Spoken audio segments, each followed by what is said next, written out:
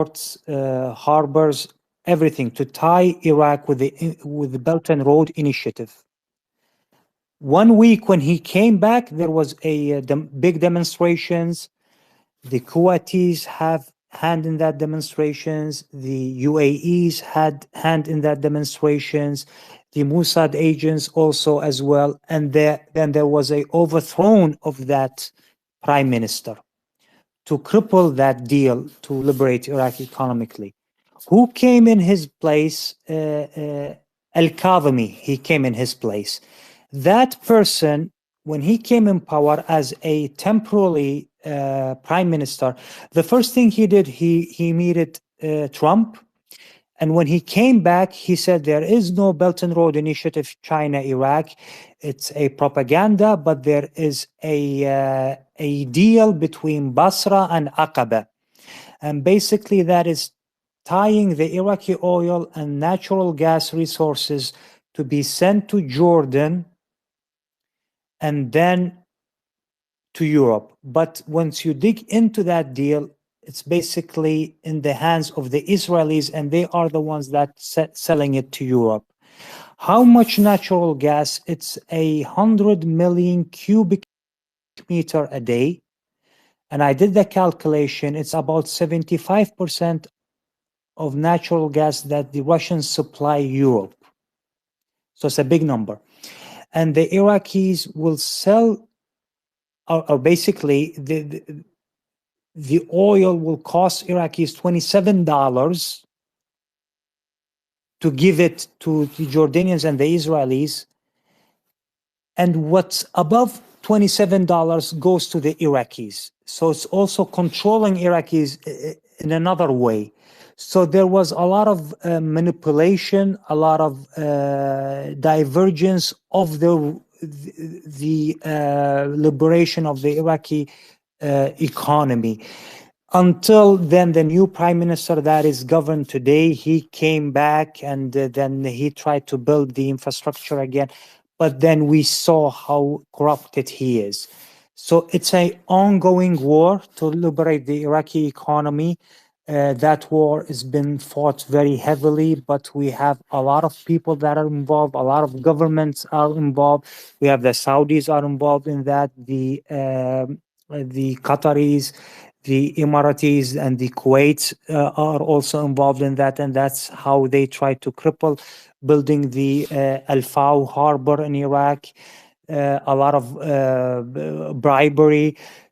So it's still ongoing, and I strongly believe if Nouri al-Maliki comes back in power, and there is a lot of indicators that showing that he might come back in power, he will put Hey, back Iraq on the sorry. map with the Chinese. So Yes, sir. who's in control? Who's in control right now, though? You, in what way?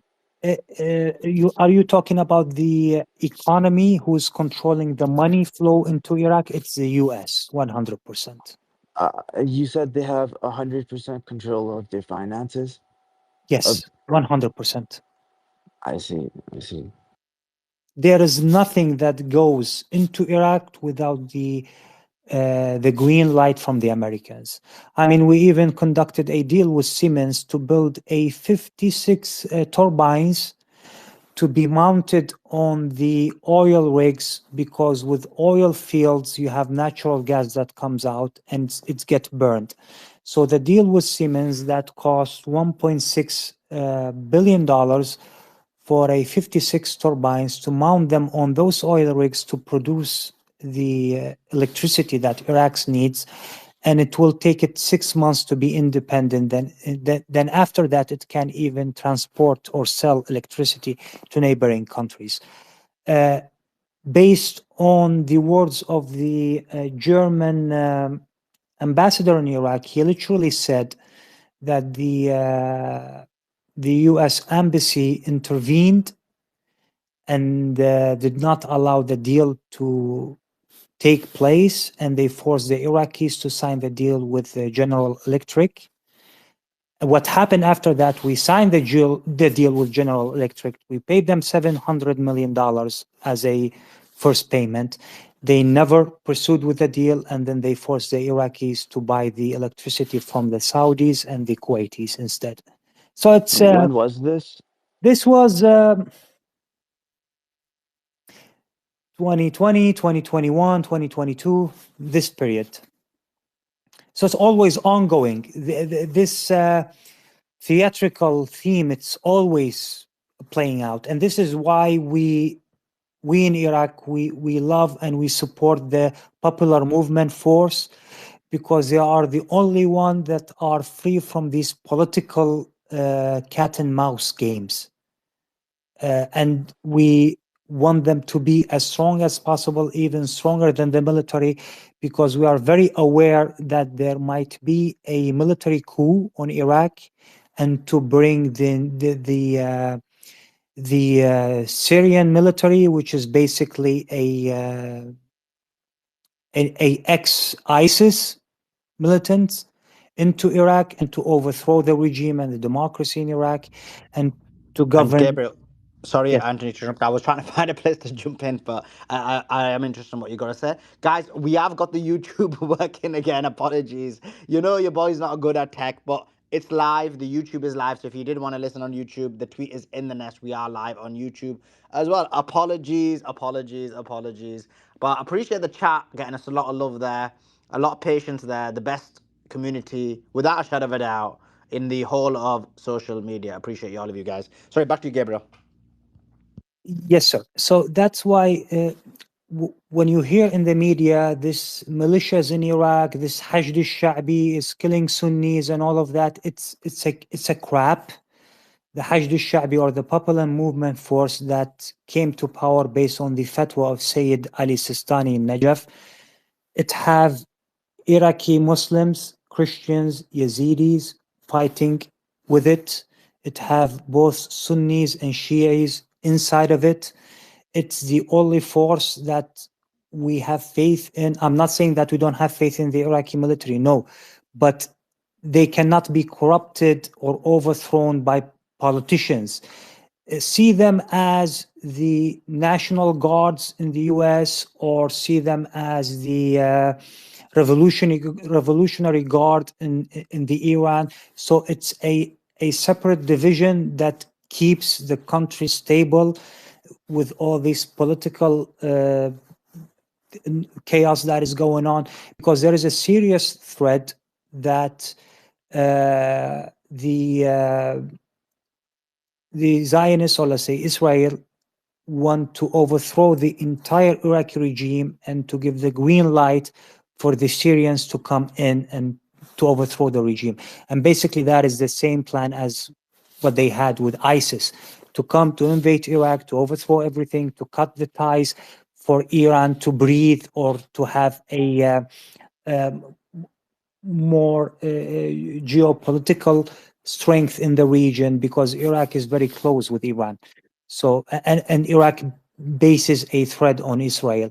And once you have those new Syrian government to come into Iraq, they're basically in cahoots with the Israelis. As we can see now, Israel is already in 3 states, have taken over 3 states of Syria.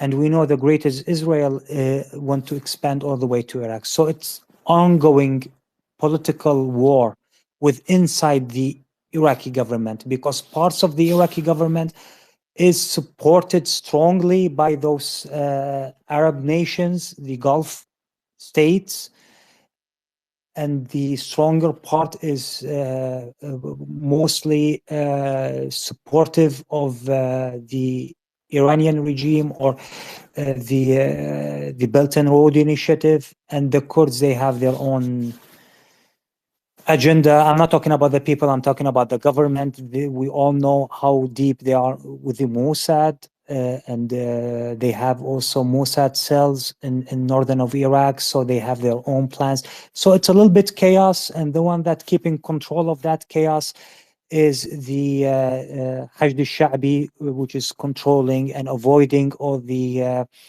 let's say, military coups from taking place alongside with the Iraqi army. Hey, sorry, I wanted to ask, are the people currently being oppressed? Of whom?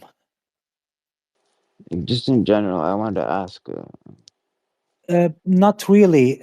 Most of what we hear is false media. It's basically like this. We were fighting against ISIS, and ISIS they were in most heavily influenced in Mosul and Anbar, and the military and popular movement force were taking actions, and the ISIS militants they were executed immediately in the field, which is normal. In war, this is normal. This is how it's conducted, and this is how it's supposed to be. The Right. civilians of ISIS, the women, the children, or the ones that were not militant when they were captured, there is a very complex process how to deal with them, how to excavate them, and that's why Abul Hol camp was built in the Syrian borders to move the families of ISIS there, and it's also been civilians by NATO and the UN and etc. So there were no mass murders of these people or of the Sunnis. That's what we hear in the media. They were the military executions of the ISIS militants. Some of the ISIS militants seek refuge back in Europe. Well, basically, that's where they came from. And some of them are captured, and we are engaging in a court system, but we cannot execute them. These are the ones that are that they were non-militant at that time, because they have European passports and other countries, and we have to follow the law. Okay, but those countries, including Australia, they said recently, we don't want them back. You deal with them. Now, before the Iran war that happened right now, about, I don't remember the numbers, but a couple of thousands ex ISIS militants, we received them in the Iraqi prisons by the NATO and the Americans that they wanted to, because there was a prison in Syria through Qasad militants that they could not control it anymore, and the prisoners were fleeing that prison. Basically, it's a scam. Basically, they want to infiltrate Iraq with those ex-ISIS militants, and they conducted this kind of a nice political theme that, oh well, it's better for Iraq to keep control of these ex-militants inside Iraqi prisons instead of having them on the Syrian borders, but then we won't know what they are doing.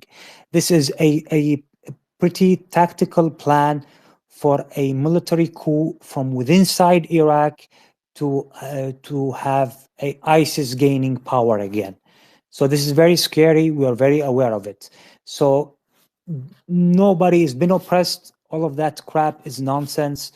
Iraq is one of the countries that have the most diversified ethnic groups, religions. Everybody's living happy.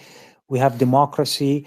You can literally comment and talk against whoever you want in the political sphere. No one will harm you, but don't come to the religious leaders. If you want to engage in a conversation against religion, fine, you can do that, but don't like do it in a bad manner. So that is how Iraq is. I'm not advocating for anything, but nobody is oppressed. That is a false propaganda was conducted to kind of cripple the popular movement force or the Iraqi forces from executing ISIS militants, because once you get rid of all of them, then how can you conduct your proxy wars in the region in the future? Fair enough. Yeah. Thank Yeah. you for answering my question. Yeah. Yes, you're welcome. Yep. And apologies for the language barrier. I'm not used to have these conversations in English. Oh no, man, you were good. You were good. Yeah, I understood you. Yeah.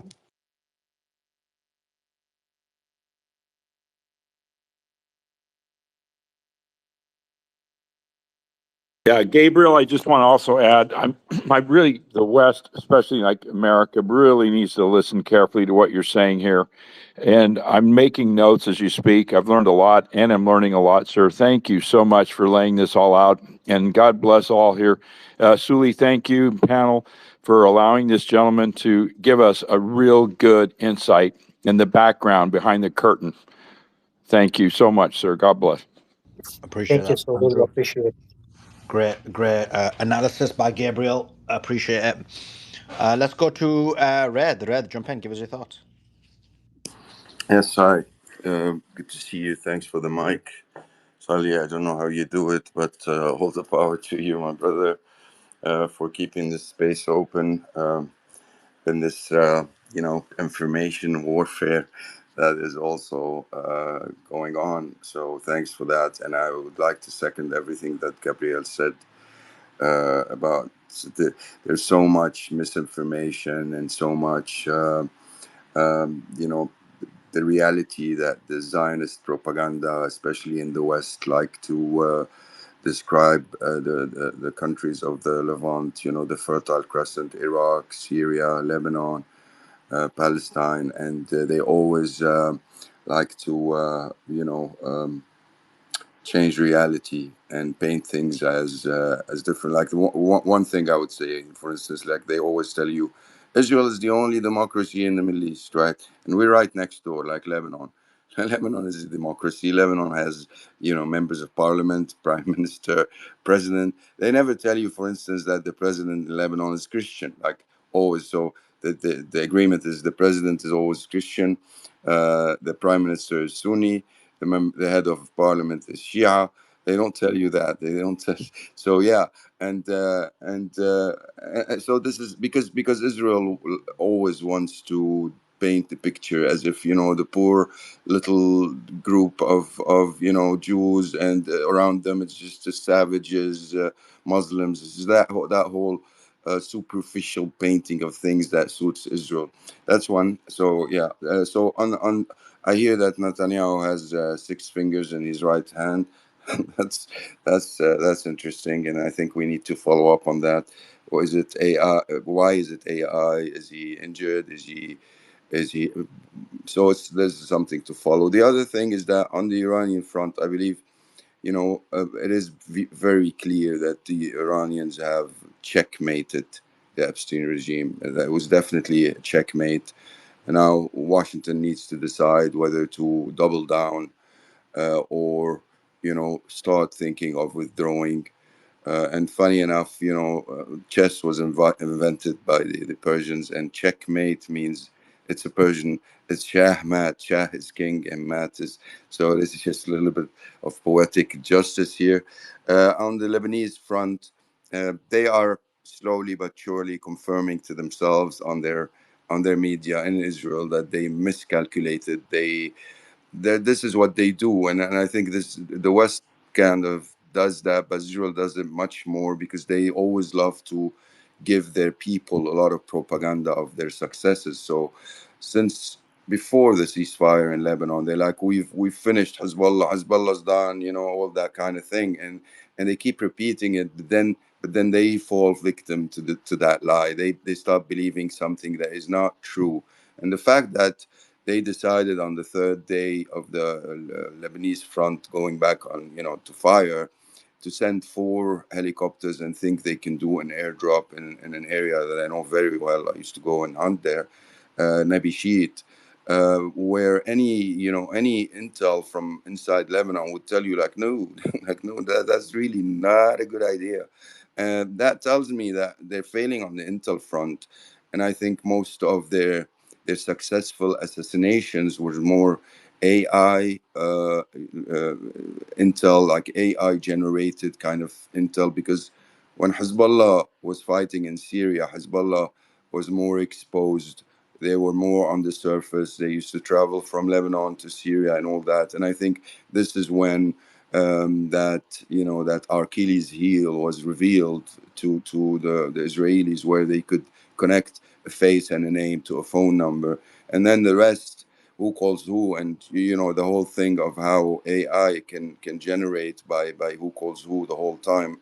I think this is where they got their success. But anyway, Hezbollah is back in the fight, and I've during the whole year and a half when I was on Spaces, I've always said Hezbollah is 100%, and they're like the supply lines from Syria. It's like no, it's like when Syria had a government, there was maybe quotas, there were maybe controls or sort of regulation of the flow of weapons. But when you have Syria full of mercenaries, I mean, you can bring anything, and so the supply line never stopped. Actually, many of the storages that stored, because Israel destroyed all Syrian heavy, military assets, but there was many storages with a lot of medium-sized weapons and individual-sized weapons. They were all bought by Hezbollah. So anyway, now they know, and they know that they misestimated, and now Hezbollah is back in the fight and 100%. But this is what they do, guys. Like Israel, this is what it does when it gets a bloody nose. They launch and dish out the pain and the suffering on the civilians. And I heard just now, I cannot confirm, but it seems they're throwing pamphlets in the southern Lebanon. And many people, officials, are saying, do not take photos of these pamphlets because they include some sort of code where that thing helps them hack into your phones. This is something also they are using. Other than that, yeah, it is very interesting times. I think we need to watch Washington and see whether they will commit boots on the grounds, and also watch the whole narrative where Trump is still in complete denial, like we're winning and all that. It's like he has to, move a little bit towards the center, at least of the overtone window. So it's interesting to watch that, and yeah, it is scary times, and I think closing of the Hormuz we're gonna see much more ripple effects in terms of the economy and the price of fuel at the pump and all that. So yeah, and again, I say this is a long thing. This is not. This is a wish. There's just the first 2 weeks of it. I mean, before Christmas, forget about anything changing, and God willing, it will not go for years. That's it. Thanks for the mic, Sally and Beatrice. Appreciate it. Appreciate it, Red, as always. Okay, let me just get the news up. I think there is quite a bit of news going on, so I just want to go through the news. Let me bring some people up as well. Let's bring this guy up.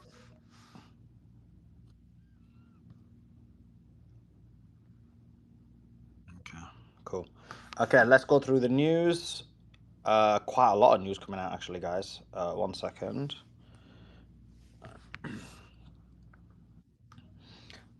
Inevitable China. How's it going, bro? This guy, man. How's it going? Good, sir. There's no Good morning. analysis like the inevitable China analysis. But I don't know. I don't know what China's doing right now. I don't know what China's doing right now, except help Iran dominate. So I don't know. I want to bash. I want to at least do like a joke deck, but I can't even do that. I'm out of content. Right now. But anyway, let's just quickly go through some of the news.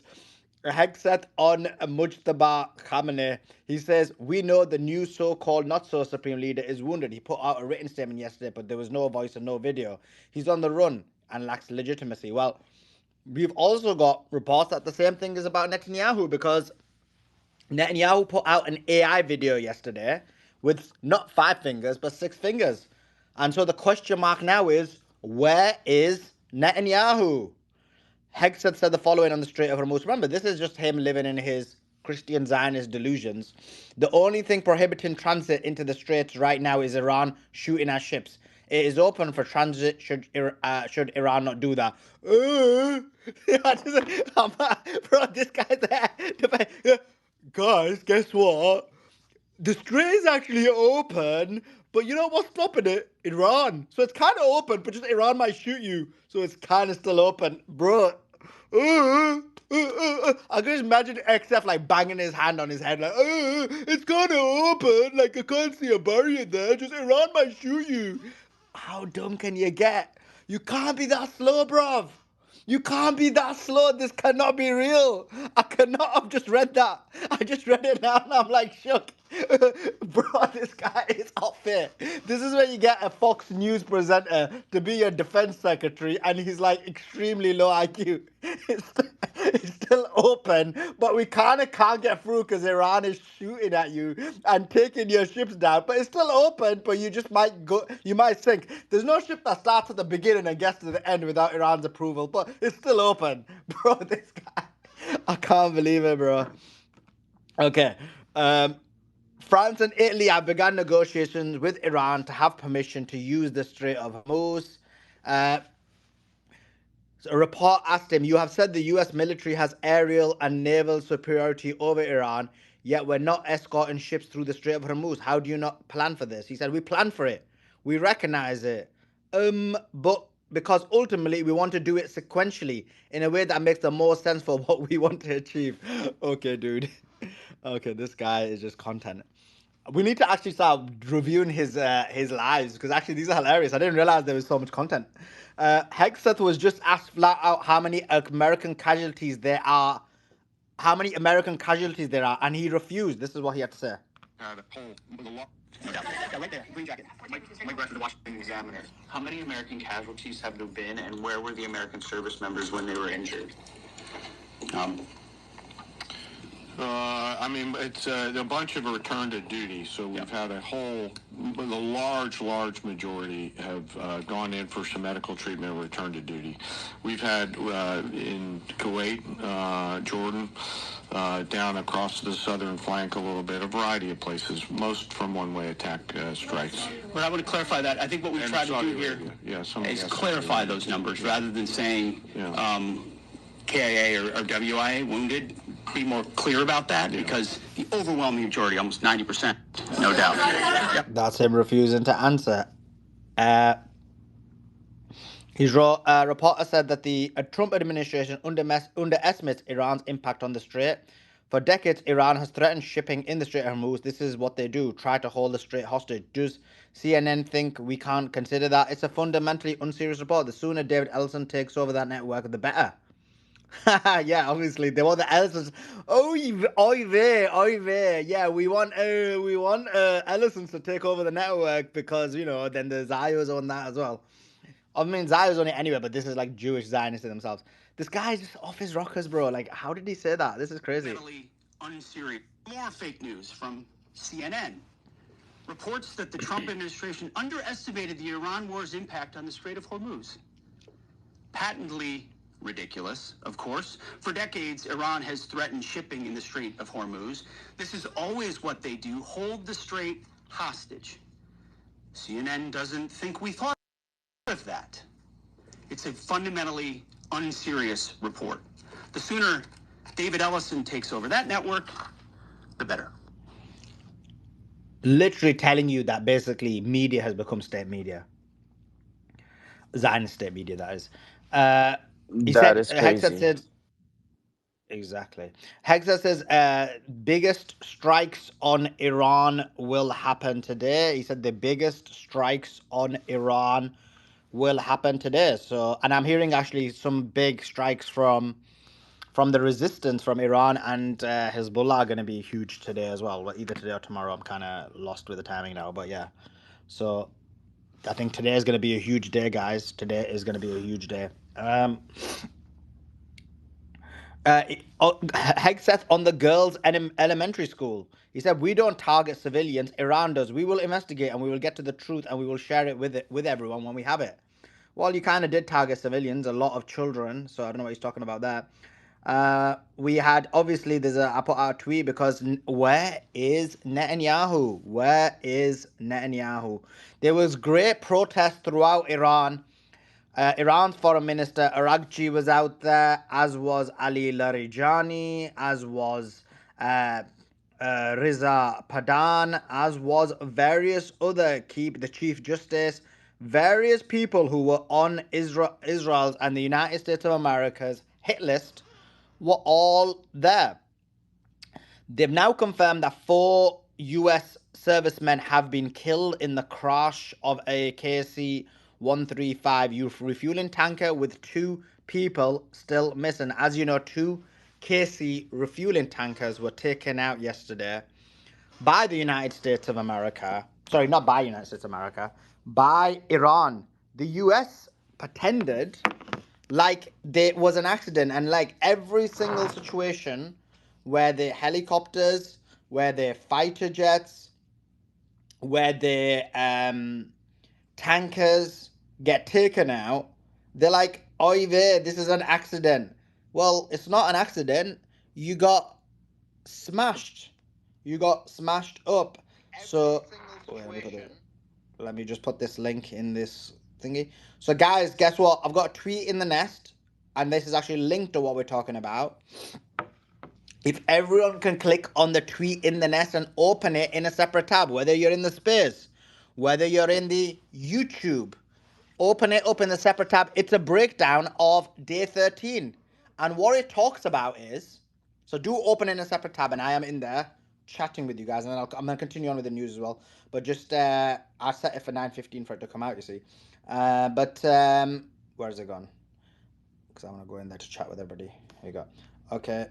Let me say like the stream, guys. Okay, so coming back to it, in terms of, so click on that link, come across to it, and what that video shows is, and it explains 25 US servicemen casualties, 2 KC tankers taken out.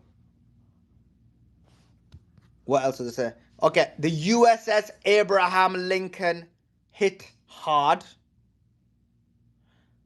Dubai was hit hard. Israel was hit hard. And Sudan is becoming free because the Emiratis haven't got control over the strait, or not able to use the strait. And they're not able to... one is they're not able to use the strait. And the other one is obviously they are trying to deal with the missiles that are hitting them in from Iran. And so for that reason, the Sudanese, the RSF, have been losing territory, and the Sudanese army has been taking territory. Thanks to the wellness warrior who is on the YouTube video. Thanks to... who else is on that?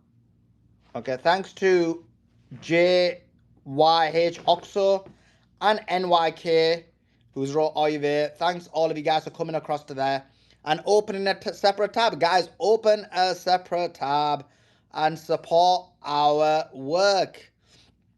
Daily recaps given to you guys. So if somebody, and send it to your friends and family. Maybe they missed the news yesterday. They were like, Oive, we were busy, but is there a nice little 10-minute recap? And then that is a nice little 10-minute recap. And by the way, in about 45 minutes, we've got an interview with, I believe he's a journalist. Actually, I need to look up who he is actually properly, because I just got asked him to come on. But his name is, there's a few videos of him going viral, but it's Trita Parsi. So we got him and an interview with him coming on in about 40 minutes as well. So watch out for that. That's going down in 40 minutes or so. But open the tab on the thing, what I just mentioned, and yeah, get in there. That would be awesome. Let's see how many people have come across. How many legends? What, only 44 people? 55 people. Oy vey, this is anti-Semitism. Why are you not coming on opening the tab? Oy vey, come across to the tanker. Watch the first 10 minutes of Larry Johnson on neutrality studies if you want the full story on the refueling tanker going down. Thank you for that. Yeah, definitely check that out. But yeah, I do break down what the importance of the refueling tanker is in that video, because people don't realize this, but actually And by the way, do come across, because go watch that video. It's only like 9 minutes long, a very tiny short video. So everyone do come across and watch it. But yeah, the refueling tankers. Got Samira who's come in. Got my boy Andrews in there. We got X comma in there. It said some crazy guy sent me here. I don't know who sent you here. Who is that crazy guy? Who is it? Was it Beatrix?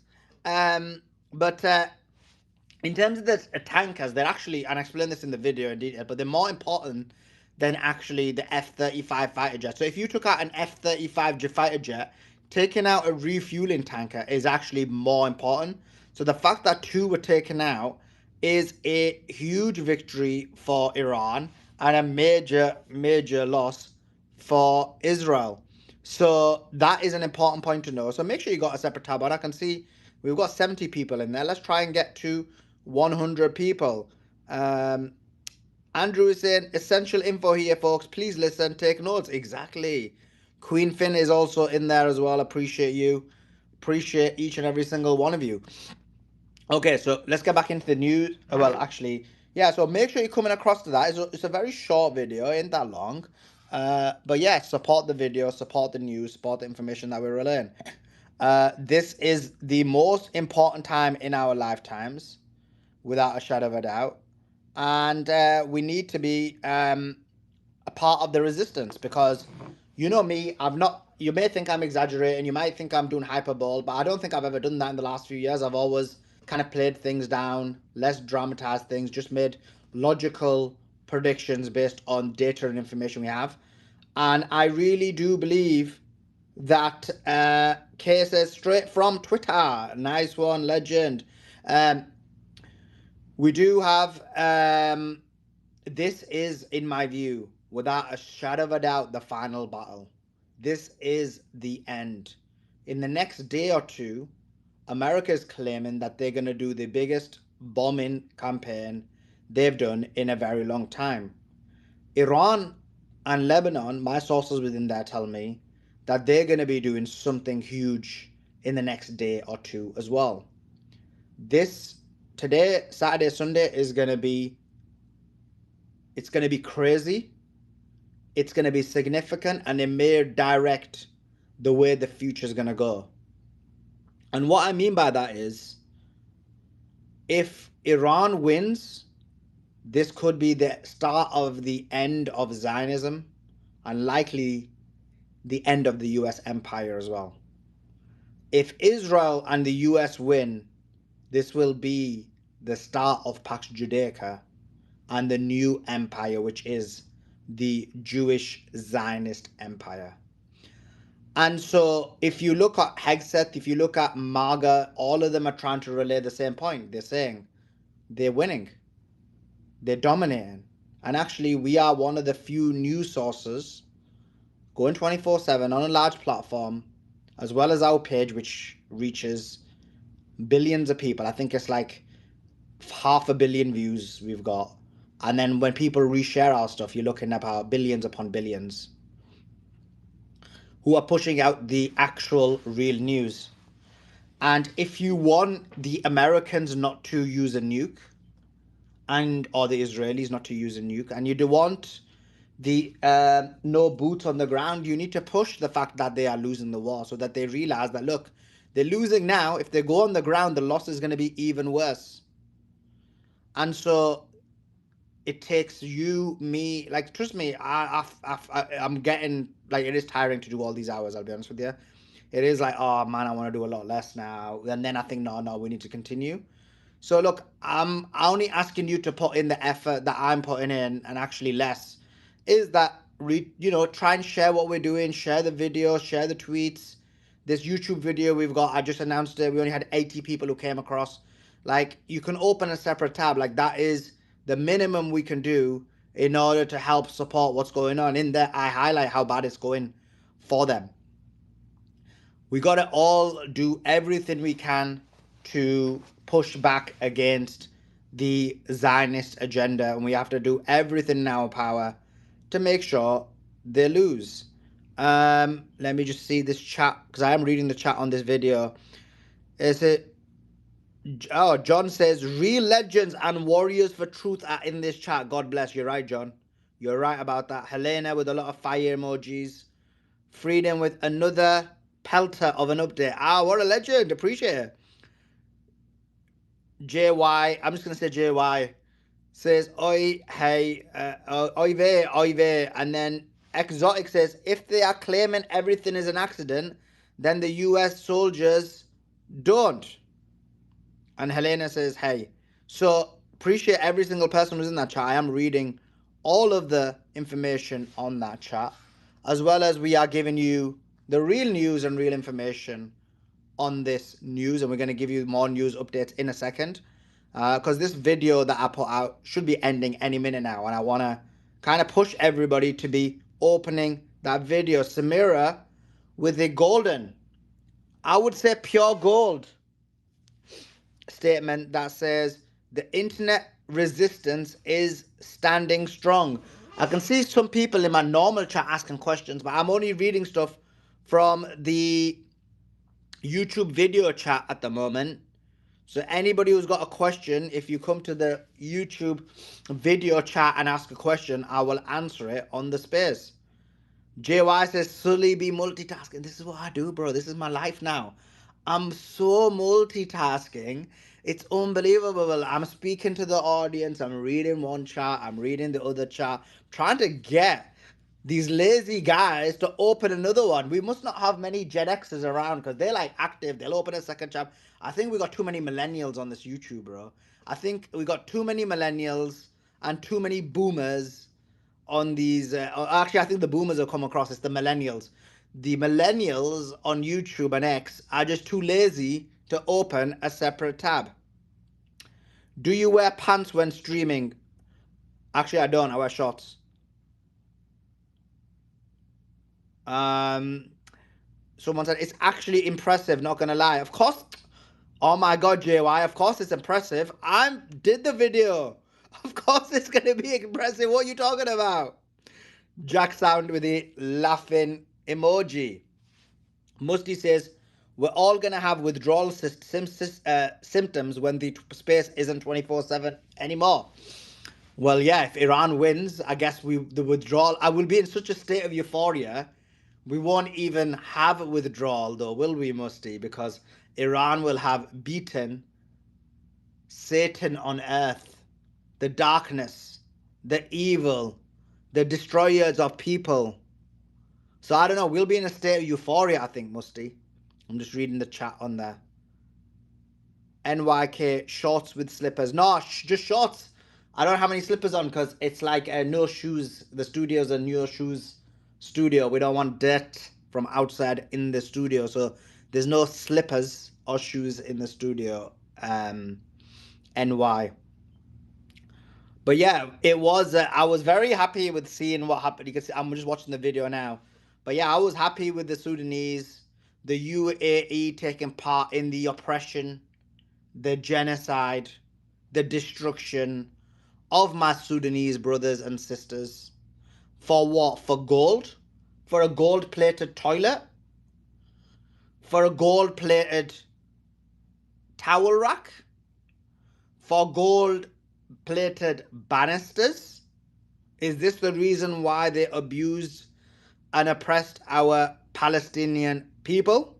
Sorry, in this one it's the Sudanese people.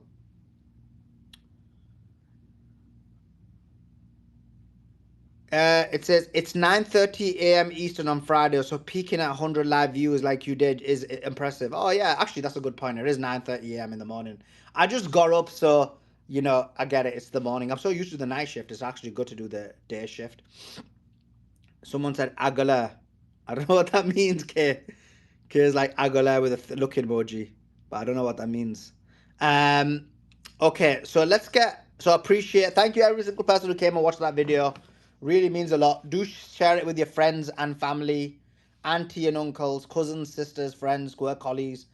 So appreciate it. Exotic says, nice video. Didn't listen on space today. Thanks for the summary. Ben says, did you cover the Israel temple and how it was a Lebanese guy that lost his family recently? No, I didn't. I didn't even know that. I need to look into that.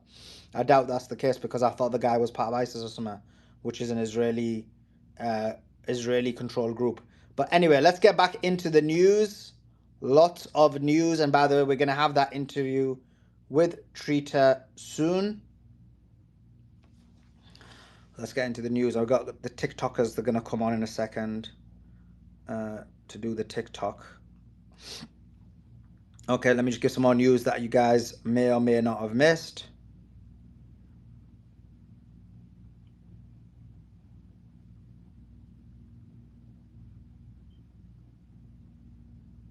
Okay, like I mentioned, huge protests in Iran. We saw about 6 hours ago projectiles that were headed to Elliot. Okay, and let me just check any more advancing news right now. Let's see. Sirens sounding in the Upper Galilee. Sirens sounding right now in the Upper Galilee. Okay, and Israel is bombing Lebanon right now as well.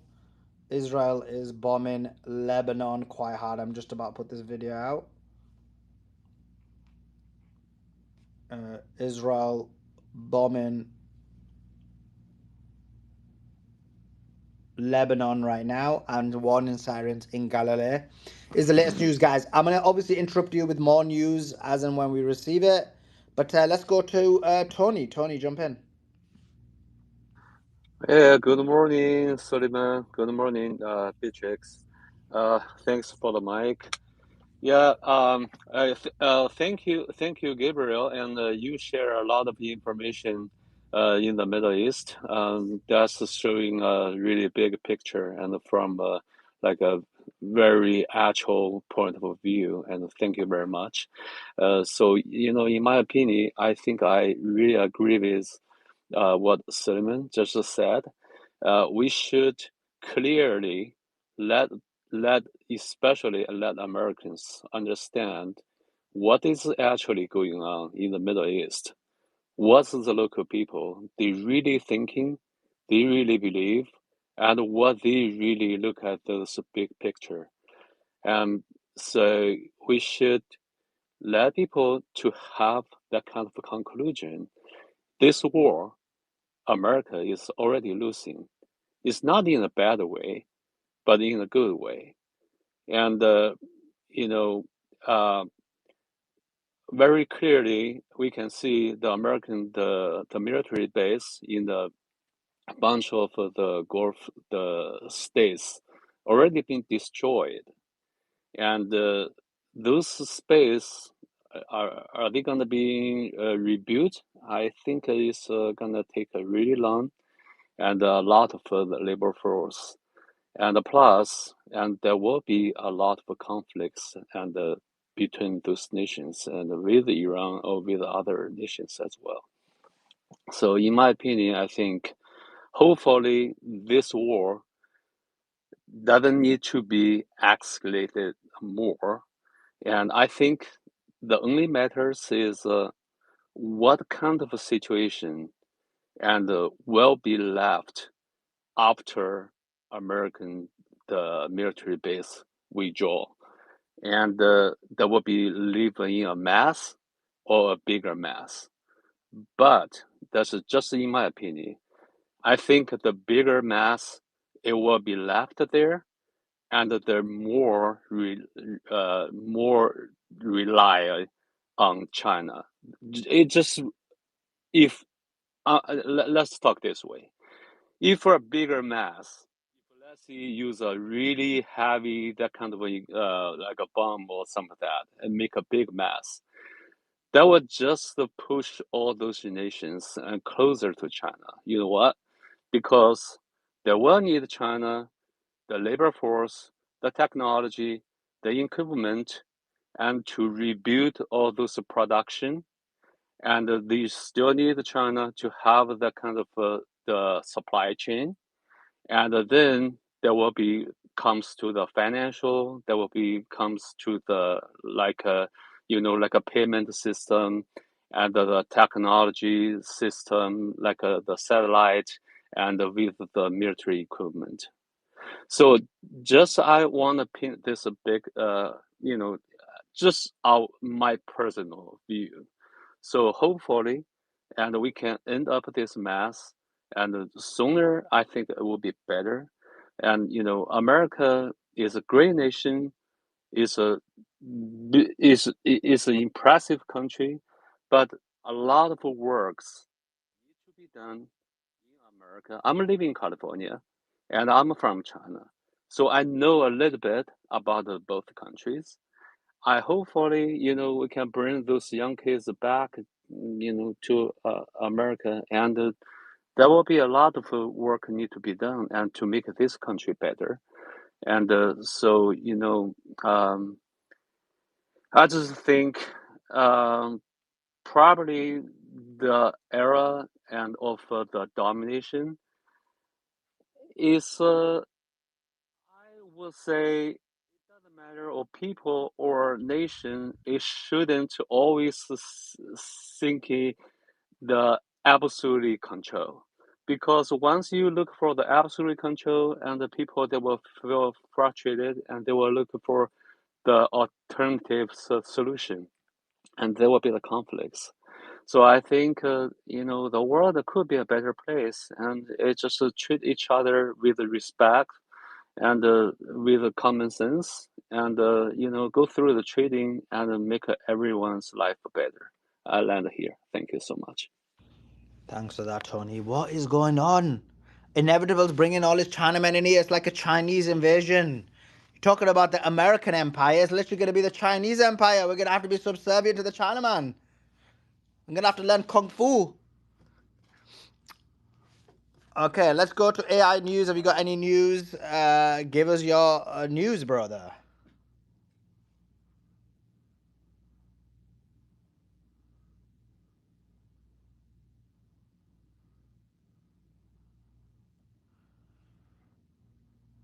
Okay, he's not on. Okay, conscious mankind, give us your thoughts. Hi, good morning, Solly. I just want to tell you that Parsi, the one whom you are going to interview now, he is an excellent person. He's an academician. He is Swedish Iranian, and I saw him making interviews everywhere on Al Jazeera, on many, many other places. So he's excellent. Thanks, appreciate it. Yeah, he's coming on in 15 minutes or so. So we'll be streaming that live. For sure. He's gonna be coming on in a bit. Yeah, thank you for that. Thank you, Conscious, for clarifying. I just seen him like a few clips of his, and I thought, okay, this guy seems like he's decent. Let's hear what he's got to say. But yeah, that's even better. Yeah. He is the director of the Quincy Institute in Sweden. He is a big guy. Brilliant. Okay, so that's awesome. So yeah, we've got him on in 15 minutes. He's a big guy. Big guys coming on, guys. Big man. So Trita Parsi, I'm just reading it now. Yeah, he's from Iran. He's a Zoroastrian. Yeah, and he's got, what is this? He was in part of the National Iranian American Council. He's written a bit about. I'm just checking Wikipedia. I'll be honest with you guys on this one. He's doing a few media appearances, and he's a U.S. citizen. So yeah, this is going to be good. This is going to be a very good conversation, to say the least. We'll hear his thoughts from a political perspective. We had a lot of military analysts on, but we're going to have a conversation from a geopolitical perspective. It will be good. Thank you to Daryl for the level 1 membership. Appreciate you joining and becoming an important member of the community. I don't say this lightly. You know me, I'll chat nonsense with my chat when I need to. But our community is the best community, without a shadow of a doubt. This is another, and then we've got some more super chats which say, we got a major donation that says, this is a small help for the amazing revolution, brother. Love what's going on, and to come to believe you have a bright future, inshallah, and love to everyone that helps. Hassan, Beatrix, and thank you on behalf of everyone. So I appreciate it. Thank you for the support. It does help a lot, and it does mean a lot. We can only do this with your guys' support. There's no doubt about this. We couldn't be doing this if you guys weren't supporting. And we do have, I'm not joking when I say this, We got the best community in the world. We got some more super chats, and I'm gonna read them out as well. Okay, let's go to this one. Someone remaining anonymous, but said, God bless you and long live the online resistance, with a huge super chat of, it's like, I don't know, like $150 or something. Huge super chat. Or long live the online resistance for sure. We also have a big super chat from Hassan. I don't know if it's our Hassan or a different one, but he said, God bless you for all your efforts and bringing us the truth. I swear in these nights of power, Qadr, our prayers have been for you and your team. Well, that means a lot. I do believe in the power of prayer. I do believe in the power of spiritual devotion and the impact of goodness and truth. And this is what we are. We are the truth movement. We are speaking facts. We do have really good conversations here. And of course, sometimes maybe some of the conversations will go down a path that some people disagree with. And this may happen. But the overarching, and obviously we're never going to be perfect. Although I may be perfect, I'm talking about you guys. I'm talking about everybody else. But yeah, sometimes we may not be perfect. But what we do try and endeavor to do is give you the real news, real information, 24/7, so that you know exactly what's going on. So appreciate all the support that you guys are giving. It does mean a lot, and I think we've got really great panelists on here. Everyone from a wide range of views and experiences and ideas and thoughts and perspectives. And we're going to continue giving you that news and that information. So yeah, appreciate each and every single one of you. I know sometimes, I don't know, if there is this attempt to digress, I'll always try and bring the conversation back. But that being said, the overarching thing is truth, and that is what you got. If you didn't have us, you wouldn't have known about the KC tankers. You wouldn't know about the American servicemen. 25 casualties of American servicemen, 6 French servicemen with injuries who've had to get out of the situation. And we're just going to continue giving you that news and information. Like, honestly, this means a lot. And obviously the numbers have dropped, because we were on, like, every day we were up to 4,000, and now it's dropped to 2,000. So already, like, people have kind of got bored and left. And this is what they always rely on. This is what they rely on. So do not fall for their trap. It's upon you and upon me. I feel the same as well. Today when I took a bit of rest, I was like, I don't feel like it. Should we stop doing the 24/7? I'll be honest, I was thinking that. I was saying, I'm so tired. Like, I just need to, all I'm doing is like space, videos, tweeting, videos, editing, putting the clips out, sorting the YouTube, open the YouTube, TikTok. It's like a lot. And so, but I was like, okay, I need a kind of break. Like, maybe I don't do 24/7. So I was feeling it in my own head, and I thought, no, we need to continue going. We can't stop. We need to fight. We need to fight. We're not on the battlefield. We're not risking our lives. We've got it very easy. We're in the comfort of our own homes, in our own studios, in a nice chair with beautiful food. It's very, very easy for us. All we've got to do is disseminate the news to you guys. You guys have to take that news and spread it everywhere. That is the aim. That's what we need to do. Already, these spaces had 4,000 people in it. We're down to 2,000. It means about 40-50% of the people already have got fatigue and they walked away. They're not bothered. And that's fine. But this is what they rely on. This is what they want. They want you to just say, oh, this has been going on for a couple of weeks now. I can't continue helping. I can't continue supporting. I need to move on to my normal life. Thank you to Weston with the super chat. It says, good morning. Thanks for the 24/7 space. Your insider information that something big will happen today. Still on. I believe it's going to be today or tomorrow. Yeah, I think it's still on. Obviously, if that changes, I'll let you know. Because obviously, in warfare, things do change. But coming back to it, so already those people got fatigue, and they always rely on fatigue. This is what happened in Gaza. In Gaza, when we did the very first spaces after October the 7th, because we were, again, the only ones who were disseminating truth, our spaces had 4,000-5,000 people, and we were getting we weren't going 24 hours, but we were like, on a lot. And then over time, people reduced, and they came less bothered about it. And this is why the genocide continued. It became more aggressive, and their propaganda push, push, push, push, push, push. In war, they always rely on fatigue so that they can continue committing the atrocities, the massacres, the genociding, and that they can continue escalating and escalating and escalating. And so all of us worked very hard during the 12-day war, if you remember, and disseminated so much truth that they couldn't deal with it, and they took an off-ramp.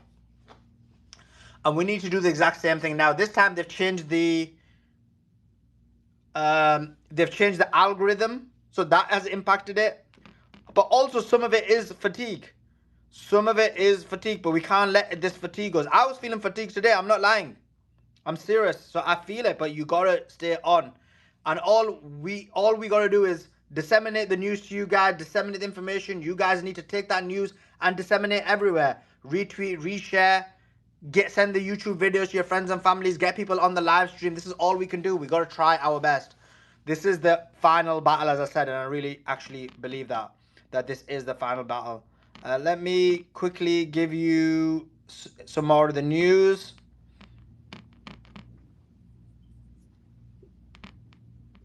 Siren sounding due to drone infiltration in Israel right now as well. So we'll obviously have to give you that. And obviously they're bombing Lebanon right now as well. Okay, let me just bring someone in the conversation and then I'll allow me to set up things. Who was waiting? Let's go for... Okay, this guy wasn't speaking the news, so let's drop him. Let's go to Wavy. Go ahead, Wavy. What's up, Sully? Can you hear me? Yeah, loud and clear. Man, you're doing God's work, man. I'm just sitting back. I just come up, man. I just need an update on the Cook Emirate states. I just come up here to get an update on the Cooks, on the monarchists. Bro, if that's what you want, then you may not or may not know this, but that is something that I'm always willing to deliver on. So, first of all, I have got a video in the nest that breaks this down. But what's happened is because of Kukai, meaning Dubai, because of Kukai being absolutely hit, the international center was hit yesterday. Dubai is an international financial center, was hit. I think, oh damn, I think I wonder if Mario's been taken out. But anyway, Dubai was hit yesterday hard. And, what's this? Oive, Sully and team, this is a super chat. MPC here, love your work, guys. My only issue is when I log off, I get FOMO. Long live the online anti-Epstein, anti-Zionist resistance. This is what we are, bro. This is what we are. The super chats know it. The chats know it. The peeps know it. Appreciate your support of the space. So, coming back to it, they got hit hard yesterday. They got hit hard on their port. They got hit hard in Dubai. They got hit in the International Financial Center. And because of the fact that... Flip, I need to get ready for this interview. Let me quickly answer this quickly. Because of the fact that they got hit so hard... and because of the strait being closed, they've not been able to fight back against, or help support the RSF in South Sudan. And so because of that, the Sudanese army have taken back more villages and towns.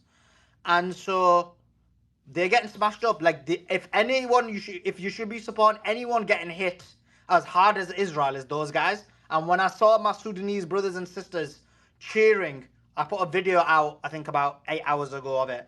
When I saw them cheering, it warmed my heart.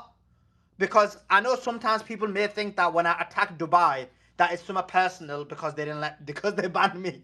And I'll be honest with you, there is a bit of ego there for sure. I ain't gonna deny that. I am but a man of flesh and bone. And ego does indeed impact my thoughts. But that being said, appreciate it. That being said, and what they've done in Sudan, for me, is one of the most biggest horrors and crimes in our lifetimes. When I look at some of the children who've been amputated, their limbs been turned into other produce and things, I find it horrific and horrendous. And so I say that to make this specific point, that the Sudanese freedom, and when I saw that video last night of, and I literally got up and I saw it, and I saw these Sudanese people in the village, some of them children, cheering at the fact that they had been liberated and that the RSF had been pushed back. It warmed my heart, because let me be clear on this. The RSF is funded, financed by the UAE. And the UAE do it for what reason? But materialism. It isn't oil, it isn't gas, it's gold. And so when I look at a country that is based on materialism, a country that's based on hedonism, and I look at a country that takes that materialism and hedonism and tries to make other human beings suffer just so that they can do the materialism to get gold, it annoys me more than anything else. And when I see the genocide that was done in Darfur, and I look at the horrors that have been committed over the last few years, it enrages me. And to be honest, I am a man who believes that you can do evil, but there is always a reckoning from God. Because you can't get away with what you did to these innocent men, women, and children. You can't make them suffer and starve in the way that they made them suffer and starve. And so when I see what's happening to the UAE, it gives me glee. And when I see these kind of influencers try and protect them, people like Ian Miles Ching Chong, inevitable. Actually, let me ask you that question. Can you please explain your biggest Chinaman influencer on the whole of X and him being sold out to the Zionist paymasters? Biggest? Yeah, who's big? Which Chinaman is bigger than him? Well, if you mean on X, Yeah, well, I'm talking about look, X, brother. I plead the fifth there, but well, look, he doesn't represent. Yeah, he's a anomaly for sure, and there's a reason I why don't he's know. boosted. He's making you guys look bad, bro. The biggest There's a Chinaman reason. influencer is a Zionist pro-Arab, pro-UAE influencer who's like he. Sorry, go ahead. Oh no, I was gonna say he's a pariah for a reason. No, there's a reason why he's boosted. The way that he He's not is, even and boosted. He gets like 2 likes or something on his page. well, his reputation certainly is, and not in a good way, more like a visibility. And sometimes people consider but you got other retards like Sophie Richardson and Winston Sturgill and other, so-called China hawks who also promote basically the party line. And every time you follow them back to the source, it ends up as some sort of CIA link or affiliate operative. But take that for what it's worth. I don't know. Same I for don't know, Mr. Professor Chinaman. Zhang, It's by the not looking way. good for you guys when your biggest China influencer is Mr. Chong. You're going to have to create another one because Chong ain't making you guys look good whatsoever. Well, look at Professor Zhang too. Look, I'm not going to say that he's some adversary to China, but you can clearly tell there's a narrative and an agenda behind him, and it's Who? not a CCP one either. It's not. Who? Who? It's more than Professor Zhang, for Oh, you think he's example. anti-China? Well, he's even said Japan is going to be the next big empire. He said that like Germany is going to be the one following Japan. He said how like he's just totally. I think he got deported from China last time I checked. I don't even think he's No, in I thought he China was right in now. Beijing. I have never, nobody's ever heard of him in Chinese social media at least. I go on Baidu no, excuse me, the Douyin, for example, and I've never seen him even talked about. He's totally irrelevant. Oh yeah, that's because he became big on X, on YouTube.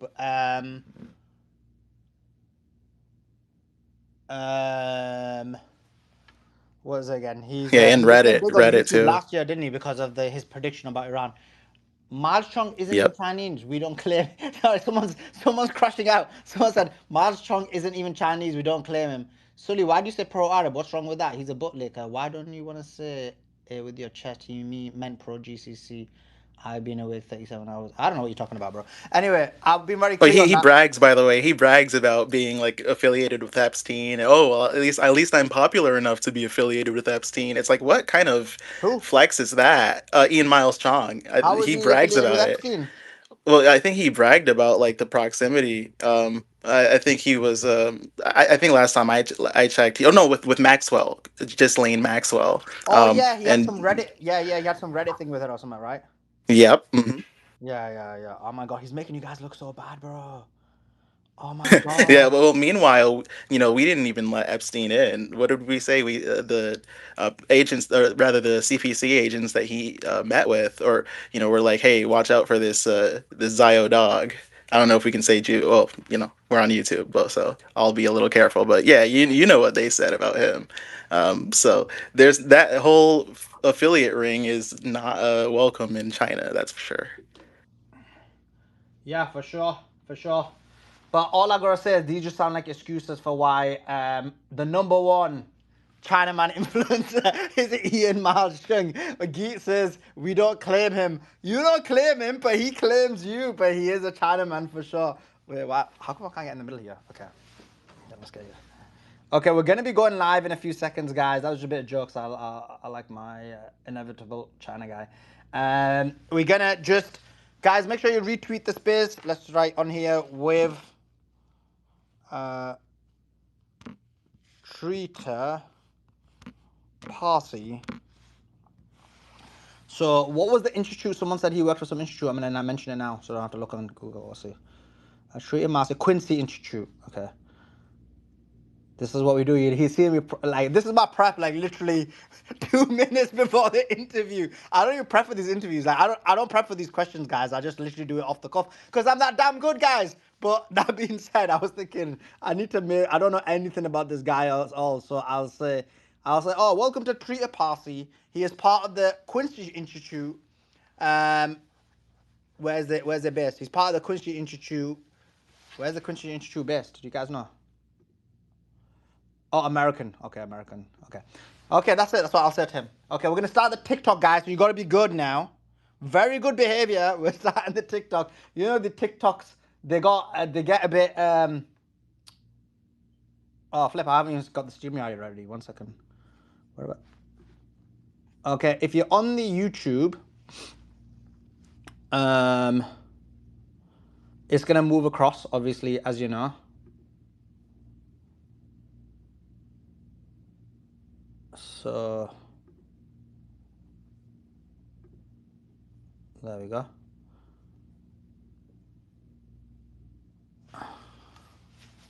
Okay, we're sorted there. So I just need to create, so recording. We're on day 14.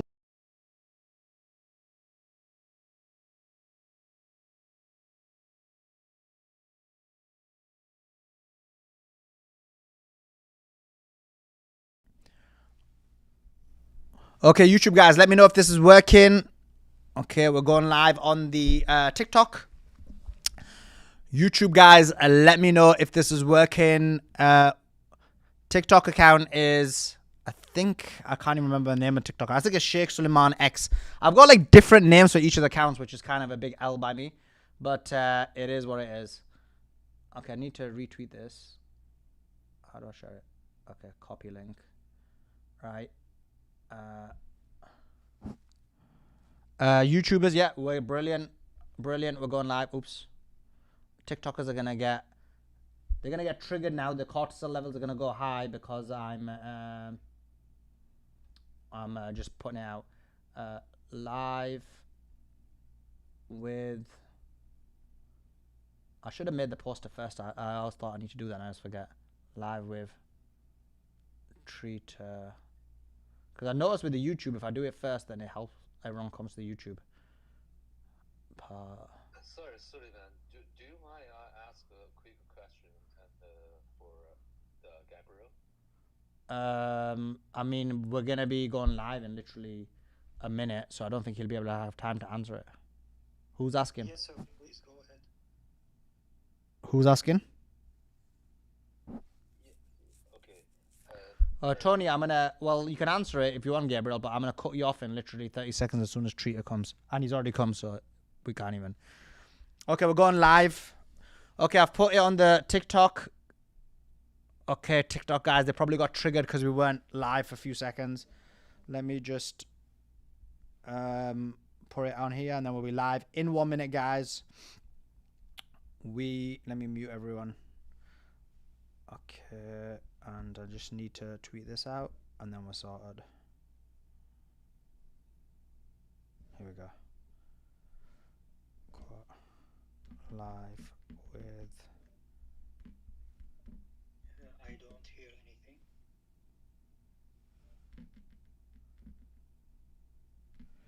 So we're going live in a few seconds, guys.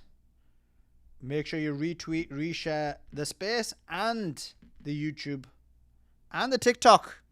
We're live on TikTok as well. Okay, cool. That's sorted. Okay, we're ready. Why was this guy able to talk? Whoever it was, I need to drop him because he just got no... Okay.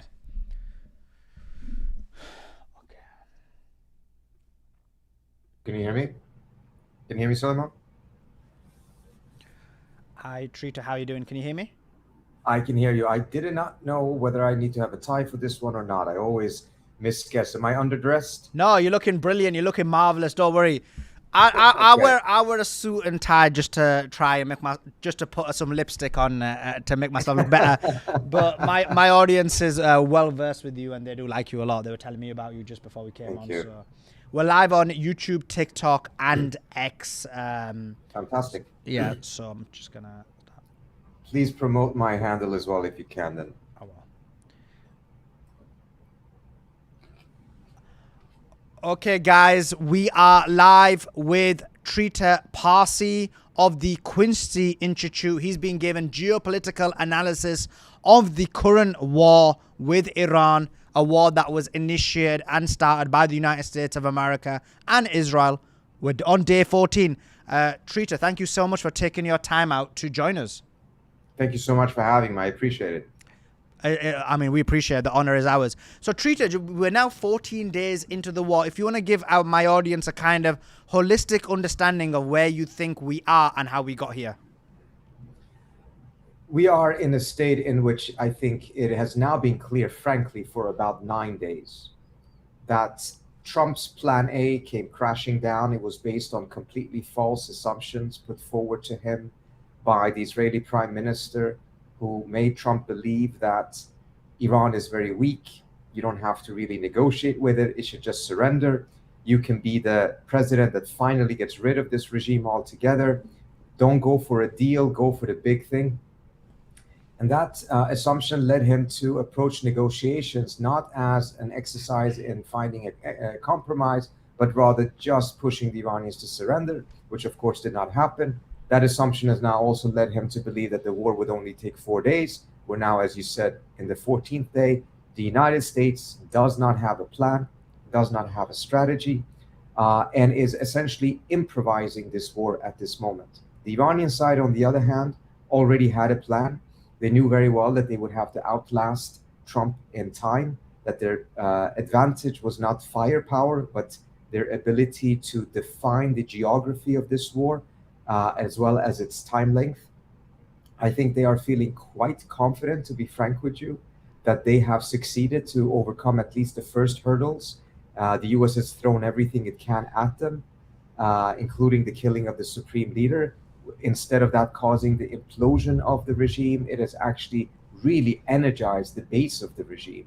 And we see that very clearly today on Quds Day or Jerusalem Day, as well as we saw when they announced a new supreme leader. So the question really is this. The Iranians want to disrupt as much as possible of the energy markets in order for that pressure to land on all states, as well as on the American public, and turn the MAGA base against this war. They recognize that, unlike Biden, Trump actually is responsive to his own base. He did this despite the fact that the base is against it, but he did it because he thought it would be over with before they noticed. Now the Iranians are trying to make sure that the base does notice, that the base does pay a price and turns against this war and pressures Trump. And Trump is throwing everything at the Iranians right now in the hope that he can turn the tables on this war before his base starts turning against this war. So in terms of this war, you've mentioned that there is no strategy, there is no plan, and they're basically working ad hoc. What is the reason why they actually went into war? What was the American interest in this? There was no American interest in this. I think this has to be made very, very clear. There's absolutely nothing that serves the US interest going into this war. Take a look at the national security strategy document that came out 4 or so months before this war. It made it very clear that the US was leaving the region, that this is an area of declining importance to the region, to the United States, something I fundamentally agree with. The Middle East is not that important to the United States any longer. It talked about hemispheric focus.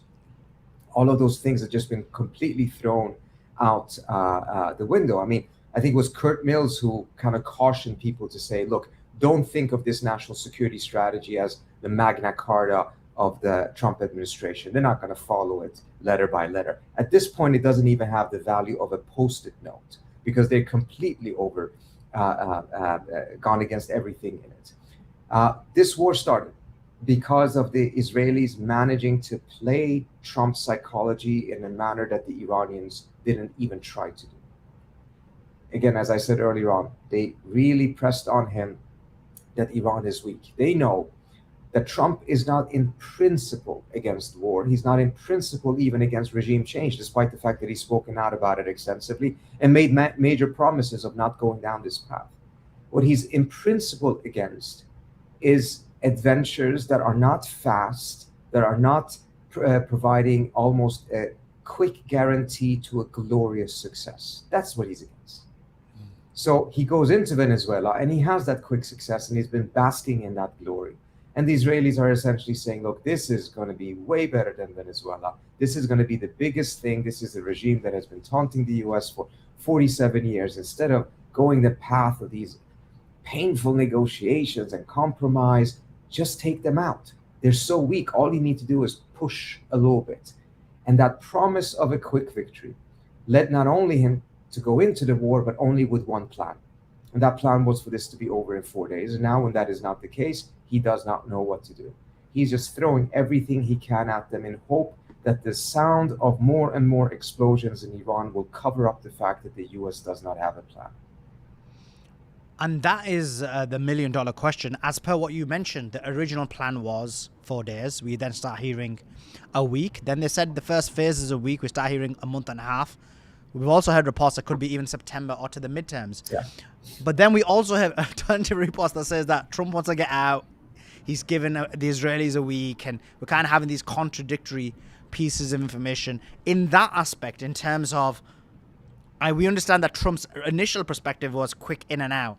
But from that perspective, how do you see where this goes in terms of his advisors, the plans, and the goals that they're trying to achieve?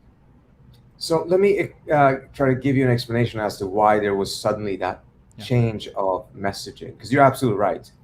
There was a phase in which Trump was just extending the deadline every day, a couple of weeks, couple of months, perhaps September. And then suddenly he changed. And he was like, well, no, this is going to be over with very quickly.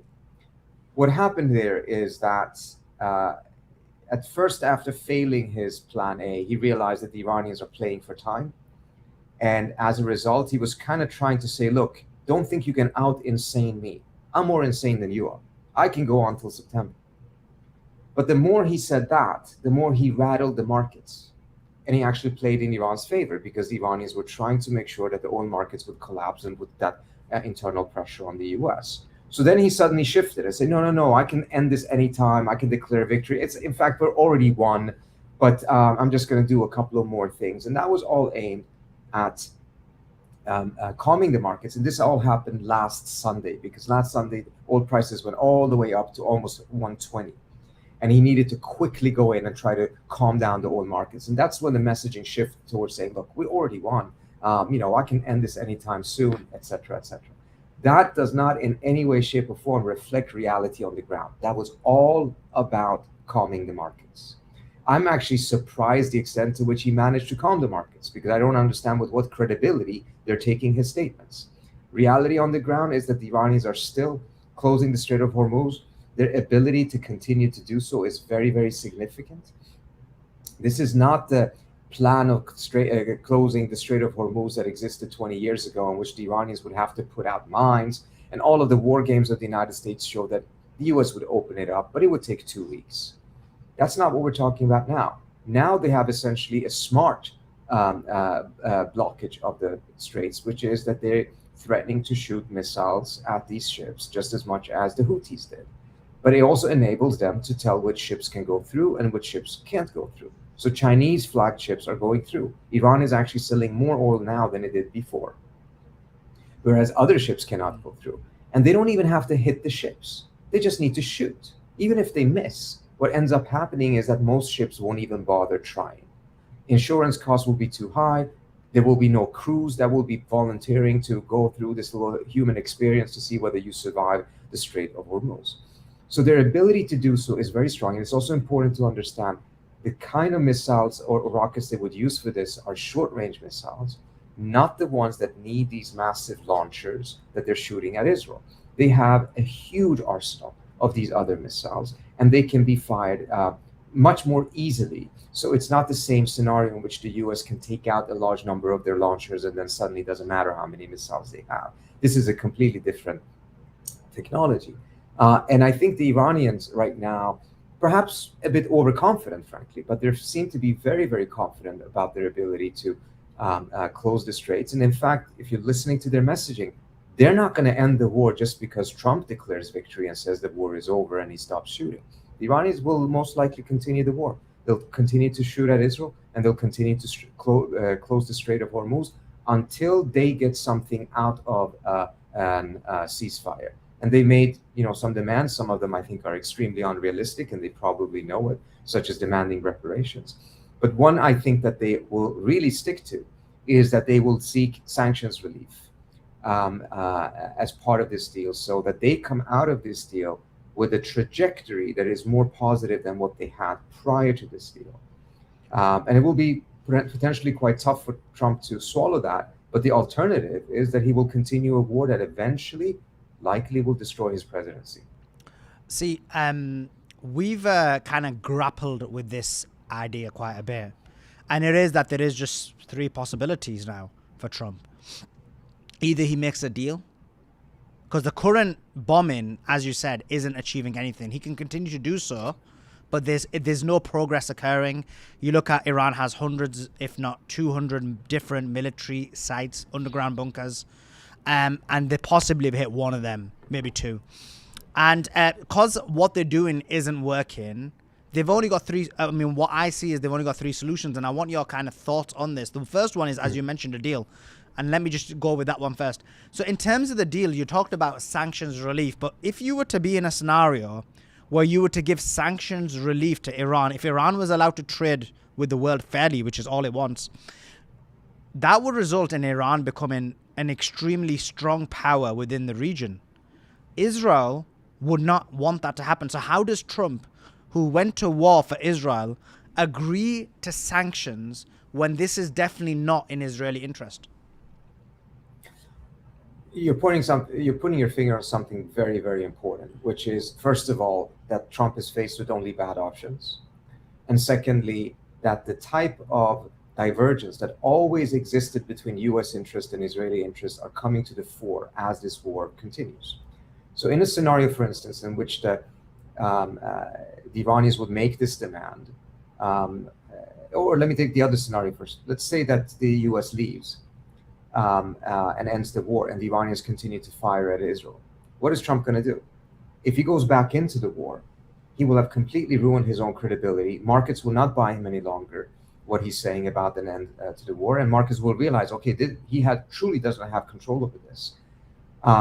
If he goes, and moreover, if he doesn't go back in, then he has split with Israel, and the Iranians will take a huge advantage of the fact that now there is that major split between the Israelis and the Americans. So again, One of the things that Trump actually has been quite good at in the past is to avoid getting himself into impossible positions in foreign policy. Now he's managed to get himself in probably one of the worst impossible positions. Now, in the scenario that you're saying, that he actually agrees to a deal, this would absolutely be a devastating situation for the Israelis, because the sanctions are a critical element of this gradual weakening of Iran. You'd lift the sanctions, as you pointed out, Iran's potential to be able to grow grows significantly. Now, I think we should also be very clear, though. I don't think Trump will do an all across the board lifting of sanctions, and even if he did, it probably wouldn't matter. I don't see European companies going back into Iran's economy for quite some time. There may be some exceptions, but we're not going to see. I mean, back in 2015, when the JCPOA was struck, the Iran nuclear deal that Obama did, the Europeans were the ones who were providing the economic element. They were the ones who would go back into the Iranian market with their companies, their technology, and their investments. That's not going to happen. This time around, that is most likely going to come from Asian states and from GCC states. The Iranians will probably, this is just speculation on my end, they will probably settle for sanctions relief that enables the GCC, India, and Asian countries to trade with it, and may not bother that much whether the Europeans come back in or not. They don't trust that the Europeans will be able to sustain their presence in Iran, mindful of the fact that Europe has increasingly self-vassalized, is a vassal of the United States at this point. And if the United States tells them to jump, they'll ask how high. And if it tells them to get out of the Iranian market, they will do so in a heartbeat. So it's not a value for the Iranians to have companies from Europe come in, knowing constantly that overnight they may leave again because there's a change in heart in Washington, D.C. I am in complete agreement with what you said, but the bit that I think, for me, I have a difficulty in overcoming as an obstacle is, I know this war happened only for Israel. The nuclear enrichment agreement was basically agreed. The Omani official came out one day before and said, look, the agreement is agreed. So the only reason they went to war was for Israel and the ballistic missile program. And so coming back to this, even the sanction relief that you're saying, I just don't see how Israel would allow Trump to do it. Are you saying that this time Trump may ignore Israeli interests and take the deal? I think it's very important to recognize that Trump is very different from Biden on this issue. When Trump feels that this is becoming costly to him, we have seen him turn and put pressure on the Israelis. Just take a look at what happened when he had completely let the Israelis do what they want, just like Biden did. And then the Israelis took it one step too far and they bombed Doha. The entire region got together, put pressure on Trump. Trump then pushed forward his own ceasefire plan, which again, like all other ceasefire plans that the US put forward, only lasts for a little while. Then it's not much of a ceasefire because the US doesn't sustain that pressure. But that initial pressure was there. He even forced Netanyahu to read an apology to the Qatari emir on the phone, took pictures of him, released the pictures once Netanyahu denied that he had actually read that apology, released the pictures of him reading from that paper. And in the background, you can also see that in the Oval Office was a Qatari official sitting and observing all of this. So Trump has an ability to put pressure on Israel that few other American presidents, certainly Biden, never desired or exhibited. What he has not done is to show the ability to sustain that pressure. And that's part of the reason why Gaza is looking the way it is, despite the so-called ceasefire. But when his own interest comes in direct clash with the Israelis, he does choose himself, whereas Biden chose the Israelis. And we see that very clearly, which was overwhelming evidence that the Democrats were going to lose the war because of Gaza. And that's now been fully established. The DNC report reveals it, but they decided not to publish it because it's so embarrassing to them. So Biden had this kind of commitment to Israel that I don't think Trump has at all. Trump is just following what is expedient, and the Israelis managed to play his psychology, his vanity, his desire to do huge things that are historic. The Iranians never even tried. One of the biggest mistakes the Iranians committed prior to all of this is that despite the fact that they were negotiating with the US, despite the fact that they were actually putting more and more extensive concessions on the table on substance, they never were willing to do the one symbolic thing that frankly could have turned this around much more effectively than any of these substantive concessions, which was talk to Trump directly. Make sure that he's The only voices in his head are not that of Bibi Netanyahu and Mark Levin and other supporters of Netanyahu, Lindsey Graham, for instance, in the United States. But the Iranians refused to do that, and I think that was a huge mistake. I'm not saying it's a guarantee that it would have changed matter, but I do believe that it could actually have changed the trajectory of this entire situation, and there would never have been a war. Interesting.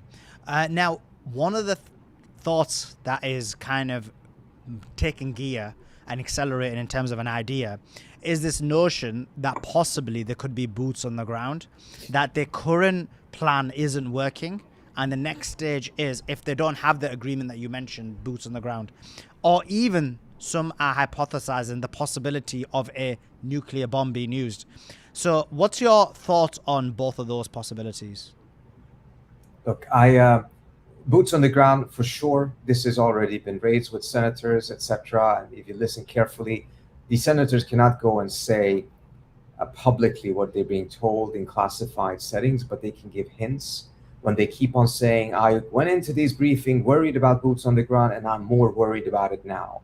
That's a clear indication that they were told that boots on the ground are being seriously considered. Now, there's a couple of things we have to keep in mind, though. Look, for the invasion of Iraq, the United States had to amass 200,000 troops, as well as troops from a large number of other countries, particularly the United Kingdom. That wasn't enough, incidentally. It turned out that there was a shortage of troops, and they needed more. Iran is several times the size of Iraq. Its topography is extremely unforgiving to any invader. So you're going to need a tremendous amount of troops. Earlier estimates of the Pentagon said around 500,000. I don't know if those have been updated or not. So I don't think we are seeing the signs of that type of an operation, and that type of an operation would take months to put in place. But I do see signs that there might be an effort to take some strategic islands in Iran. So there's been a lot of talk about potentially taking Kharg Island, which is a critical island for the Iranians because that is also where much of Iran's oil is offloaded before it's being exported. So that island probably is not terribly difficult for the United States to take with troops. But then what? Then you have an island, which means it's static, and the Iranians have very easy targets right on their shores. There's no need for long-term missiles. They can do this from very short distance. Of course, it will come at the expense of them destroying their own island. But in terms of one of the things that they have failed to do, which is to inflict a lot of damage on the US in terms of casualties, this will give them a fantastic opportunity to be able to inflict that type of damage, which then will have an even greater impact on the manner in which the MAGA crowd will turn against this war. So even there, I don't see any good options for the United States. Can they do it militarily? Yes. Does it achieve anything strategically? On the contrary, it is even more unproductive. Trump only has one real least bad option, to be frank with you, and that he needs to get out of this war, and he needs to negotiate a way out of this war. And he should have learned that he should never have started this war in the first place. Now, again, Trump has that ability in a manner that others don't. After 7 weeks of pounding Yemen, he realized that this was not achieving anything, and he just ended it. He accepted an offer that was on the table from day one. All he needed to do to accept it was to fail, and then he accepted it. But most other presidents would just have kept on going. They would have let the next president deal with the issue and have to withdraw and face the political backlash from that. Trump just did it. And he's never looked back, never talked about Yemen since. This one is going to be much more difficult, undoubtedly, much, much more difficult. But if there's one president that has the ability of making 180-degree turns, it is Trump. If you're looking at it from Iran's perspective, though, why would they not agree, or why would they agree to a deal, A, and B, why would they not agree to a deal that is so much in their favor?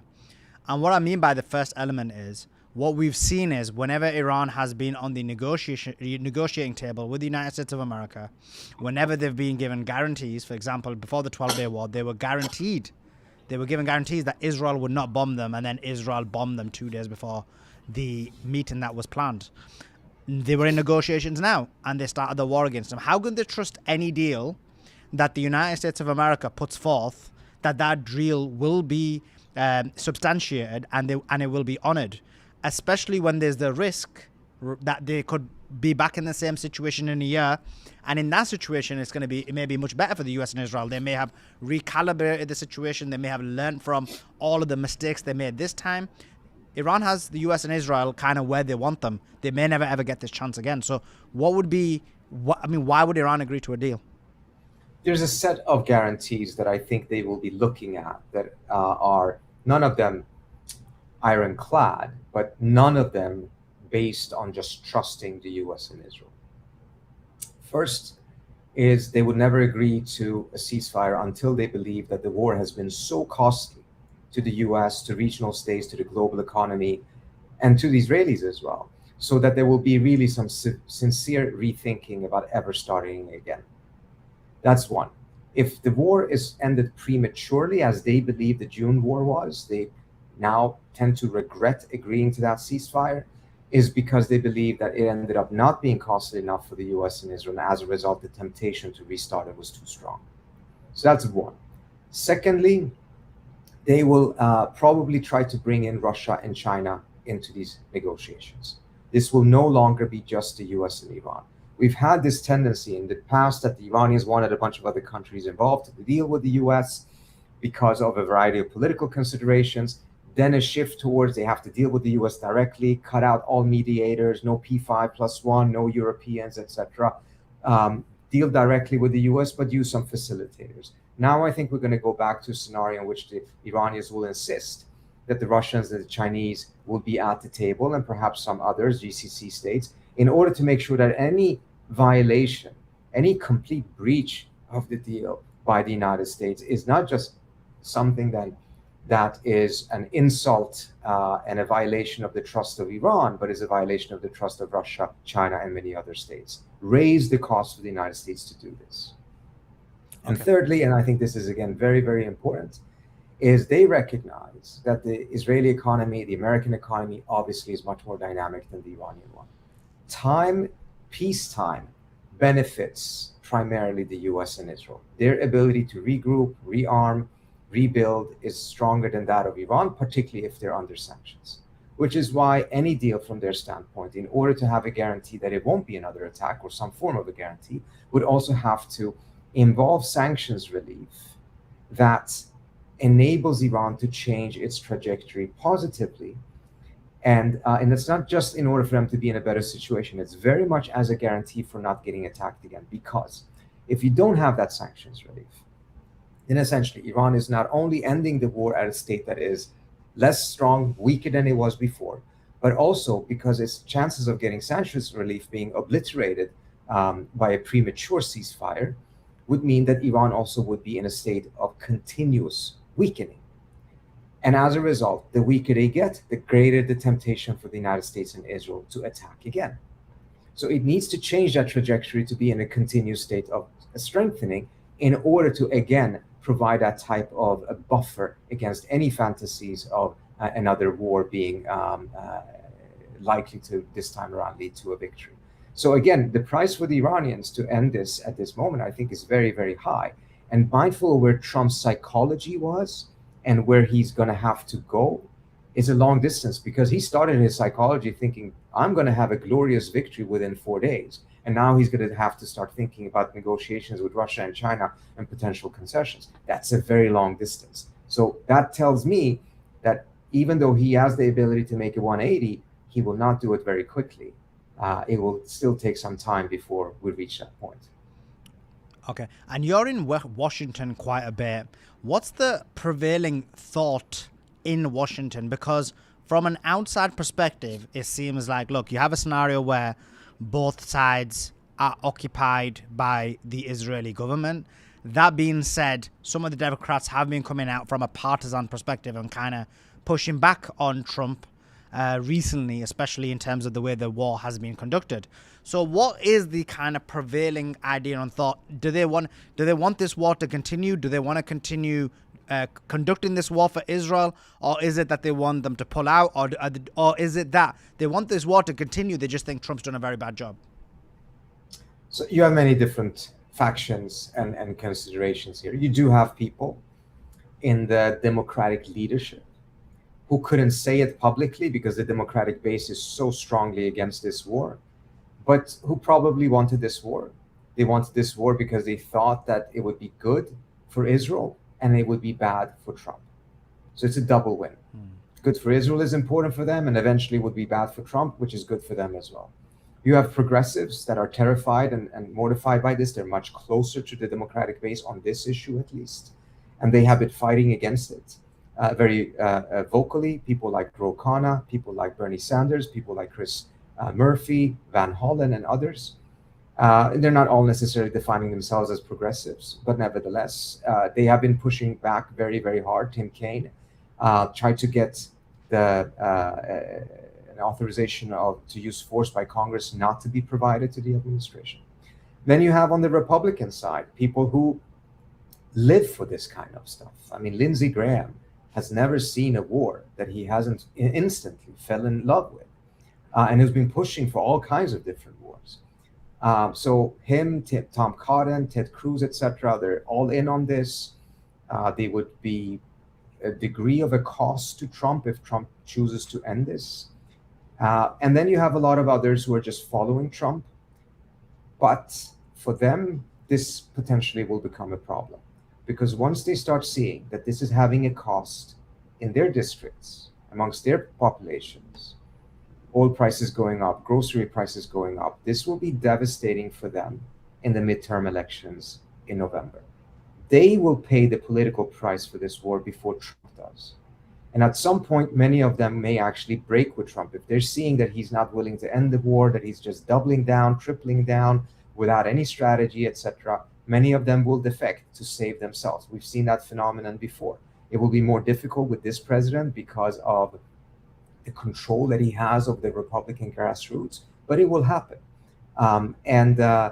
So you have many different things. And then you have a lot of these Republicans that are actually also very surprised by this war. They know that this is not going to be popular. They actually started believing in the need for no more endless wars, no more regime change, etc. But they're being very quiet right now, with the exception of Tom Massey and a few others, Walter Isaacson, because at the end of the day, they don't want to prematurely put themselves on the opposite side of Trump at a moment when Trump is kind of panicking and kind of lashing out at anyone that is criticizing him for this war. Yeah, and just one last question, or one kind of topic area I want to speak to you about, is the girls' school that was struck by the United States of America in Iran, where more than 170 girls unfortunately lost their lives.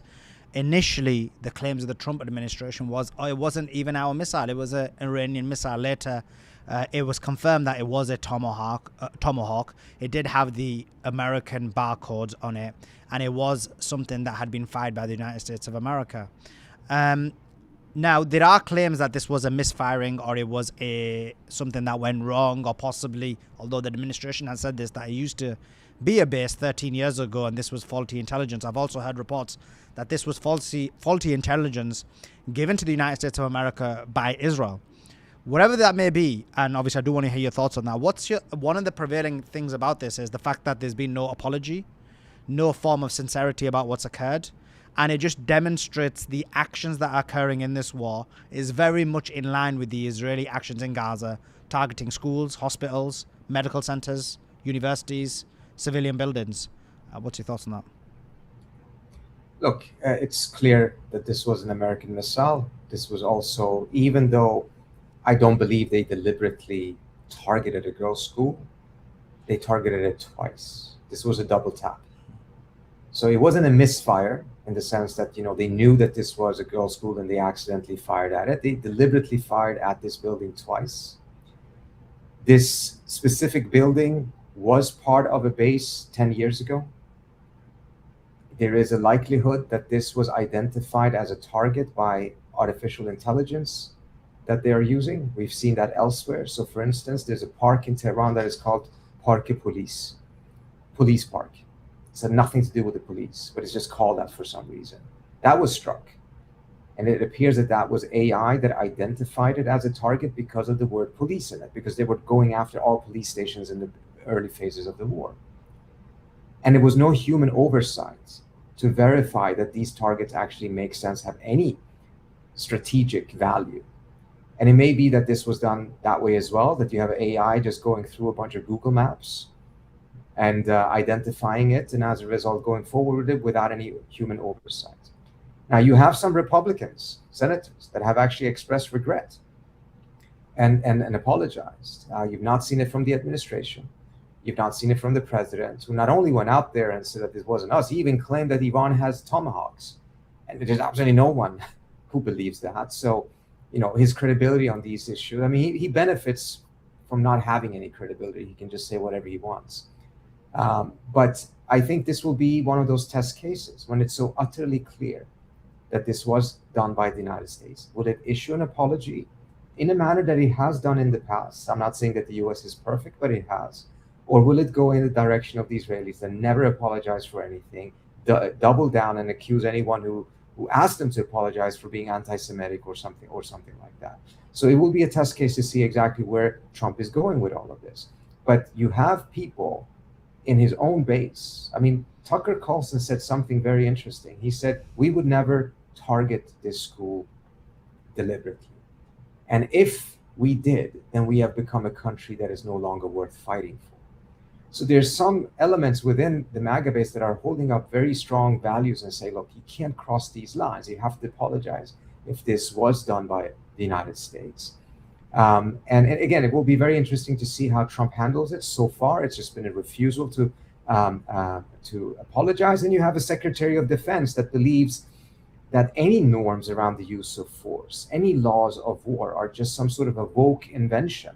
And that part of this war is to make sure that the United States now fights all of these wars without any considerations for all of these different norms. And kind of forgetting that a lot of those norms actually comes out of just war theory in Christianity. That this is not something that has been invented by some hipsters in Brooklyn that he would like to hate, but this is actually a long tradition. That's not claiming that the US always is living up to it or anything like that, but its roots is actually coming from places like that. Yeah, I completely agree. Trita, thank you so much for taking your time out to join us. I know that people can follow you on X. You have a very good X handle where you relay the news information and provide some of your analysis. And the handle for that is TParsi. I've put that in the actually, let me make sure I put it in the X space. It's in the nest, guys. So you can follow Trita Parsi on X. If you're on TikTok, obviously TParsi, and if you're on YouTube as well, guys, it is TParsi, at TParsi. Where else can people find you? So I don't have a TikTok or Instagram or anything like that, but I have started a Substack as well, so they can go to Trita Parsi on Substack, and of course go to the website of my organization, which is quincyinst.org, the Quincy Institute. Brilliant. So do follow Trita on Substack, as well as do check his website out, and also follow his handle as well. We'll obviously promote that again while you're off this interview, but appreciate you taking your time out to join us. Thank you so much for having me. It was my pleasure. No, we appreciate you coming on. People were very positive about you before you came on. They were like, oh, brilliant, you've got Trita. So thank you so much for taking your time out to join us. Thank you. Appreciate it. Thank you. Excellent. That was Trita Parsi. Appreciate him coming onto the show. TikTokers, guys, listen. I know, look, he hasn't got TikTok because he isn't a Gen Z, Gen X like you guys. He ain't a Gen Alpha like you guys. So do give him a follow on, so appreciate it. Thank you so much for coming, Trita. But do give him a follow on his X page. Give him a follow on his, what's it called again? His website and his Substack. Listen, he's not Gen Alpha like you guys. Not Gen Alpha. Not everybody wants to be on the TikTok. They're like these Gen Alphas. Bruv. We're not about that life. Someone says, I missed the interview. Obviously, you're a Gen Alpha. You probably just woke up too late. But if you did miss the interview, I am going to put it out on YouTube in about, it'll be like an hour or so, because I just need to chip it up a bit and, well, not chip it up, just download it, get a thumbnail and put it on the YouTube. So watch out for the YouTube. It'll probably be coming out probably midday, 12 o'clock. So if you missed the interview, you can watch it there. That being said, guys, if you're on the TikTok, make sure you're following me on X. It's Suleiman Ahmed X. We're live on X throughout. We're streaming 24/7. We're also providing daily updates about what's happening on the news. So, for example, I did my day 13 update talking about the 25 US servicemen who've been taken out, talking about the USS Abraham Lincoln that's been taken out, talking about the Israel being hit hard with 60 injuries, and Dubai also being hit, and the Sudanese people getting freedom. So follow the YouTube Suleiman Ahmed X. On the TikTok, we're going to be back tonight. We've got possibly two more collaborations. We got, I believe, a collaboration with Rathbone again tonight. And then we've got a second possible collab as well, possibly with Ryan, but we just need to confirm that. So make sure you're following on TikTok so you're aware of it. Follow. And follow the YouTube, Suleiman Ahmed X. Suleiman Ahmed X. So much news, so much information. As I said, as my community says, we are the online resistance. We are fighting against the Zionist power. We are making sure that you know the truth and the reality of what's happening, because the mainstream media won't let you know that. They are lying to you. They're not telling you the truth. And you need to make sure you're able to disseminate the information. So even though you're Jed Alpha, you probably don't even know what YouTube is.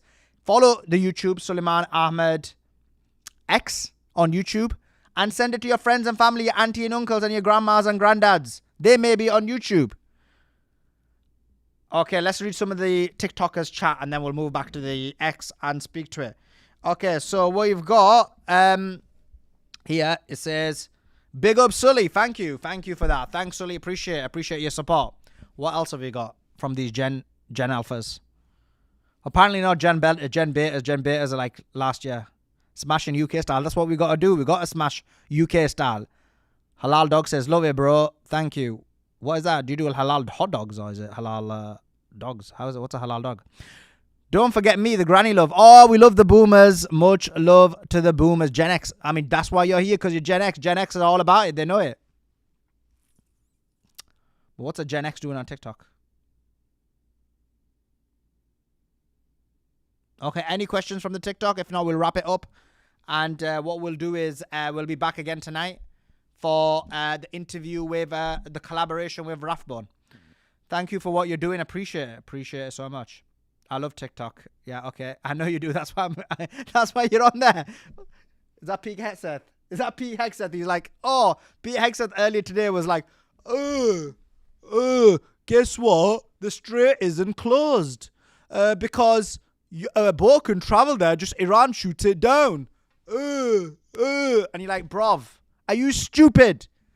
If Iran's shutting you down, if Iran's shooting boats down, then clearly it's not open. You can't get through. There's no barrier there. It doesn't say closed. That means the strait is still open. So you did a Hexet there, my brother. Come on, TikTokers. He's like on TikTok and he's like, oh, guess what? I'm on TikTok. I like TikTok. Yeah, oh, you obviously like TikTok. You're on TikTok.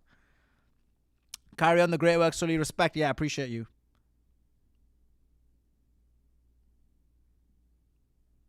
I came here for good news only. Yeah, there is good news.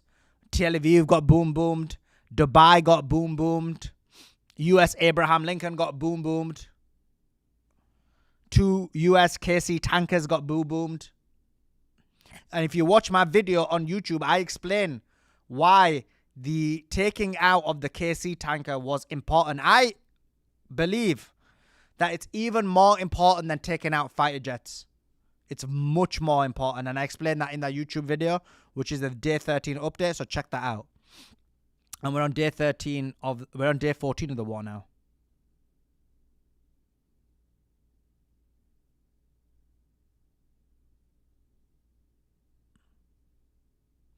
Okay, TikTokers, we are wrapping up here with the TikTok.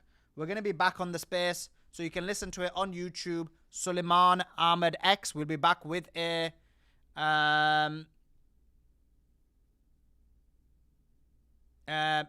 we'll be back tonight with a TikTok with the Rathbone collaboration. Also, if there is a big boom boom, Tel Aviv will go live on TikTok as well. So be ready for that. Make sure you're following the TikTok. Follow. And follow the YouTube. Suleiman Ahmed X. Follow the YouTube.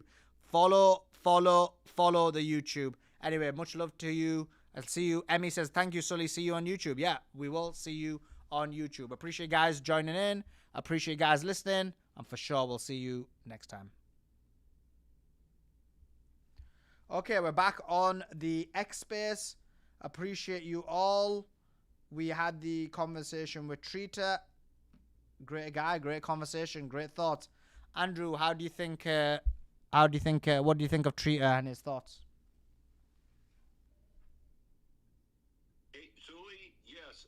First time, I'm embarrassed to say this, the first time I've really listened to him, and I've heard his mention of his name, but I never connected the dots. Superb, outstanding. One thing I didn't really understand, I don't know if he was really saying the end game here of coming to the deal. I didn't really hear him really, unless, please correct me if I'm wrong, whether or not to bring this to a deal, working a deal here. The U.S. obviously is going to be brought to their knees here on this, but how is the deal going to work out? I didn't really hear him talk about the end game, how the deal will be worked out to negotiate a peace and withdrawal. I know he said they'll have to eventually admit defeat here, but I just want to clarify, other than that,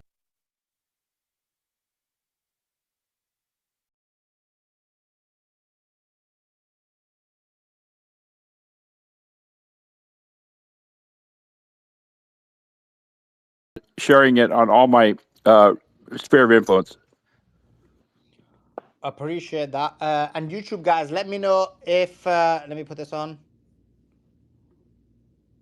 Sharing it on all my YouTube guys, let me know if this stream is working. Why is it not? Why did I press it? I'm already joined the space. Okay. Yeah, YouTube guys, let me know if you can hear.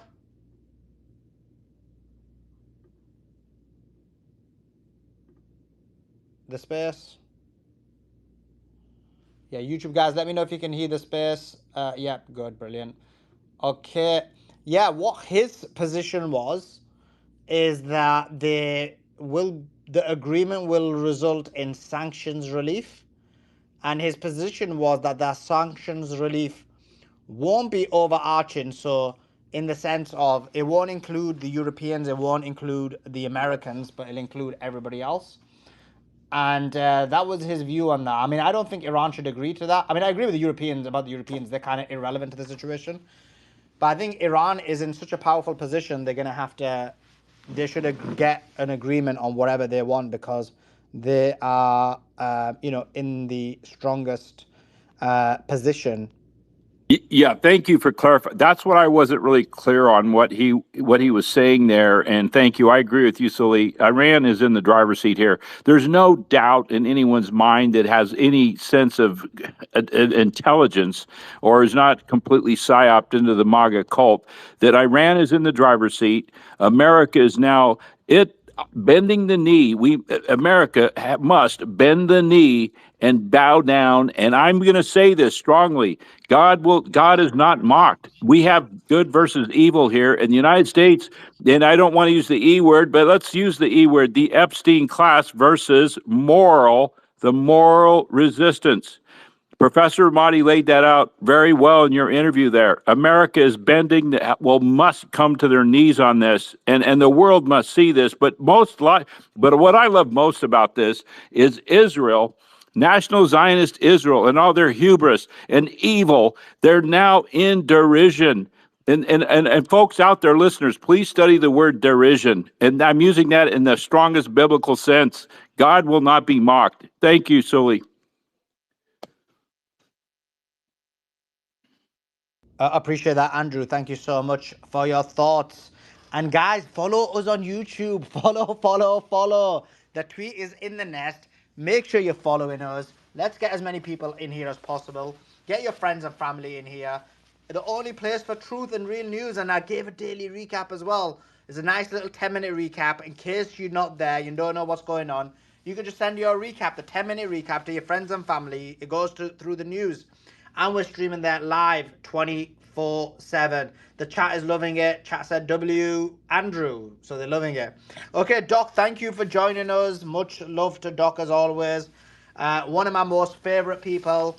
When he's not frolicking around the world pulling chicks, he's here telling everybody his geopolitical information and news.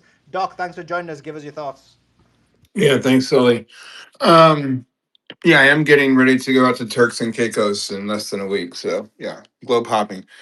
Um, you know, very informed and articulate speaker. I hadn't come across him before. I did give him a follow, and want to see all of his posts.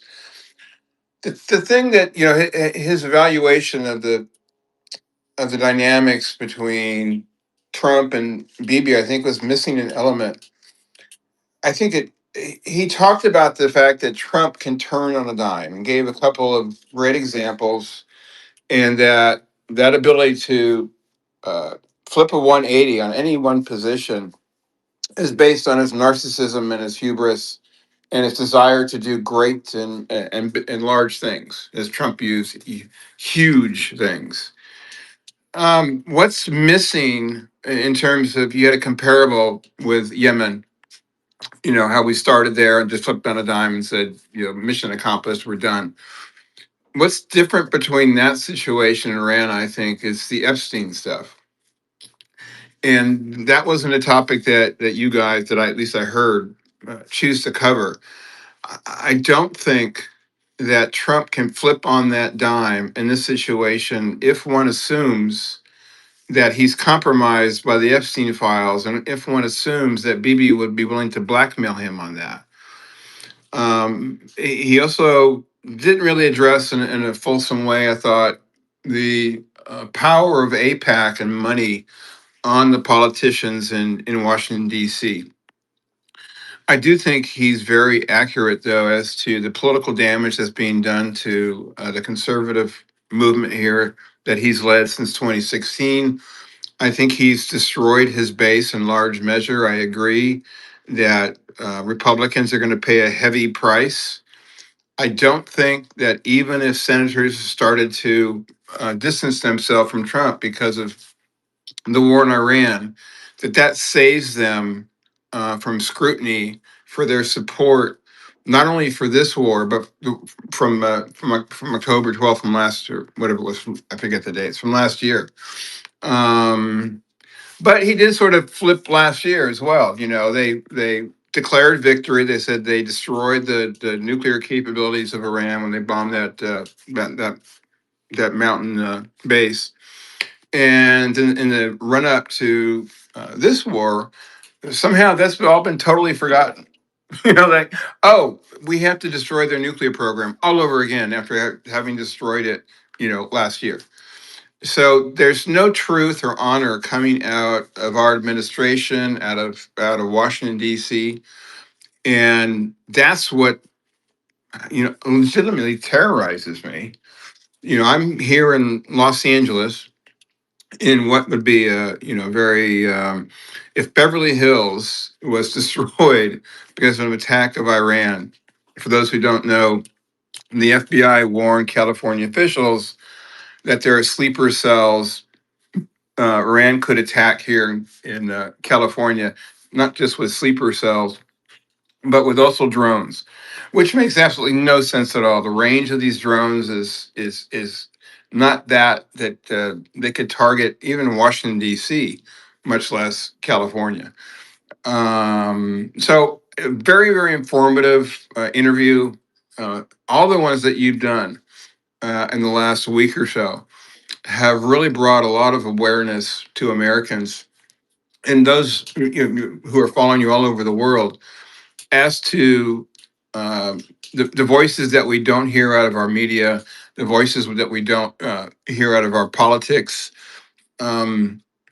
And so I appreciated being able to be here, and glad I woke up and was able to listen.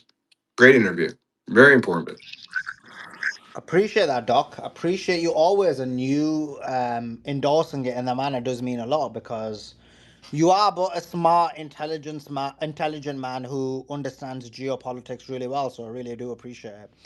Thank you for that, Doc. Can in terms of from your perspective, in terms of the war, where do you think it goes? Like you heard the three options. You've got the deal. You've got the nuclear option. You've got boots on the ground. Where do you think it goes? Again, this is a problem I have with his assessment.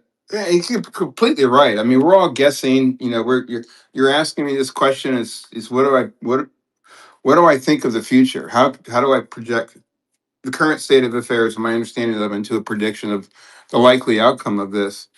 I don't know how Trump um, agrees to sanction relief. I mean, with Yemen, it was no big deal. Okay, we'll just stop hitting you, declare victory, and we're done. And in some speeches in the last week, Trump has, in essence, done that. I could quit anytime.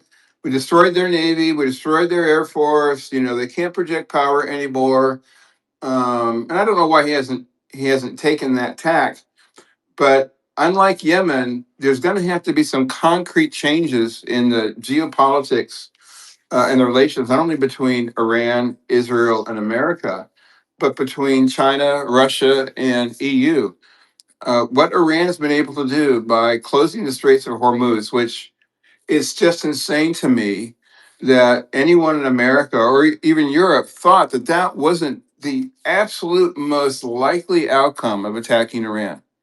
That's something since, going back to the Bush era, that was always something that kept American policymakers from being an aggressive, trying to support Israel to their desire for the Greater Israel Project and expand into Iran.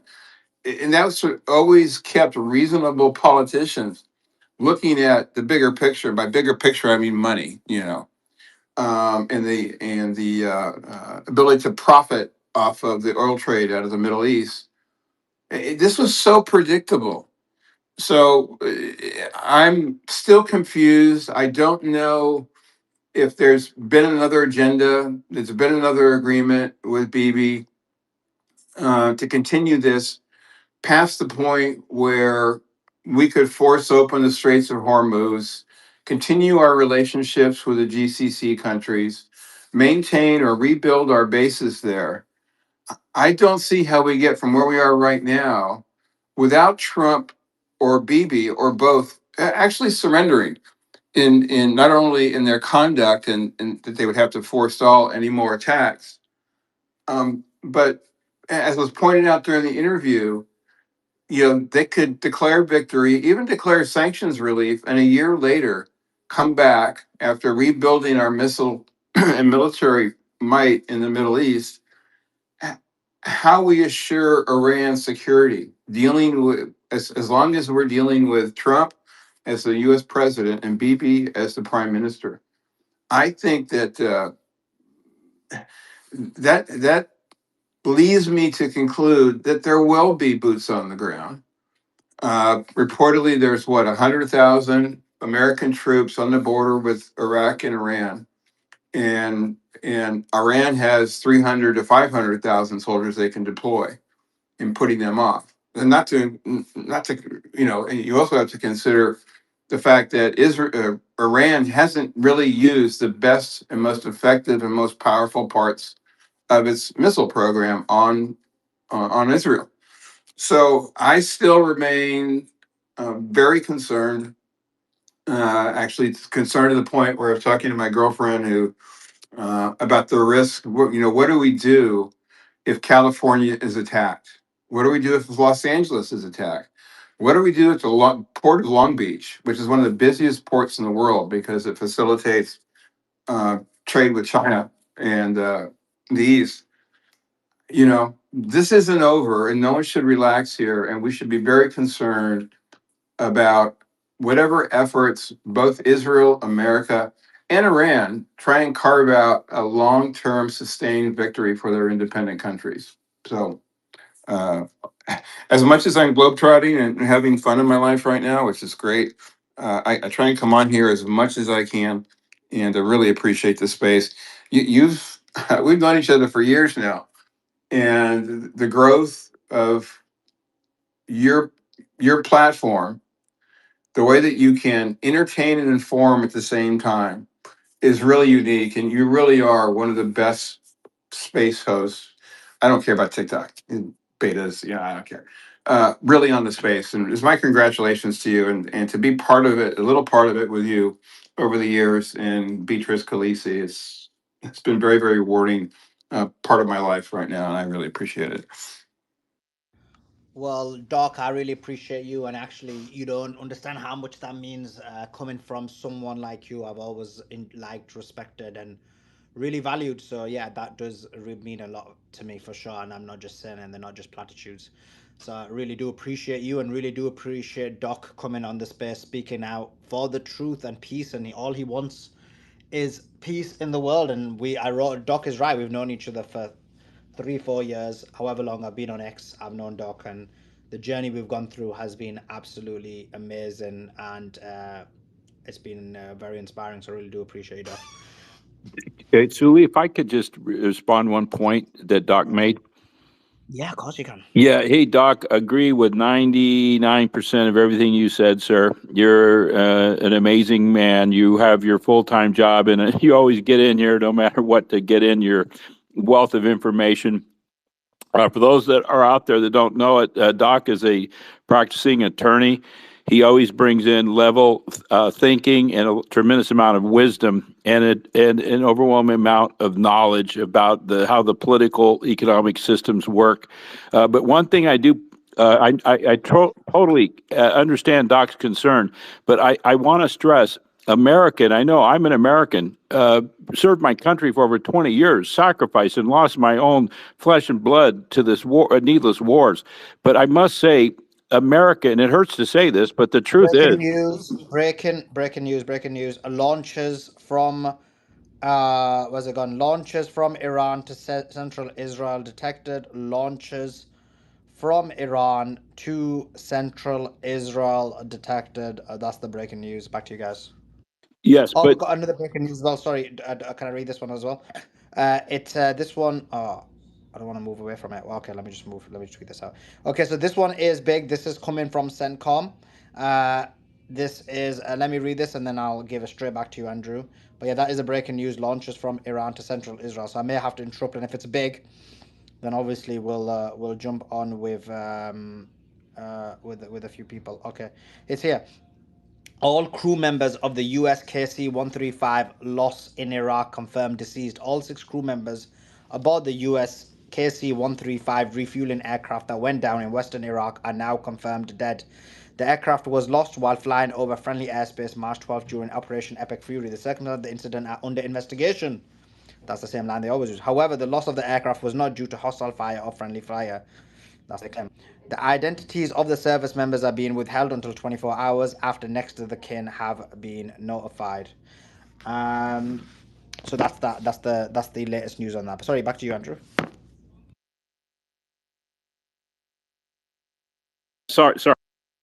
sorry. Yeah, on that, I think we have to understand. Yesterday, there was an intense debate and discussion with finance expert. We had Darkside, we had Robert, we had Simon in here. And what the world does not understand, Sully, and you've made it so clear because you've leveled everything out and you've let everyone voice their opinion. I'm on day 14. I've been on this space by God's grace, like 24/7, just taking cat naps and putting a massive jigsaw pieces, thousands of pieces of information together. I put it on a board and I've been examining it very carefully. And what is most clear to me is that Iran has the world by the short hairs, putting it politely. In Gen Z language, let's say by our balls. We don't have a choice here. The world does not have a choice. You can print money all day long, but we can't print oil.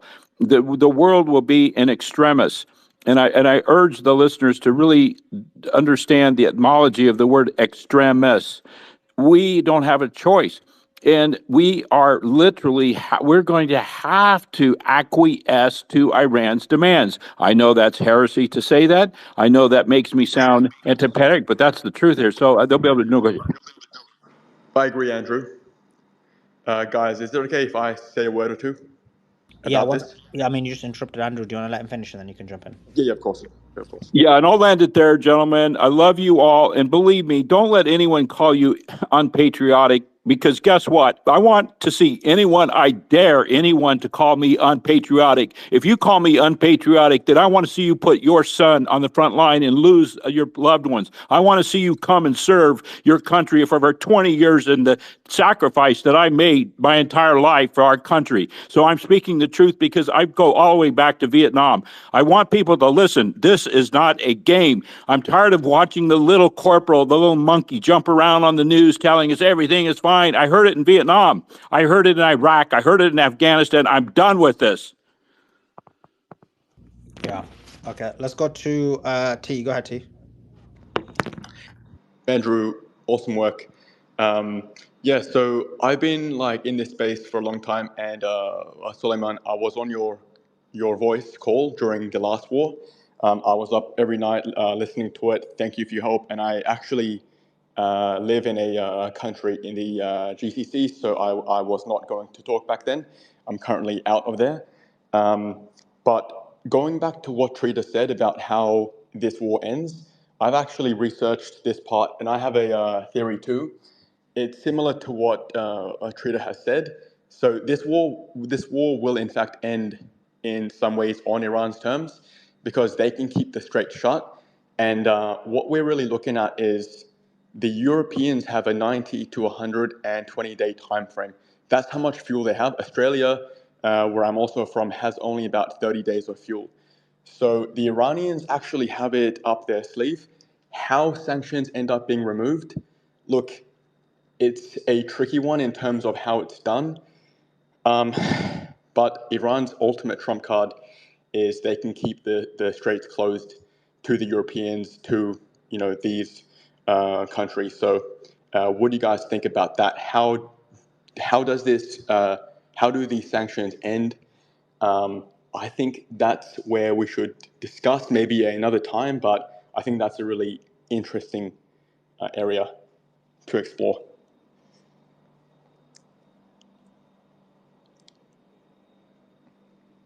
Sorry, I missed the last bit of what you said. So just repeat that again. Yeah, so Trader was saying that in terms of sanctions, and I actually learned a lot from what he said about how sanctions can be kind of like reduced or gone for Asian partners. That makes a lot of sense. But guys, in relation to the Europeans, the Iranians actually don't need them anymore in terms of, oh, okay, like if the Europeans go, we have no money, because the Iranians can easily block the oil flows to the Europeans again. So when we look at it from that angle and going into a multipolar world, I think it's like, how can the sanctions become removed? There's also the element of the USD kind of like going away, right? So it's a multifaceted angle. Sorry, my apologies if I'm not making sense. I'm kind of nervous. It's my first ever talk on this. Yeah. Yeah, no worries. I'm not sure what your question is, but yeah, great points you made. But do you want to clarify what your specific question is? Yeah, no. I was making a point, which was, I think, yeah. Appreciate it, T. Thanks for giving us your thoughts. Welcome, Let's mate. go. Cheers, dude. Appreciate it. Thanks. Let's go to resistance. Is persistence? Give us your thoughts. Hi, Sully. Long time. How are you? How's everyone? Doing Great. good, doing good. How are you doing? Yeah, okay. Yeah, I mean, it is what it is.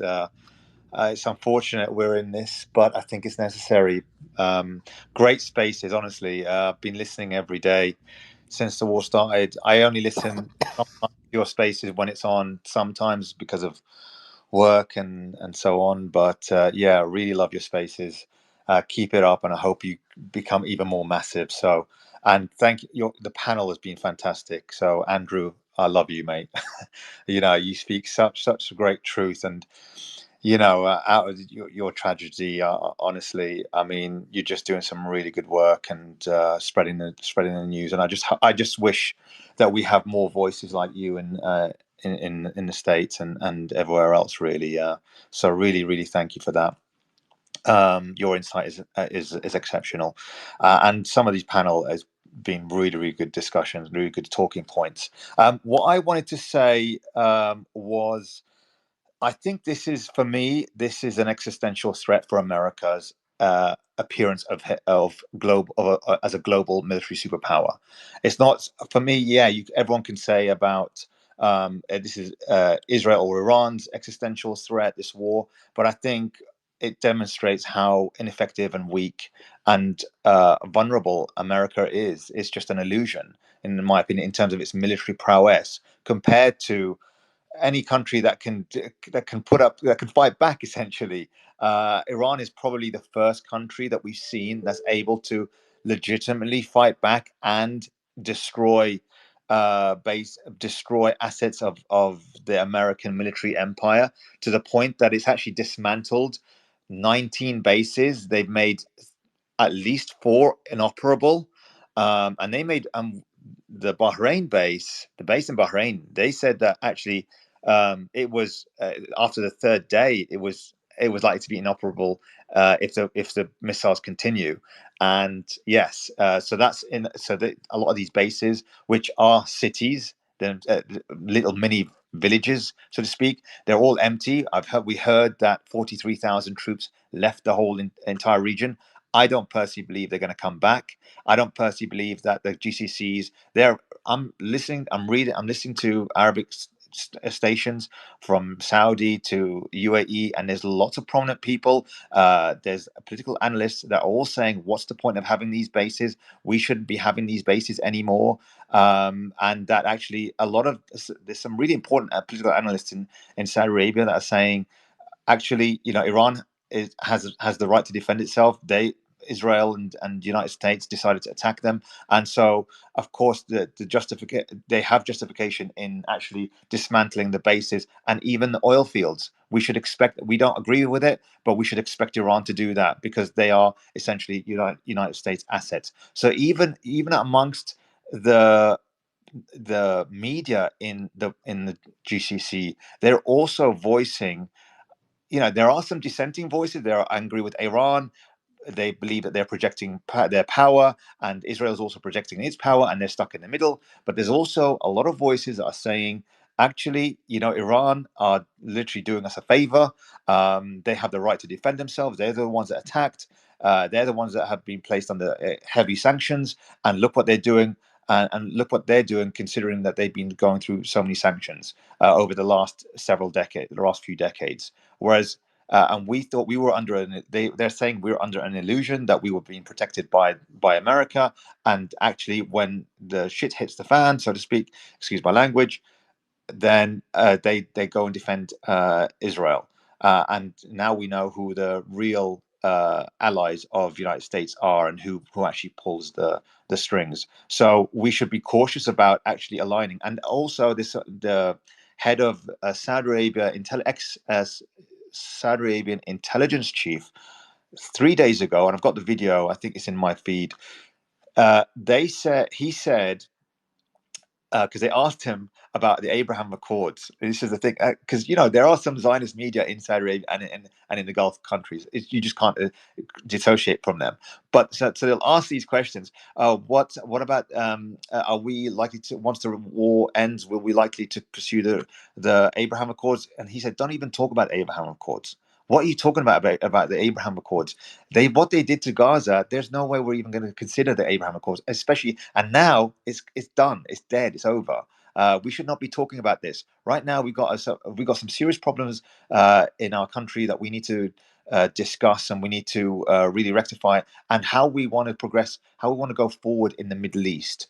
That's what we really need to talk about. And I wouldn't believe, like, the head of the Saudi ex-Saudi intelligence chief wouldn't say this, in my opinion, without the explicit sort of agreement or subconscious agreement by MBS himself, because they don't dissociate themselves. They don't de-align themselves. They're always in sync. So it must be that's what the Saudi regime are also thinking themselves. And yeah, obviously, UAE we regard them in the Middle East as the second Israel. It's just a known fact, and I'm sure now you all are aware of that. I know, Sully, you got banned from UAE. That was not a surprise. It's like going to you might as well book a flight to Tel Aviv now. It's the same thing, unfortunately, Sully. But at least they allow you to return. But I think Israel will just capture you and put them in one of those in one of those prisons, unfortunately. So yeah, they'd love to get hold of you, Sully, given the damage you've been doing in the spaces and their name, putting them through the mud. Absolutely. So but yeah, they are very, very Zionist. The UAE. So you got to understand that actually what they are, even them. So you heard one of the prominent billionaires there, who he was basically, he's a massive real estate guy. He built the Burj Al Arab. He built a few of the some hotel complexes and residential areas. He's not very pro-Iranian either, but he's coming out and saying, he wrote an open letter to the United States blaming them for starting this war. He's worried about Iran's projection of power. I agree, and I understand it from his point of view. He still has a lot of Zionist connections, but he still does believe that actually this is a big mistake, that we should not be that UAE should not, sorry, not we, UAE should not participate or should not get involved. Israel is trying to drag. He's saying Israel is trying to drag us into a war with Iran, and they're blaming us for putting blame on us for attacking the desalination plant and etc. They're deliberately doing that to try and get us into the war. I personally don't think that. I personally think they want the GCC to suffer. I think they want it to go under, because I personally believe that Okay, some breaking Israel. news. Our resistance. I'm gonna go straight back to you. Breaking news. Breaking news. Sorry, I switched off and I kind of missed the breaking news, so we're a couple of minutes behind on this breaking news. But anyway, several rocket-propelled grenades fell in Tel Aviv, and there are injuries. Also, huge blasts heard. 5 violent explosions heard in Tel Aviv. 5 violent explosions heard in Tel Aviv. Iran said this is now the 45th wave. This is now the 45th wave. 5 very violent explosions heard right now in Tel Aviv. We are looking for more information. Let me just check what else. What is this? Smoke rising in the Gush Dan area. Smoke rising in the Gush Dan area. And by the way, anything I'm saying, I'm just like tweeting it as well. So I'm like telling you guys the news. But guys, I'm multitasking. While it's boom boom Tel Aviv, I'm multitasking. But yeah, so smoke is rising in the. Wait, why is this not? I thought I just downloaded it. Smoke is rising in the Gush Dan area. Oh, I did the wrong one. Smoke is rising. You can see there's actually a couple. I think I'll post these at the same time actually, rather than do 2 separate tweets. Okay, so we have, here we go. Smoke rising in the Gush Dan area. They're getting hit hard. Boom, boom, boom. Tel Aviv. That's all I gotta say. Smoke rising in the Gush Dan area. Let's see what else we've got.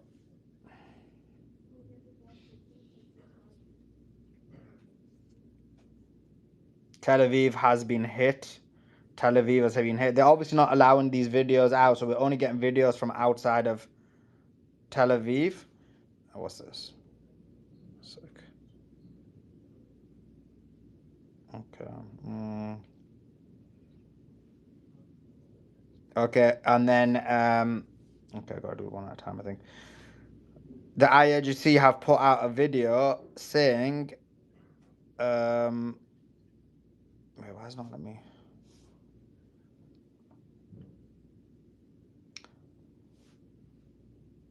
That this attack is for the people who were killed in the Mirab school. So this is for the people who were killed in the Mirab school. Let's go for that one and post this out as well. Let me guess, Sully, in Israel as a result of that. 3 injuries, minor casualties, no damage, everything's all fine. I mean, you said that's going to be their claim. Yeah. Oh, one injured. One injured, minor partial damage to a building, nothing after that. Okay, so missile launch towards Tel Aviv in memory of the schoolgirls. But I'm writing this while I'm schoolgirls killed in Minab. Okay, so that's the first video that's gone out. That's in memory. So they've done it. They've actually done it where they've wrote it on the missile in memory of the schoolgirls that were killed in Minab. You know, another point about that. You know, when they say, when I think one of the callers, Sully, said, "Oh, it was Iran, and it was a failed missile because there was a base near the schools, and there's always bases near the schools."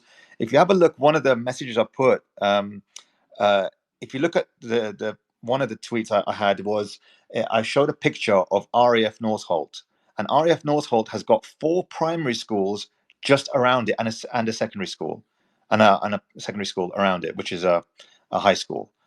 So they've got 4 elementary schools and a high school around the RAF around RAF Northolt.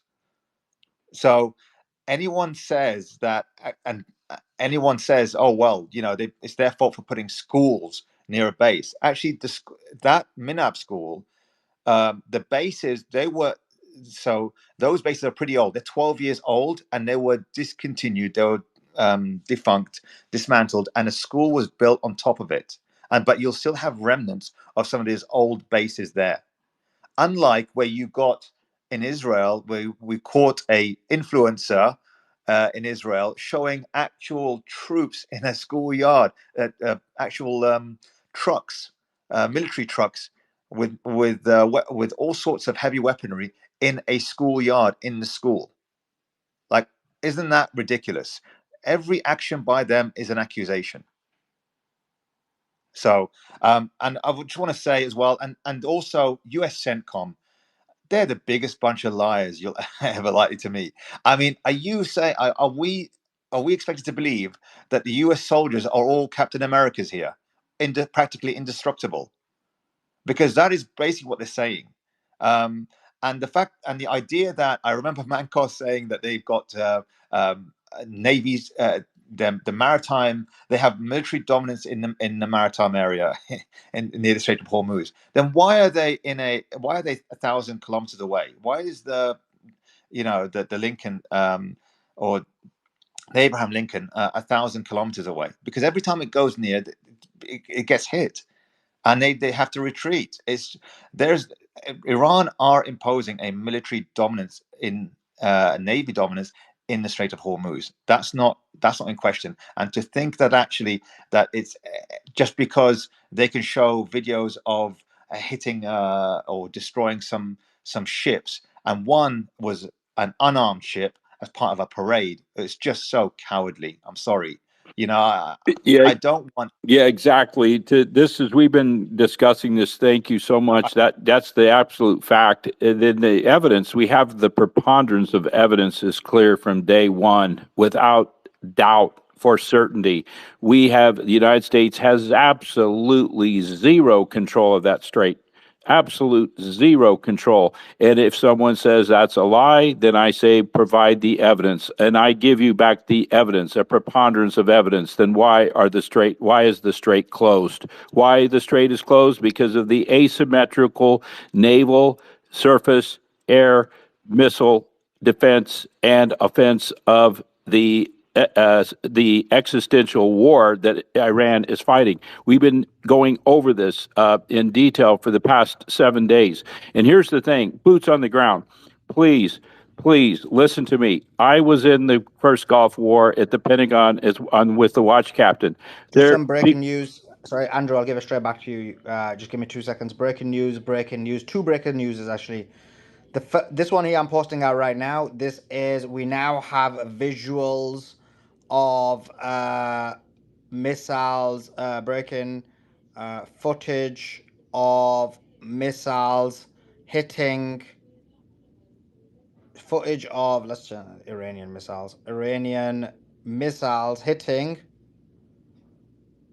hitting Israel. So we've got that right now. So footage of Iranian missiles hitting Israel. And by the way, anything I'm saying, these videos are going out on the channel, so on the page, sorry, so you can check that out.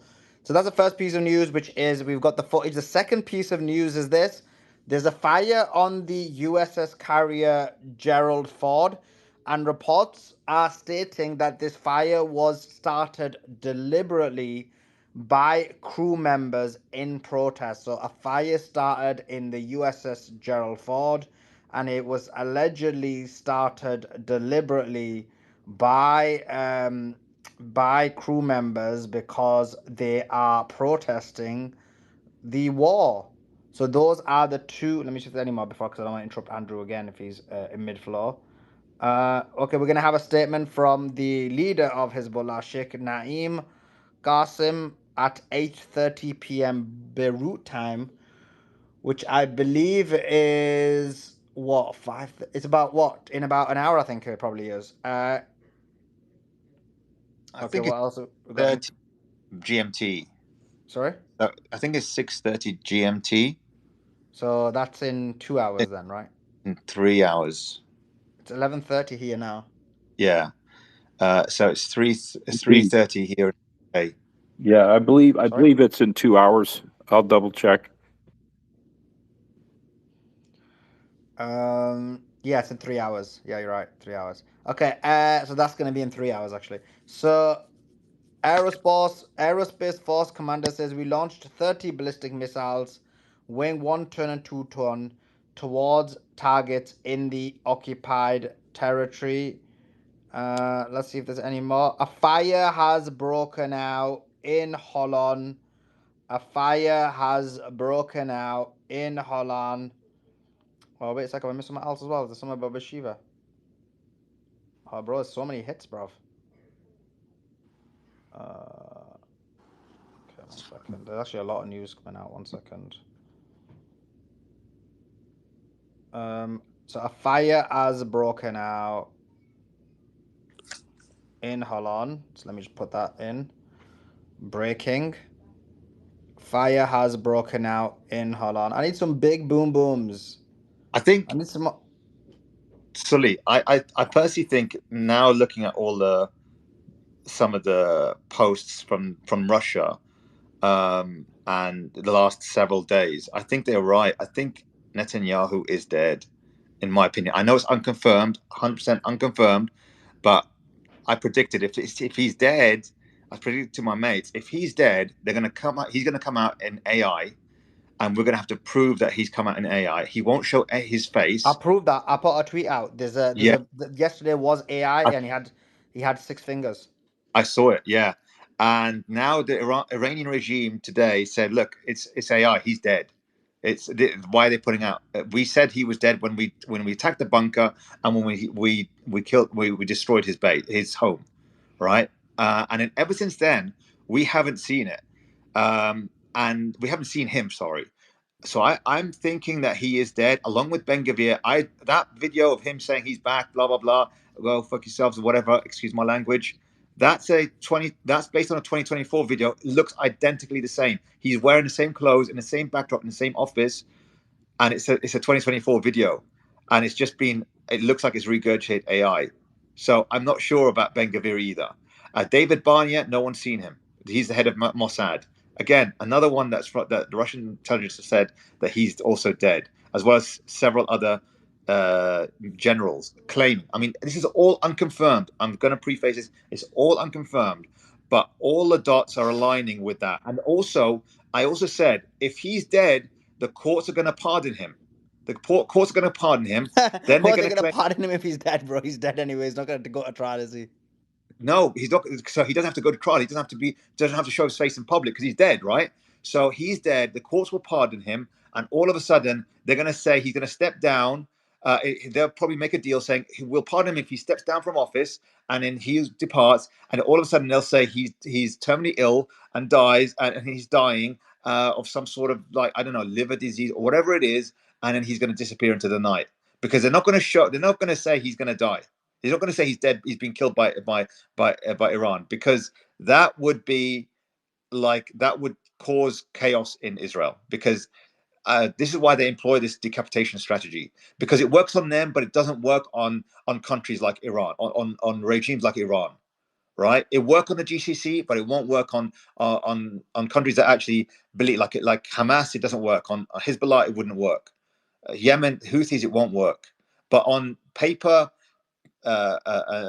paper thin, paper powered GCC countries, Western countries, well, not Western countries, but paper powered, these sorts of dictatorships, it does work. Because especially in UAE and Bahrain and those, if the king and Jordan, if the king dies, then all of a sudden there's mass revolts and the monarchy's dead, and they take a secular government takes over. That's just what happens. Or a secular religious government takes over. Who knows? Yeah. So yeah, go ahead. That's great. Go ahead. I just need to say something, but go ahead. But no, I think if Netanyahu is dead, this is probably why I was wondering why Trump said the other day, because remember the house his house was bombed, the bunker, the IDF bunker, the really heavy one, the one that's deep underground, that was hit by it was I think it was a 2-ton missile that hit that bunker, and you could see like one of the support struts just coming out of that. That is where that was where he was supposedly, Netanyahu, but also in his home. After that, that's when Trump, the next day or even the same night, I think, he said the war's practically over. The war's practically over, and then he starts calling Putin to negotiate. That sequence of events, for me, suggests that they know that Israel is collapsing within. Essentially, their leadership is at least collapsing within. They'll still have the Knesset, etc., but that will cause a lot of chaos. Well, So what it's I'll do is, and I don't think, I mean, I agree. By the way, these are worthy questions to hypothesize about and to postulate. And what people would say is, oh, guess what? Morphet in the house, appreciate you, Morphet. I'm not even looking at my phone, I'm just chatting it and then just unmuting. But I'm glad my boy Morphet got a direct elite, can jump in without me missing him. But much love to him. Just on the but sorry, I don't think it causes the collapse of the government, but what it will do no, is cause the collapse of this war. Because if you yes, kill Netanyahu, it's over for them. So I don't want people to think, oh, well, guess what? There's the deputy leader will take over, and well, they have a new election. Yeah, of course they'll have all of that. But Netanyahu being dead, yeah, that's oh my God, that would be unbelievable. And Sully. you're right, he needs to come out. It needs to be in a legitimate video. It needs to be in a non-AI video. We need some evidence Yeah, and verification this man is still alive. I'm actually probably going to put a that's tweet out in about 30 minutes saying, where is Netanyahu? That's right, because Trump said, "Look, you said it. The war's over." That's what Trump said. The war's practically over. He said it because he knows he doesn't have his right hand man in the war, that because he's not alive. Right, he's practically over, and they know they're hiding all the losses. They're hiding the extent of the losses. They're hiding the extent of this collapse. But it's crumbling within. He's called Oh Putin my God, already. resistance. You got me so excited right now. I'm like, oh my God, he could be dead. Oh my God, Netanyahu could be dead, bro. I'm so excited right now. The proof is on him. The proof is on them to show he can walk in public. Remember in the 12-day war, he was walking around in public in front of these destroyed buildings, saying, "We will still fight. This is what they do. These Iranians are genocidal." Blah blah. Do you remember? He kept going. He came out in the streets in Tel Aviv to show his face. Everyone's saying, "Where is he?" And now he's come out and he said, and I said, if he comes out and it's AI, he's dead. And he came out last night, is dead. I just didn't come on to tell you guys. But I've got so many. I've got so many WhatsApp messages internally for the last 2-3 days saying, "I think he's dead. I think he's dead." And then and everyone's laughing at me in my WhatsApp group. And they said, "No, bro, look, they're going on. The war's going on." I said, "The war will continue going on because the pretense is going on. As long as the pretense goes on, the war will go on. But the war is only going on because Iran is not negotiating. That's the reason why the war is going on. If Netanyahu is announced dead, of course, from that side of you, from the U.S. side and Israel side, they'll want to close that down right now, close the war right now. But I don't know if Iran will. They'll have to negotiate on Iran's terms in that situation, because Iran will say, so what, he's dead? You killed our supreme leader. You killed some of our commanders as well, of course, and the supreme leader's husband. Sorry, the ex-supreme leader. The now the supreme leader's wife is dead, and mother dead. Child is dead as well. You think we're just going to stop just because you decide to stop? We'll stop on our own terms unless you give us reparations for the damage that you've done in these two wars. Lift the sanctions and compensate us for the sanctions that you've implemented for the last 35 years, and also some other things that they can negotiate. Give us a give them. Like, They'll demand a nuclear weapon on top of that, and also to do with Palestine. Yeah, exactly, Andrew. Our nuclear rights need to be respected. The US bases really need to be removed. I think they will remove the US bases because there's nothing much to build anymore, right? They have to rebuild them completely. So I think that the Americans will do that. I think I think they'll think, okay, well, I don't think the GCC countries will want the bases anyways. I think there's a real strong discussion going on right now inside of the GCC countries, saying, look, what is the point? These were meant to be these bases were meant to offer protection. They don't. They're actually a target, and now we know when the shit hits the fan, it's actually a lot of the support and defense goes to that cancerous state that they call Israel. So I don't think they will. So that one they will probably agree to. They'll also agree to the nuclear civilian program. Whether they agree to that, I don't know. It depends how strong a position Iran is after Netanyahu is exposed to be dead, and some of as a lead, and the head of Mossad is also dead as well, and his 32 commanders in there. Yeah, or 30 in resistance. commanders, but Yeah, in resistance. I just want to close my end of the loop here on the ground forces, boots on the ground, boots on the ground, boots on the ground. It's not going to happen into any effect other than maybe a fake inversion. The force is not there. The force is not there. So I'm tired of hearing people saying boots on the ground, boots on the ground. It's not the force to do what needs to be done. Other than that, okay, it would be a complete suicide mission, and I'll end it there. But thank you, Resistance. Okay, Andrew, you talk about U.S. boots on the ground. Where's the Israeli boots on the ground? Why aren't they suggesting it? No one's ever talked. Don't get me started, bro. Don't even get me started. Yeah. If we're all saying, right, it's an exit. If Israel's saying Iran poses an existential threat to us, then why aren't they suggesting boots on the ground? And we know why, but why aren't they at least showing the pretense that they're going to put boots on the ground? Yeah. Right? Absolutely. Instead of the US to do it. Yeah. The reason why the US are considering it is because it's a real dent. This war is a huge knock on their reputation as a military superpower. Because I think that China and Russia and several other sort of nuclear threshold countries are thinking, well, hold on a second here. We can be nuclear. We might as well have our nuclear weapons. We might as well make nuclear weapons. These nuclear threshold countries, because what's America going to do now? Look at what they've done to look at what they couldn't do to Iran. So it's a huge. This is high stakes for the United States, in my opinion. Really high stakes. This war. Yeah. Sorry, Resistance. I have been trying to say something about Trita Parsi before it becomes a little bit too old. I don't know if Oh no, Conscious, are you okay to stay on the space for like another 20 minutes or 10 minutes and then talk about it?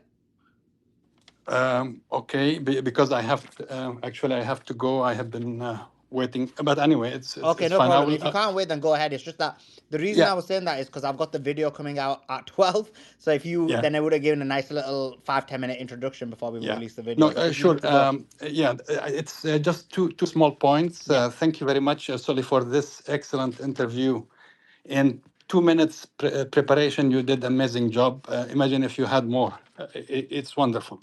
So I wanted to say two short points.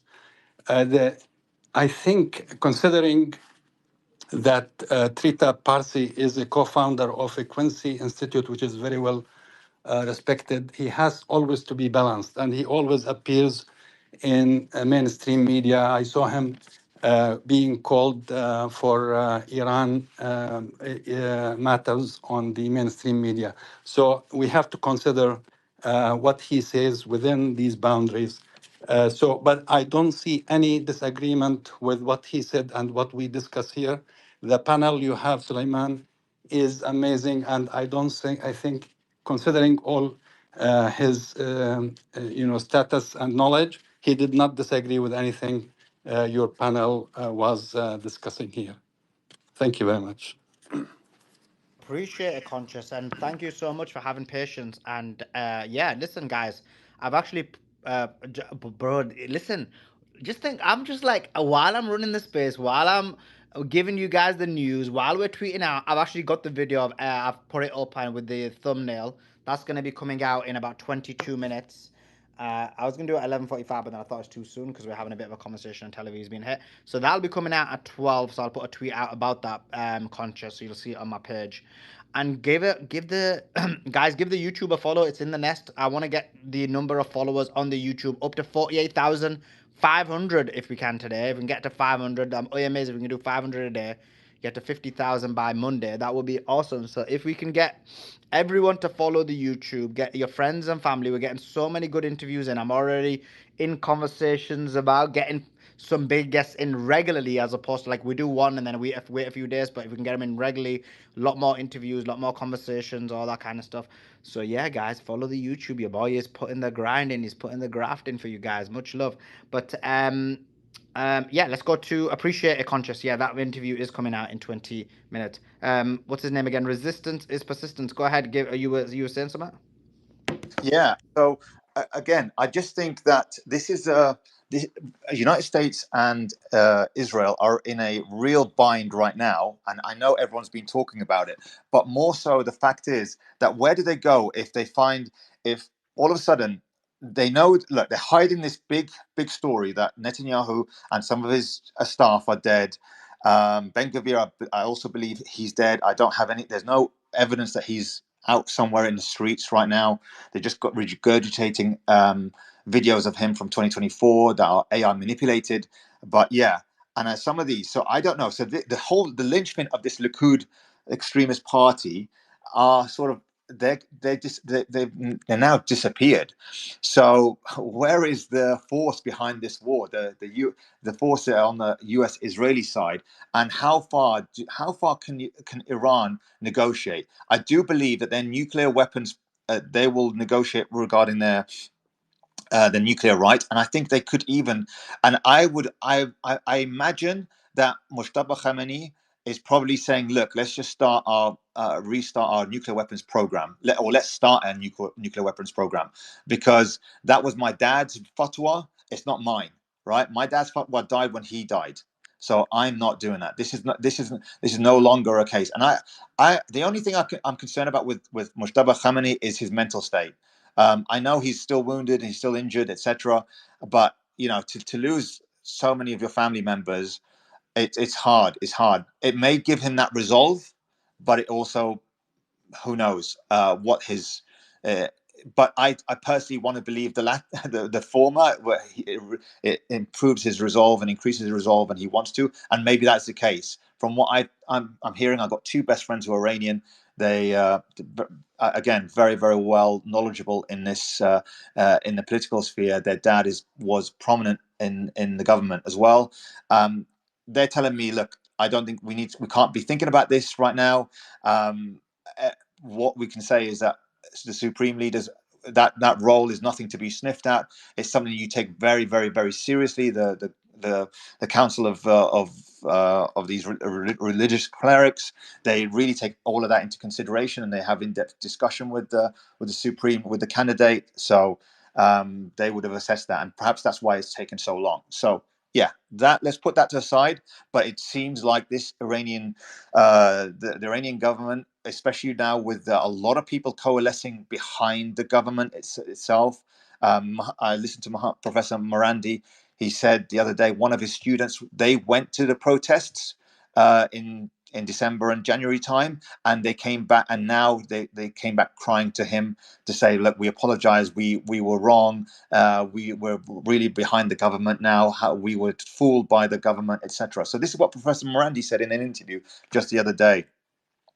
So I'm led to believe that that is the same thing. Even one of my friends who was Iranian, he's not very pro-government, and his another one is, but they're both aligned. They're actually now all both very pro-government, and he's saying a lot of them are now coalescing behind the government because they're showing what the resolve is, and they're actually seeing. And I said, they're seeing. Look at the capabilities that Iran is displaying, considering they've been under 35 years of sanctions, of crippling sanctions, 40 years of crippling sanctions. So this is their greatest opportunity, and I know everyone said it in the panel. They shouldn't negotiate. They shouldn't negotiate early. They shouldn't. And I'm of the opinion they cannot now. Even if that Netanyahu has been announced dead, and the government is crumbling, or the appearance of the power of the government is crumbling. Imagine, Sully, in that AI video, they're saying, this is the ironic thing. They've got an AI of Netanyahu, and he's saying, look, we are displaying not just we're not projecting a regional superpower, we are a global superpower. And it's an AI video. So they're really doubling down on this illusion. So imagine the audacity of these people. They're desperate. This is a sign of desperation. When you put an AI video and then you say in the video, then this Netanyahu figure says in the video, we are not just a regional superpower. We're showing the world we're a global superpower. That means that they're desperate. They're covering up for their losses. And it's a big, big loss, in my opinion. And they need to come out. Netanyahu needs to come out of the woodwork in the streets with the people, like he did in the 12-day war. Because anything less than that is a complete fabrication for me. So that's my opinion on that. I've got loads of other points, but I think I'll let the other panel members speak. Thank you very much. Thank you, Resistance. That's awesome, bro. Agree. Go ahead, Andrew. Oh no, Amar. I just said awesome, Resistance. I agree. Yeah, go ahead, brother. Yeah, definitely. Well spoken, well said, man. So many points. Amazing, amazing. I just want to say, I mean, it could be a big, big possibility, but we are in war, and we have AI as technology now, and they're the ones who created it. They're the ones who control it. So we could be all ecstatic and happy about, oh, BB's gone, BB's gone. He's not in the streets. He's not in the streets. He could. I mean, there's rumors that are saying he's flying in the air just like Trump is.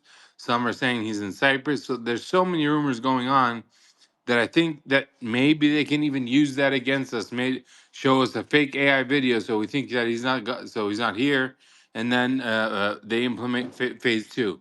I mean, boots on the ground. It could be something that might happen in a way where it's just for show. So when the retreat happens, everybody saves face.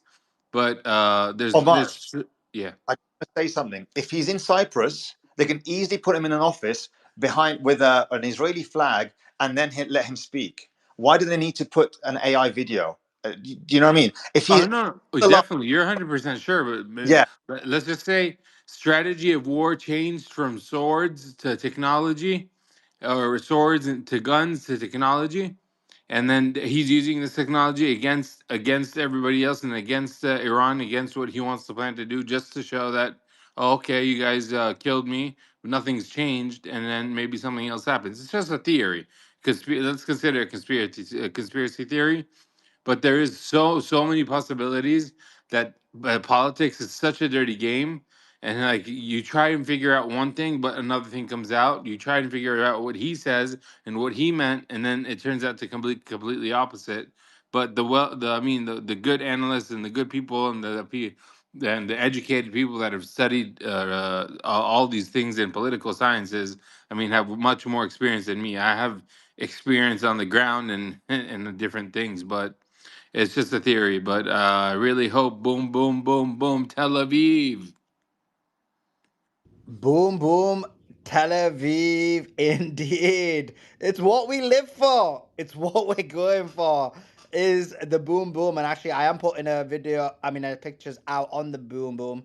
Iran hit Ber Yaakov Iran hit Ber Yaakov. That's been hit hard as well. Iran hit Ber Yaakov right now as well. Let's see who's on the panel. Let's go to Inevitable. Was there anything you want to add? Yes, yes. I don't look. I don't want to be the killjoy. I don't want to be that guy. But I don't think Netanyahu's dead. I haven't seen Oh enough my God! Did indication Tom for send it. you? Did Tom send you? No. Be quiet, I hate to inevitable. say it. Inevitable, shut up. But I do think that video was AI. And they do this. Trump has done it before. Biden has done it before, and they do that. I mean, well, Netanyahu in particular, he is a marked man, right? So it would behoove him. It would behoove them to not produce any sort of anything that can be traceable, anything that can be trackable. The other thing too is, and you know, you've got geo guessers on this app who can who can find pretty much anything based off of a shadow reflecting, a reflection of a shadow, let alone, actual footage. But other than that, I think I hate to say it too. Well, I guess it doesn't really matter either way, but I think there would be some people in Israel who would celebrate. There's a strong anti-Netanyahu crowd. So if he died, I don't necessarily know if that would change the outlook. That look, I'm sure it would be demoralizing, but they're very much married to this plan of Greater Israel and overall Pax Judaica, and they will stop at nothing. Last year in the 12 Day War, they were hit really hard. They were in pretty bad shape. Even their stock market was, experiencing some hardship, and people were fleeing for the hills and running for everything. And I'm not saying that that's not the case now, but in this case, in this effect, I think they're in some ways a bit more determined to, in their view, finish the job, quote unquote. And I think as well, or at least just from what I've been observing, they have this overall belief that they're even bigger than the United States, and I think that's the reason for the messaging that he provided, that Netanyahu or his ghost provided. I think the messaging from Netanyahu's ghost in AI form was that look, there's us, and then there's America, and we are bigger than them. There is a strong contingent group that believes that America applies golden handcuffs to Israel. They legitimately think that USA, that they can pretty much do for themselves more than what America does for them. And they're a huge swath of the population. They I guess there are presidents in the past like Reagan and like Obama, I believe, and Biden I think was the most recent example, who delayed military aid and whatnot. Not saying that they denied it, but they were pretty frustrated with the wavering of some presidents in the past for their wholesale support, which is why they have the perfect guy in office now in the form of Trump, who can pretty much give them whatever they want whenever he wants. But they look past Trump, and I think it's important to remember that as well from their side, that they think that they are bigger than America. And it's sort of like the embarrassed millionaire syndrome, where they truly believe that they are just they already are a superpower, but that they're just simply not in that official position yet. And yeah, I think that's just important to take into account. Yeah, I think that's my only 2 cents that I would add to the current conversation, from what we've heard so far. By the way, great interview, Suli. That was really great. I appreciated that. Yeah, I have my points where I beg to differ a little bit. I do still think that there's going to be a ground invasion. I think all of the signs are leading up to it at this point. There's even more that contributes to the thought process, and more behavior that they're displaying that would denote a ground invasion. Not that there's going to be 50,000 people on the ground, but the idea of that island in particular, I think it's, what is it called? I don't know the name of but Can what's it called? Khark, Khark or something like that. Yes, Khark. yes, that island. I think that is going to be a huge contingent. They have to get the Strait open, right? And if Iran is not going to budge on negotiations. America is not going to provide reparations. That's just never going to happen. I don't believe that America is going to say, "Hey, we did wrong all of these years. We will pay you back." That's just not the United. When has America ever done that? We've never seen that in history where they will go back on their actions of war and renege. And if they do, to some extent, it usually takes about a few decades, if not more, for them to admit that they were wrong in any capacity. So what would be the common, or the, I guess, the rational conclusion? The rational conclusion, I believe, is going to be they need to force the Strait open. That even appears to be the messaging. That appears to be the signal that they are sending, and they will frame it as, we are going to save the world. That is how they are going to put it. We are going to save the world, and Trump is going to put himself as a hero, and the economic hardship that is to come is going to be directed as blame to Iran, and they are counting on their citizen population being cowardly enough to fall for it and comply with it. They are counting on the cowardice that they perceive from the American population. They truly are. And yes, it will absolutely be devastating. You might see 2020 level of conditions, but they consider it to be worth it because it's the pain now that they will endure and suffer in order for the satisfaction, supposedly, of quote unquote saving the world. They are looking at that position. But I could be wrong. I could be wrong. My information could be off, but I doubt it. Hey, Sally Beatrix, Andrew, Ziad, how Omar. you doing? Give us your thoughts. Just heard a rumor. I don't know if it's true or not, and I don't know if you guys have covered it. Talking about the 82nd Airborne being deployed to the Middle East. Did you guys hear about that? Yes, sir, brother. That's been a while now. That they've been forward deployed, and they're in the mix of that. Yeah, go ahead, brother. That's what you're talking about, right? Yeah. I just wanted to know if it's true or not. And they talked about like 5,000 servicemen. Yes, Colonel Aguilar was talking about that yesterday, and yeah, that can be confirmed. Now, the numbers, anything above I'd say 5 to 10,000 is very. Anything I'd say really honestly over 5,000 is questionable. But I think we have enough evidence that at least 5,000. But I know that sounds like a lot. That's like a division. But when you look at the big scheme, you put the whole picture together, it's a suicide mission. It really is. There's no forward deployed surge to protect and to bring in. Come on, 500,000. I've even heard one military analyst, and I think it was a general I was listening to about a couple months back, was saying that 500,000 to 500,000 is at minimum. But where is the forward deployed surge to protect that? The artillery. And here comes that asymmetrical threat. We're dealing with an asymmetrical, meaning there's the missile, drones, hypersonics, missiles, the Chinese providing amazing intelligence. I'm talking about human, mostly ELINT. ELINT is electronic countermeasures and electronic intelligence.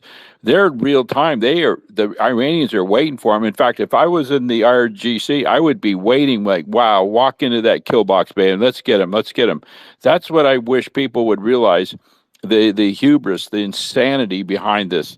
And Colonel Aguilar even, hey, brother, did you hear Colonel Aguilar? Get a chance to listen to him. He's basically saying he foresees actually having the 82nd Airborne units and go in and make an incursion, and only for one purpose only, to see a massive loss of lives. I know this is insane. And then Trump could use that and say, oh, look at this. We have to use a nuke. Now, we've gone over this 1,000 times. It won't be an SSBN strategic missile, but it'd be a tactical, meaning a lot smaller net radiation usage there. But even then, It's possible, but there's no way America can win this war unless we use the ultimate, just complete annihilation of every ICBM. Do three SSBN launches and empty every one of their missile tubes. So you're looking at 60 ICBM missiles coming at them, and that's unthinkable. I mean, Russia's already made it clear. No, we have nukes too. Do you think China's going to wait? No, the U.S. is going to. They're on their knees. They're going to acquiesce. And yesterday, Simon and Dark Space and Robert were in here, the analysts. And last night in the space, about 3 o'clock this morning, Mays was releasing some very valuable information where there is a tremendous amount of negotiations where Germany is now telling the world, and it's in Asuli. Beatrice got the receipts. May sent her the thing where Germany is now. We'll confirm it. Is telling Russia, "Hey, man, we're cool. We don't, we want to negotiate on this oil thing." So yeah, the world is coming to a very pivotal point here. We're not looking at months here. We're looking at days. And I know people think I'm crazy saying it, but yesterday it's what Simon and Darkside, those guys were saying yesterday in the space. Yeah, Andrew, the signal intelligence too, along with the ELINT you had mentioned earlier, that's been massive. That's been massive. The 358 missile that they've got, that loitering missile, has been doing so much damage. If anybody told you 15 years ago that something would be terrorizing the Reaper drone in the way that the 358 missile has, I think they've taken out about a dozen just so far. Reaper drones, and these 358 missiles they're not that expensive. I don't think it's more than, it's definitely not touching six figure per missile, and they're able to track down, and a lot of that has been because they're able to go from navigation through satellite, through the Beidou satellites, to just full blown just targeting, like using infrared, and they have this sort of pattern that they're able to keep track of over a designated area, and they're able to launch these from the beds of trucks and control them from a coffee shop like far away. It's that easy. It's that easy. They're the inertial navigation, that's what I was thinking about. They're able to basically switch back and forth from inertia to full-blown satellite signals, and the signals are protected. They're because again, America's electronic warfare is incredible. So the biggest factor that they have to prevent or stop these missiles dead in their tracks, like they did in Venezuela, is like it's completely neutralized due to, again, like you mentioned, the ELIN and the signal intelligence as well. So I just, yeah, it's a full blown. Many strategic victories have been won, in some aspect already. They've completely underestimated Iran, and I do agree. Like, America is not in an advantageous position whatsoever. I just want to say I'm in two minds personally about whether they're going to go in or not. And I agree with Andrew and a few others who said that they're going into a literal meat grinder in Iran. And that's probably why some of these generals, I think internally, the US command, US Navy, are probably saying this is a really bad idea. Looks like a really bad idea. But I just want to say, like, in traditional warfare, I think Larry Johnson said, to win a war, you need ground troops. So that's the objective, to win the war, right? You need ground troops, and you need 3-1. If you're invading, you need 3-1 in terms of I thought it was 4-1. Invading force over the defending force. So if you are the US, and remember, we know that the Iranians have got 2 million troops. And then I think 1 million is deployed scattered across the western borders. And obviously they set up traps. They've been preparing for this for 40 years.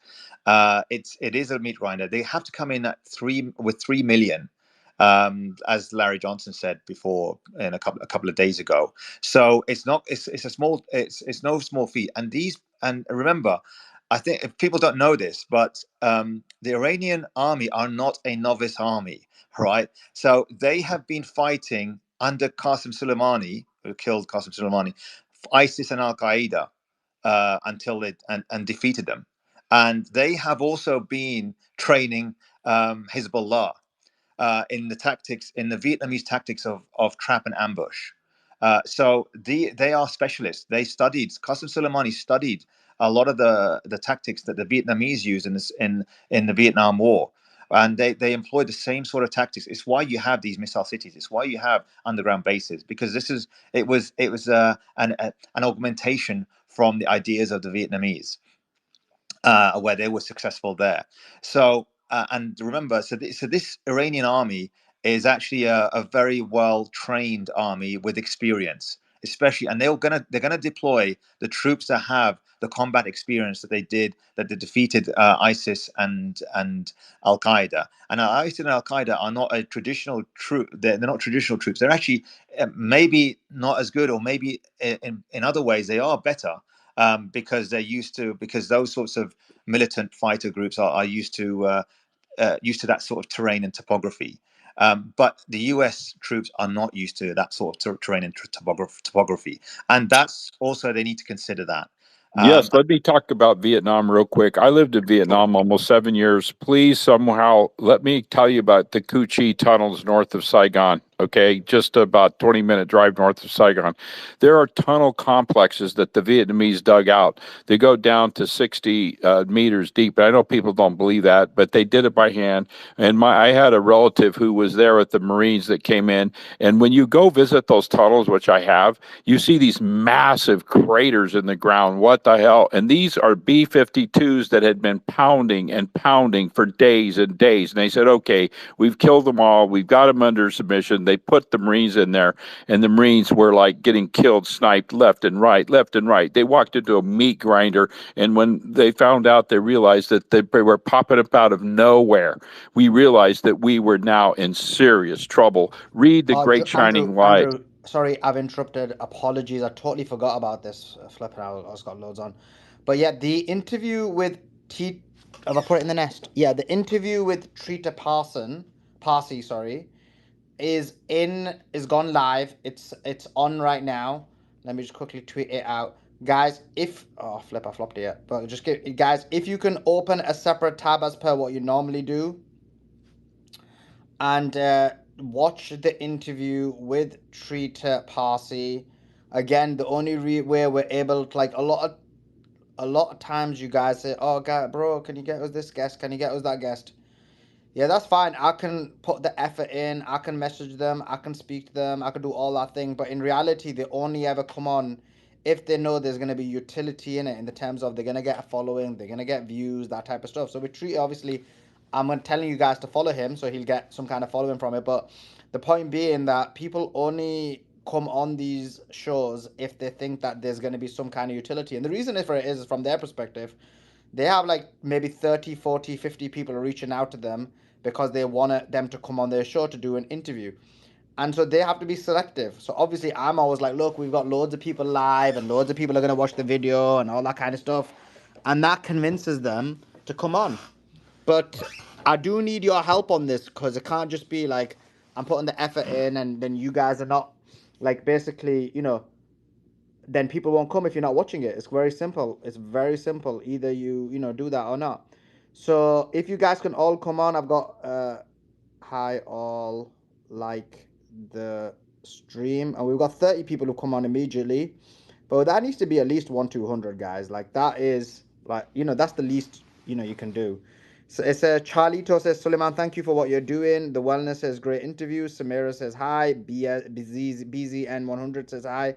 And the Wellness says, good day all. But look, at the end of the day, look, I can put the information out via tweet. I can organize the interviews. I can email them, send them the link, get it prepped, put the video up, put all the stuff up, put it out, all that kind of stuff. I can do that, but I need you guys to do one little thing, which is to open the video on a separate tab, because you obviously heard the video live. You heard the interview live, I think it was 2 hours ago.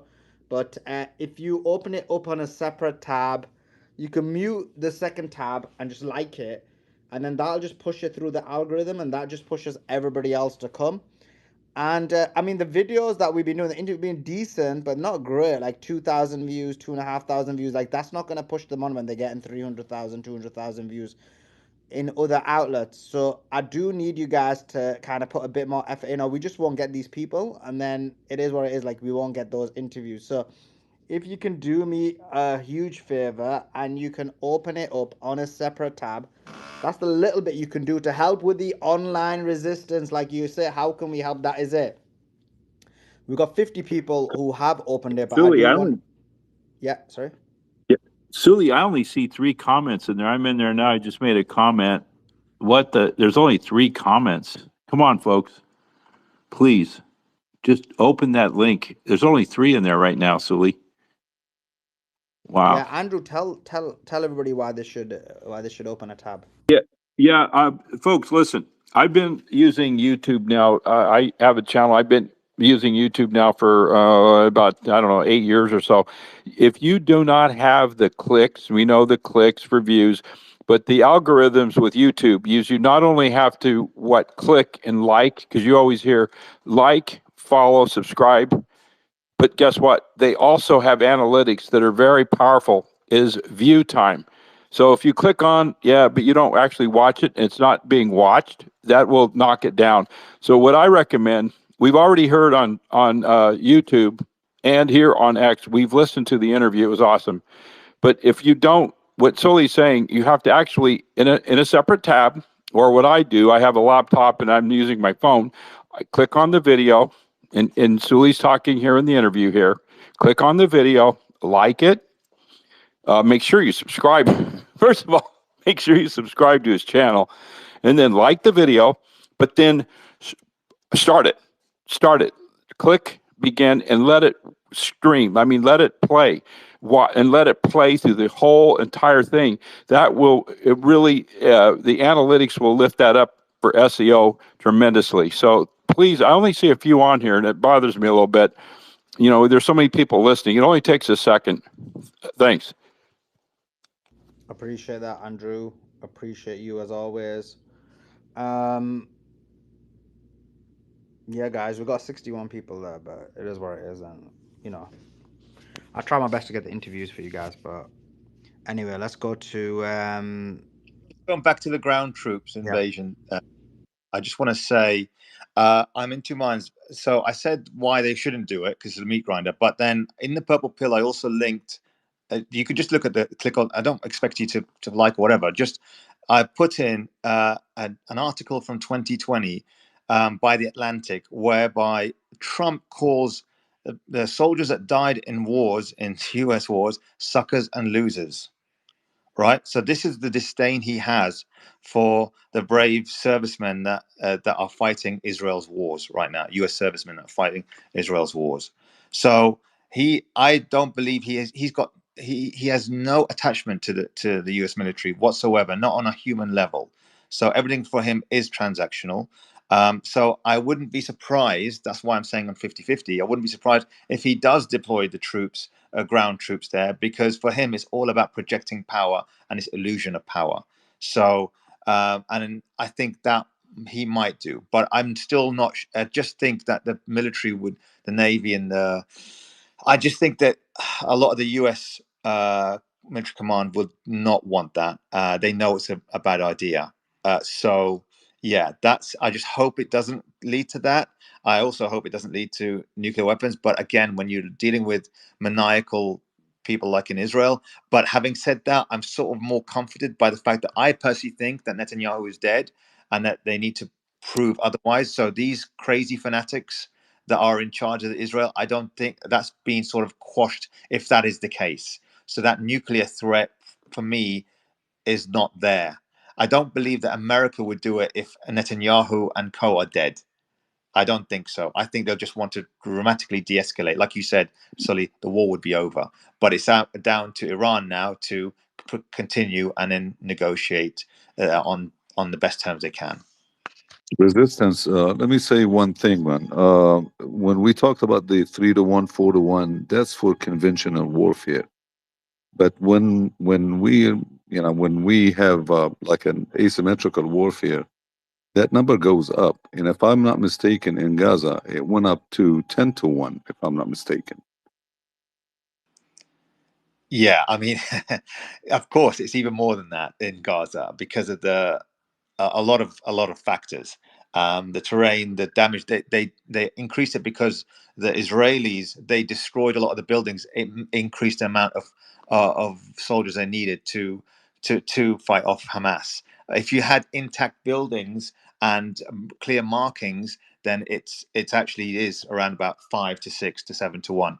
But when you destroy all the land, the area, and you're not aware of what markings are what landmarks are where, then it becomes even more difficult because the locals are the ones that know that area very well, especially because the tunnels are like a London Underground for equivalent to a London Underground map for the Gaza Strip. So they come out of tunnels, they know where they are. So they know what street they are, even if they're bombed, even if the whole area is bombed, they know. Whereas for an Israeli soldier, every damaged building, every destroyed building looks alike in every road. So you're right, Ziad. I totally agree. In Iran, they have some clear markers because it'll be on the borders. It'll be in the mountains. So, but again, they're going to come out of holes that no one will ever see. And look, whatever they taught Hezbollah, and Hezbollah are absolutely just hammering Israeli troops right now, and they did that last year as well. They're coming out of all sorts of holes in the ground and ambushing them. So they, and the Iranians, they gave them those similar tactics, or they modified them or augmented them in some ways. So I would, whatever the Israelis have experienced in Lebanon with Hezbollah, you should expect at least the same with Iranian military, if not more so, with more advanced technology and tactics. Yeah, excuse And me, it's real quick. unfortunate. Can I interrupt real quick? Hey, Suleiman, in the Trita Parsi interview right now, would you mind putting in the description box Trita's YouTube or his Twitter account? That way, when viewers come on, they can immediately, if they follow him from your description box. Yeah, of course I can. Yeah, I didn't know he's on YouTube, but I can definitely put his. He didn't mention YouTube on the interview, but his X, yeah, I'll definitely put. I don't know. I mean, Twitter account. The only one I think he said, and he's on Substack. But Yeah, at least Twitter, brother. Of course.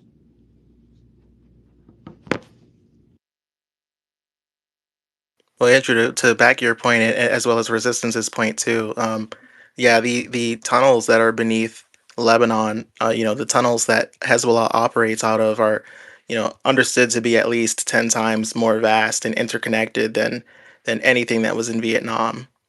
That's a given. And Iran has more than likely provided them, some of the tunnel boring machines that were also sent to them by China. I'm not saying that China is aware of this. I'm not, full disclosure, this is not me saying that China is facilitating Hezbollah in any way, but you have to imagine. No, they are in use in Lebanon, though. I know that for a fact. And Hezbollah uh, as well are more than they're only expanding their network. I'll put it to you like that. Yeah, Yeah. agree 100%. And that's why we're pressing 24/7. That's why I'm in this fight so closely, because if we don't get the word out, the false narrative, they're dog walking the people into this death and destruction. And we have to stop it by resistance, by saying no, no, no, and waking up the common people. And thank God, and during Vietnam, it wasn't until bodies started coming home in the hundreds, hundreds, and they kept saying, no, no, we're winning every night on Walter Cronkite. And I'm dating myself. We used to watch, that's what we had, ABC, NBC News. Walter Cronkite would say, war, we're successful American body counts. We're destroying the enemy and we will soon have victory. And then parents started to say, what the hell? We're seeing hundreds, not tens, hundreds of bodies coming back of our boys dead. Then the university students, God love them, they started saying, hell no, LBJ, how many boys did you kill today? I heard that. I heard it every day on the news. And then I'm from Colorado, my home state. born in the mountainous regions there, out in in a ranch. When we went to Boulder, my hometown, we heard these massive demonstrations, and my grandfather was saying, "What the hell? These college kids are going nuts. What the hell?" And then the people started to wake up. And this is what Suli's doing. This is the resistance today. Thank God. Get the word out. Yeah, and just to add to that, inevitable China, your point about China not giving Iran any boring technology, I get it, but they've managed to build missile cities, hundreds of missile cities. That's what they call them in Iran, missile cities, because it's so. It's the infrastructure there is so well defined, and the tunnel network is so far advanced. It is like a London Underground, but they have they have the tunnels, and I imagine the tunnel network on the border of Iran, to the western and the north of Iran, is similar. Is actually more pronounced than that in Hezbollah, given their boring technology that they have now. And look, Yeah, they didn't dig them by hand. I'll put it to you like that. And they aren't in Lebanon either. Go ahead. yeah.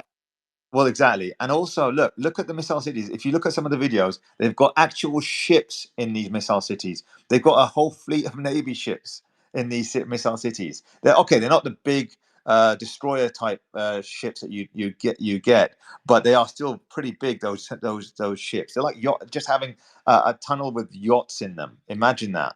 So this how big these tunnels are, that you drive through with these massive lorries through there. So I imagine it's the same. I imagine they did the same thing around in the border. So it's essentially they probably got like lifts all the way up from 50 meters deep or 100 meters deep, and then all of a sudden they're ready to start attacking, and then they just come out of these holes. Have you seen the? So remember when they said about the rocket launch? Iran's running out of rocket launchers. Yes, that was such nonsense. Yeah. But if you look at a lot of so they've got thousands of actual launches that come from underneath the Underground. ground. You're absolutely right. I put it in the pill. I put it in my feed, and you can have a look. They've actually got videos. You can see Yeah, that they inevitable come. China. You know, I liked him a lot, isn't it? He literally absolutely destroyed. Spent a good 20 minutes, and then someone tried to push back, and then he smashed again for another 5-10 minutes, and then Maze tried to push back because she was getting loads of DMs because everyone was losing it, and then he just went and smashed even more. Oh wait, Sule, I think you're off camera. Or I think you're on Okay. Thanks. But hey, All right, I'll so take the phrase. you were adding something. Wait a minute, I shouldn't have said anything. No, go ahead. He was adding something. Yeah. Sully. So yeah. I was going to say, so you got all these missile cities underneath, and I just think that they are. It's going to be a nightmare for the U.S. troops, and I really don't want these U.S. troops to just go there to their deaths. Because that's just not fair. They didn't sign up for this war. They're fighting it for Israel. If look, I'd much prefer to see IDF soldiers go into Iran and implement their ground invasion. I'd love to see that. And believe me, I'm sure everyone here would have no qualms whatsoever of seeing them slaughtered in a meat grinder. But the fact is that these US soldiers, they signed up to serve the United States in a defensive and predominantly in a defensive capacity, right? Not in a war of choice capacity. So I just feel bad, but they're going to be falling into a meat grinder. So that's why I'm just not sure whether a ground invasion is, because look, the objectives, like I said, if Trump really wants to win the war, then he has to have a ground invasion, because all wars are won via a ground invasion. But he's so ill prepared because he's only, how many troops are going to deploy? Like 10,000, 20,000 against I don't know, a million strong army there on the border. It's just going to be suicide. It's a suicide mission.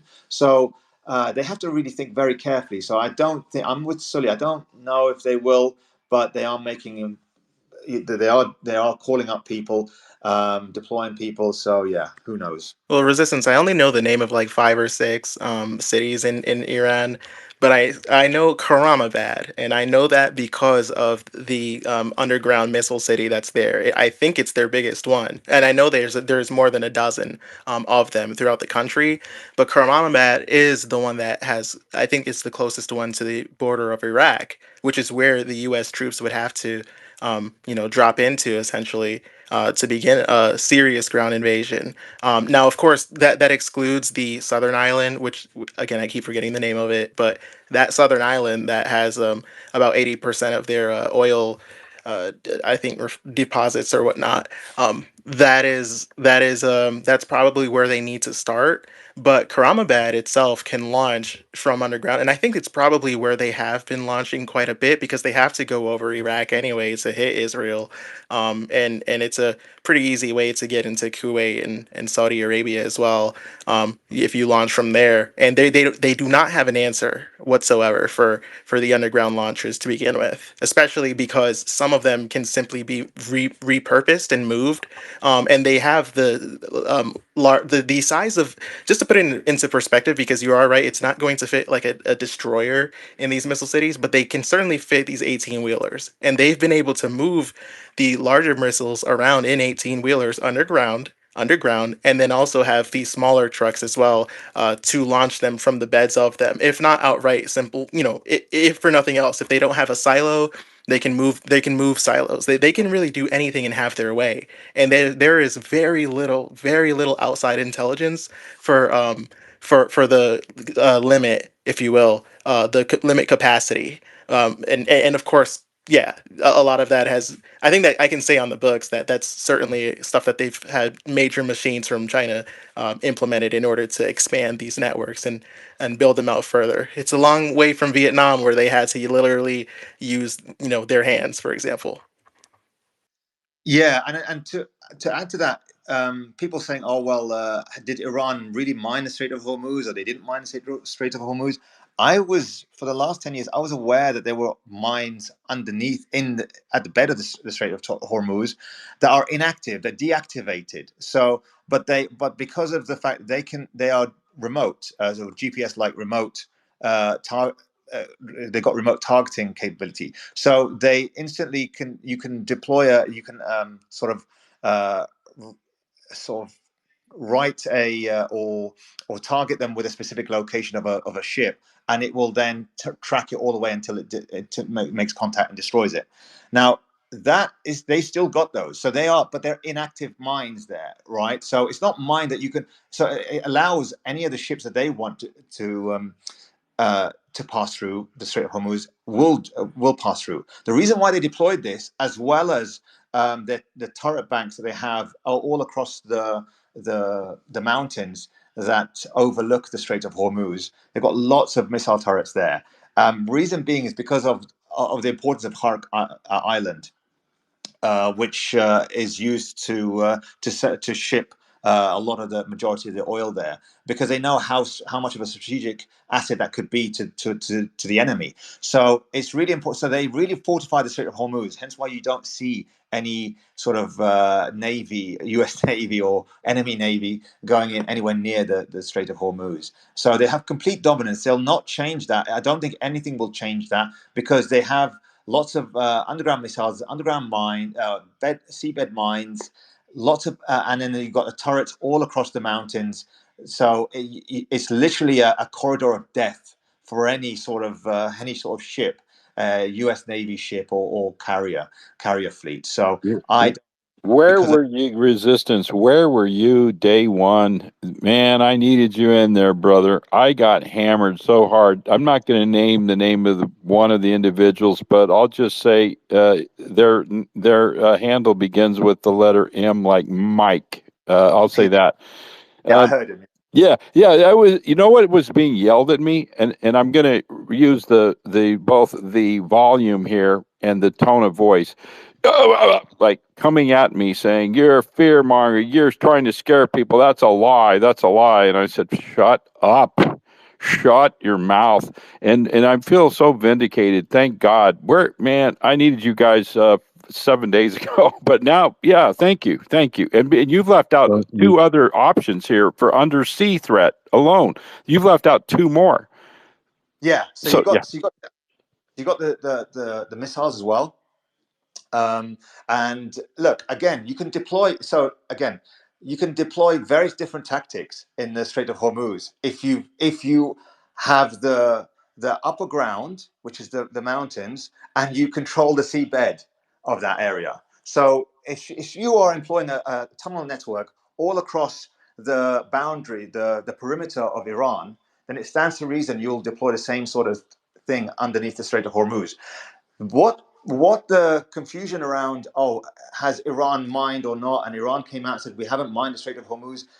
It means that we haven't traditionally mined the Strait of Hormuz, right? We haven't deployed these mines that are just floating in the sea and waiting for any tanker to hit it. That's ridiculous, right? They're all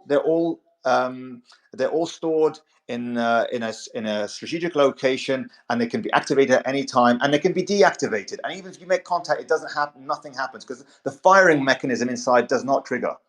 So this idea that that it's a minefield for all friend and foe cargo ships, that's ridiculous. And also the idea that the US are trying to destroy all the nuclear facilities. Well, they've decommissioned a lot of the equipment out. They've decommissioned a lot of the equipment out, and I think that's where some of the Russian engineers, they're also helping in decommission or whatever the decommission protocol or safe storage protocols that are implemented in some of these nuclear facilities, right? Just in case that America is stupid enough to try and bomb a mountain with, I don't know, 10 nuclear weapons, because that's probably what it's going to take, in my opinion. Just some more breaking news. Sure. So Pete Hegseth said the following. I put this tweet out. He said, Iran's leadership is in no better shape, desperate and hiding. They've gone underground, cowering. That's what rats do. We know the new so-called supreme leader is wounded and likely disfigured. He put out a statement yesterday, a weak one actually. The irony is they were all out in the protest today. All of the leaders were out in the protest. Anyway, Ali Larijani responded and said, with pictures from that protest, and he said, Mr. Hegseth, our leaders have been and still are among the people, but your leaders on Epstein Island. So that was a good smash, that. I love it. Yeah. India has also requested permission from Iran to use the Strait of Hormuz. We also have had explosions in Baghdad as a result of strikes on the American Victoria base in Iran. Okay, I think I put that video out already. Let's see what else is that. Okay, I mentioned that already as well. Okay, cool. Andrew, did you wrap up your point? And then I'll go to somebody else. Yeah, I was. Yes, sir. Thank you. Sulaiman, I wanted to remind people that when we talk about the Strait of Hormuz, I think Iran put out an official statement a few days ago, basically saying that Trump make another mistake and you would lose another strait, which I think it's going to be Bab el-Mandeb. But someone has their hand up, Coach, Jur, Sulaiman, if you're not paying attention. Yeah, cool. Yeah, if you're wrapped up, let's go to him. Awesome. Thanks for the time, guys. I want to entertain another possibility. I was listening to the space for basically from the beginning, and I haven't heard this idea. So I personally think, and I would want that Iran is trying to keep the strait closed as long as possible to make US bleed as much as possible and force it to withdraw. And that would give them the best position to negotiate whatever they want. Of course, I would want the whole Zionist regime be dismantled and, to vanish, but that's another topic. From a military aspect, any view of ground invasion is literal suicide. They don't have domestic support. They don't have international support. Logistics are extremely bad. Bases are damaged or destroyed. There's Iraqi resistance. They have Iran has a kill box, kill zone. Like, even if they send double the numbers they had in Afghanistan, they would most likely still lose. So there are three options that I see is, if they do a ground invasion, they would do it like it was mentioned in an interview, to use that as a preface for a tactical nuke. That would be one of the worst options, and it would still lead to financial collapse and other atrocities. Two is, if Iran succeeds in keeping the strait closed for a long period of time, I understand there would be possible economical collapse as well, which would mean the banksters would also suffer, which I would be happy, and a lot of people would suffer, but it would allow them to have the least amount of casualties and force the US to withdraw from West Asia, and possibly to remove the whole Zionist regime as well. The third, that would be my preference, of course. The third option is a possible mini deal of sort, which would preserve the status quo as is in a way, and that would be also not a favorable option. So I personally think strategically the best option for Iran would be to keep the strait closed for as long as they can, to make the US bleed, and negotiate like after that when they suffer enough. That would be my thought process. I want the input from anyone who can give some. Thanks for that, Kodjo. Let's go to AM. AM, jump in. Hey guys, how you doing? Good. I just wanted to address a problem I think I identified yesterday. There was this gentleman who jumped on the space asking for a daily summary, and I think Beatrix suggested him watch your YouTube videos, Suleiman. But I think he didn't have time for it. So I was thinking maybe there's a large audience that doesn't have time to follow the events in real time, and maybe would prefer something like a text. So I built a tool that pretty much transcribes.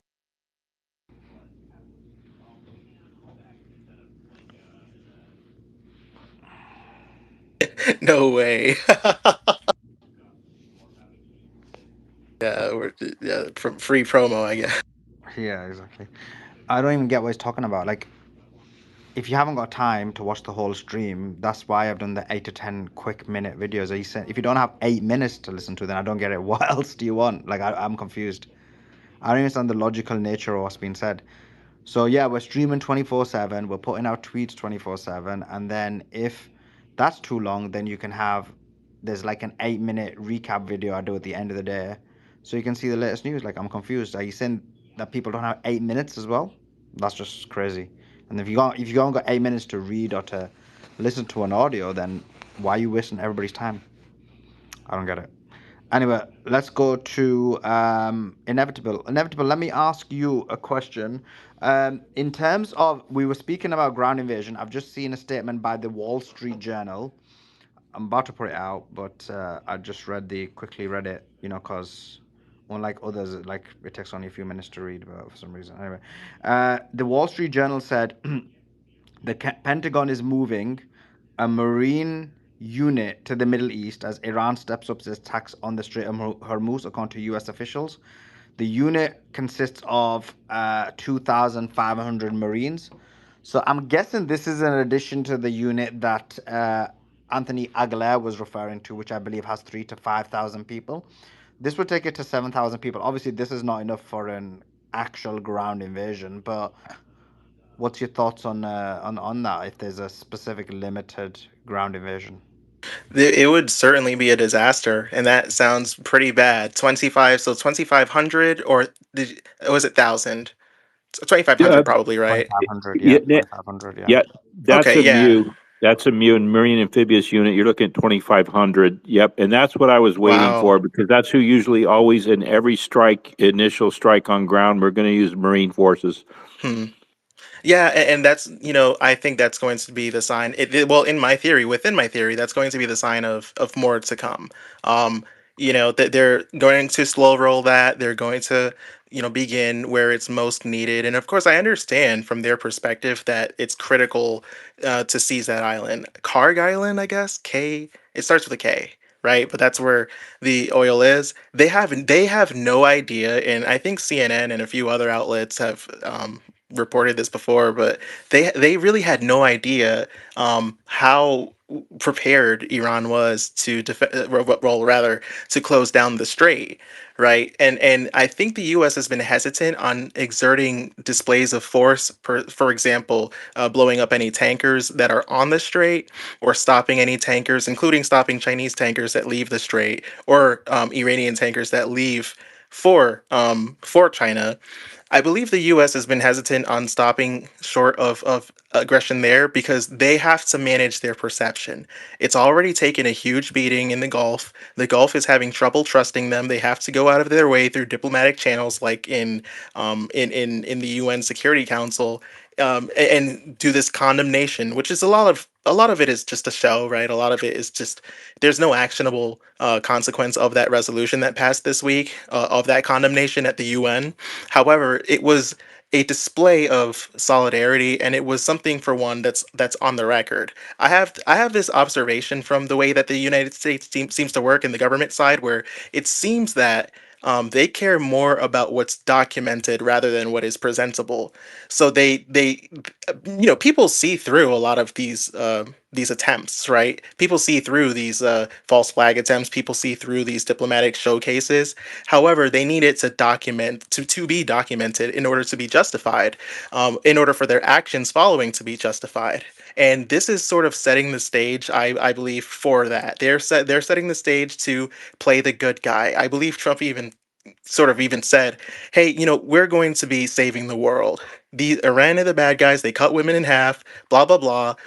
All sorts of lies, and they're going to frame themselves as, hey, we're doing what must be done. And I think they're counting on the economic pain that is to come. Look, I could be wrong. Tomorrow Trump might get on his knees and beg for forgiveness, for all I know. But however, I think they're counting on the economic pain that is to come, because the more that people feel pain, the more their mettle is tested. It's very easy to keep a moral high ground now and say, man, 2,500 troops, my goodness, this is horrible. But when this is framed as putting groups on the ground in order to make your gas prices go down, I think that's going to be you might get a different general public consensus. So they're testing the waters.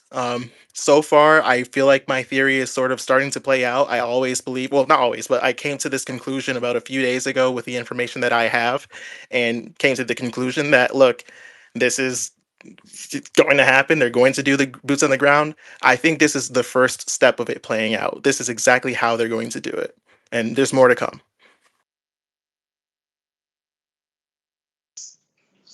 I think also we need to consider. I think one of the callers said this. They don't have the logistics. If their Resistance, your mic bases was are, fine before, and now it's messed up. it's probably. Oh, okay, let me take my headphones off. Did you have them off before? Yeah, yes, I had them Okay. off before. Can Makes you hear me sense. Yeah, now? yeah, it's clear again. Yeah. So one thing we need to consider is essentially when it comes, the America doesn't have the bases anymore. This is why, again, part of the thing that Trump said, it's almost over. Whatever they say, any losses is really any losses they claim that is to do with Iran is actually you got to look at their losses. That's because it's always doublespeak, Orwellian doublespeak, which is always reflective of them. And any wins, it's really what the Iranians have won. So, for example, it's almost over. There's nothing left. Yes, for them, there's nothing left. There's no bases left. So all 19 bases are practically inoperable there. So from that point of view, they don't have that logistical support. You're right, Sully, about the KC-135 airline tanker that's been shot down, and another one was almost shot down as well, because it scares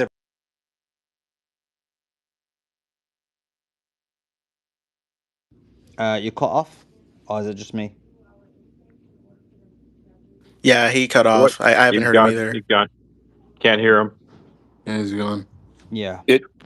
Let me interject something while he's coming Andrew, back. just before you This interject, Andrew, can I ask you a specific question? Because I actually do want to hear your opinion on that rather than something general. The report that came out, Andrew, was let me just get it up. Sorry, where's it gone? Oh, here you go. So the report that came out was that here you go. The report that came out, it was that it's the military, the Pentagon is moving. This is what the article said. Obviously, I tweeted it out very vaguely, but in detail. The Pentagon is moving a Marine Expeditionary Unit to the Middle East, about 2,500 Marines and sailors. F-35B jet, Osprey aircraft, tanks, artillery, drones, special operation units.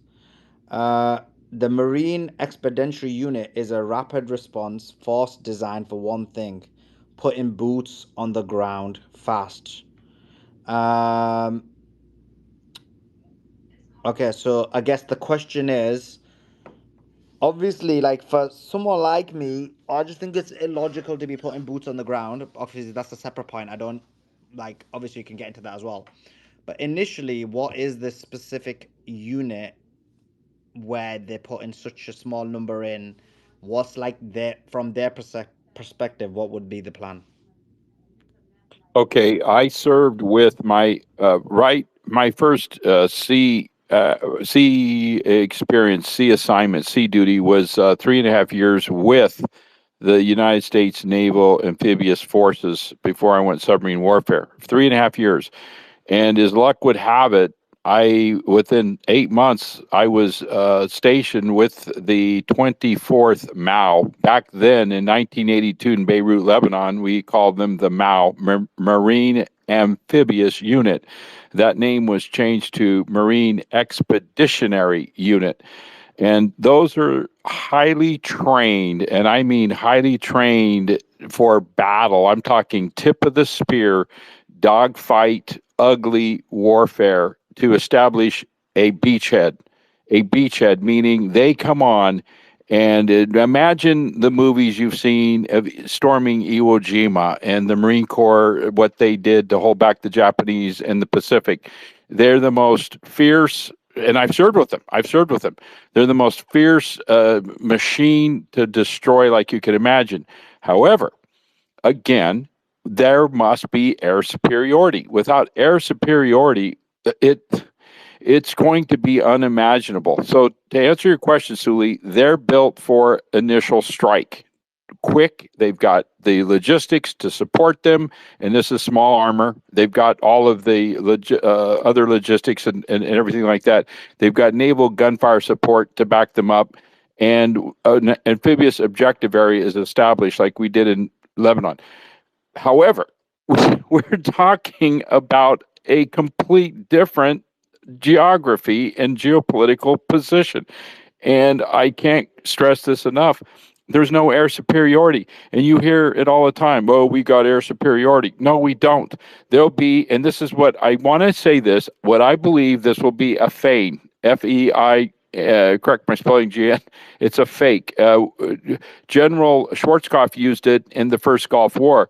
We had a MEU, I don't know which MEU it was, 22nd MEU. We had them up against Kuwait, and it held the Iranian, the Iraqi Guard, the Revolutionary Guard. We kept 2 divisions of the Revolutionary Guard. We held them. We pinned them down. And like I said, I was at the Pentagon during that time. We pinned them down south because they were expecting a Marine amphibious unit to strike. They never did. It's used as a threat.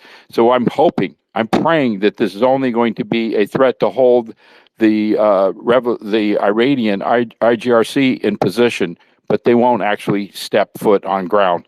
It's just used to hold them in place. So there's amazing levels of mental, psychological warfare being played right now. It's like a chessboard. So I hope that helps. Hey, to my understanding, Andrew, the Iraqis also got a lot of help from their population as well. I think that was a pretty key point there as well during that time point. That Yeah, whereas the very much. U.S. doesn't have much assistance whatsoever. Go ahead. What were you saying? Yeah, no, exactly. That's just what I'm saying. I mean, you should. I'm talking to myself. I'm destroying furniture in my living room.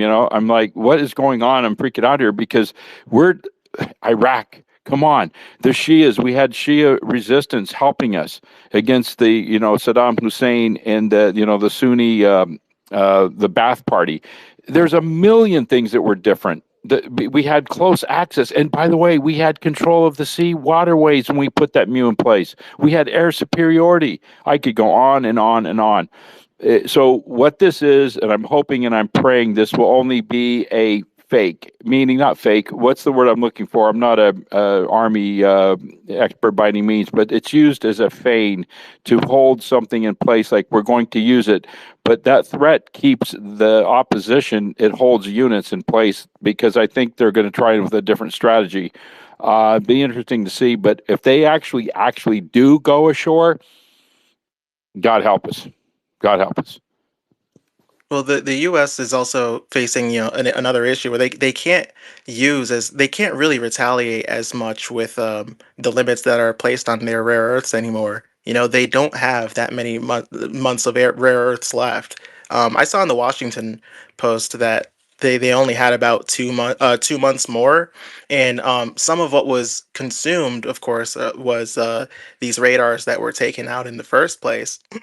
I think, even though they can try to stockpile, you can pass a bill, right, like the bill that was passed last year, to increase your stockpile. But these are contracts, and what people don't seem to get about military contracts and spending deals, and hey, we're going to give Ukraine this much money, or this many this amount of weapons, is these aren't built. You have to procure the components. You have to assemble and procure the precious metals and the important critical minerals in order to assemble things like some of these radars that were taken out. Which is why, for example, when the United States took the THAADs, as well as the Patriot missile system from South Korea, I already said to myself, look, they're not getting them back. South Korea is never getting them back. Not even if they're not destroyed. Even if they survive this war, they're never getting them back, because it's going to be extremely difficult to get them back. It's going to take years, probably around 8 to 10 years. And some of these precious metals, and some of these critical minerals, like gallium, for example, is like 100% from China, and that's a Chinese ally. Obviously, it's not a military ally, but well, as far as security guarantees are concerned, but we already understand the military part to play, the defense part to play in this entire affair.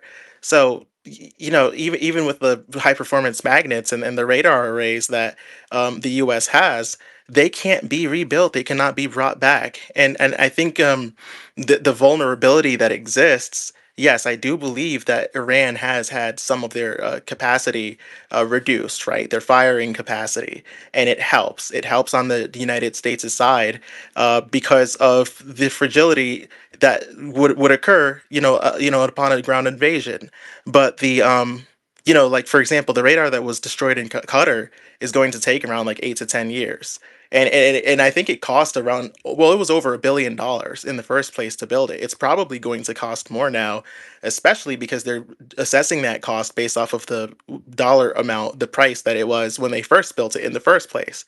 So if it cost $1 billion now, it'll probably cost two for them to rebuild it in 10 years. But then, if the idea that like, for example, like the strikes that the U.S. uses, they use Tomahawks. Those are the ones that blew up that school, unfortunately.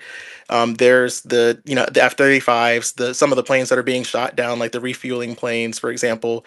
Um, they rely pretty heavily on precision guided munitions, and that consumes a ton of heavy, or rather rare earth minerals, right? Especially the components of them. So because they already spent around $10 billion within the first week, they burned through their advanced munitions. They burned through them at an insane rate, right? And it's a rate that outpaces production, probably by a few orders of magnitude.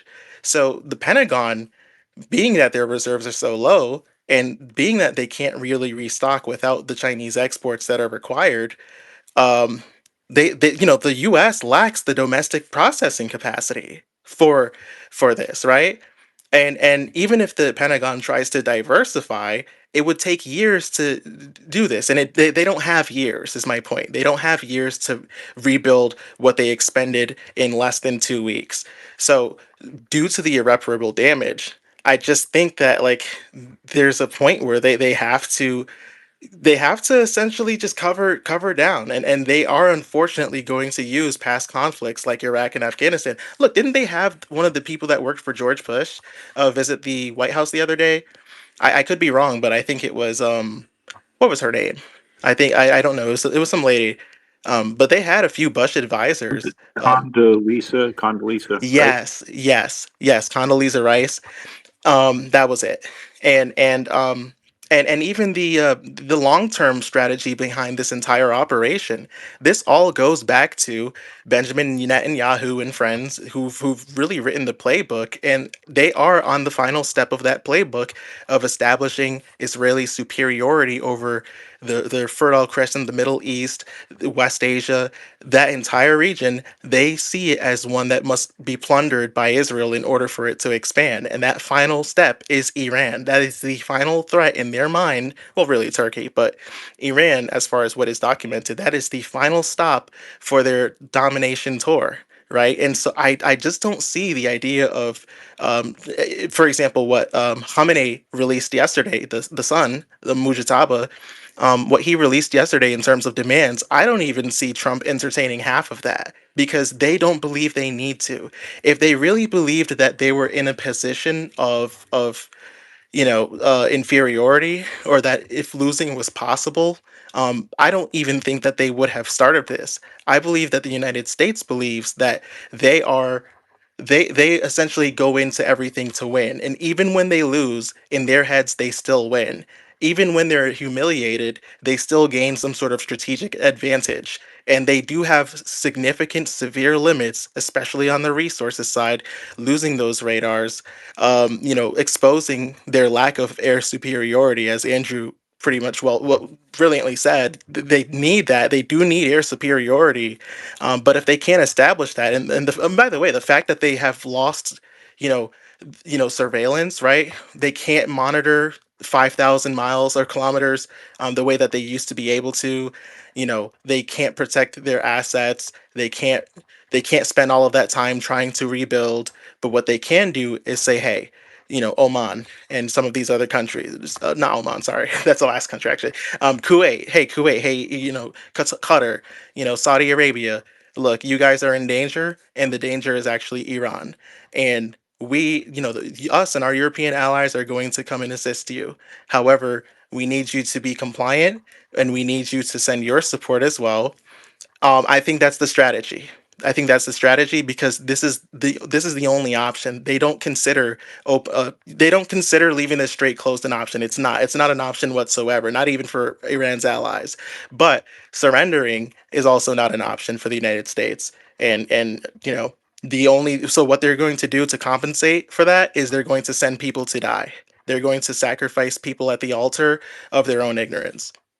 Yeah, and let me And just add. Okay. just before Oh, you go, Andrew, and I want you to continue this conversation, and then after this conversation's finished, I know Adam's going to give you guys the news, but just before he does, I just want to thank every single person on the space, every single person listening on YouTube. I was just looking at the Tita Parsi video, and actually, we got 50 comments on there. That's like the most we've had on any of the videos. So I appreciate everyone taking the time out and really commenting on the video, liking it, pushing it out, because that does, as I said, it does help us get more people. Like, I'm just messaging some more people to try and get some people sorted for next week. So really appreciate you, really appreciate every single person in the YouTube and the X who's putting the effort in to make sure that the YouTube has a lot of comments, has a lot of views, so that we can get as many people in here as possible.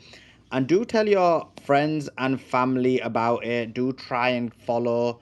We've got, is it 48,200 people on there? If we can get another few hundred people to follow and get that up to 48,500 today, that would mean a lot. And so if you want to follow, the tweet is in the nest. It's the Tita Parsi interview on the left. And then the second from the left is the way you follow. It's the YouTube, which is youtube.com/Suleiman Ahmed X. You just click on it and follow. We've got one, possibly two. Let me see if the second person has replied to me. We've got one collaboration later on with Rathbone tonight, and then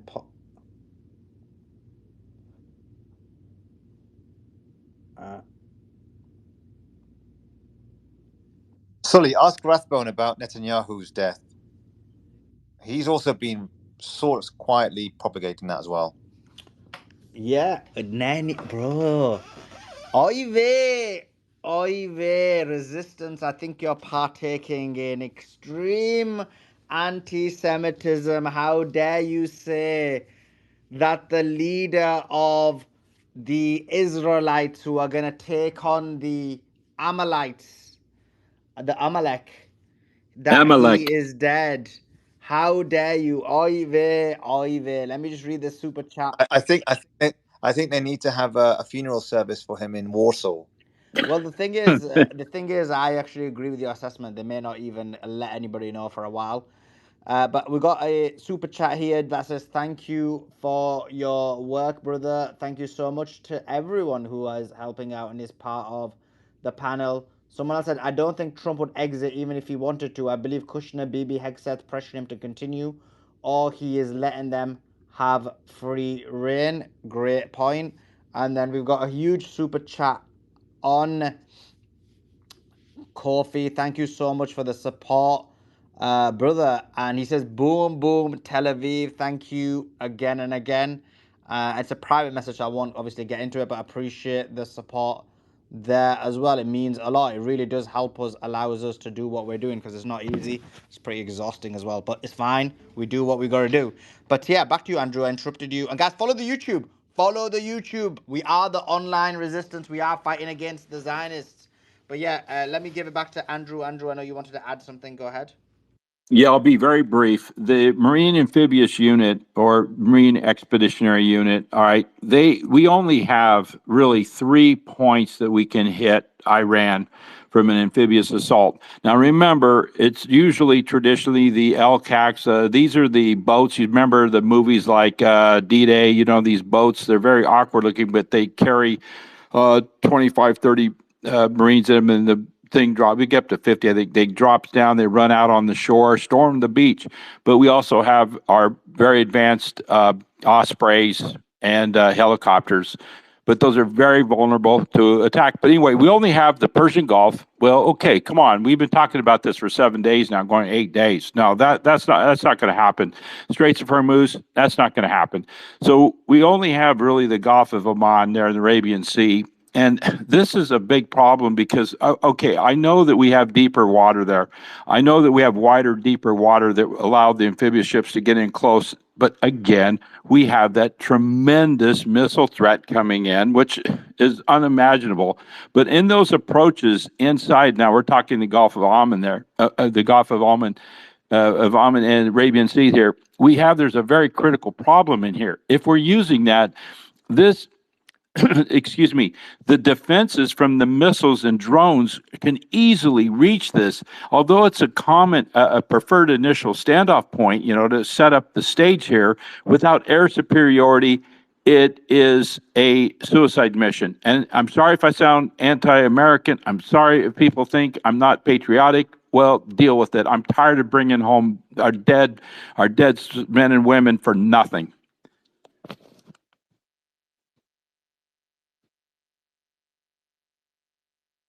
Thank you, Andrew. Is there any hands up, or should I go on news? Because right now I'm in a rabbit hole here because there's some interesting things that have happened here. Two things. One, there seems to be a video with Netanyahu having 6 fingers, and I'm trying to figure out what's going on with We've been that. talking about that, and Adam, Huh? we've just been talking about that. Uh-huh. I personally think that, I personally think that he is dead. I think that happened when the deep IDF bunker was hit. You know, where you saw that long metal strut Yeah. coming out of that. Mm-hmm. That's where supposedly, and there was a massive security incident as well. So you had all these. Do you remember that all those emergency security services? Yeah. That were there? That's where I think he was potentially killed there, or it was his house where he bombed. But do you remember, if you noticed, that Trump said straight after that incident that he said, "Oh, we're going to call a press conference. The war's over. The war's practically over. The war's practically over." Yeah. I think that's what he means, because on his side, the proponents of this war were always Israel and the Likudniks, headed by Netanyahu and Ben Gvir, who I also think is dead as well. And that would, and so now, I was saying this to my friends internally in the WhatsApp group, because I have some Iranian friends and others, and they all laughed. I said, look, one prediction would be, if he has to come out in the public and show himself, and then that I will dismiss that. Or he comes, or if they bring him out in an AI video, and it's proven to be AI, then he is dead. And lo and behold, last night, he came out in an AI video, and they showed that he had 6 fingers. And that's when because I've been reading intelligence reports from these Russian sites, and they've been pretty accurate so far in what they've whatever. Who's been accurate? What Who's been accurate? some of these Russian reports on Telegram, whatever. Yeah. Okay. US CENTCOM tends to announce it 2-3 days later. So and they obviously the US CENTCOM denies it, but then we know that the Lincoln was hit, the Abraham Lincoln was hit. The KC-135, that was the first one. It was already shot down. All of them died. I'm not sure if all of them died, but a lot of these things. Netanyahu was killed. The generals were killed.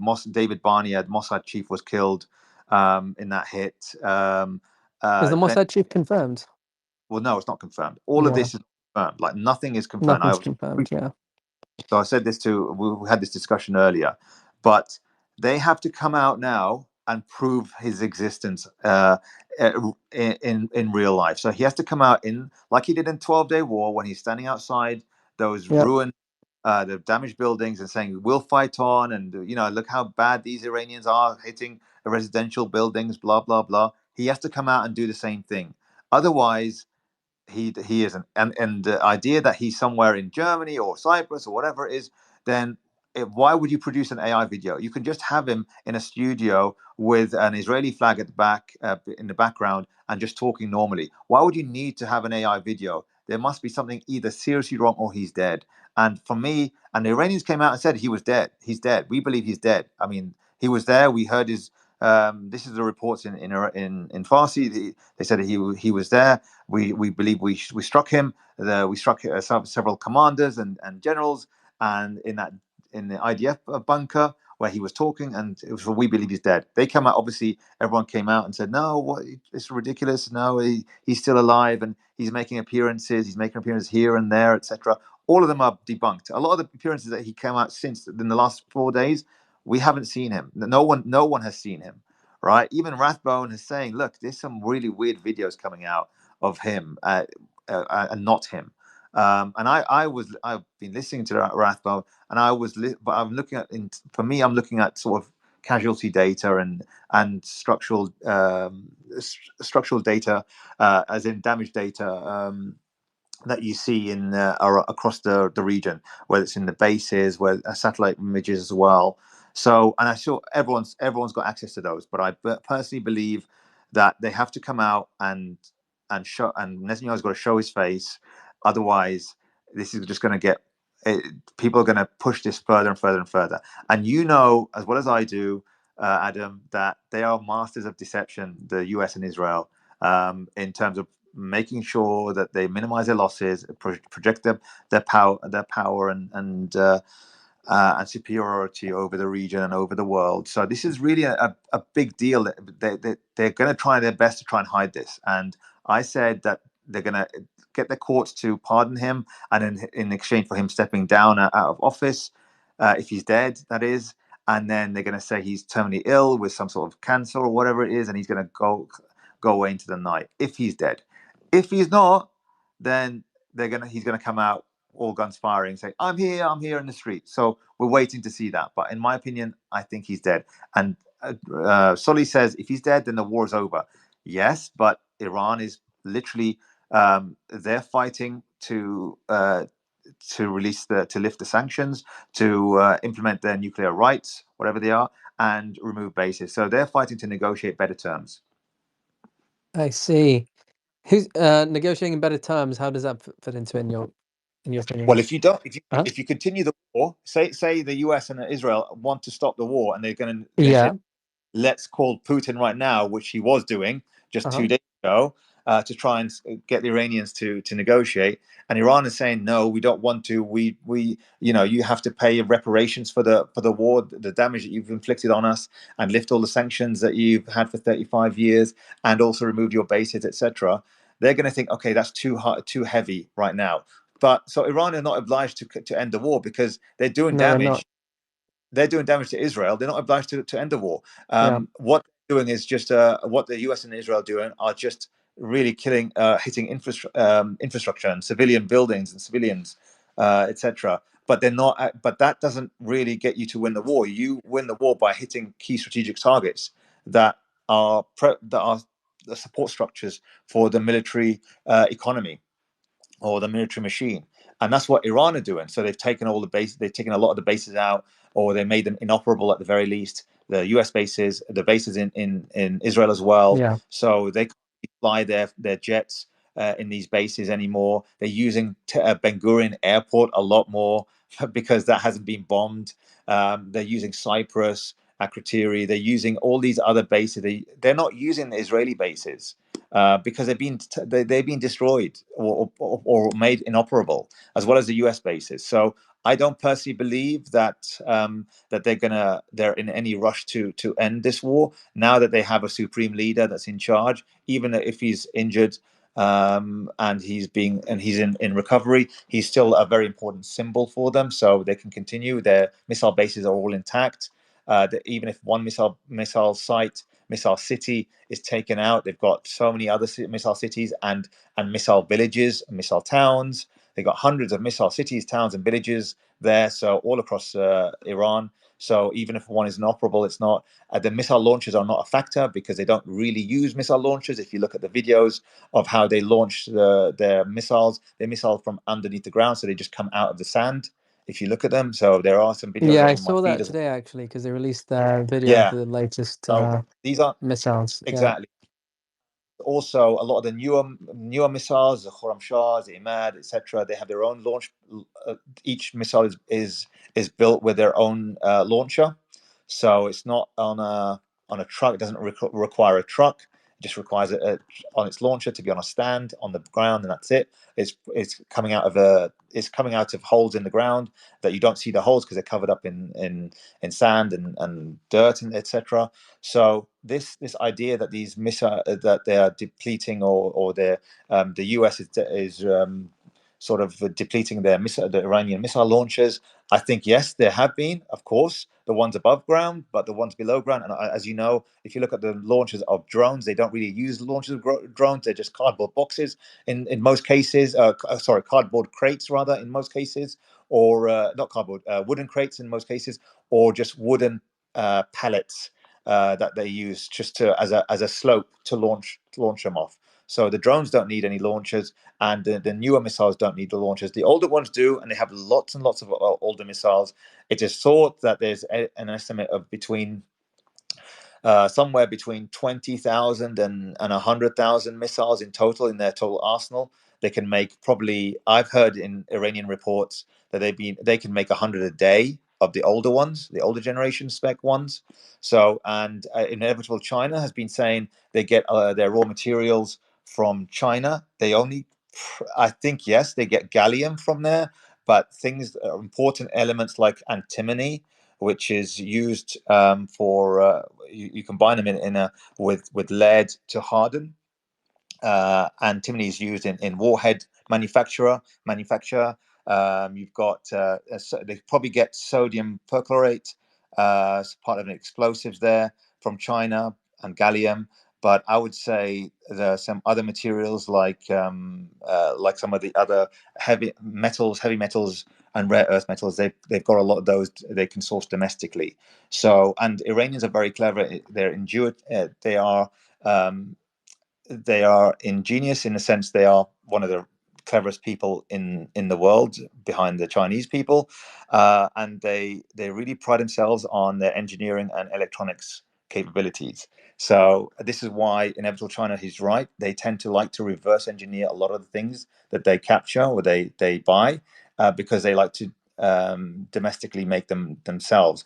And it's not intentional. It wasn't intentional. It was forced upon them because of the sanctions. So if you look at their industry, they've got their own cars as well. So they do import cars, but they manufacture their own cars. They've been manufacturing them for like 15 years. The Samand is their national car, but so many other things they self produce. So they're self-sufficient in a way, but obviously they rely on the oil and some of the other minerals that they export out, even under heavy sanctions.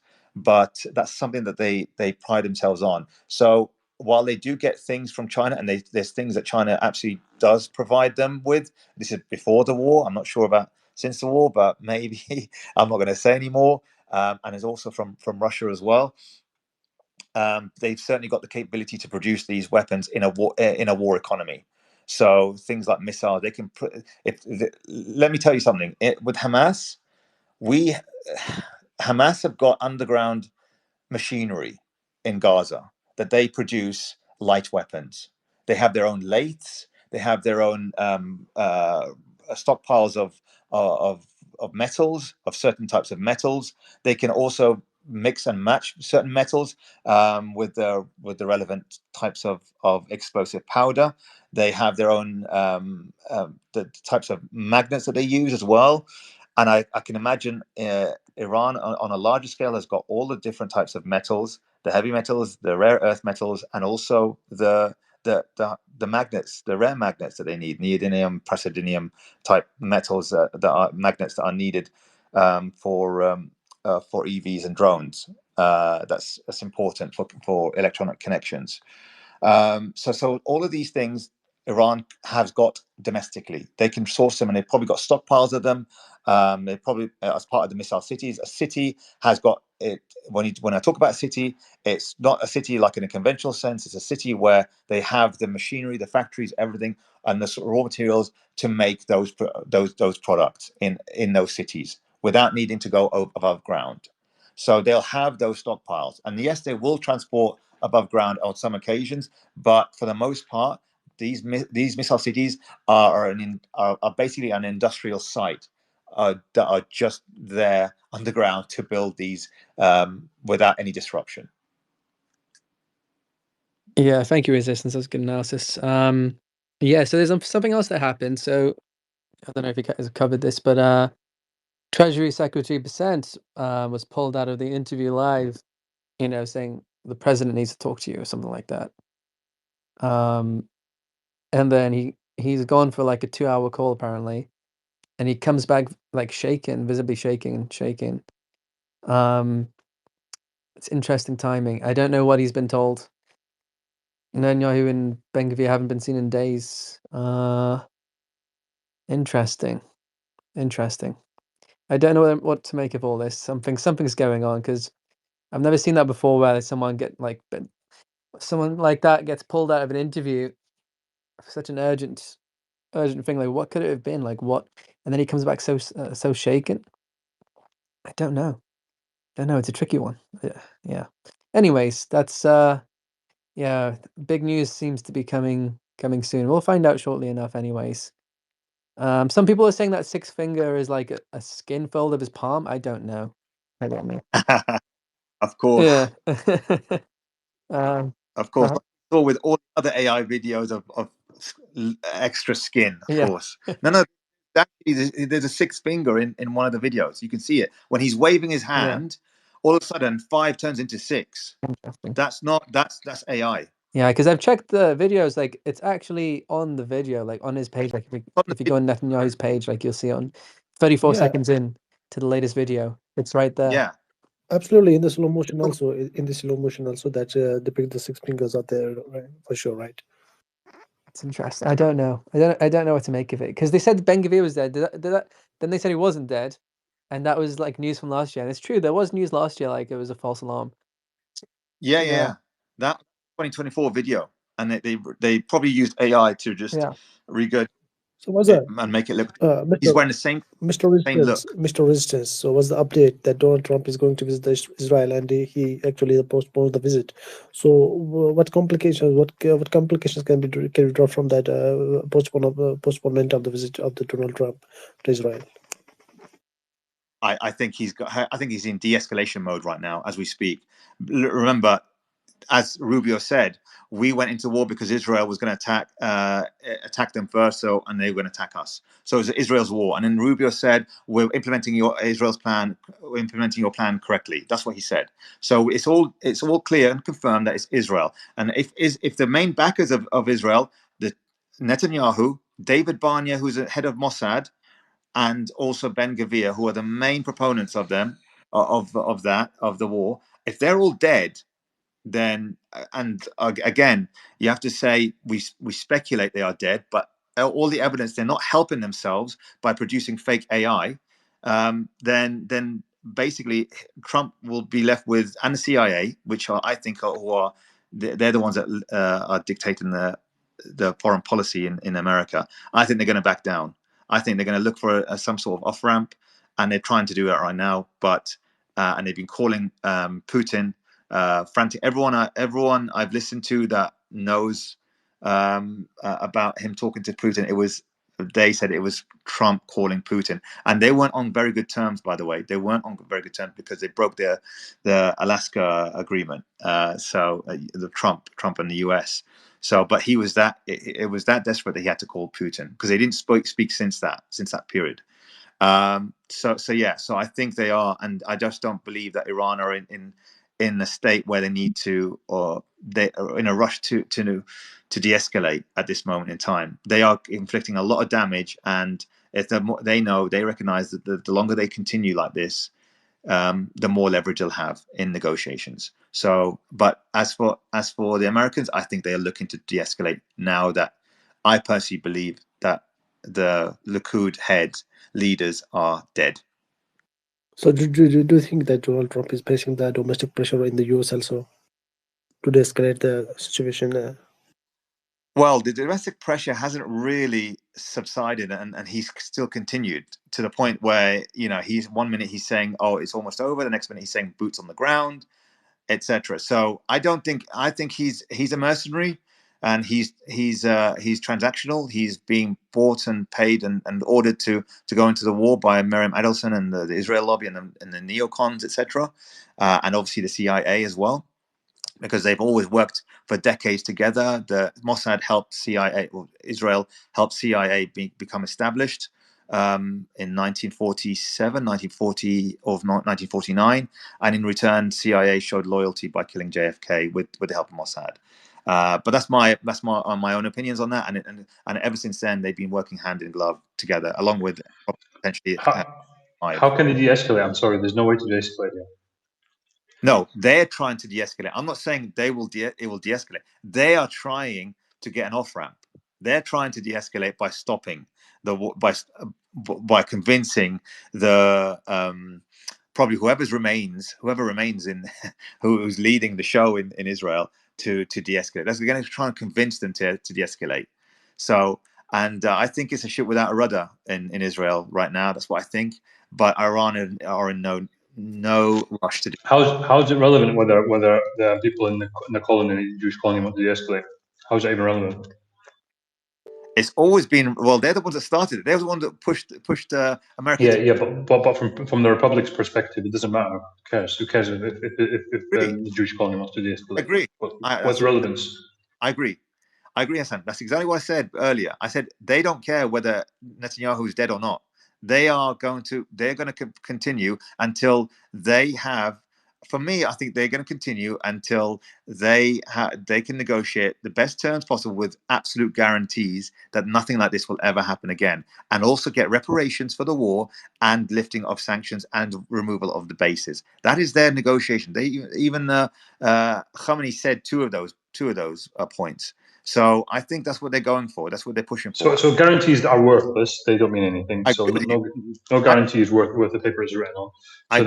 So then you're left with the sanctions relief. Again, there's no guarantee. I think the only option is for them to basically somebody mentioned this on Twitter, to nationalize the Strait of Hormuz and to tax everyone who uses it, and for the US troops to leave, because as long as the troops are on their borders, they'll continue to militarize and then attack Iran in the future. So I agree. the Republic has to achieve those two things, I think, to control the egg world economy by force, has a legitimate right to do that, and then to expel the Americans so they never attack the Republic again. But those are I think that's the strategy. I agree with you. I mean, lifting of sanctions. Look, this is the problem I have with people saying lift the sanctions. I agree with you. America could decide to lift the sanctions or not, lift some of the sanctions, and then wait until the war is over, and then close it, and then impose them again, and then force Iran to restart the war and say, look, they started the war again because America didn't keep their word for the 10,000th time. Of course, I 100% agree with you. That's what I'm saying. Absolute guarantees they need to know. Absolute guarantees for them to stop, right? And I don't know what that looks like, but it must involve the international community, the Chinese, the Russians, and anyone that has any semblance of power to make sure that continues, to make sure those terms are agreed. Whether that does or not, I don't know. No one can. I don't believe anyone on the panel, anyone in the world can say they know, because I just don't believe, because these people have shown, the US and the Europe and everyone have shown that they are not to be trusted. They're not to be trusted. Not one word that they agree on, not one agreement they have implemented they've kept when it comes to Iran and Palestine. I agree, and so many other countries in the global south as well. So I absolutely agree, but there must be some sort of rules-based order that needs to be implemented out of this. Well, So I don't know. I agree. I don't know. But to what end will Iran go? I don't believe that the IRGC, they're quite moderate. If you ask any Iranian, they are quite moderate. Even they were so angry at the end of the 12-day war, they said we should have continued. But the IRGC said, look, that's enough for us for now. Even though but now, and the military, remember, the military are different to the political wing of the IRGC. The military are very, very gung ho. They're very, very, very forceful. They constantly want to. They do want when they feel injustice, they actually want to retaliate. Whereas IRGC have been sort of pacifying them a lot, especially the last 2 years, 2.5 years, during the Gaza genocide. Right, especially after the Iranian embassy bombings in Syria. All of that, they wanted to go hard, but the RGC just sort of quelled them, right, to just calm them down. But I think now that Khamenei is in power, Mojtaba Khamenei is in power, I think that they are Mojtaba Khamenei and the military wing of the IRGC. I think they are sort of more aligned. They're hardened. So you're right. I don't believe they are in a rush to end it quickly. But the only concern I have is that some of the political wing of the IRGC are quite moderate. Like Pezeskian, for example, he's very, very, very soft. I mean, he's not very well liked. I mean, before the war, he wasn't liked before the war. They found him timid. They found him scruffy. There wasn't nowhere near like Raisi. Raisi was the successor, was going to be the successor. Hands down, he's going to be the successor to Khamenei, to Ali Khamenei. But the Israelis, they killed him. They knew that because they knew who's going to be a threat. And he was a mix of moderate and strong and tough. Whereas Pezeskian is weak and timid, and they don't like that. He doesn't project authority or power, and they don't like that. So, Can the sanctions be moved by executive order, or does it have to go through Congress? Well, I don't know. I mean, look, the governments create and impose the sanctions. The banks and the financial institutions enforce it, right? So there's two elements here. So I don't whether it's the government can do that. I think, yeah, I'm sure. I don't don't think they know. need Congress, because when they sanctioned China all those decades ago, they definitely didn't need Congress for that. So I don't think anything changed since then. I think it's a trivial matter. I don't think that's what here or there, in my opinion. I think that it's really about will they allow the international banks, the Western banks, to sort of lift out to enforce the lifting of the sanctions. So to allow free transactions or free trade free business activity through their banks. To the connected to all the interconnected banks in Europe and the rest of the world. Can they allow that? Right, and that's the thing that's really important. It's But the during the list. Russian-Ukrainian war, there were a lot of sanctions that were imposed through Congress, not through executive order. So I know what you said, that that's always been done through executive order, but recently we saw a lot of sanctions go through the Congress. So I'm thinking, can you really trust the Americans signing something or signing a waiver to say that the sanctions are going to be removed? We've seen them, break so many ceasefires. Look at the one in Lebanon. They had a ceasefire and they were killing people almost every single day. I think there's lessons to be learned from history to say that, like you said, it's not worth the paper that it's written on. Yeah, no, I agree with Hassan. Hassan said he's correct. A lot of these agreements are not worth the paper they're written on. This is why they have to have absolute guarantees of some sort. I just don't know what they Well, look I think like. it starts with absolute unrestricted nuclear program. Some of the concessions are lighter. There are some lighter concessions that would never be accepted by Israel. For example, the recognition of Palestinian statehood. I believe that was even mentioned by Mujtaba as one of the concessions that he would want. It's just never going to happen. Not in this vector, at least. It would have to be a long. It would have to be a complete collapse of the empire and the regime as you know it in order for that to take place. There are some non-negotiables that do exist on just based off of what Mujtaba had asked for. But I think you can sort of level by saying, okay, look, free unrestricted nuclear program, you need it, and a release of sanctions. That seems to be sensible as well. I Well, don't think reparations would occur. I that highly doesn't doubt work. that. That doesn't work, my friends. Okay. That doesn't work. There's no way that doesn't work at all, Yeah, because you're then going to have the same situation with Obama, exactly the same situation where he But removes the but sanctions but and not puts it if back there's on. proliferation of nuclear, right? Because then Iran can have both a nuclear infrastructure as well as warheads as well, and I think that would be a good deterrent. You know what I mean? Or what do They you think? wouldn't. They wouldn't ask for it, and they wouldn't declare it, and then nor would the American, nor would the states allow that. So that's so just not going to happen. That's going to be. That's not even going to be part of the discussion, in my view. yeah, Look, the thing is, you've got to realize that if they do remove sanctions, then Iran becomes a regional superpower, and that will be the end of the Jewish colony anyway. This is the issue that they're facing, because if you imagine, if the Republic has been able to develop itself to this stage under crushing sanctions for 40 years, 40 whatever, for however many years, and imagine it was able to reach its economic potential, it would be 3 or 4 times the size of the economy it is. Its military would be enormous. It's so powerful. That would be the end of the colony anyway. So I just don't see any route here where they don't continue to double down until they get destroyed, until the colony gets destroyed, however long that takes.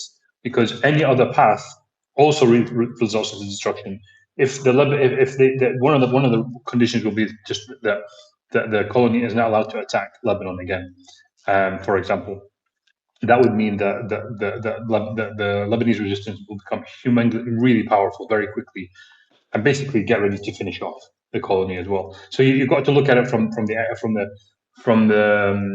the entity's perspective as well. When it looks at the situation and says, "Well, hang on a minute, if we have a ceasefire now, these guys are going to come for us, and they're going to come for us like maybe 1 year, 2 years. It's the end of us." So I don't see a path. I'm still struggling to see any path out of this.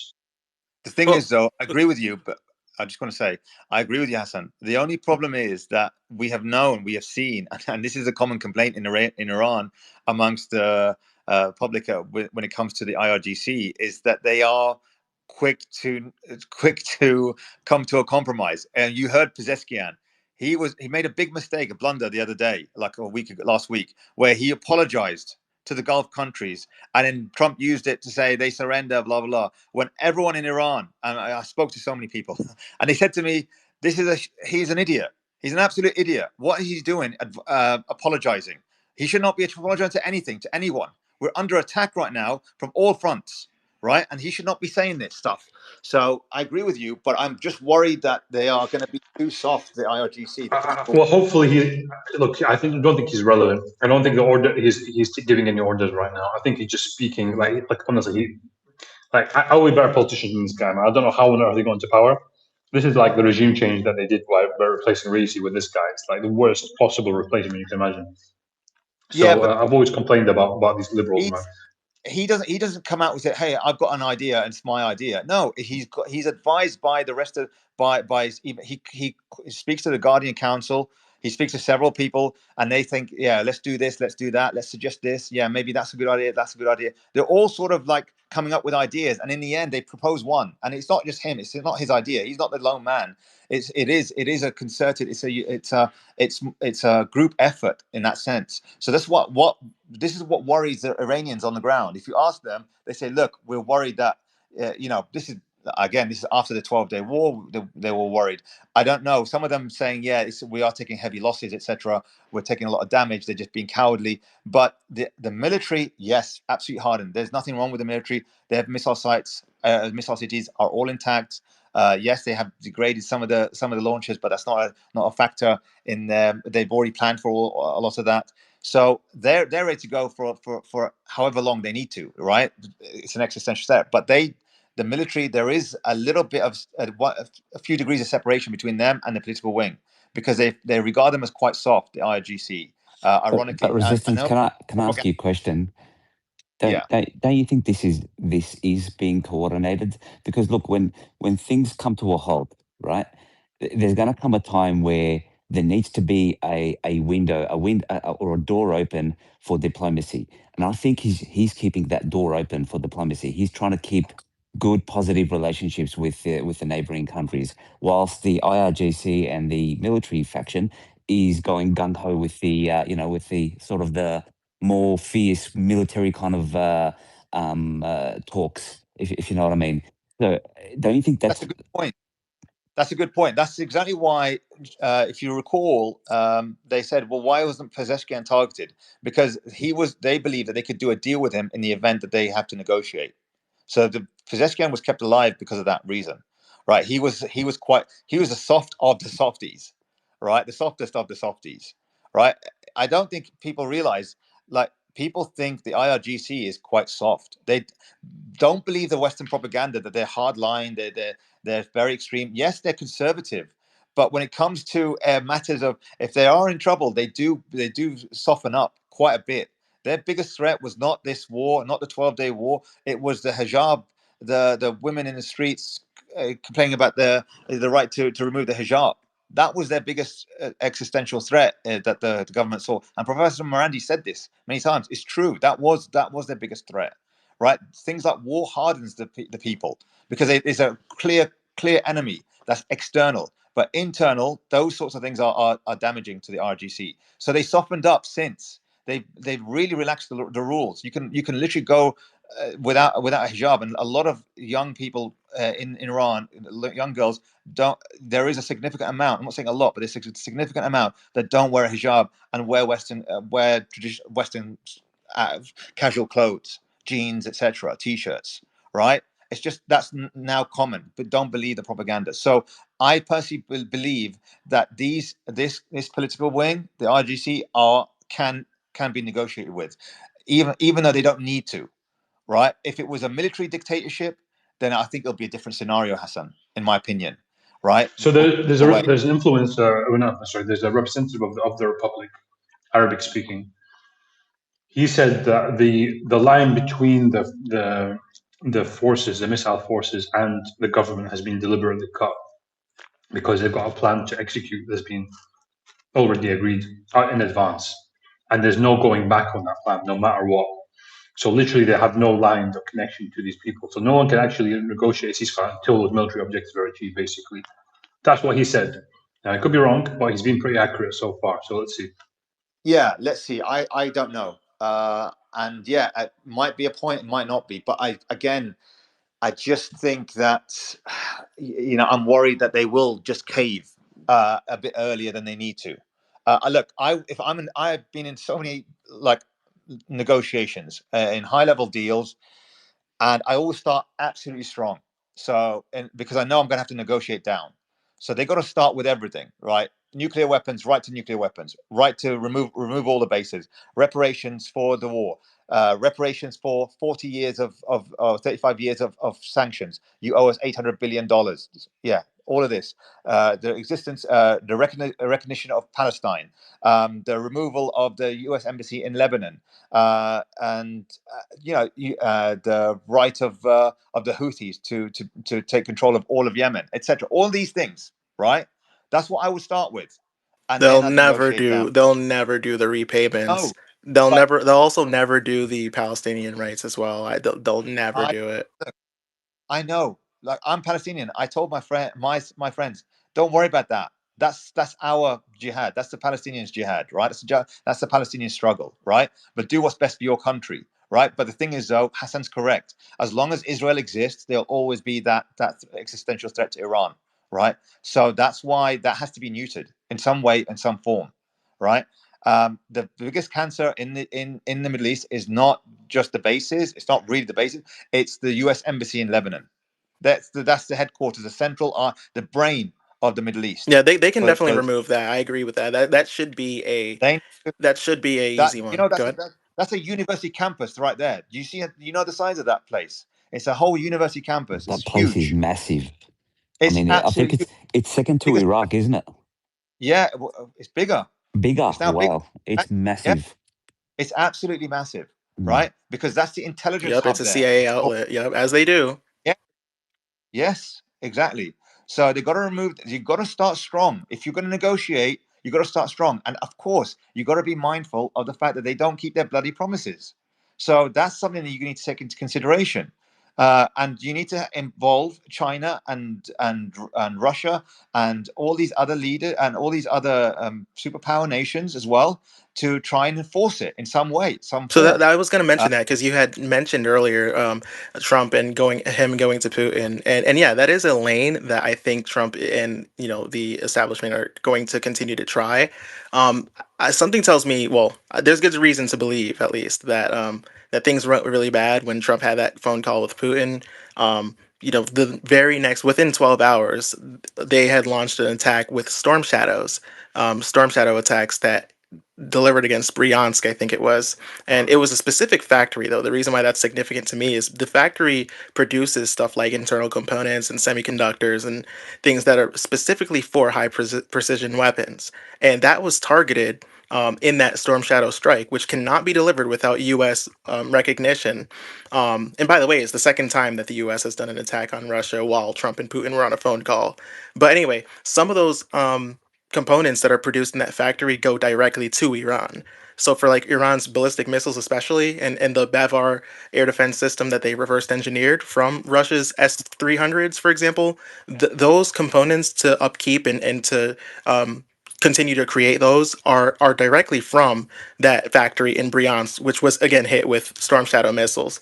And I think that was a direct message. And I perceived it when that news came out. That was a direct message basically saying, hey, look, okay, well, fuck you. Because I think Putin told Trump to fuck himself. I think that's pretty much what literally was the message out of that phone call was, no, we're not going to help you. You're not going to get anything from us anytime soon. You count us out for now, at least for now. Now, of course, the global economy is going to have it's going to continue to react to the closure, right, of the strait. And I think there's there's a lag in the response, the economic reception from it, yeah, similar to COVID. COVID was a huge deal in China in 2019. When it started to affect the global economy in 2020. So there is going to be a few months of cushion of buffer until you start to see massive ramifications for what's taking place. But Trump tried to again appeal to Iran's closest allies. I think he'll continue, right? But for now it does not look good. It does not look good because again, there's no for Russia, they are only standing to gain from the current conditions in the Strait of Hormuz. Obviously they mm, don't benefit directly from Iran's downfall. That's not the nature of their alignment, right? But however, absolutely. go ahead. Yeah, they don't benefit. I mean, they have. Look, I personally think that Iran is the fall of Iran is a big threat to Russia. Yeah, and China, yes, and BRICS. That's really the goal of it. That's why they want it down. Yeah, it'll be a domino effect. China will be the last. It will be affected eventually. Yes, I agree. So I don't believe that they cannot allow. They cannot allow. It's not. It's whether it's in their best interest. They cannot afford to allow that Iran to fall. And I don't believe they will. They're doing. I think. Look, I'm not going to say, but my personal opinion is I think they are helping them. I mean, there were 40. I logged 40 cargo ships a month before the previous month before the war started, from China and Russia combined, just going to Iran, right? Cargo ships. These are huge ones. So I don't know what it was. Obviously, they're obviously stockpiling for some things. So I don't know I don't know what that means. But you can have a look at the flight recorders, the flight surveillance data, and check for yourselves, guys. They were really stockpiling on some things from Russia and China. So yeah. Well, I don't know You named some about of them: sodium perchlorate, ammonium perchlorate, yeah, potassium. yeah, Some of the yeah. launch propellant chemicals, I should say. Go ahead. That's right. Yeah. So there's some. So they do produce. So they do In mine some of addition to their. that, my resistance do continue, but in my sources are telling me that Russia also gave them advanced torpedoes as well. Not yeah. And also, if you look at how many targets they did, they were very pinpoint in some of the targets in these hotels where the Mossad and CIA operatives are hiding. Iran doesn't traditionally have that sort of intelligence. They don't. They tend to have military quasi-military intelligence in the region, base satellite imagery, some base components, and what like, but not sort of intelligence assets that belong to the enemy that's in the region. So that must come from Russia itself. The satellite codependence is from China, so they're already supporting Iran in that sense. Interestingly, I think it was Lavrov that said, or is it one of the other guys who said, Iran has not asked us for help Yep, it was during the war. Lavrov. Yes, sir. Lavrov, right? So Foreign Minister Lavrov said Iran still hasn't asked us for help so far in the war. So we're not helping them in that sense. So a lot of these assets or a lot of the intelligence probably may have come before the war, or maybe they are still helping, and and Russia's just playing the political game. Either way, it's really what they're doing, the impact in that region that Iran is doing in the Gulf countries and in Israel. It's really been very powerful. So the effects are very strong. So to the point that now we're all speculating in the spaces: is Netanyahu dead? Is David Barnea dead? Is Ben Gvir dead? To the point we're seriously considering it, because the evidence they are coming out with, the US and Israel, are fake, are provably fake. So what are they hiding? It's obvious. So you can just have to deduce if they're producing fake AI images or videos of Netanyahu. And Adam, I was just saying, you produce an fake AI video, and in that AI video, this Netanyahu character comes out and says, "We are demonstrating not just our regional superiority, but our global superiority." That is some sort of doubling down there. That's a sign of desperation right there. Right. I don't know if you guys saw, but the US State Department has released, we are offering $10 million reward for information leading to the capture of Iran's Supreme Leader, Mujtaba Khamenei. Al Jazeera posted it. Yeah. And so, first of all, that tells me that actually they don't know where he is. It's desperation, and second of all, isn't it? they're desperate. Yeah. Secondly, it's like a vengeful act. So that's the 2 points in my mind that comes after that. So I don't. Yeah, that's again another sort of data point that you can sort of add to the fact that maybe Netanyahu is dead. I mean, there'll be lots of data points that we can see until Netanyahu comes out in front of the people in Tel Aviv and walks around with them in front of the rubble or whatever it is in front of the Knesset, and he declares, and then he speaks in Yeah, it's a kind of deflection, is in a way, isn't it? I mean, they're seeing all these posts online, obviously regarding Netanyahu, and they're trying to, I guess, flip the topic to a certain extent. It's deflecting, isn't it? Yeah, it is deflecting. They're the masters of deflection, because they for many decades they have been implementing this image of deflection. Like, it's always them. They're always, look at bad China, human rights issues. Look at Russia. They don't have any sort of. It's always under lockdown. It's always surveilled. The people don't have any sort of freedom to speak against Putin. Blah blah blah. When actually the things, when the shit hits the fan, and actually they're involved in a crisis. The West are in, the G7 are involved in a crisis, and all of a sudden they're all exposed. They're all exposed for who they are, what they've been doing. Human rights goes out the window. Gaza genocide, boom. No, no, no. The Israelis got the right to defend themselves. ICC, no, we don't have to. The ICC, 80% of genocide scholars said that it's a genocide. No, it's not a genocide. He should be Netanyahu should be arrested. No, he shouldn't be arrested. So all these human rights, or everything that they claimed, that were the underpinnings of the whole pillars of this rules-based order and international human rights, have all been dismantled since October 7th. And it's just continued and escalated. They killed Charlie Kirk, the same sort of reason. Probably Israel, who knows? But it wouldn't surprise me. Just like everything else in the past, all these major incidents they've done to reinforce that rules-based order and the perception of international human rights laws, etc. Blah blah blah. So this is all projection, and this is no different. They'll continue, in my opinion, because of their MO, they'll continue to project that Netanyahu is still alive. They'll continue to project that Ben Gvir and all of them are still alive, and that the military are all intact, the Air Force is all intact, the Mossad is fine, and that they are, and that actually, no, we're just demanding a reward we're just providing a reward because we demand the death of the supreme leader now. That's it. Nothing to see here.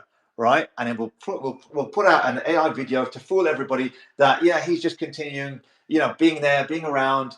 And also, let's double down on projection. Yeah, we're the best. Let's say that we are. Also, in addition to that, Hegseth came out today and was talking about how the new supreme leader is injured. He's frail. Well, if they put a death warrant on his head, quite clearly that demonstrates that they do consider him to be a concern, and therefore he's not ill, he's not dead, he's not injured. So he exposes that lie. Yeah, everything. So it's all Orwellian doublespeak. It's all the opposite. It's all the opposite. So whatever they say, you actually look at the opposite. I tend to look at the opposite. It makes, most of the time it's correct when I look at it in the opposite lens. So if they say, oh, he's he's frail, he's weak, blah blah blah, they decided to come out with that instead of, because they know that I think something's happened to Netanyahu, so they're projecting the other person. No, he's frail, he's weak, he's this, he's not gonna last any longer, right? That's what I think. It's all Orwellian doublespeak. So whenever something happens, a tragedy happens, they have to double down. It's like when they go out, this is in the genocide, and they try and take out one leader, and all of a sudden they take out this whole building and 400 people and stuff like that, and then they come out and say, look what Hamas did with these suicide bombers. This is what they did. At the time when they actually killed to kill one Hamas commander, they killed 400 people. Did you see that incident? They project it up. They always try to do the opposite. They always project the opposite in the opposite lens to portray that they're there. So they commit a massacre, and then at the same day they come out and say they're victims of some sort of tragedy against them. It's just always the case. And if they killed, or if there's one of their leaders killed, they'll double down on that one of their other leaders being killed, right? It's always been Orwellian doublespeak, projection. It's always reverse projection. That's what it is, or projection really. Resistance. Can I ask you a question? You know how you said that, you were talking about the out for Iran and what their demands are. Like, as you know, yes. Hezbollah and Lebanon have joined the war. What do you reckon Lebanon is to gain if there's going to be a deal on the table to stop this? Because, as you know, and as you could see, political landscape and an absolute quagmire. Their GDP, I don't think, has moved for the last 10 years. It's always been the same. So much corruption. It's a beautiful, beautiful country. But it's it's just ruined by corrupt politicians, by external factors, mainly the US. What do you think their demands are going to be? Well, there's 2 points there. Thanks. That's a good question. There's 2 points there. One is, I think that the supreme leader, Mustafa Khamenei, is quite closely tied to Hezbollah. He is. I've heard he's pretty close to Hezbollah, and he really does defend the rights of Hezbollah. So maybe that is one case that he may negotiate. Part of their terms is to negotiate on behalf of Hezbollah. Another point is, I don't believe anything good will come of any negotiation with Lebanon until the U.S. embassy is destroyed. Once the U.S. embassy is destroyed, then and all the tentacles are sort of cut from between the U.S. embassy and the parliament there, the government there, then things could start to happen. Things could start to move, and they can actually again. One of the things is that the U.S. embassy, at the behest of Israel, has prevented an air force of being sort of funded or created for Lebanon. An army, a real army that's been with heavy munitions to be funded. Hence why Hezbollah is there, acting as the army for Lebanon, right? But you got the U.S. embassy and the corporations and the networks and the bribes that are interlinked, and the web of corruption there that's tied to the U.S. embassy, which is tied to the Zionist entity as well, which is the CIA and the Mossad, to prevent any sort of development in Lebanon deliberately, because they see Lebanon as part of their expansionist plan, where they want to take over Lebanon, as well as obviously They won't even allow them Jordan. to do any deals with China. I mean, China's come in several times and put out its hand and said, "Look, we're ready to invest into Lebanon," but Yeah, they can't make a because single move they will without allow- yeah. the sign off by the what's called the US base, the US embassy. So the tumor in Lebanon is the U.S. embassy. They'll never allow Lebanon to develop. Never. They'll always constrict it. They'll never allow it to develop. Of course, there's lots of countries that will do deals with Lebanon. It was a great tourist place in the 70s, and before the Beirut,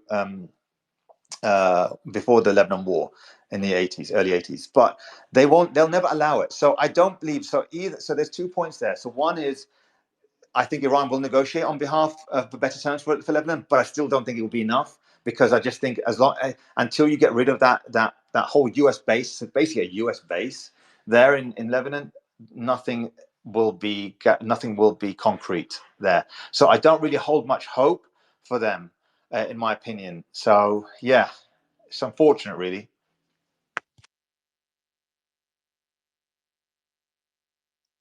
Yeah, I agree. Couldn't agree more with you. Unfortunately, they have their own. The US has massive proxies in Lebanon, and I'm talking about the political landscape. There are so many parties that are aligned with the US, and by all means with the Zionist factions. How do you untangle that? I don't know. I don't see a way out of it. Unfortunately, this is the thing. It's so embedded. The tentacles are so embedded there, and you have to get rid of like 70% of the politicians there, because they're all in bed with Israel and the United States. So I just don't know how that could be resolved. Look, the only solution is the removal of Israel from the region. That's the only solution. After that, Lebanon will have a great chance to develop itself, because it won't be tied to pleasing Israel all the time, or just to being a slave for Israel all the time, right? They can develop their own infrastructure. They can be unaided. They will be. The U.S. will not need, if Israel is there, the U.S. will not need to have a CIA, will not need to have a U.S. base in Lebanon if Israel doesn't exist, or if Israel is completely neutered in some way, some form, right? Then they wouldn't need that. So then investments can pour in, and they can then develop, and all of a sudden you'll see a different Lebanon. And maybe you'll get the disarmament of Hezbollah and in the implementation of a proper army with an air force in Lebanon. But again, these are all nice. These are all sort of the best case scenarios. But I just don't know if that's going to happen. Like I said, it's down to the destruction of Israel. A lot of problems will be solved if Israel is removed from the region. That's my opinion on it. And I'm hoping that this. I don't want the war. I don't want the Iranians to suffer a lot personally, but I do want them to extinguish this Zionist entity in the region.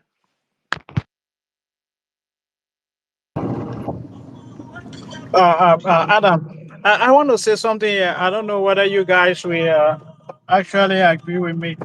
And in this in Yes, this one second. war, right? Yes, one second. You just Okay. let this conversation continue first. I think you're going to change the direction of the conversation, I assume. I'm not going to change it, really. I'm All going right, to go ahead. ask directly. All right, then, go ahead. Okay. I just want to ask a question here in regard when you get Israel out of the equation, whether the Arab country were able to coexist together without having beef with one another. That is one of the biggest problems. I don't think the Arab country were able to unite after this whole thing. Do you think it's going to happen?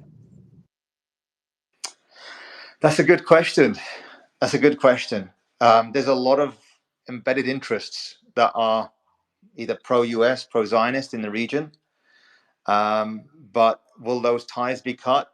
Will those interests divert to somewhere else? I don't Breaking know. news, breaking news. I wasn't going to interrupt, but this is kind of huge. I was actually going to quickly record a video. You may or may not be ready for this, but it is indeed boom, boom, Tel Aviv. Tel Aviv is burning. It's literally on fire. If you look at the new videos that are coming out, look at my page. It's completely on fire. 3 locations, Tel Aviv, hit hard. It is majorly, majorly on fire. We have it was just a missile barrage that's completely hit them, and they're like massively. Just check my page, you'll see it. It is a significant, ferocious attack on Tel Aviv right now. Let me just see if it's happening. Is it ongoing? Yeah. It's just completely being decimated right now. Tel Aviv is. Columns of smoke in Tel Aviv. It is. Fire is ongoing. Tel Aviv is on fire. There's still I'm another. struggling to There's get. still clusters I, coming in. Boom, I don't know boom. Oy why. vey. I feel like the 12 Boom, Day War boom, was. boom. I don't know, Suleiman. I feel like the 12 Day War was more exciting than this one. I'm not seeing that many exciting strikes come out. They're more like kind of a bit of smoke here and there. Maybe I'm sure they're happening, but we're not seeing much footage come out. What do you mean?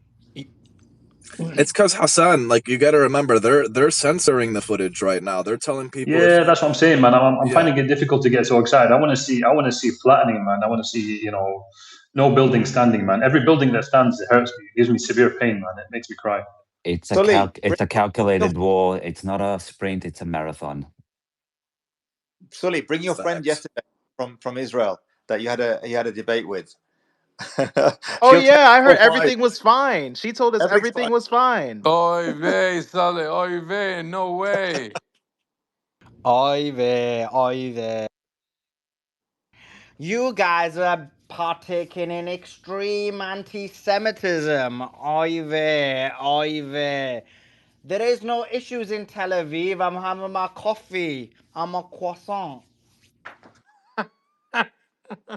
What? No Which is made in bagels? Israel. She's having her Israeli. She's having her Israeli hummus with her mint tea, Israeli mint tea. With an Somebody said Israeli no hot dog. bagels. I'm That mint tea was promised to us 3,000 years ago. Oy vey. Oy vey. Oy vey, she can now have a barbecue.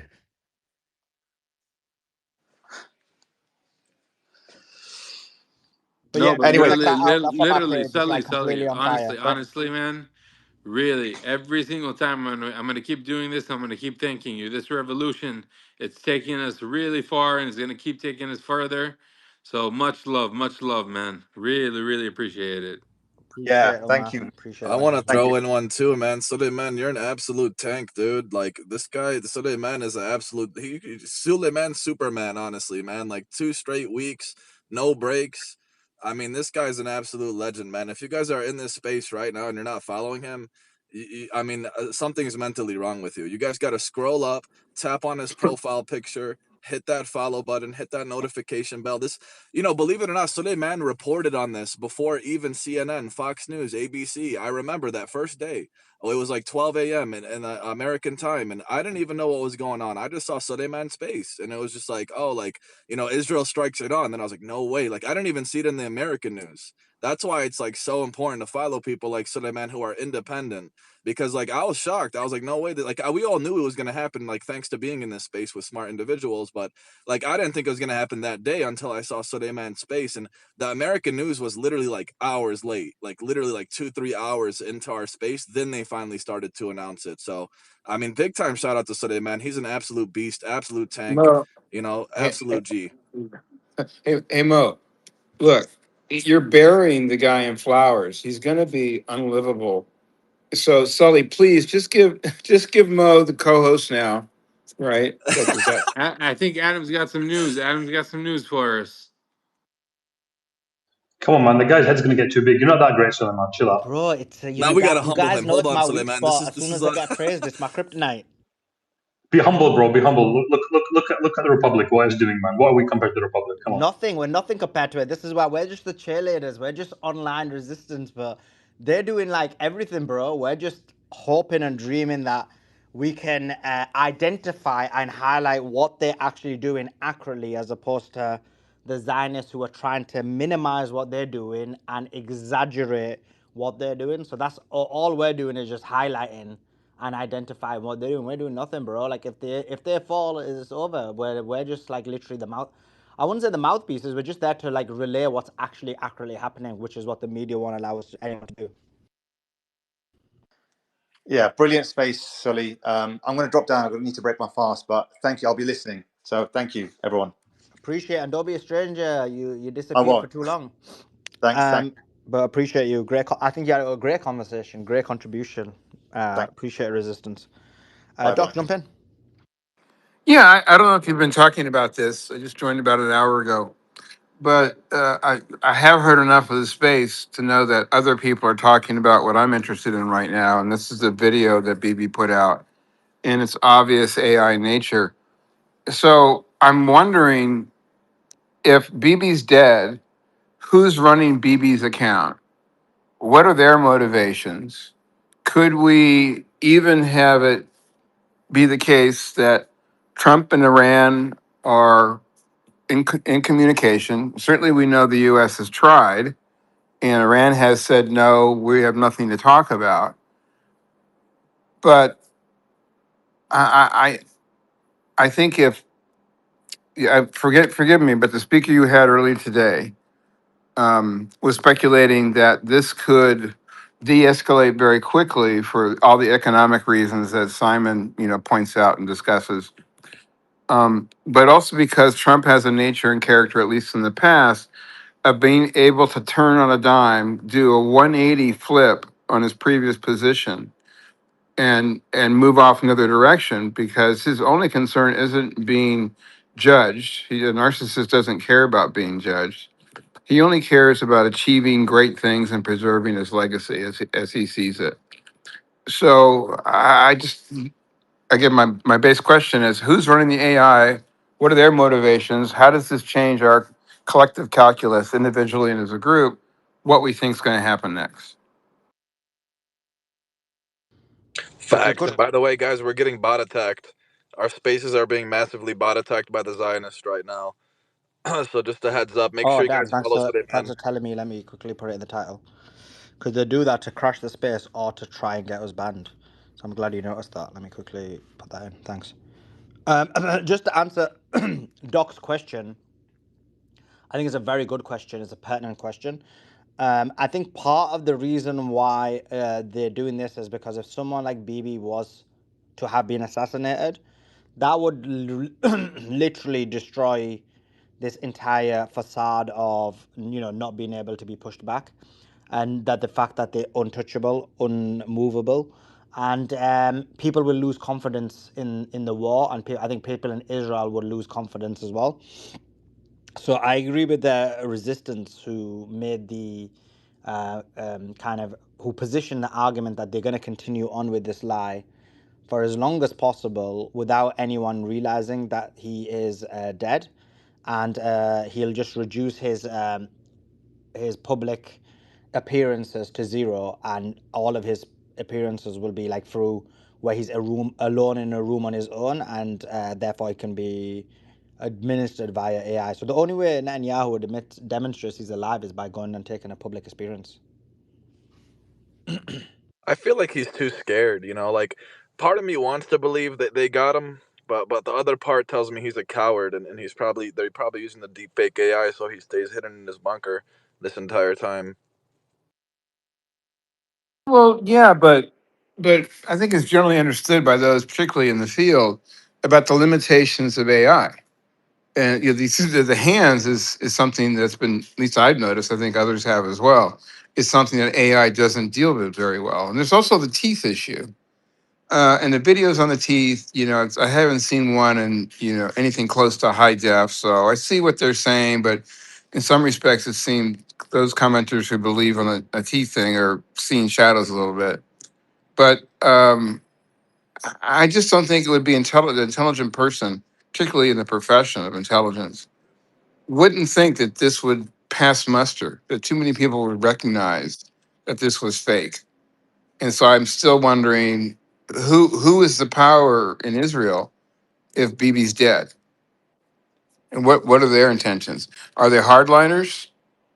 Or are they those parts of the Kud party and others who been part of the coalition that put Bibi in power and kept him in power? They have other interests, right? And for like the Orthodox, they don't want to serve in the military. They don't want to be boots on the ground. And they all just want to they're all just cowards, and they want Americans and Brits and whoever else to be their boots on the ground, and cowards, evil fucking cowards. Excuse my language. I hope we're not on TikTok. But yeah, I'm just wondering who's the power if Bibi's not.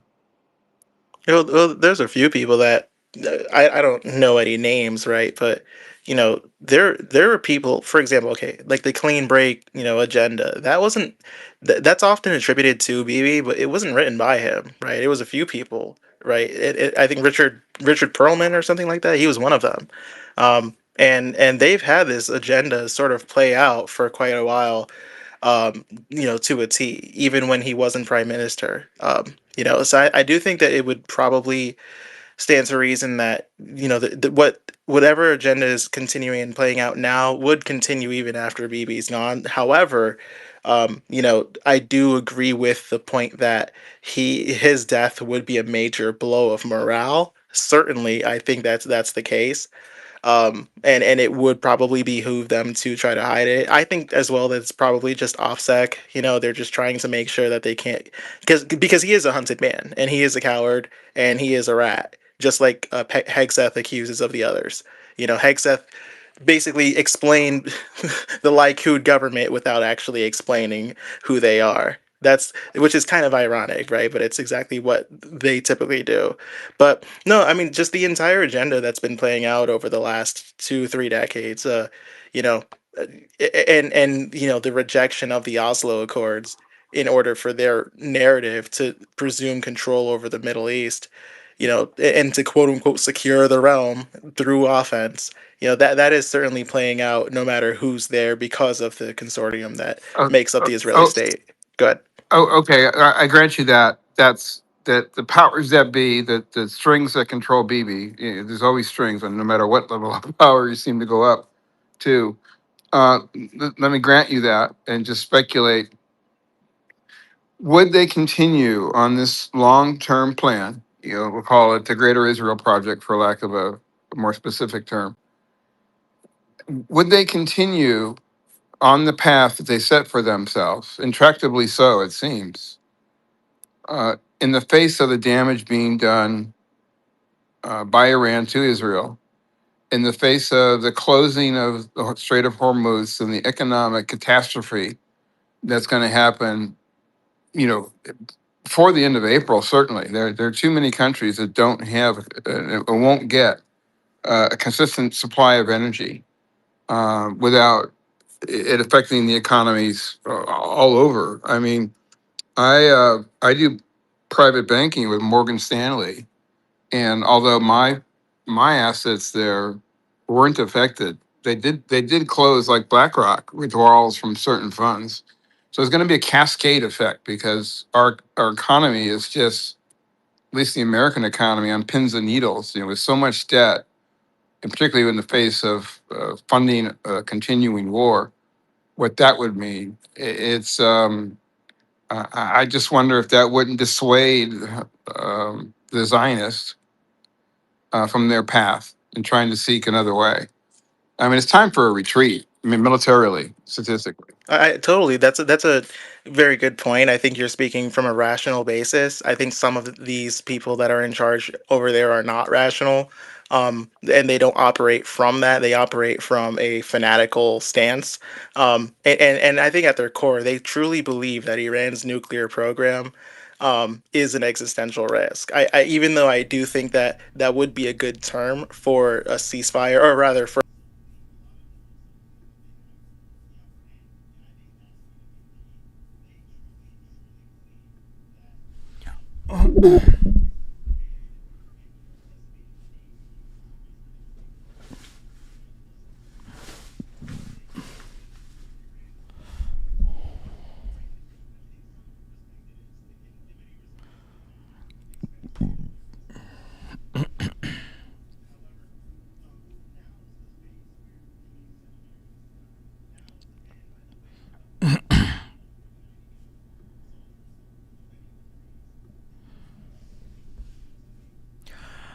Is Netanyahu dead?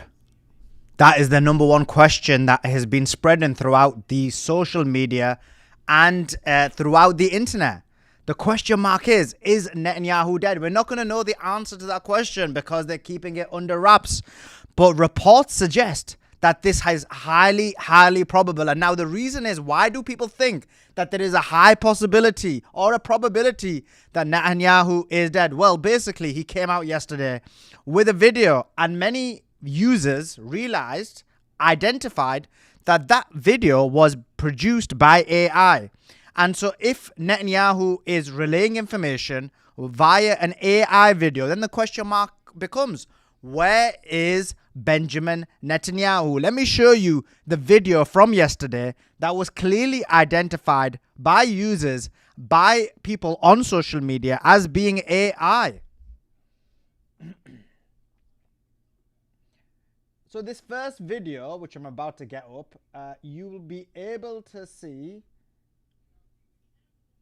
and this was the tweet that I put out on there. I said, latest video released by the Israeli government shows that it was a AI generated because Netanyahu has 6 fingers. And you can see here, 1, 2, 3, 4, 5, and then 6 fingers. And then let me show you here. You can see his hand going up. You can see the 6 fingers there. Not looking good. And says there is no getting away from the fact that this video purported to be Netanyahu is AI influenced. Why has the man who basks in murder, lies, and propaganda not been seen in public for days? Certainly, the less the world sees of this monster is better. But that being said, where is he? This is the number one question that social media people are saying. In addition to that, people have identified and looked at his teeth. And they said, in the latest video of this tyrant Netanyahu, you can see a hand with 6 fingers and a set of teeth with more chompers than a shark. Well, this is in the world of monsters is very normal. However, it's also safer if it's AI because the real Netanyahu is out of commission. And this is the number one question people are having. Now, where is this coming from? Well, as you know, and this was Scott Ritter. What he was doing, he was talking about Ben Gvir, who also was hit. And even the video he's come out to say he's alive is a bit strange. But what he was explaining was that Netanyahu's house had been hit, which was there was conversations about Netanyahu's brother possibly not being alive. The same was the case for Ben Gvir. The same case was for Smotrich Smotrich's son, who had been hit and apparently a shrapnel had hit through his liver. We've not heard anything from him since then, whether his son is alive or dead. Well, there was a missile, a projectile that hit Netanyahu's brother's house and also possibly Netanyahu. And the question is, was Netanyahu there? There was also another video that came out that showed that where's it gone? Sorry. There was another video that came out that basically showed that there was a bunker full of Israeli officials that possibly had been hit. And there were high-level officials that had been hit. And so the question mark was who was in that bunker. Now, reports are suggesting and or claiming that Netanyahu was possibly in the bunker, which means that Netanyahu may not be alive. Now, the question is, well, you'll say, well, Suleiman, all he needs to do is come out with a video demonstrating he's alive. But I would say, if Netanyahu was to come out with a normal video, let's say he was in a closed room by himself, recording the video, even then we would not be able to identify, or it would not clarify that he is still alive, because he could be once again using AI. There could be, it could be a situation where it's been manufactured and created. If he's in a dark room in Cyprus, or if it's a room in Israel, wherever it is, because some people are also claiming he could be in Cyprus or Germany. What we need in order to know without a shadow of a doubt whether Netanyahu is alive is for him to come out in public amongst people, amongst the rubble maybe that's happening right now in Tel Aviv, demonstrating that he is still alive. Only then will we know if Netanyahu is really alive or dead. And you may ask, wait a sec, why would they hide this? Well, the reason is simple. They can't allow the public to know that Netanyahu is dead. Imagine the morale of Israel and the United States of America. Imagine the morale of the country. People already don't have confidence in this war. The war is not going their way. Iran is beating them in this war, and they have no plan. They have no structure, and nothing is going right for them. They get into a point where they're scrambling and trying to now possibly take troops on the ground, a ground invasion. And everything that is occurring is based on ad hoc policy as opposed to planning and preparation. So if Netanyahu was dead, that would lose even more confidence in the war. People would lose confidence in this war. And people will realize that, wow, Iran has taken out our leader. And this is why they've tried to project that, guess what, Sayyid Mujtaba al-Khamenei, who is the new leader of Iran, that he's injured, that he's frail. Well, if that's the case, as per what Hexat claimed earlier today, why is it that they've put a bounty on the head of Mujtaba Khamenei? The reason is because they know that he's alive, he's healthy, he's fine, he's able to run the country, and that's why they've placed a bounty on his head. They're basically projecting what's really happening in Israel onto Iran. But the real question about Netanyahu is this. What can they do? Well, they could continue with this lie. Let's say he died for a very long time. They could continue producing AI videos when he's on his own, slowly moving things on. Maybe they, maybe they basically give him immunity in terms of his court case. Maybe they'll basically, and then slowly, they'll once there's a new leader put in place in the elections later, they'll then quietly remove him from office, and then slowly they may claim that he died from some kind of illness. This is a possibility. But the other possibility is they continue with this lie as long as possible throughout this war, and then afterwards admit, look, he wasn't alive, he ended up dying, or pretend that he died later. But the number one question is this. There is a lot of speculation going on. I'm not saying this is a matter of fact, but we need evidence. Where is Netanyahu? He needs to provide evidence in real time. He needs to come out to the public. He needs to clearly demonstrate that he's alive. And then only then will we know whether he's alive and dead. And that's the same thing with his brother. It's the same thing with Ben Gvir, because that video didn't look too legitimate to me. It could be, and some have hypothesized, that this may have been an older video that was produced. We need evidence that the current leader of Mossad is also alive. The former leader of Mossad is also alive. Again, none of these people have been seen in public. We've just had statements, AI videos trying to claim that they're still alive. What do you guys think in the comments? Is Netanyahu alive or dead? I'm not asking whether you want him to be alive or dead, because I think we know the answer to that. A guy who has been a monster, a guy who has caused the suffering of innocent men, women, and children. But what do you think? Is he alive or dead? Let me know in the comments. I will be reading these comments for sure. Make them entertaining, because I want a bit of a laugh. Please make sure you like this video. Please make sure you comment in the comment section. Please make sure you subscribe to the channel. Send it to your friends and family. Send it to your loved ones. Let everybody know we're giving you real information, real news. We give explainer videos throughout the day. We give updates at the end of the day. We're interviewing experts as well. We're doing major collaborations. And in addition to that, we are streaming 24/7 real news, real information, so you get it in real time. Make sure you subscribe to this channel and let everybody know about it. Appreciate you guys joining in. Appreciate you guys listening. And for sure, we'll see you next time. Like, comment, subscribe.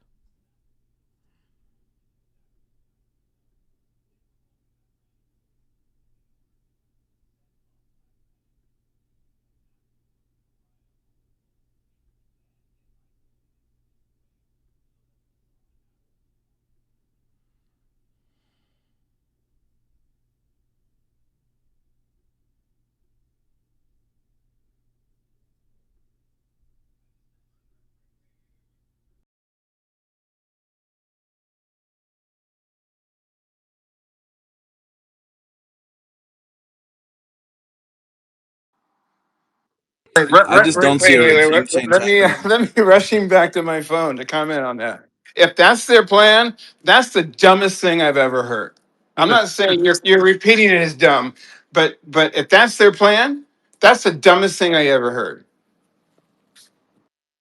Right, and that's why I mentioned Afghanistan, because that was their plan with Afghanistan, and look what happened. They left the Taliban with all the U.S. weapons, and now they don't even think about going back because of that. So, I mean, the same thing is going to happen here with Iran, and anybody who thinks otherwise is just a liar. And I think that they're invested into shares or into some kind of profiteering off this war. That's the only way that one would defend something like this. But if you read between the lines of what that Israeli guy is saying, Israel is invested in keeping Iran essentially as being the new North Korea, totally isolated, totally impoverished, cut off from all trade, and then just left to suffer that way as they go and do their machinations behind the scenes. They've been doing And that they'll for leave it 2 like that for years. decades. It's been going They on had for all 2 this time. decades. They had all this time to prepare. Now they're prepared. Now the United States is scared. They had 12 months of supposed surveillance of offense and defense, strategic things to do, and they had 27 or almost 30 or 40 years to prepare, because that's what they already did. What are you talking about?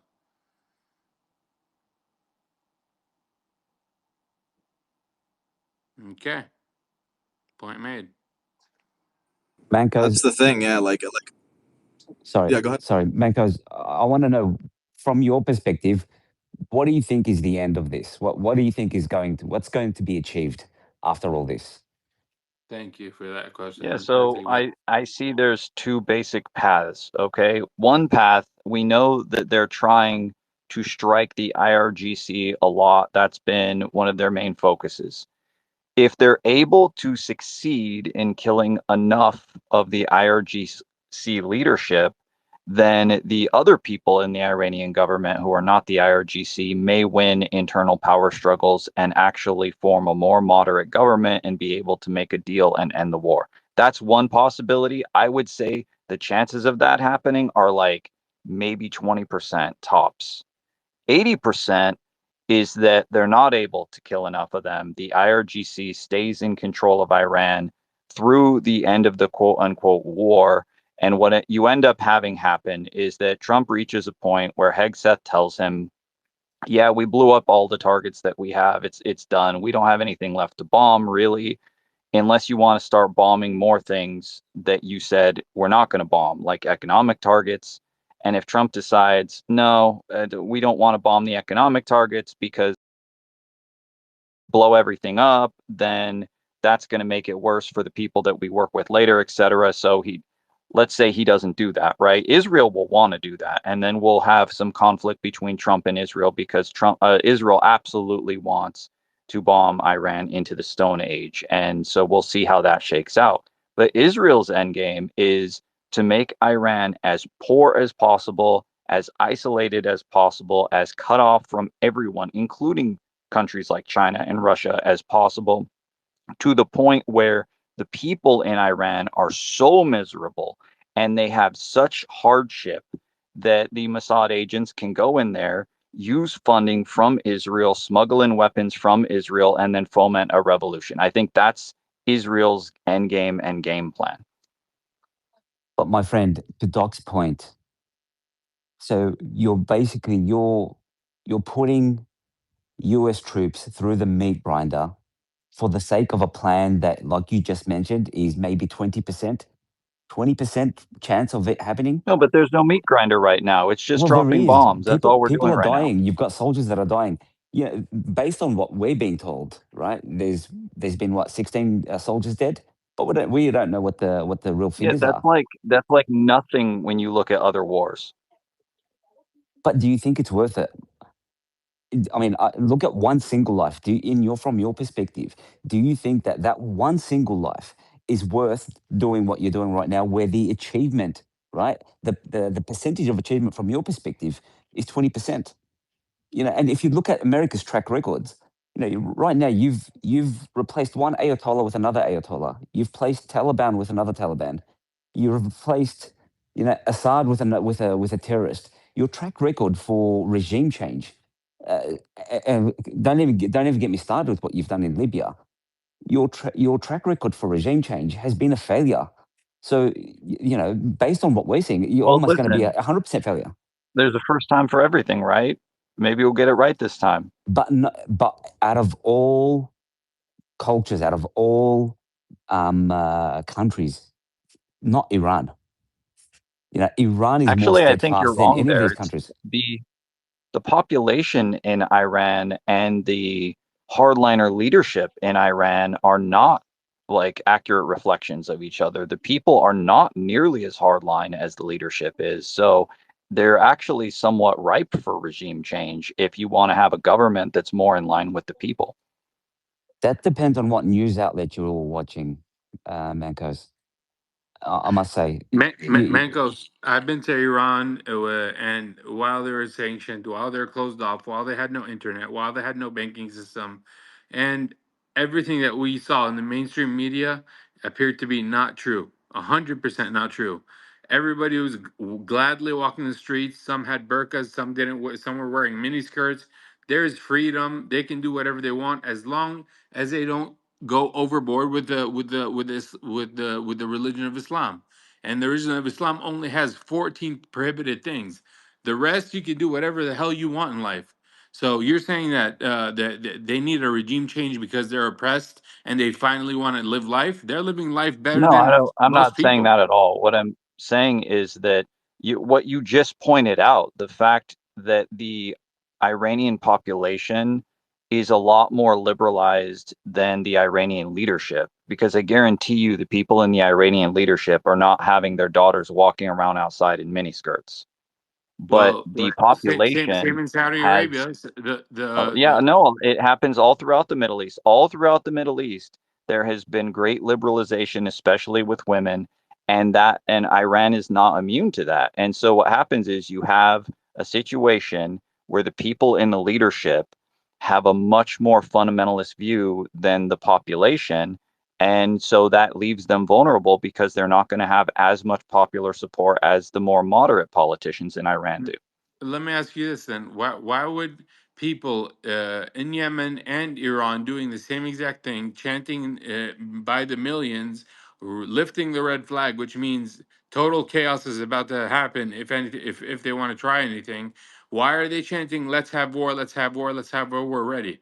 If they're oppressed and they're feeling like, okay, we're liberals and we want to live life, but the regime is so bad that we don't want to stand up to with it.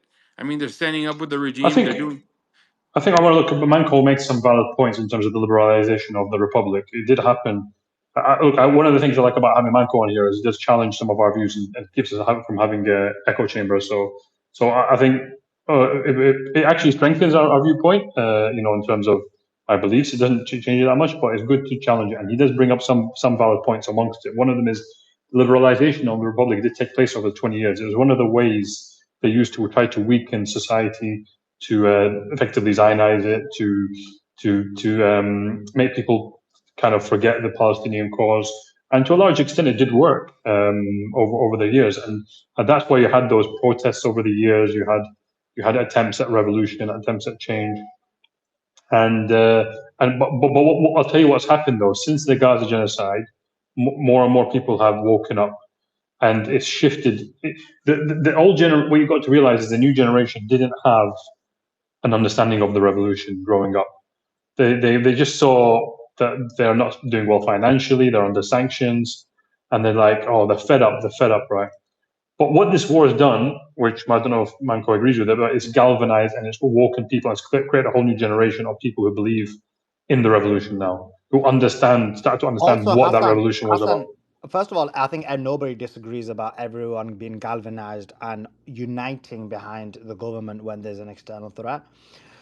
But I think the important thing is there's some key things when it comes to what Manco said. So one is whether the position the government has is congruent with the people. So when the view of the people isn't as congruent with the government, what happens is you have one of two things.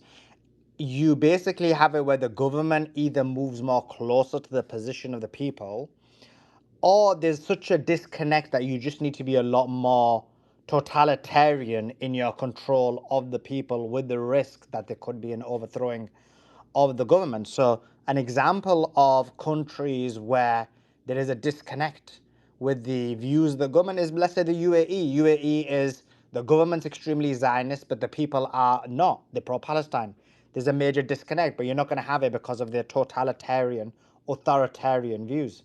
Then you have somewhere like Saudi Arabia and Iran, where they've moved their positions a lot more to liberalization. I don't think it's a good thing personally, but they have moved their positions to a more liberalized position. And so what Omar is saying is quite right, that you are seeing people wear, and I don't think it's a good thing personally, but you're seeing people wearing a lot more less clothes on. You're seeing, because I think when you liberalize a society, the downfall is much, much worse. But that being said, there is that liberalization. Also, what Iran uniquely has, which Saudi Arabia doesn't have, is they have an election for the presidency. And so the victory of Pezeshkian, if one assumes that victory was legitimate, well, the reformist won. And so it does kind of give you an insight that people do want some form of slight reformation. But that being said, this is another outlet of people's views being administered in that country, where they're able to vote for a president, where somewhere like in Saudi Arabia, not able to.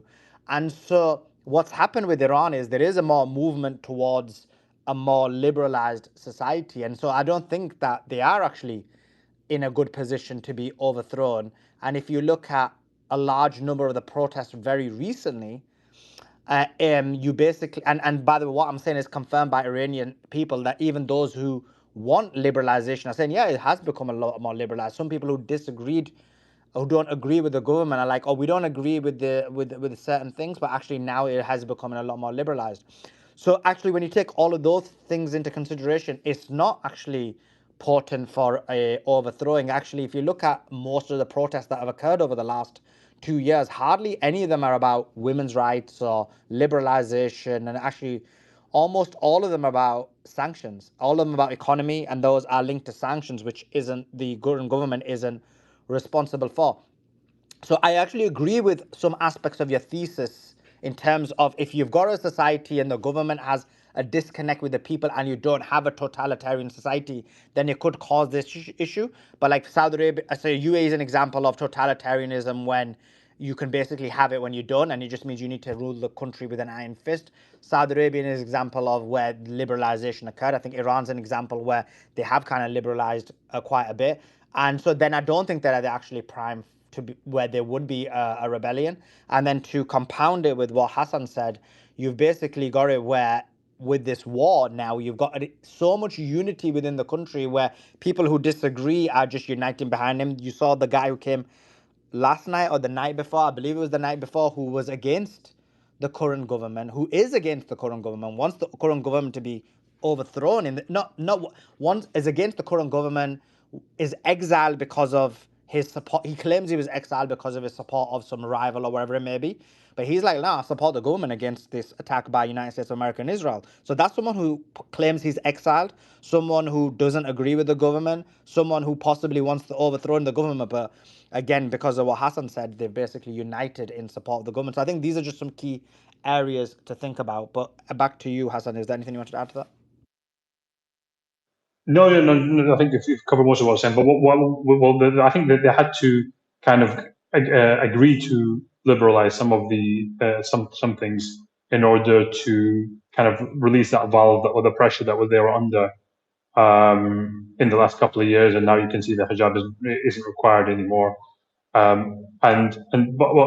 like this, a lot of these things are, when you look at the Republic, what it's had to deal with over the years. It's not just the external issues; it's the internal issue, the infiltration, and as I said, it was that disconnect from what the revolution meant. The newer generation just didn't understand it. If you've got a population of, I think 50% of the population is like under 30 or something like that, and they don't connect with the revolution like the older generation did. And this war has basically revived the revolution in this newer generation, which is, it kind of done the country a favor, because I was always a bit worried about the Republic, looking at it thinking, people are not understanding what the revolution was about. They don't understand why there was the issues that they faced under colonialism. They don't appreciate how bad the West has been to the Republic, and how they've been treated, and they don't understand the threat of Zionism. And now everyone gets it. So it's in a much stronger place, and I feel like the revolution has been revived basically in the country.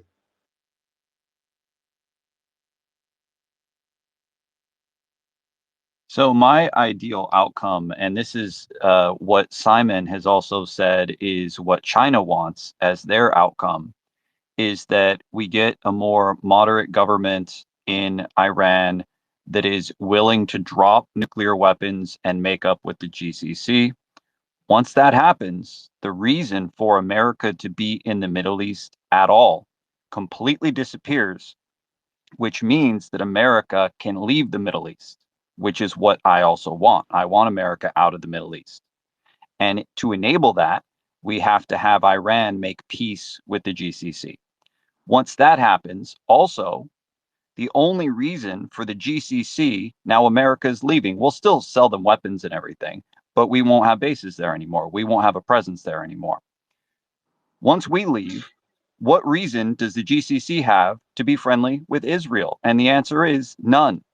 But they have very big reasons to be friendly with a newly moderate and newly opening Iran, because there's tremendous potential for trade and all sorts of win-win situations between the GCC and Iran, and getting the sanctions lifted and all of that.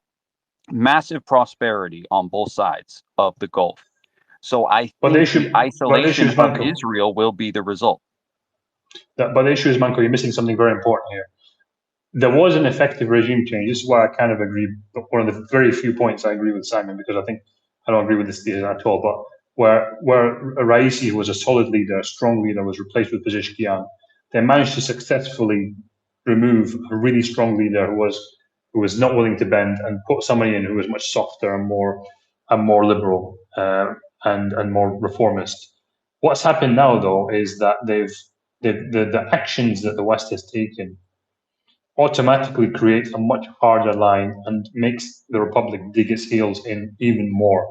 It's like, if you look at any war movie where, like Braveheart or like any of these ones, it's really quite simple. It's not really that complicated.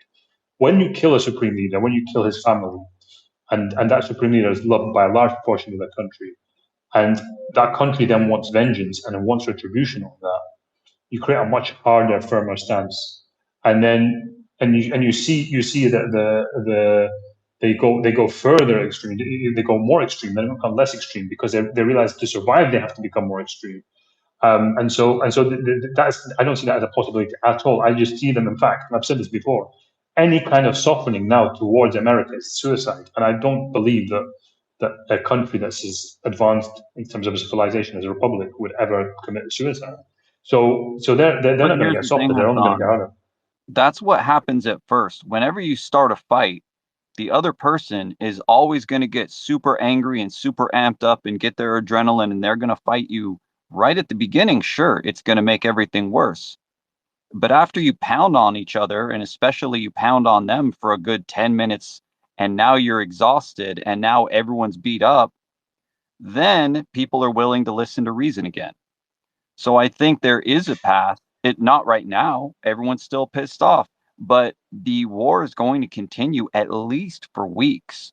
So weeks from now, could you have a situation where the political situation in Iran changes and is like, you know what, continuing this war is just a massive waste, and it's not a good idea to just drag this on and on and on and on, especially if the volume of the missiles they're able to throw goes down over time. Like, they're not going to want to just sit there and get bombed indefinitely, especially if Israel starts trying to bomb like more economic related targets, which Israel absolutely wants to do. So I think it would be very rational for them to want to make a deal rather than just prolong the war like for an indefinite period of time. Let me tell you Can I say something. something, Let me tell Hassan, you real something. quick? Sure. Let me jump in. I'm having a conversation. Give me a minute. Let me tell you something about the Iranians, my friend Manko. 8 years, 9 years, they fought a war with Saddam, backed with chemical weapons, and everyone was supplying him with unlimited supply of munitions. And do you know what they did to face him? They put mines inside Iran. They used to have people walking across those mines, dying to open up the path for resistance in the country. You don't know who you're dealing with. These are not normal people. They're literally the only. But that You've was got to right realize this. after the revolution, right? Like it was Yeah, yeah, yeah. there was much more of a zealous nature to the Iranian regime back then than there is now. No, but that's what I'm saying to you. I'm saying to you that that's come back now as a result of these actions. It's almost like reset that back to square one from their perspective. They are so fuming, so angry, and the resolve is so hard now. I honestly think that America should be scared. They should be genuinely scared because there's a point at which if you push the Iranians, there's no going back, and they've gone past that point. And I wish them all the luck in the world trying to deal with it. Another big Well, you know, difference. wait, real quick, just one quick comment. I'm enjoying the conversation, but I am scared, right? But I'm more scared of Washington, D.C. than I am Tehran.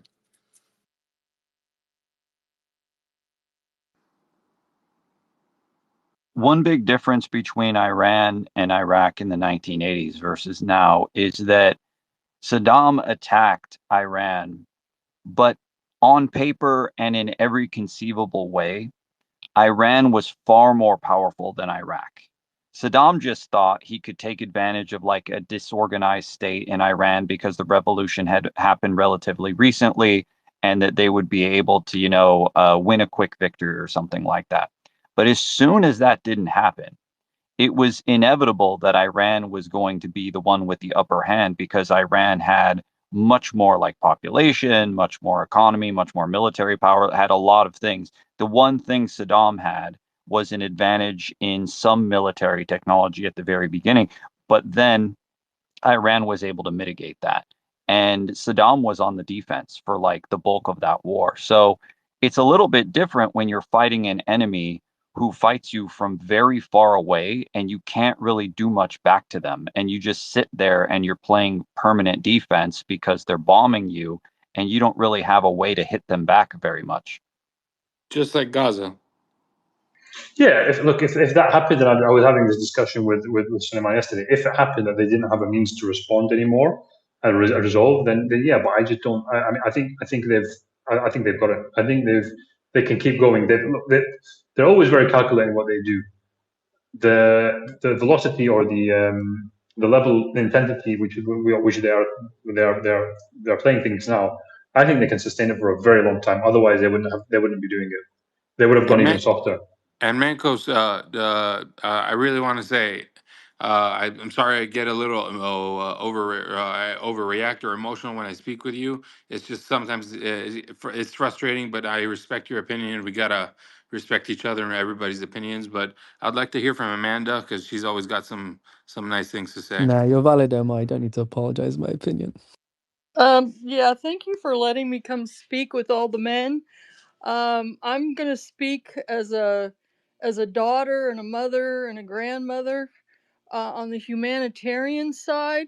Listening to Manco is making my head spin. I come from a family of military veterans, from my dad down to my husband, my ex-husband, and my son. None of us are supporting this. Um, we are sending American treasure to fight to do what again? To liberate, quote unquote, Iran. If, when my dad came back from Vietnam, blown up, by the way, completely deaf, took him 30 years, almost to the day, to get his 100%, they gave him 10% disability to get that moved up to 100%. He came home without my cousin, who on September 6, 1968, at the age of 20, was killed in Vietnam. Never got to be married or have children or grandchildren, but his name is on a wall. And the people that we lost fighting in the Middle East, only to take the Taliban and give it back to the Taliban. Oh yeah, but let's throw in some weapons. I remember when my dad came back from Vietnam, I was in high school, and he said that people who want to be liberated, that's not our job. We liberated ourselves from the British with our own blood. And if Iran wants to be liberated, then they should use their own blood. I have friends, I would call friends, who are on this app who live in Iran. Helia is one of them. She has a master's degree in chemical engineering and is employed and doesn't wear a hijab or any of that. Um, what are we trying to liberate the women? First off, that's crazy, since we killed 160 something little girls the first day of this. Why do we want Iran to be like us so they can have Pornhub and gamble on sports and all the debauchery that's been brought to our country since they killed Kennedy? Is this what we're fighting for? I mean, seriously. And you're so flippant with your comments. They are getting ready to send excuse me, I'm very upset. The 82nd Airborne in there, and the Marines. I was just speaking with a former Marine. He's beside himself. We have our very good friend right here on this panel, Andrew, who lost his son. And it's not just about those that we leave behind dead. The rest of them come back injured, whether it's physically or mentally. Their marriages break down. They commit suicide at such a high rate. They are ruined, a lot of them, for life. And to be so flippant and say, oh yeah, well, we'll just send those in, and we'll send these in. We have no idea what the true count is of dead Americans right now. If they were serving in any kind of a capacity of special forces, they don't have to tell us who those people are. We have no idea how many we have. I can tell you, I live very close to San Antonio, to the BAMC hospital. That's the Army hospital. And they are bringing people in there. That's the big burn unit, okay? It's so good that even civilians sometimes go there. They are bringing people into this burn unit. So maybe they're not dead. Are they burned 80%, 90%, disfigured for the rest of their, like, what are we doing? We don't belong over there. Iran was not attacking me last week or 15 days ago. I was not afraid of Iran. And I am going to agree with Doc. I am more afraid of my federal government and Pete Hegseth, who, in my opinion, and speaking to other military officers like my son, he is a war criminal. And this is why he made those statements when he brought in all of those military. I don't know, when was that, 3 months ago, and tell them the rules of engagement are different now, and that you can go and do whatever. Let me tell you, when you go and do whatever, and then you come back and you have to live with yourself, that's when people start committing suicide. They can't live with themselves. They are humans. I am just listening to Manko and his flippant comments. Manko, are you sending your son? Are you sending your daughter? Because we're sending daughters now too. And when they start this draft, who do you think they're going to draft? They're going to draft these kids that are athletic, that are in these high schools and colleges, that are playing sports. Those are going to be their first picks. You know, we cannot go along with this. Um, I'm sorry, I'm so emotional. These are our children. These are our grandchildren, and you are just so flippant with their lives, and that's only the American lives. What about those little girls? What about the priest in Lebanon, the Catholic priest in Lebanon? What about these pictures of these beautiful families I'm seeing out of Lebanon? And I haven't even started on Gaza and what we have financed and given weapons so that we can kill Muslim and Christian children and bomb hospitals, a Baptist hospital. Like, what are we doing? We are supposed to be American people who stand for righteousness and humanity. And I am not seeing that, and I am not hearing that from Manko. It is quite disturbing, and I will end there. I think he's gone, but very well said, and thank you for that. And what's it called? That was incredible. Yeah, That was so articulate and heartfelt, and no one needs to go and confirm your story. It's innately and inherently true, and we hear the pain. And thank you for your and your family sacrifices. I know lots of families like yours, and that's why I flipped on a dime on Trump. He was supposed to be the no new wars president, okay, and he has been anything Doc, but I that. voted for him. I didn't vote for him the last election, but I voted for him. I'm going to be 68 years old next week. I have voted straight Republican ticket since I was allowed to vote for Ronald Reagan. Um, and just knowing I'm around military people. I know what it's like to be a kid and have the black car pull up to your best friend's house across the street. And in that black car is the chaplain and somebody from the base. I have the telegram they sent to my aunt and uncle telling them my cousin was killed. They misspelt words, by the way. This is not. We don't want this. No, I'm sorry, and I'm sorry I'm so emotional and my no, no, voice is no, no, weak. no. don't be But sorry. Don't be sorry. listening to Don't no, Mako stop. earlier, and Doc, you did a good job dressing him down as well. This Well, is absolute insanity.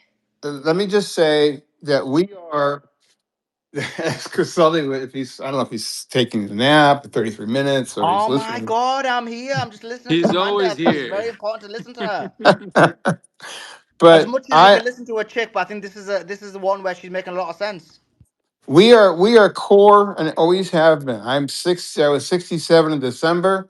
My first vote and my first campaign, walking door to door, was for Ronald Reagan in 1980, and I voted straight Republican the entire time. I'm now a registered independent. I will not vote for Trump again. I will not vote for anyone that he endorses again. It leaves me politically homeless.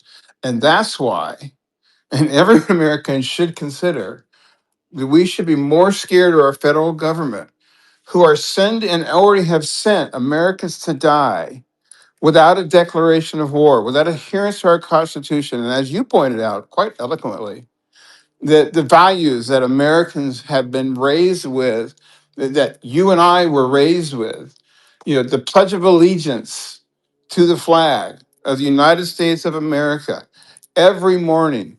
We were not taught to hate our country. We were taught to love our country. And there's nothing, absolutely nothing wrong with that. We grew up in the 60s and 70s when America was still absent the Vietnam era, could look themselves in the mirror collectively and feel that they acted in an honorable way. No longer. It's horrible. And something needs to change. Can I just say, inevitable China? When you were saying you were more scared about DC, could you elaborate on that? Is it because of the car crash, the car that crashed into the White House, or what were you talking about exactly? I think that was DOC or Doc. I don't know if that was me. Oh, okay. I'm talking If about I the can jump federal government and the decisions they are making with my money. I don't want my tax money being spent to bomb little children in Gaza. That's not what I want. I don't want to fund Ukraine wars. I this and then I've got here in Texas, my state of Texas. My family name is down there on the Alamo. One of my great however many uncles died there. Now my state of Texas because this is my dad's home state, raised to think it was the best ever, is so zogged out. Anti-Semitism laws, BDS laws. I mean, I could go on and on forever.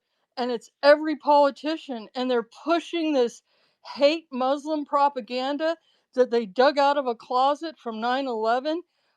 I mean, I feel like a slave here in my own state, let alone in my country. And the decisions that are being made in Washington D.C., as far as I can see, are not helping any American anywhere that and you, from healthcare to, I mean, I paid $1,350 out of pocket for a drug I have to take because I had pancreatic cancer 10 years ago. But if I lived in Israel, could get it for free, right? Because I subsidize that. It's everything. It's the laws. It's the corruption. It's the Epstein files. I mean, you get it. It's everything. I can't find any good anywhere. And this is not the country I grew up in. I graduated from high school in the bicentennial year of the United States of America, and it's just beyond me. And I have 4 grandsons. One turned a year old today. I have 4 that are under the age of 2.5, and I don't want to leave this country to them. I don't want them being drafted later to fight these wars that we don't belong in. And I send all the love to the Iranian people. But hey, if you don't like it, then you have to change it. But from the people I talk to, they don't have a problem with it. But either way, that's up to them, not up to me. Yeah, I just want to Love you, say man. real quick, Hold on if one I sec can. here. Amanda, love you, dear heart. Thank you for fighting the good You fight. know I love you too. You know I love you too, Andrew. Yeah, I just want to say that, listening to all of the emotional reactions to Manko over the, I guess, past few days, I've even gotten into it with him as well.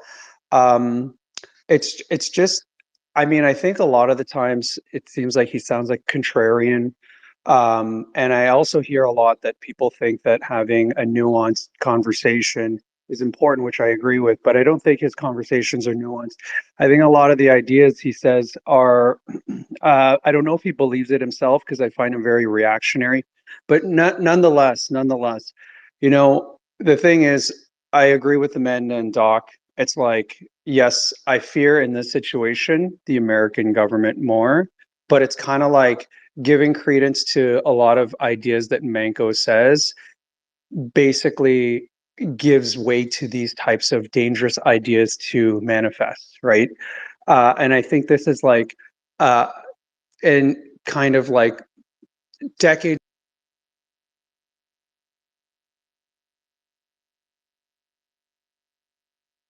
Whoops, you cut out. We here? Like Mossad must have zapped them. He was thinking too big. The system targeted him. They took him out. He was over the target. Okay, Thanks, so Adam. Thanks, yeah, Adam, for letting me speak. I'm gonna drop. I'm working right now. I'm editing a Big book time for shout out house. to you, Amanda. yeah, But no, it was well thank you said. for letting me. Thank you, Sorry, I got Amanda. a little Loved everything emotional. you I was said. shaking. I was Yeah. being a chick. What can I say? So, but thanks so much. Well, that's No, why. you That's why I spoke. You brought you spoke up, for Be all Amanda. Americans. crazy. That's That's why I brought you up, Except Amanda, because Amanda. No, you were that's speaking for all Americans. My opinion. no. That's why I brought you up, Amanda, because I thought you'd bring an important contribution to the Thank you, conversation. Sully. No problem. Because Thank you. I And knew you what know, you were gonna this is say. and this is where I got my education. Remember, about almost 3 years ago. So I'll always appreciate you. Well, we appreciate you, Amanda, as well. And actually, I already knew what you were going to say when I brought you up, and I knew it was important for someone to say it right now, especially when the report came out earlier on today that 2,500 more American soldiers are going to the Iraqi border to properly to sacrifice themselves for Israel. In addition to that, there's another report that's come out just now, a few minutes ago. I actually did a video on it yesterday, but it is that there is a mutiny allegedly on USS Gerald Ford, and the sailors on there have partaken in a mutiny, and they are trying to stop the Ford from partaking in this war. In addition to that, we have apparently that the Abraham Lincoln has been hit so bad that it's now retreating. This is what the IRGC is claiming. So things are not going well, and there's always two situations when things are not going well. One is they retreat and make a deal, and this is our hope. Hence, why I thought you're bringing your voice up was very important. It's important everybody like you and all of us voice this, because the other solution is there's two options. One is retreat, deal, make a deal, and end this, or the other one is you basically throw more people into the meat grinder, as per what happened in Russia and Ukraine, and that means more American lives being lost, more Iranian lives being lost. I don't see any conversations about Israelis going in the boots on the ground. So there'll be American lives and Israeli lives being lost in this meat grinder, and then more and more will be put on top of that, on top of that, on top of that, and the number will become innumerable. So I think we're in a crossroads where we need to all kind of clarify that it's important that this war doesn't happen. So, did you see the video? It was a British journalist interviewing Treasury Secretary Scott Bessent, and some off camera, someone in Bissett's staff said, the president needs to see you right now. So this happened at like 10:30. The video resumes when he returns to the interview. And the first question the presenter said was, is President Trump okay? What's going on? Bissett's response was certainly dictated and calculated, particularly paid note to the expression on his face, the pace, toner, and temperament of his speech as compared to what it was before he came in. And what he said was the shocking part. What he said was he supports the war in Iran, the Secretary of Defense, and the Secretary of War, actually, Pete Hegseth. And he has a teenage son himself, and that he would commend his son to the war effort and to Pete Hegseth, the Secretary of War. It's quite shocking. And as far as Amanda and I and Andrew, I think it's really important for us, and it's a motivating fact for me to let the world know through this space and through you that there are Americans here who oppose our government in every degree, and even to a greater extent. Because we have sacrificed. Not I personally. My grandfather, died in World War II, but not in Vietnam, not in Afghanistan, not in Iraq. And so to hear, hopefully, what's communicated by our voices in this space, and thank you again for that, is that America too is objecting to our rulers. Absolutely, Doc. And what great voices they are, because we just want peace in the world. We don't want war. And certainly not war for a foreign nation, and certainly not to sacrifice innocent Iranians and innocent Americans who were basically Yeah, serving the interests of a foreign nation. Yeah, I agree with you. Sorry, you going to say something, Andrew? yes, and we have to, Sully said, and for the innocent Iranians. I was standing in Vietnam on the beach, 2 a.m. in the morning, when my students were observing a celestial event, the constellation event. Anyway, one of my students, her father was there because I requested that the parents be there, for chaperones. And I found out that one of the parents was a doctor. He was a retired doctor. He was a medical student. He had just graduated. He was doing his residency when in an area up north of, up north by Dak Lak. And he was sharing. I said, "Hey, we were in da da da." And we started talking, and then I was horrified when he said he was at Dak Lak in '68. And I said, "Wow, there was there was a terrible skirmishes there." He said he looked at me and said, "Yes, several B-52 massive carpet bombs went off target and literally killed hundreds of villagers." So I looked at him and I said, "How can you look at me knowing I'm a retired naval officer, knowing I'm American, I'm in your country? How could you not hate me with a passion?" And this gentle man looked at me and he said, "I don't hate you. I know you love our people. I know you love our people and our students, and you're giving time to help us. I hate with a passion your government and its bloodthirsty need for more blood, only for more and more and more." And he said, "That's what we hate and stand against." And it broke me hard. So maybe when you hear Amanda on these spaces, maybe when you hear Doc, and don't dare call me unpatriotic, you reprobates. And I've been called unpatriotic. I've had some red good old boy MAGA tell me I needed my ass kicked and thrown out of my country because I love my country, but I also love the people, the innocent lives that we destroy. And I'll land it there.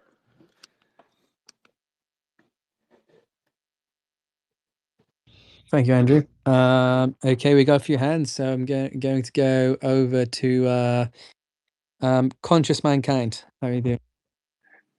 Thank you, Adam. It is time for the daily update for the casualties, or you prefer that I do it another time? No, go ahead. Thanks, Conscious. No problem.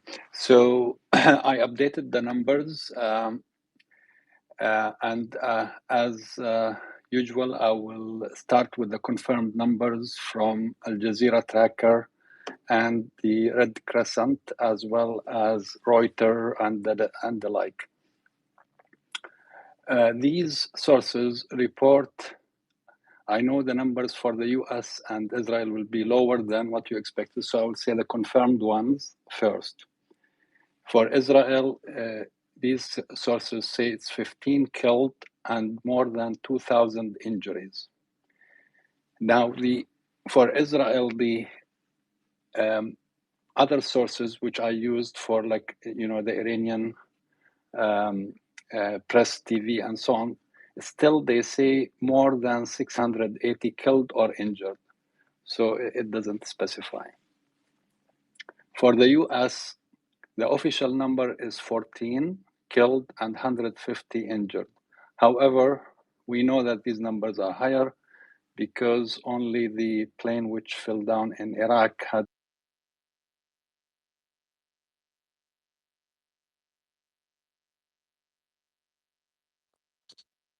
I think we lost them. Conscious, can you hear What me? is going on with this space? Guys, retweet the space, reshare it. This is ridiculous. Like, how is it no one's even allowed to get any information out without them getting kicked out?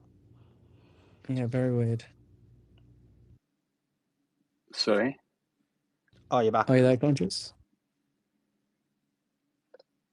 So was it directed to me or? No, You cut out. You cut out. Oh, sorry. You cut out, so we thought you'd been dropped or you'd been glitched out. Oh, okay. Yeah, sorry. So did you hear my numbers about Israel?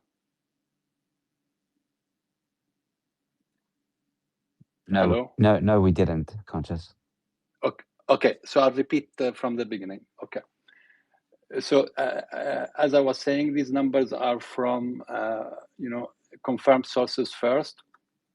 For Israel, 15 killed and more than 2,000 injuries. However, sources from other than what I call confirmed, like the Schleich News and the Press TV, they say more than 680 killed or injured. They are not independently verified. For the U.S., the numbers are say like 14 killed and 150 injuries. We know that these are underestimates, as because, for example, only yesterday there was 6 soldiers in Iraq who lost their lives because of the plane crash. So other sources for the U.S., they claim like between 560 to 650 killed or injured. It doesn't specify. This is from the Press TV and Schleich News. Now, France is on the list. They have 1 killed and 6 injured yesterday. Unfortunately, the largest number still it's for Iran. Unfortunately, it's around 1,500 innocent people and 18,500 injuries. Next is Lebanon. It's large numbers, around 670 killed and 1,800 injuries. Syria, 4 killed and 10 injuries. UAE, 6 killed and 130 injuries. Bahrain, 2 killed and 40 injuries. Kuwait, 6 killed and 67 injuries. Saudi Arabia, 2 killed, 12 injuries. Oman, 3 killed, 5 injuries. Jordan, 14 injuries. Iraq, 27 killed and more than 23 injured. Qatar, 0 killed and between 16 to 20 injuries. Azerbaijan, 4 injuries. As I said, these are the confirmed numbers, and I put it in the chat for the spaces. Thank you, Conscious. Appreciate the updates. Yeah, it's good, no problem. good to know the damage and the costs that's going on right now. So we have Andy. Hello, Andy. So what Amanda was talking about earlier, I feel, I feel like was very powerful with just how she was talking about how like she used to support Trump. Like, I mean, I used to support Trump too, and how now it's just completely disgraceful how the people are cheering this on, and that how she doesn't want her to leave a country to her grandkids that will have to send them off to fight a war, and just her whole long speech was very articulate, powerful. And a lot of people feel that way, and it's great that to see a lot of people waking up. So for anyone out there saying, "Oh, it's just a bunch of crazy young people that hate Israel who are radicalized by TikTok or something," no, it's not. It's everyone's waking up. The Goyim are waking up, and I find that very powerful. And Goyim United will never be defeated. And about soldiers serving in the Middle East and coming back from horrors. I have a friend that I met on X. I've never met him in person. And he served in Afghanistan and Iraq. And unfortunately, he said he became addicted to some type of opioids and alcohol after the war from 2004 and finally got clean in 2020. And he thankfully he went through a divorce after the war because he was never honest with his first wife about the horrors he went through in war. He had a kid with that wife, and then he got remarried and had another kid with that wife recently. And thankfully he's now clean and sober and healthy and living a good life. But that just shows the horrors of war up front. And this is a guy that I met talking about sports on X, and we DM all the time, and it just shows the horrors of these wars. And he's very against war now because of what he personally experienced in Afghanistan and Iraq. Like, he joined and volunteered, I believe, to fight in Afghanistan because he thought it was the patriotic thing to do then, like a lot of Americans. And now he's horrified and realizes that we're fighting these wars for Israel too. And it's just horrific. Just like so many of us had. Like, if they, like, who the heck is going to, if they say, hey, we're invading Iran, who the heck's going to volunteer for that? I mean, it will probably be you'll probably get a lot of 40-something-year-olds plus trying to volunteer. It ain't going to be a bunch of volunteering because, right, one thing Gen Z on the right and left can agree on is we ain't dying for Israel. Send Gunther Eagleman, who's 50 and cheering this war on. Send Eric Doherty and all these MAGA influencers. Send Lindsey Graham over, but don't send me. Don't send Amanda's family. Don't send any of us. We're against this. Send the people who want to go. Send Barron Trump. Although Barron Trump probably has bone spurs. Thanks for that, Yes, Andy. very likely. No, but he's actually right. I think he made an important point because in the past, when rulers would go to war, they'd stand in the front line, their children would be on the front line. And so decisions of war were made based on wherever the betterment was and the risk themselves. Here, you've basically got an oligarch class that send people to war while they hide behind everything. Like you're right, Lindsey Graham should be on the front lines. Netanyahu's son should be on the front lines. Trump's sons should be on the front lines. Hexet's sons should be on the front lines. Like all of these things should be happening. So I vehemently agree with what you're saying. Guys, in addition to that, Hexteth is young enough. Hexteth is young enough. He can fight. He pretends to be this big macho man. He's young enough to go himself. He's not that old. He can fight. exactly. I agree with that as well. Great point. Now, guys, yep. Let's see how his Christian Crusader act. Let's see how his Christian tough guy Crusader act with all of his tattoos holds up fighting Hezbollah. Let's see how Yeah, that goes. Let's see him try to rebuild that third good one. temple. He'll run like a little girl. Good one. Good one.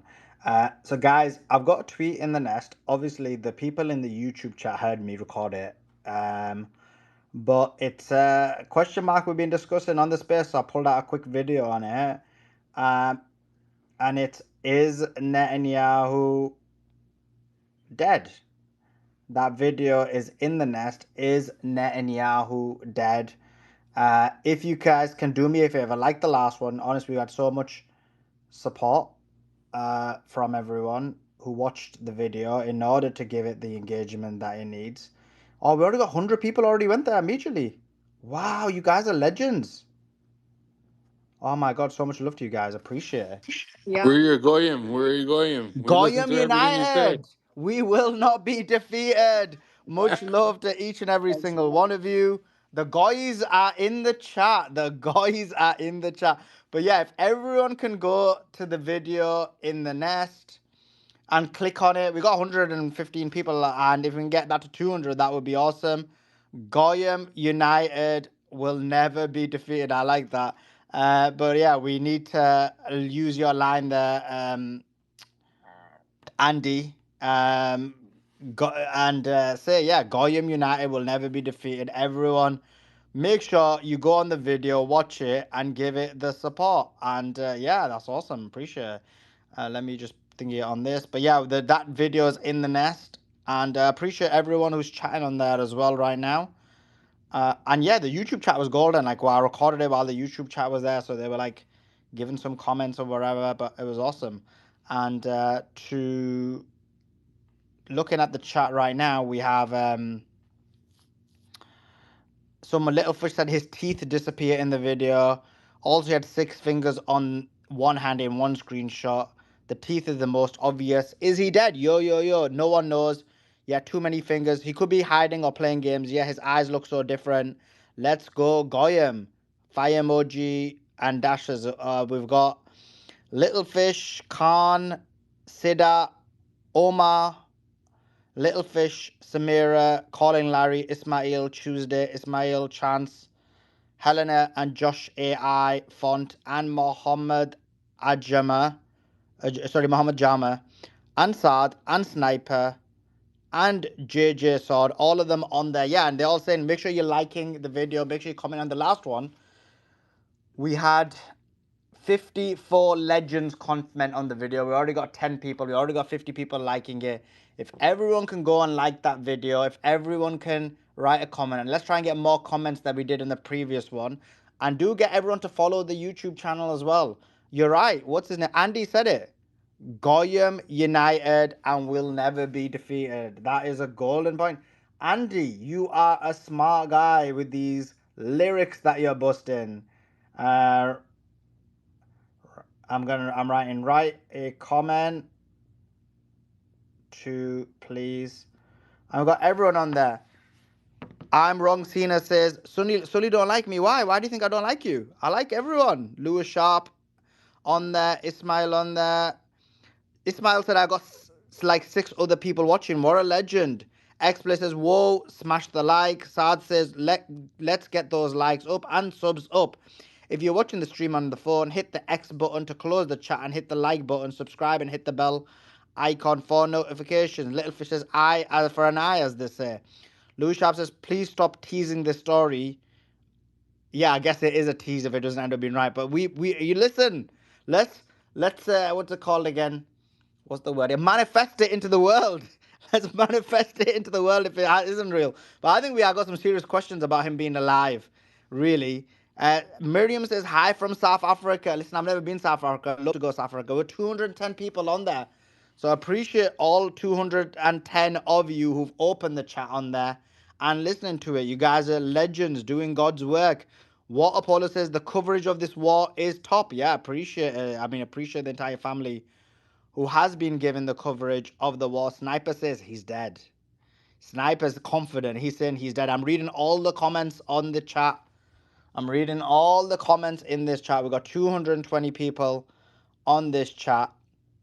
Omar says, like, share with everyone. This is the revolution. It is. It is the online revolution. It is indeed. We're reading the chat. We've got 250 people on there. That is amazing. Imagine, and Samira made a golden point. Imagine the hell waiting for him in his grave. Samira, the problem is they don't believe in hell, so they're like, oy vey. Oy vey, the Goyim say we're going to be in hell, but guess what? We don't even believe in hell. There is no hell. There is no heaven. So, oy vey, we could do what we want. This is the problem. Khan says, yeah, hell's going to be extra crispy. Ismail says, just like AH. Christine says, down with the Sabbatean Frankists. I mean, it's a very good point. If there's anyone who believes in this kind of more Frankist aspect of the ideology, it is indeed this guy. Mass death, mass destruction, mass mayhem. Justin says people actually would rejoice, not be sad and give up. Yeah, this would be. I'm not exaggerating when I say this, and just think about the type of person this individual is.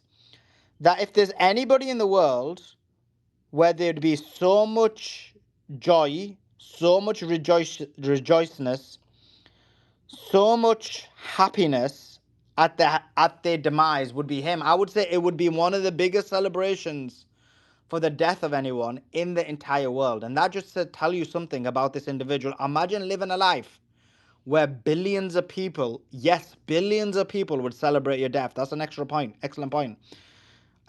Jim Carrey's on the plane right now for his new role. I don't know what that means. He says he's going to be in the Pharaoh zip code. I mean, I think he's gone past the Pharaoh in terms of what he's done, to be honest. I think he makes Pharaoh look like a good guy. And he wasn't a good guy, but that's how evil this guy was. Even hell will be upset to receive that clown. Yeah, true. Hell be like, we don't want him. We don't want this evil, genocidal, maniacal person. Like, if this guy's in, we should be sending everybody else to heaven. Sometimes I just don't understand what are false flags and what are real flags. Yeah, because there's so many false flags. Maybe he's injured. I'm on the reserves and I'm not going to die for them. Yeah, listen, we don't want you to die for them. We don't want Americans to die for Israel. This is so true. This is why we're speaking out against it. This is why we're doing these spaces. We don't want you guys to sacrifice your lives for Baal, for Netanyahu. Is Netanyahu Baal? Eclectic says, Suleiman, I support the channel. Open the videos with extra tabs. Eclectic, you are amazing. This is the support we need. We need people to open it. We are the online revolution. I will and the team will continue giving you videos, updates, interviews, doing these spaces 24/7, even when we don't feel like it. Like right now, I'm not exaggerating. I don't want to sound like I'm crying, but I've actually got a really bad migraine. You could probably tell in the video. But I'm like, you know what? forget it. You got to fight through it, but you're just going to continue going. So I appreciate your support. And so all I ask is you guys watch the videos, open it in a second tab, like the videos, and comment in the main section. And we'll continue doing what we're doing. We won't stop, and we'll continue doing it. And we've got 88 likes in the video, 23 comments, 280 people are watching it. So really appreciate every one of you. Sniper says Ben Gavir is dead too. I mean, it's really an it is because I think I forgot his name now. Who came? Persistence said that he believes the video is an old video he saw in 2024. So I think that's a fair point. Someone said AI video. I'm hitting the bars for the news is confirmed. Yeah, Andy. Oh, that's Andy. Andy's in there as well. The devil will have to step aside and look for another job when he arrives at the gates of hell. That's true. He'll be like, listen, I'm taking over. He'll be saying, the hell was promised to me 3,000 years ago. We're taking over hell now. The great coverage of digital says, hit the like or your Ben Gavir. Yeah, Mohammed Jamal's right. Hit the like or your Ben Gavir. That's true. I hope it's true. You're never wrong, Suleiman. I mean, this one I've hypothesized. I didn't say he's dead as a matter of fact, but yeah, it's hypothesis. But yeah, all our predictions have been right. Appreciate every single person who watched that video, guys. If you did, make sure you like the video. Make sure you comment in the main section. We've got, how many comments have we got? 27 comments. Let's try and get the comments above 60 because we got 54 last time. Let's try and get the comments up above 60. We got 100 likes. Let's try and get them to 200. We got 161 last time. That would be awesome if everyone could do it. Let me read the super chat and then we'll get back in the conversation. And the super chat is here. We got, first of all, Babylon Fallen, who's gone to the level 1 censorship. Melody says, Suleiman, hypersonic Ahmed, great content, bro. Listen, yeah, we're doing that. We're the hypersonic space. Hypersonic space. We're not subsonic, we're hypersonic. Trump as Aragon from Lord of the Rings for BB. That's funny. No, he's not Aragon. He's that guy who switches. What's the guy's name? Sean Ben? I forgot his name now, innit? Trump, okay. Everything Wankos says is projection. That's funny. The Cool says, who else is forcibly spreading liberalization? The US and their puppets in the GCC and elsewhere, using their money, media, and armies while jailing scholars. The spread of liberalism has never been natural. It comes with some colonialism, JDAMs, coups, assassinations, sanctions, and lies. It wasn't a choice. Great point.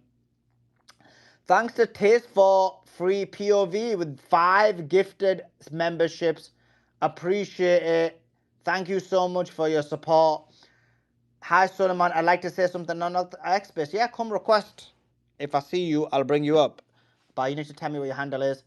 Adam, I completely agree with your statements on this space. Cheers, King Suleiman. Appreciate it.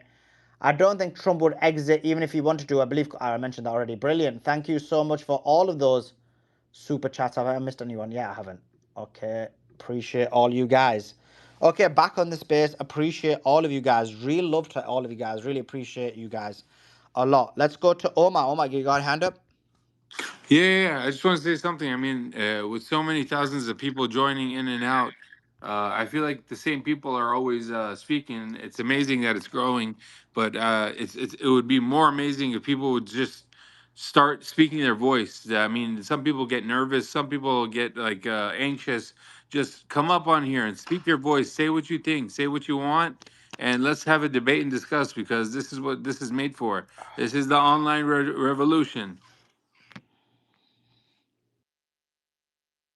For sure, we bring everyone over, no matter what the size of the account is. It doesn't matter to me. I do want to try and give as many people a voice as possible. Amar says, big up Adam. Adam's getting a lot of love in the super chats for sure. Let's go to Thank you guys, appreciate it. yeah, Adam does appreciate it. El Karaki says, appreciate your voice, brother. Yeah, thank you so much. Appreciate you, El Karaki. Thank you so much for your support and the super chat. Okay, let's go to Adam.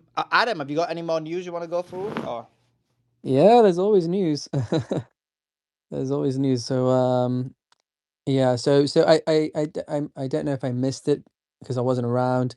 Just to start off, basically the entire leadership team of Iran was out on the streets today. in Tehran. You had the head of the chief justice, the head of the atomic agency, or the nuclear operations.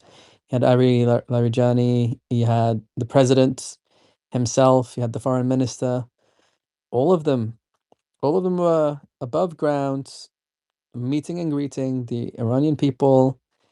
Very, very brave. Like, even if you hate them, you have to admit that that takes guts. You'll never see an Israeli leader doing that. They're all deep in the bunkers. I doubt Netanyahu has seen sunlight in a week. Same with Ben Gvir and all the others. They're hiding like rats, deep in deep bunkers, not moving, not doing anything, just waiting. And it is it's just a sharp contrast how the Iranian people are so much more connected to their own land. It's an ancient civilization. It's an ancient people. These people stood up to Alexander the Great and have been there. Great empires have risen and fallen around the area. And then you have this Rothschild colony that hasn't even existed for a century yet, and it's based on and fueled by the ease of land theft and apartheid. It's very so. You just need to know that to know who's going to win, because there's no reality where such mythical honor and attachment to land and heritage and history gets defeated by these impotent impetuous upstarts. Yeah, so yeah, and also it signifies that America's lying about having air superiority. Like, if America had air superiority, then that would have been a bloodbath. That would have been all of them dead, because you could have wiped out literally the whole functioning executive team right now. Like, that's the top security official, that's the foreign minister, that's the president. They weren't taken out. They weren't taken out. So where's that air superiority? It's either they're lying about air superiority, or their intelligence is garbage. But it's not intelligence, because they literally were filmed. So America knew where they were, but they couldn't get to them. So it's that the bombs did fall nearby. I don't know what they were launched by, but on video you can see, like, they were unshaken. They were unshaken by it. In Tel Aviv in Israel, the streets are empty. It's a ghost town, tumbleweeds. Because these people are not here. They're not attached to the land. In the 12-day war, and it's probably happening right now, they evacuated en masse. The Israeli government had to shut down the airports to stop them leaving. And when that happened, they started taking ships to Cyprus. They would swim if they had to. Whereas Iranians, in sharp contrast to that, there's multiple videos now over the past week, 2 weeks now, of them standing tall as bombs drop, continuing to protest, continuing to stand defiant against it all. So yeah, that's the first bit of news. Just it was Quds Day as well, so that's why everyone was out on the streets today, and there was hundreds of thousands, maybe millions of Iranians on the streets, and that's what people don't realize. Like, it's an idea. You can't kill an idea. You can't kill an idea. There's no regime. There's never going to be a forced regime change. There were protesters from all walks of life in Iran. Even anti-government protesters were out on the streets. Like, they saw images of women and girls. One holding a sign that said, I am anti-government and I am a protester. Even though we had that Hasbro about 100,000 protesters being murdered in a few days. She's like, I am a protester, but you know what? Democracy and freedom doesn't come from America. It doesn't come from the Epstein class. And she's right about that. So there is a rally around the flag effect. There is a galvanizing effect. And the West, the Epstein class, the Epstein coalition, American Israel, the monarchists, the diasporoids, they all miscalculated, thinking that they wouldn't be united. Is it hubris? Is it stupidity? Is it something else going on behind the scenes? I don't know, but yeah, they were wrong about that. And so yeah, the Iranian people are united like never before. Yeah, so that's that on that front. So yeah, masses of Iranians on the street. The leadership was on the street. It was Quds Day today, so that's the developments going on in Tehran right now. They also were bombing Israel again. Israel's been pummeled. I think I saw like maybe 3 attacks in the past half a day. So and Hegseth said a few days ago they've taken out Iran's ability to launch missiles. It's I don't know why they lied just to get this proven like this. So yeah, Israel's still getting pummeled. Bases are still being hit. Italy has been chased out of the Middle East after an Italian base got hit. Italy's pulled its troops out of the Middle East, and Meloni said has been forced to give a statement saying, well, Italy's not part of the war. We promise we're not going to participate in this war. We're not going to take part in any war on Iran. And so that's that's them out of the Middle East, completely decolonized, because their base in Iraq was taken out basically. Israelis are going into their shelters, and they're arguing their shelters again. Like there's no unity there. Like they don't even have mercy on themselves. Like there's videos of them like keeping each other out of the bunkers. Like you can find these videos. I'm seeing like Israeli accounts posting it. It's crazy. They're filming each other just arguing and keeping each other out. It's complete difference in psychology here, and that's why they won't win. Trump signs an executive order aimed at improving home affordability. Yeah, good luck with that. I mean, I assume mortgage rates will be increasing soon. In the UK, our bond rates have been soaring, our gilts they're called. So if this goes on, that's our interest rates are going to be spiking up. Yeah. So what else we got? We've got the Iraqi resistance. Sorry, it's just loading up. So the Iraqi resistance is offering a cash reward for any information on the locations of U.S. military personnel. Yes, this is in retaliation to America doing a cash reward for information leading to the leadership of Iran, even though they were all out on the streets visibly today on video. Yeah. Also, yeah. So one aircraft carrier. I can't remember which one's which. You got the Gerald Ford and the I think the Abraham Lincoln. One of them is retreating, and the other one is seems to be getting sabotaged by its own crew, according to the Iranian military. So it's up to you if you want to believe that. But yeah, and also there was a confirmed firefight with one of the aircraft carriers and an IOGC vessel, even though every IOGC vessel is we've been told has been taken out. I think CBS confirmed that there was a firefight between one of the aircraft carriers and an IOGC vessel yesterday. Adam, the Lincoln is the one which is retreating, and the Gerald Ford is the one with fire. Thank you, brother. Appreciate that. So yeah, The Economist reports that the Strait of Hormuz remains closed until the end of the month. If it remains closed until the end of the month, then some analysts reckon that oil goes to $150 or even $200 a barrel. Yeah. So this is, that's economic Armageddon. So I don't know what Trump is thinking. Like if he wants to bring that upon the American people, I would imagine he doesn't want that because the midterms are coming soon. I would imagine he doesn't want that to be an absolute wipeout, which I already think it's going to be. So $200 oil, yeah, that would wipe us out. Everyone listening, everyone that that would be all of us suffering. Yeah, so that's on the economic front. We're seeing a lot of stress in different places, different markets. Our financial markets are very intricate and weaved web. So we'll be seeing a lot of different things going wrong in the world economy. But even finance gurus will not be understanding the implications. Like the UK economy, our gilt's going up, for example. That was unforeseen. Yeah, so the war is kind of just escalating. It seems like across maritime, energy, regional fronts, Iranian officials have signaled that the war may be entering a new phase. with asymmetric tactics, like kind of more guerrilla warfare tactics. So commercial shipping and energy infrastructure has remained central targets. Multiple vessels were struck across the Persian Gulf near Iraqi export terminals, with at least 2 oil tankers catching fire near Qasr, and one crew member reported killed.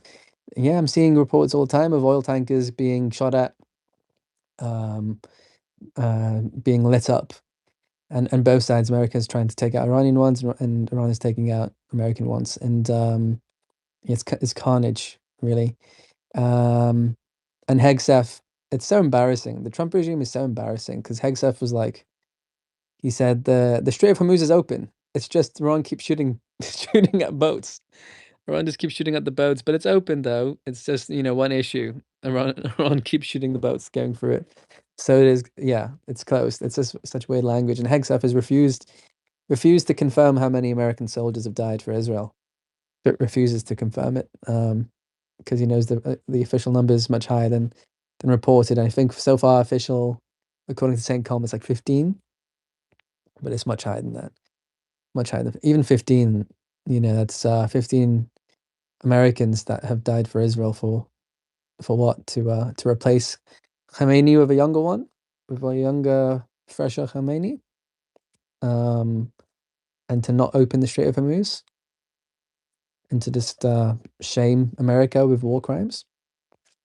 I don't know what's been achieved here, actually. To not take out the nuclear program and to not do regime change. So what have these 15 Americans at least died for? What goal has been achieved here? All that seems it's going to happen is we're going to see like economic Armageddon. The regime change isn't happening. The nuclear program isn't going to be taken out. The Islamic Republic isn't going anywhere. So what are we fighting for? What are the goals? Like, I don't know what they are. They keep saying we're going to destroy them. I don't know. Anyways, so these attacks are part of a broader pattern. Reports indicate that at least 19 ships have been damaged since the start of the war. Most of them in Persian Gulf and nearby waters. Iran has reportedly expanded its use of asymmetric naval tools. Yeah, I've seen that. Reports indicating deployment of explosive sea drones and the planting of naval mines using small boats, signaling an effort to sustain long-term pressure on the Strait of Hormuz. The Strait of Hormuz being closed is actually, a lot of people are saying, "Oh, America isn't affected. America is affected. The worldwide price of oil affects Americans. How much you pay for your fuel and your energy, your heating, it affects you, and our economy is interconnected. The world economy is interconnected. If someone suffers over there, it's an ecosystem. If I don't know if anyone did biology at school, but like if you mess up one part of the ecosystem or the food chain, it impacts people on the other side. So we live in a anti-globalist, but we do live in a globalist economy. So 20% of the world's gas cut off. I don't know what percentage of the world's fuel is cut off. Shipping rates going to the moon, insurance on shipping going to the moon, causing those rates to go up. International supply lines suffering, fertilizer being cut off because that region is actually like one of the top sources of fertilizer in the world. Put all these things together, and if it gets worse and exacerbated, that is going to affect your daily life. Yeah. So yeah, America has its own resources. It can always be self-sustaining, to a degree, but it will be a hard nut life. Let's put it that way. Iran is also reportedly disrupting the global energy markets increasingly. So, despite the coordinated release of 400 million barrels from the strategic reserves, I don't know how long that will last. Oil prices are still above $100 a barrel. Despite that, so as a world, as a global collective, we're releasing our barrels of oil that we've got stored up in America. Your strategic reserves are at a 3-decade low, a 3-decade low. So you're sharply exposed to this like that. You can't do that again. Basically, there's not much left in the there's not much left to smooth out the edges here, and oil is still is hovering near 100. The International Energy Agency now describes the situation as the largest oil supply disruption in the history of the global market, warning that restoring production and logistics could take weeks or even months if the war ends quickly. And that's if the war ends quickly. So it really can't be understated what a chokehold Iran has on the world economy right now. And Iran has been pissed off to the point where they've come out and made statements now, multiple statements, saying they want to make America pay for this. That school massacre, which is confirmed America burned all those little girls alive. That has really, really pissed off the Iranians, and the fact that this is an unprovoked war twice in less than a year, and twice in the middle of negotiations when Iran was negotiating good faith. It's the line's been crossed, and they've said they want to make America feel the economic pain, feel what happens, because they were holding back. Like Iran was warning so many times, if this keeps happening, we're going to take out your bases, we're going to cut off the Strait of Hormuz. And they did it. They kept their word. So yeah, the International Energy Agency has said this is the largest oil supply disruption in the history of the global market. Yeah, that's what Trump has wrought upon us. And yeah, it'll take weeks or months to fix, even if the war ended today, which it isn't. So it's in Trump's best interest to end this war soon. Unless they can do a James Bond style mission to take out the nuclear facilities with like suitcase nukes. But even then, like what Sully said, and he was told by the ex-CIA officer, they've split up their nuclear materials across like dozens of sites. So what the hell? Yeah, and he's given up on the regime change, like I've mentioned multiple times, like he's confirmed. So the goals are unclear. It's unclear why we are doing economic Armageddon. Iranian sources are claiming that recent missile strikes have targeted key logistical and energy sites in the Gulf, including facilities in Fujairah and Sharjah in UAE, as well as US air bases in Kuwait, signaling continued pressure on regional energy infrastructure. And they are targeting UAE heavily, like they keep putting the pressure on UAE. Like UAE's whole future has been jeopardized. The entire future of the UAE, is completely at risk now. And that's because of Trump, because that naval base is like the Epstein regime's top naval base in the entire region. It's their top naval base, the one in the UAE. So of course it was going to get attacked. And the Gulf states, have been talking to Reuters. Or Reuters is reporting on it from sources. They feel completely screwed over. This is a war they didn't want, and a war they didn't ask for, but a war they're suffering severe, massive economic consequences for. And it's very unclear what the goals even are. And it's been proven that America can't protect them. In fact, it's a liability. Like UAE, putting its eggs in the America basket has screwed it. Like its future is completely uncertain as a global financial hub, Disneyland for the rich persona is completely up in the air if that's going to continue. Like people might move to Singapore or wherever, and think about it from, if put yourself in that position, would you still want to keep that same deal up? What are you getting out of it? Yeah, so because they're still getting pummeled, and now they've started arresting people for sharing videos out of there. The targeting of civilian locations claimed to be linked to the US personnel has also continued. Iranian officials are justifying attacks on hotels and other facilities in the Gulf countries, claiming they were used to house American military personnel. Inside Iran, authorities have mobilized supporters in the streets after attacks on besieged checkpoints. Large pro-government gatherings are reported in Tehran, and officials emphasize the need to prevent unrest. At the same time, U.S. intelligence assessments cited Reuters indicate that Iranian government remains stable and in control, despite nearly 2 weeks of sustained strikes and the killing of senior officials. So there you go. So according to Reuters, it's stable and the government's in control. Israeli strikes have continued across Iran throughout the day. Explosions and air raids all over Iran. Iranian officials have confirmed that IRGC Aerospace Force commander was assassinated with his family 2 days earlier.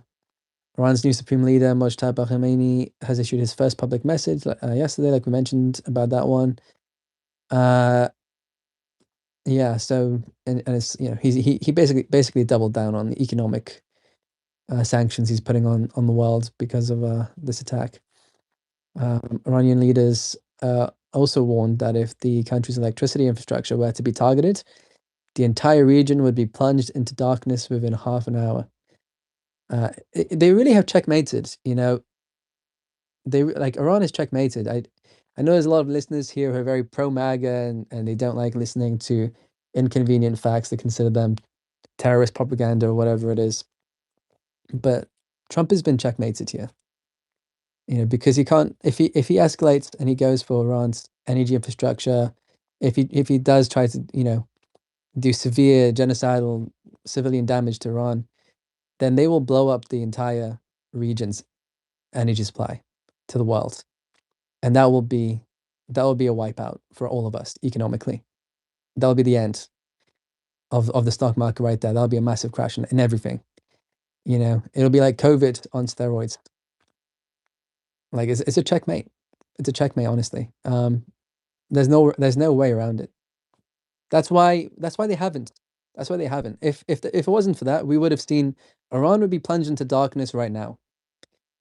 Iran would be plunged into darkness like as we speak. It hasn't. It hasn't been. Like they've been brutal, but as far like by the measuring stick of what they did to Gaza, they've been very restrained actually. They've obviously targeted civilians and to a terroristic degree, like it's a terrorist campaign by the Epstein coalition, but like they've been pretty restrained in terms of going for like trying to plunge Iran. They haven't plunged Iran into darkness, and after that initial strike on water desalination plant hasn't been repeated. Actually, I haven't seen any reports of water desalination plants being targeted after that. So it seems like they're holding back, in my opinion. Like they're not actually bombing Iran into the Stone Ages here. Like they would if they could. They would if they could.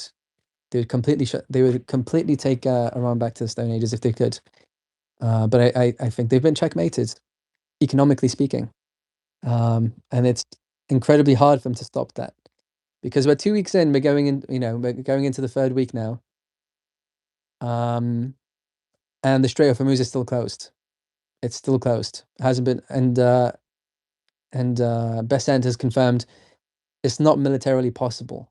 It's not like that's a direct quote. It's not militarily possible to escort ships for the Strait of Hormuz. Yeah. So and we're going into the third week, and there's no sign of that stopping anytime soon. So yeah, that's completely locked down. And this is, like I said, without including them bombing the oil fields, bombing the oil wells, bombing all the refineries in the region, and completely, sending oil to the stratosphere. So it is a checkmate. It is a checkmate in that regard.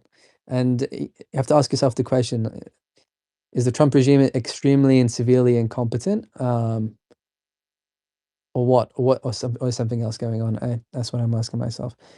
Regional tensions are also rising in Iraq. U.S. strikes on Iran-aligned militias have killed several fighters, including members associated with the Popular Mobilization Forces, prompting condemnation from Iraqi political leaders.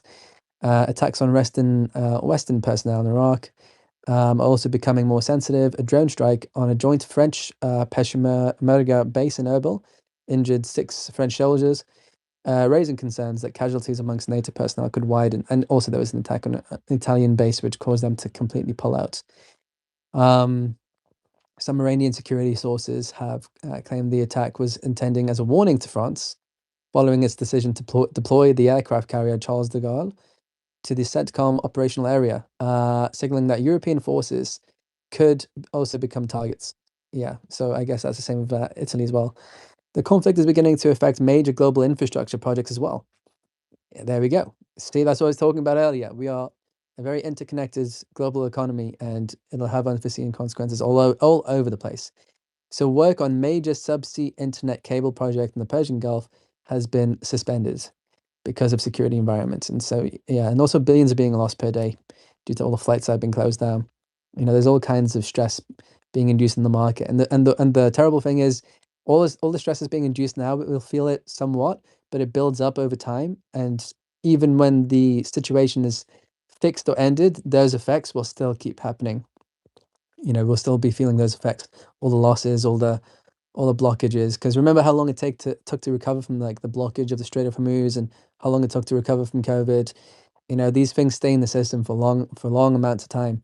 So Trump is literally affecting all of us, citizens of the world. All 9 billion of us are suffering for Israel and Trump, their bitch. They're doing this to all of us. For what? And I just keep repeating, for what? Regime change? No. Taking out the nuclear facilities? No. I mean, what else did they say they wanted to do? Like, I don't understand. So yeah, that's the main news from the recent little bit of time. Overall, I would say, there are reports that the United States has consumed extremely large amounts of its advanced munitions, including Tomahawk missiles, cruise missiles. Years and years of supply have been drained in 2 weeks. Years and years of supply. You can't create years and years of supply like that. You can't print missiles. You can't print interceptors. So economically, this is going towards a cliff. In terms of defense capabilities, that's also falling off a cliff.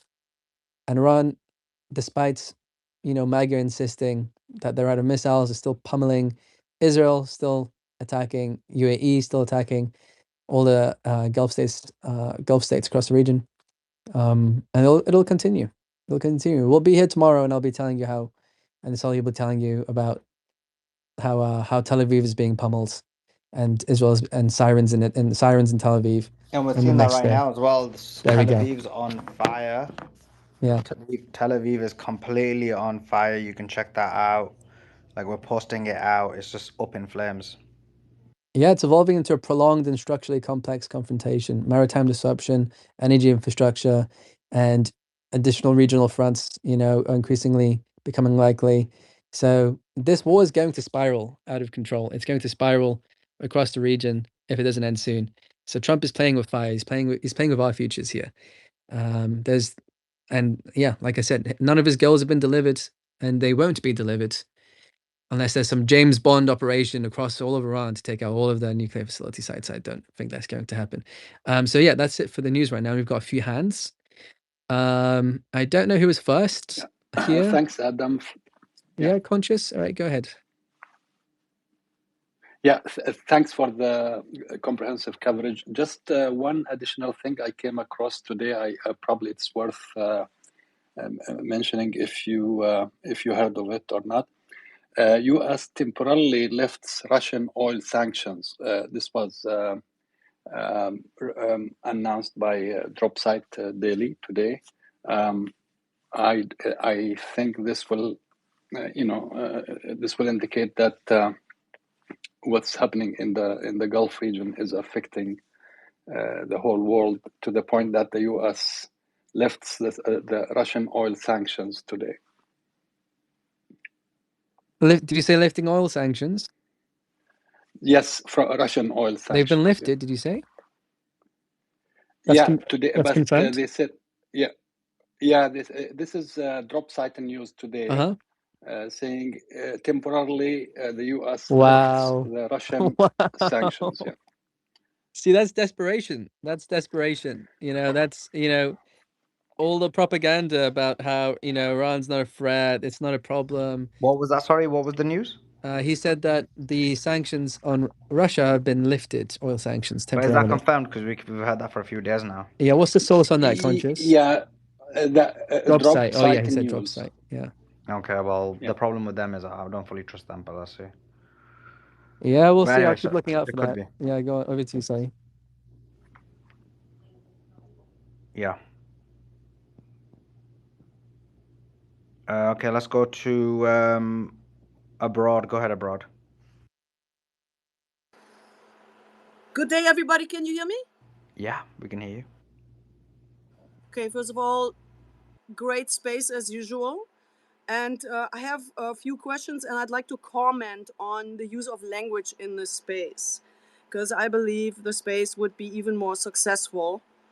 But first, I'd like to ask my question, which is, where has Netanyahu last been seen? Because I remember seeing a few flight trackers and him flying to Berlin a few days ago.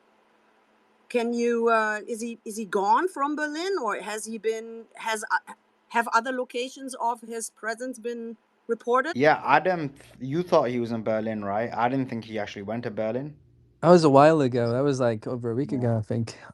His plane, I think, was it the Wings of Zion went there. But I don't know. I didn't keep track after that. I don't know. He might be in Israel in a bunker. I'm not sure where he is. No one knows. No one knows. That's What why do you there's so mean no many one knows rumors where for he him. is, Adam? We don't even know if he's alive or not. Never mind Yeah, know where he exactly. is. Yeah, that's Might what be I was saying. 6 That's feet why there's under. so many rumors. Yeah. Might be 6 Yeah, feet exactly. under. Where is Yeah, it could be. Netanyahu? Where is he? He's 6 feet under regardless, right? Like Where that's is what I he? think. Where is he? Is he in Where is this Netanyahu, guys? Where plane is of he? existence? I'm looking high, I'm looking low. I can't see him. Where's Netanyahu? Has the rat been roasted? We don't know. How likely do you find this to be true, that he actually flew to Berlin? Might have just been his plane, right? That's what I personally think, but I think Yeah, there I are don't know. people who think that he went there. Suleiman, I just come on just to say one thing. The fact that you're seeing Pezeskian, Larijani, some of the other IRGC commanders, that means in the street, that means that's a further evidence that the decapitation strategy has been extinguished because of the fact that David Barnea, Netanyahu, and co are probably dead. Just want to leave that point. I don't get your connection between the two. So remember, the decapitation strategy is the Israeli strategy of trying to obviously kill the leaders of the IRGC, right? If Netanyahu and David Barnea, the head of Mossad, and these others have been killed, that means is there a decapitation strategy anymore?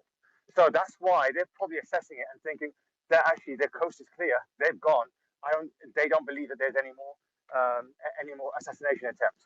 I might be wrong, but that's probably what I see it as. The fact that they're in the street with the people, comfortably, just parading themselves. I can see with the argument you're making. I mean, yeah, it's a perspective for sure. Because remember, it's the US as well is also trying to decapitate them as well, so the US is still on there.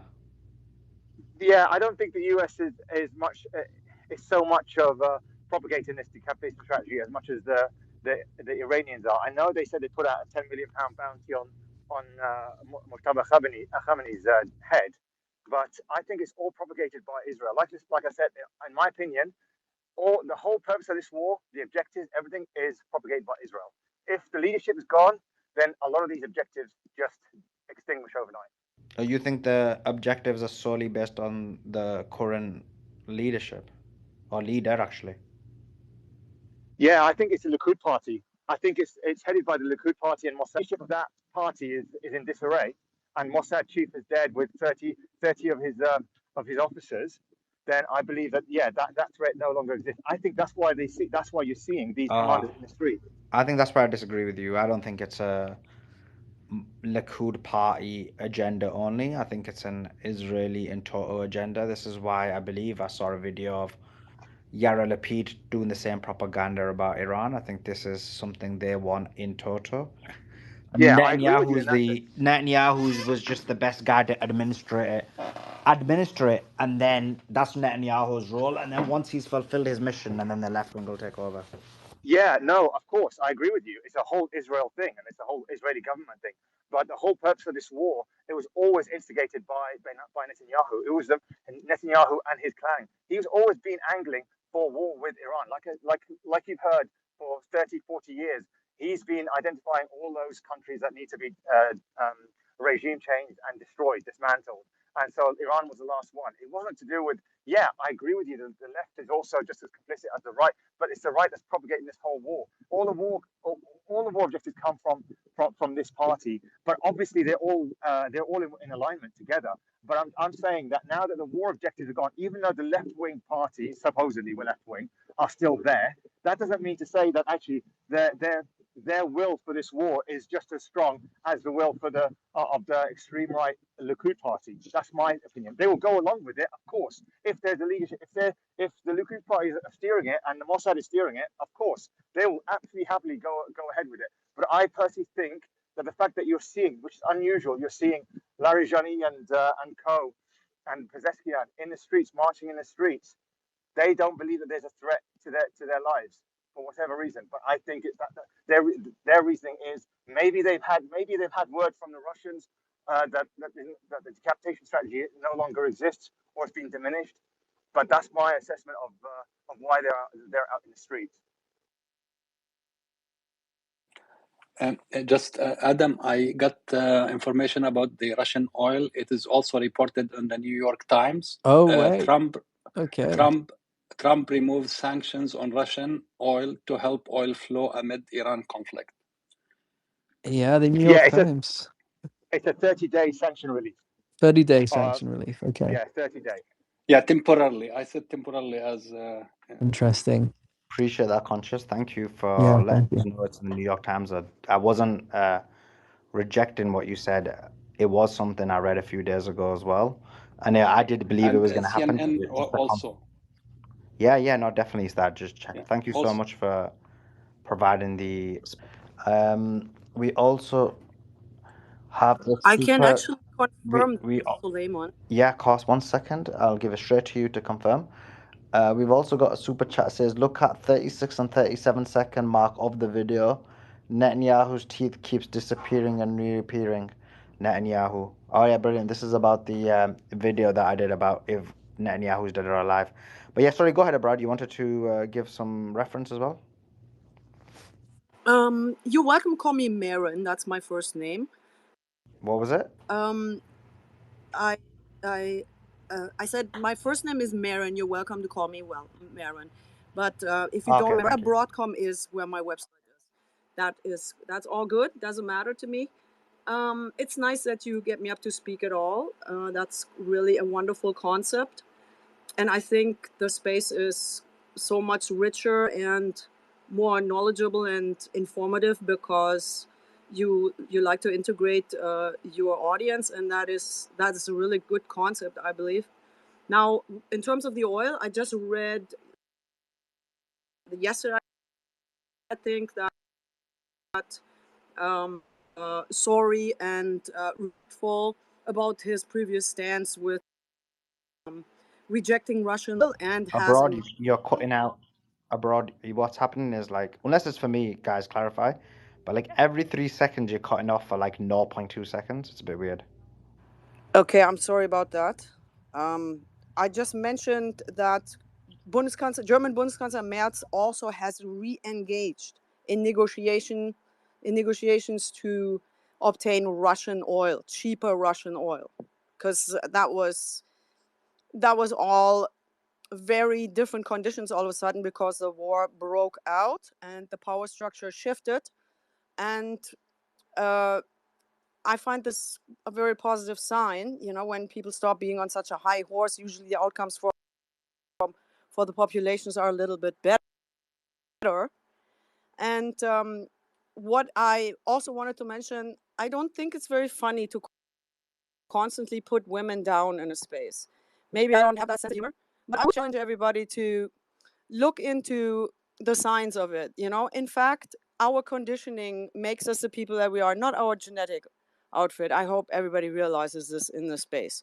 If you were a little bit more appealing to women and wouldn't put them down all the time in the same way, maybe you would have more women contributing more interesting things to your space. You know, it's all kind of connected. And It's all good. You know what it I is? There's find a this there's a war really. going on. One second. Let me One no. second. There's a war going on. People are being murdered. We have a little bit of humor in the space, and you've just made it about women's rights. I don't really care about women's rights when people are being murdered right now by America, by Israel, by various other people. So this is ridiculous. I just find it annoying when people try and like gaslight and talk about women's rights. There's people like you talked about women's rights, why they tried to even do the revolution in Iran in the first place. So it's just ridiculous. If you don't have a sense of humor, then you can open your own space with your own uptight nature and do a space on that. But we're gonna have a bit of humor in amongst doing a space 24/7, going through different things, and it's just a little inside joke that we have on this space from running these spaces for so many years. Now, if you don't like it, you can leave. See you later. Okay. I believe. I don't really care what you believe. You can go to it and literally do your own space. I ain't got time for this. Okay, let me go to Jordan. Go ahead, Jordan. Hey, everybody, can you hear me? Hey, are you there? Oh, yeah, we can hear you. Suleiman, thank you so much for bringing me up. I am so thankful to be able to talk to you guys. Big ups to everybody on here. Thank you, Khaleesi. Thank you, Andrew and Adam. You guys, I just want to say a few things real quick. You guys are putting out the most up-to-date information. I grew up, I'm like going to be 43 years old. I grew up in a Christian Zionist household. I went to a private Christian school from the age of kindergarten to 8th grade. My graduating 8th grade class was about 9 kids. And then I went to a public high school and actually finally got to start, relearning history. And so my parents and grandparents were really big Zionists. They're part of something called Jews for Jesus. I'm sure you've heard about them. They go to Messianic Christian churches. I grew up with Jewish phrases on my walls. So kind of like I've been inundated by this stuff from a very young age. And as I got older, I kind of went through my own evolution, and me and my pastor's son actually kind of went through a whole thing to extricate myself from the whole Christianity. And but as growing up, within the Christian Zionist community, I can tell you like the stuff runs real deep. Like my mother, my grandmother, she's been to Israel like 6 times. My mom and dad have been multiple times. These people, they don't understand, like they don't even understand that Israel's being hit by any bombs. Like it's because of people like you that anybody even knows half of what's going on. You don't even understand. Like I live in New Jersey and I work in the food industry. I've worked in the grocery industry for about 25 years. So I'm big into like supply chain stuff. And just with COVID and getting to see how that disrupted the supply chain. And also, I don't know if you guys remember, but there was a port workers strike a couple of years ago in California. And I live in New Jersey. The media freaked people out so much that people went and panic bought toilet paper at my store that is built in the United States. They didn't think they're so dumb that they thought that their groceries came on ships from another country. Now in the GCC, that's actually what does happen. So think about the supply chains that this war is going to cause. I'm rambling now. I just want to say thank you guys for what you're doing. And someone who's came from, to be grown up to be a Christian Zionist, to someone who is not, I'm really trying to educate people, trying to fight the good fight. I want to stop this fucking war. Sully, everybody else, keep doing what you're doing. I really appreciate you guys. Thank you very much. Thank you, Jordan. Really appreciate that, and it's good. It's good to see that. It's giving valuable information. That's what we're here for. That's why I've joined onto this space, because it's a critical time, and it's important that the right narrative it comes out, and and certain narratives get debunked in real time. I think it's a critical service. And speaking of which, the situation in Lebanon is insane. It's insane. The situation in Lebanon is disgusting.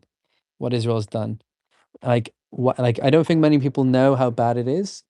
Like, the death toll is approaching 1,000, and over 1 million people are displaced. Over 1 million people are displaced. One second, let me get the exact numbers out. 1.3 million people are now under displacement orders in Lebanon because of Israel's campaign of terror and terrorism, and it sickens me so much. It sickens. It really makes me sick that the world ignores this and dares to call Israel civilized or moral or good or anything but a disgusting terrorist state.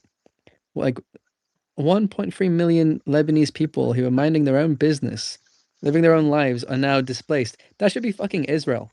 It should be. And if it was Israel, oh, how the media would cry. Oy vey. Oy Yeah. vey, the anti-Semitism. Poor Israelis. If 1.3 million Israelis were displaced, if 800 Israelis were killed. Oy vey. Oh, how terrible that would be. But they can do it to multiple countries and nothing. Silence. Silence from the world. You know, it's literally only alternative media I'm seeing reporting this. But it's an insane situation there. And they're just bombing them. They're just bombing them with reckless abandon. And there was a massacre the other day. I know someone who lost someone. Personally, I know someone who lost someone in Lebanon. They were bombed, like they massacred them in their tents. So they made them homeless, and then they bombed them in their tents. They bombed a displacement camp, and it's a massacre. I reported on it, and there are lots of people reporting on it, but it's not mainstream news. You know, it goes under the radar. But if you did that in Israel, everyone would give a shit all of a sudden. It makes me sick, the double standards. It truly makes me sick. They're terrorists. It's a terrorist state. Israel is a terrorist state. If you join the IDF, you are a terrorist. I don't want to hear anything. I don't want to hear any intellectualizing or moralizing. Either they are terrorists or there's no such thing as a fucking terrorist. There's no such thing. You know, if you're going to call the IRGC a terrorist, then a terrorist organization, as many countries do, then the IDF is the worst terrorist, and you have to call them that. Anybody who joins the IDF, who's been in the IDF, should be treated like they were a terrorist organization. That's just the facts. Because the IRGC, are they bombing people in tents? No. Are they displacing millions of people? No. Is the IDF? Yes. So why is one a terrorist group and one seen as some civilized people dare to call it the most moral army on earth? It's bullshit. It's bullshit. I'm sick of it, honestly. So yeah, that's what's going on in Lebanon. You know, like there's over 200,000 children are homeless right now in Lebanon because of what Israel's doing. You know, and that death toll is insane because Lebanon that wasn't from the start of the war. That's only recently they've started bombing them. You know, so yeah, that's what Israel does, and it goes under the radar. You know, so they're bombing multi-story buildings, they're leveling places. You know, they just bomb so much. Yeah. So yeah, I just had to share that about what's going on in Lebanon. Just small breaking news, Adam. New attacks targeting Bahrain and Saudi Arabia right now. New attacks targeting Bahrain and Saudi Arabia right now. There is what do you call it again? Sirens blazing in Bahrain as well, but new attacks targeting Bahrain and Saudi Arabia. There is sirens blazing in what do you call it again? Thingy. As I said, in Bahrain as well. Whoa, what's going on here? How did Beatrix turn up? Beatrix, what's up? Hello. Hey, listen, I just had to jump on, right? Because I was listening. I was with the YouTube crew. I like hanging out with that crew and watching the chat. I was just working on something else. I was listening on YouTube, just in the background. And that woman, I don't know what her profile was or who she was. That's just, it's really manipulative, okay? You've done a video on Netanyahu. You guys have been talking about Netanyahu, where he could be, what's happened, is he dead, is he not, all morning. And she used that as an excuse to come up just to have a go about feminism. Like Adam has just said how many people have been killed across the Middle East by Israel. 160 girls were killed in Iran. You didn't come up and say one word about that. But you want to say women do not come up to this panel because we joke? I mean, we run this space 24/7. And yes, people do joke sometimes. I myself joke sometimes. It's not a gender apartheid thing. That's a joke. That's a joke. Now, if you don't have a sense of humor, then I think you should just go into your own space, because that was completely unacceptable to come here and say something like that. There is complete equality on this space, and we do have banter with each other. And I think these feminists, like literally extreme feminists, have just zero sense of humor. You can't say anything. You can't go out of line. Well, I'm a woman and I'm here and I'm telling you that it's a joke. It triggered me so much, Suleiman. I wanted to come up and smash, but then Adam went into one of his long monologues. So I lost my train of thought. But I was so angry when I heard her talking. I just needed to come up here and say it's disgraceful. We've literally got people being killed every minute of every day by Israel, and you want to come up here and say, oh, that language isn't appropriate. You might encourage more women to join. Do you know what? If they're your comrades, I don't want them to join this space. I don't want to have to be politically correct. We joke with each other, right? So I'm just going to leave it there before I just start smashing feminists, and that's not what this space is about. That's so funny. And you know what? I Yeah. was looking at the YouTube chat and they were smashing her, and then now they're all going crazy, agreeing with you, saying, "Let's go, Beatrix. Beatrix has landed. Tell him Queen Bee." All right, you guys are going too far, but now you're becoming feminist yourself by praising her. Anyway, they're all going crazy. So Sully said, "Chicks be crazy." The whole chat was, and I was looking at the YouTube X comments as well, and everyone was smashing. Elijah goes, "Hey chick, shut up." Lauren Thomas said, "Oh my goodness, Karen needs to say it." Someone said, "Blah blah blah. We don't want more women contributing." Someone said, "Oh bro, sounds like a crazy chick." Actually, there was one simp on here, Bernie, but the rest, everybody else was like smashing it. It was hilarious.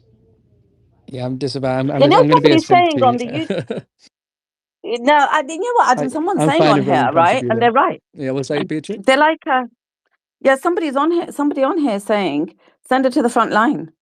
Send her to the front line. Yeah, go fight. Go fight for your country. Go to the front line. Go defend those women's rights." Literally, your government has used that as an excuse to bomb and kill hundreds of thousands of children across the Middle East over the last 3 years. Go to the front line. That's what it's about, right? Women's rights. Suleiman, there are a couple of as well. I don't know if you want to read them, or do you want me to? Because I'm going to drop again. I need to. Yeah, I'll go through them. I'm just tweeting this thing about Bahrain out. We are getting some visuals about Bahrain. Iran targets U.S. bases in Bahrain. Okay, let me read the super chats. Thank you so much for your support, guys. And I'm going to leave you guys to it. I'm going back Oh to the yeah, bro. We YouTube don't want no crew. chicks on here, Adam, bro. I Suleiman, already was like, this is Andrew, too much drama already. As soon as she's come up. Omar, Andy. I leave you guys all together. Enjoying listening to you. Bye. Bro, yeah. Thanks. Finally, no chicks here again, bro. The other chick will be raging now. The other chick will be raging. Okay. Rumors Netanyahu. Okay, this is from Dizzy Kitty, who says rumors Netanyahu is in a coma at a hospital in Ramat Gan. An Indian journalist accidentally gave his live location away. See your DM, Sully. I'll check that. Don't you think, MIMM says, don't you think if Netanyahu was dead, then Iranian government wouldn't publish something about it or try to force Netanyahu to show himself? Do you think if Netanyahu was dead, the Iranian government wouldn't publish something about it or try to force Netanyahu? Well, this is it. They are trying, bro, what you on about? They literally try to show him, like, everything we're doing is saying, like, you need to show yourself, bro. Prove you're alive, Satan Yahoo, as my boy Morfit called him and identified him as. Prove you're alive, Satan Yahoo. Prove it, because we want evidence. We don't believe you're not alive. And we've got another Kofi. Thank you so much, Obi, for your support. Says thank you again and again, brother. Appreciate it. We are the online resistance. We are and will continue to fight against Zionists. We ain't gonna let them go at all. We will win. Where's Netanyahu? Where is Netanyahu? Where is he? Show yourself. But not on your own in a room where it could be AI. Show yourself amongst the people. You saw the Iranian leaders come out in their numbers, showing themselves to the people, amongst the people, by the people. You need to demonstrate you're still alive. We just don't know. We need the evidence. We need the proof. Okay. Yes, I appreciate all your support. It means a lot. Okay. Who was next, Adam?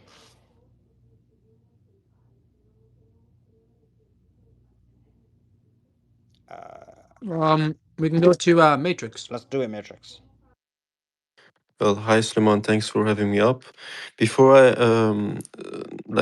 go and speak what I wanted to speak about, there is a IRGC statement. I think this was done previously because they wouldn't announce something they are still operating. Iran's IRGC said in a statement 10 hiding and secret lodging locations of Israeli commanders in Israel and 3 gatherings and secret sites of the Americans in the region were identified and targeted. During this operation, 7 points in Tel Aviv, 2 points in Rishon LeZion, and 1 point in Shoham within the occupied territories, as well as 3 gathering sites of murderous American commanders at the Prince Sultan, Victoria, and Erbil bases in Kurdistan were targeted by missiles and drones. And I mean, we know Netanyahu was in Israel, right? Like 6, 7 days ago. I think it's the last time we have seen him. And then right after Iran had launched the attack, right? And then we didn't see anything about Netanyahu after. So it's pretty confusing. I wanted to talk about with you guys about deterrence because a lot of people the last days talked about a nuclear weapon being dropped. I mean, not me, not you guys, or not anyone else. Even the Pentagon doesn't know if Iran enriched at 60% to 90%. However, I think a lot of people know you don't need to enrich to 90% weapon grade to create nukes. I mean, you can create small tactical nukes with the 60% enriched uranium you have, right? I mean, you can make not even 10 to 12 from the 440 kilogram uranium. You can make tens of small tactical nukes. So I think that's a deterrence.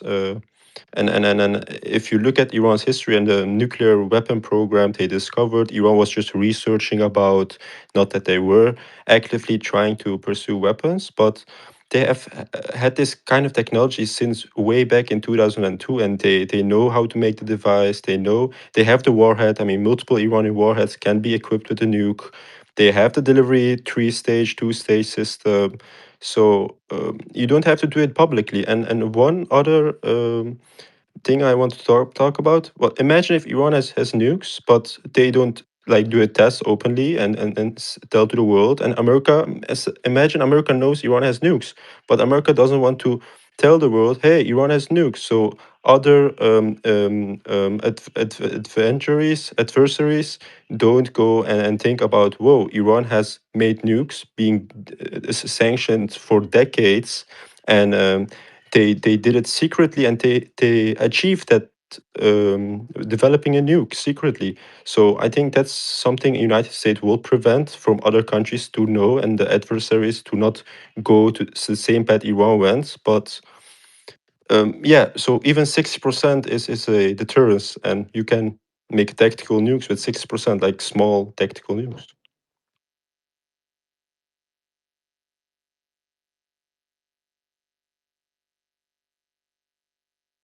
Thanks for that, Matrix. Thanks for your thoughts. Let's go to Jim. Go ahead, Jim. Yeah, I just wanted to say I'm enjoying the conversation, but yeah, like there's some like have you seen the channel, the handle called Iran_in_India? It's an official government channel. So this is what they say over there: the pure and honored bodies of the naval martyrs who lost their lives in the terrorist attack by U.S. forces on the IRIS Dana warship. This is regarding that warship that they blew up, right? Which was in the Indian Ocean, but in Sri Lankan territory. And everybody is blaming India for that. But if you see the ambassador and what Iran is saying, like India is with them because India knows that this is being attacked by the US. So this is being posted over there today. And there's also another deep fake sort of like video which is circulating in like by propaganda, regarding Modi and all that stuff. I'm not trying to defend Modi or something like that because this is just false. Because and also this is also tweeted by the Iranian account. like the official government account. So this is being manipulated, circulated online by propaganda accounts, and you can see all of that. So yeah, so Wait, because sorry, I you was know we listening. I was Hey, listening. Start Jim. again. Hey, What's hey, your what? Suli, What? Sully. We had the same guy on last night, and Beatrice really had to shut this guy down. I don't know what he's going, Sully. He was really Beatrice had to deal with this guy. He's doing the same thing. Oh, is he just doing some Indian Well, propaganda? I just said Iran and India has a lot of ties. They have ties going back to dated to 2000 history before the Common Era. We don't have such ties with Israel. Okay, this Israel ties is from 1992, diplomatic ties, strategic, and with Iran it's from 1950s. You know, so I don't know what you're saying. These are facts. You know. You know, the problem is the Beatrice, the lady last night, the host. She has a tremendous background on India, my friend, and she Well, slam my dunked friend, you. see, please, okay, these are facts. It's not being Indian or not being Indian. These are facts, and it's being posted by the Iranian official account. Okay, and that's But why is you. India not the motherland and Israel the fatherland, like Modi said? No, that's all bullshit. What is all of that rubbish? You know, like that. The nobody And in India. That's a here we fact, go though. It's a again. fact. It's a fact. Hold It on. doesn't go back centuries, but it goes back just weeks ago. Allow me to explain. See what you hear in the news Did you from guys get? Modi. Did you guys, Jim? Did you guys get effed by the fatherland? We don't give a shit about. Okay, I'll explain you. I'll explain you one thing. Okay, what I see going And you guys on. paying a lot more for Russian oil because you wanted to get with the Well, motherland. no, no, no. Isn't it? There's Because zero isn't impact. it? Didn't you Okay, guys? Did you have to pay more okay. for the Russian oil because you were like bold and beautiful Israeli woman? No, okay. Just allow me to explain with facts. Okay, what Wait, I saw when the oil. one second, before you do your propaganda. Beatrix, are you here?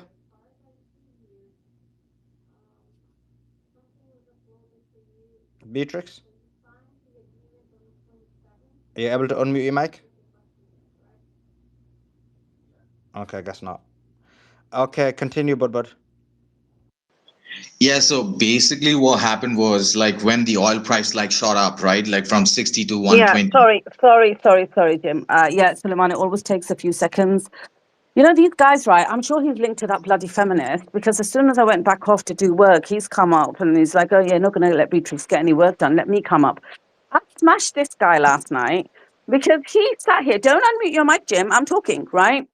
And he said, I swear he said this. And Andrew, thank you so much. You've got an excellent memory, Andrew, for remembering him. Because as soon as I heard this, India did this, I thought, oh my God, let me have a look. Let me blow that YouTube up and see. Because I've got that on my phone because I'm doing something else on my PC. And I thought, let me see if it's the same guy. He said last night that Iran and India's relationship goes back to how many thousand years before Christ? Like, this is what this guy said last night, right? And they're solid and they're strong. And Modi's not a bad guy. And Modi's really concerned about Muslim votes. And, you know, the old Modi was misled, but now he's better advised. So we gave him some home truths. We handed his backside to him on a plate, and then he left. And now he's back with the same propaganda. You should have listened when the feminist was on, Jim. I'm always listening to the space, right? So I don't care what happened before Christ. Right here, right now, India and Israel stand together. India has made zero statements. Pakistan even made a statement that they're standing with Iran. India has made zero statements in that. I don't care what's going on, but that's a fact. You come up here. I told you not to unmute your mic. Did you just unmute your mic? Yeah, that's better. Okay. You come up here because you think you're going to manipulate our audience and try to simp for Modi because that's what you came up here to do. I said to you yesterday that he practices a Zionist ideology. He advocates the lynching and raping of women, the bulldozing of homes, the atrocities against minorities. And you were like, yeah, he does, but there was always a but. Right? You're like the Sungi version of a Zionist. Andrew, This guy accepted all the truths we gave him last night, including the case of Bilkis Bano, including the fact that Modi's election was masterminded in Israel, his first election victory, including the fact that Modi was denied a visa to India because he was to America actually for years because of his human rights atrocities. He was denied, he was banned from ever going to America until he won the election. He accepted all of that last night, right, Andrew? And then we handed him in his butt in a plate and he left. I mean, I'm shocked he's back. I guess he figured the queen bee's gone, so let's try to get Sully. He can't do it, dude. Beatrix include the defensive companies because, as far as I know, 40% of Israel's weapon exports goes to India. So they're literally giving money to Israel, and they want to scale up the weapon exports up to 10 billion. So you're literally paying for the war machine, and you have joint companies and drones. So the drones being used on Palestinians, Lebanese, Yemen, and Iran is literally made by joint companies with India. So that's not a small thing. And for you to say India and Iran, like Iran has no allies. Iran has the only allies Iran has is Lebanon, and it's not Lebanon, it's Hezbollah. Because I'm not gonna.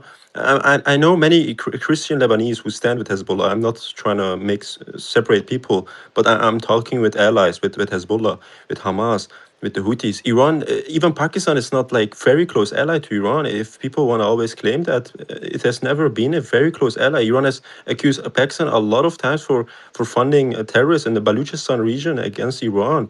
And some of those Baluchis, I mean, most of Baluchis in Iran they love the Iran government, even though it is one of the poorest regions. They have come out That's in not even tribes. true. That's not even true. They did Iran and Pakistan. Yeah, joint attack. Yeah. Yeah. But Listen, that's wait, just one theater. second, Bud.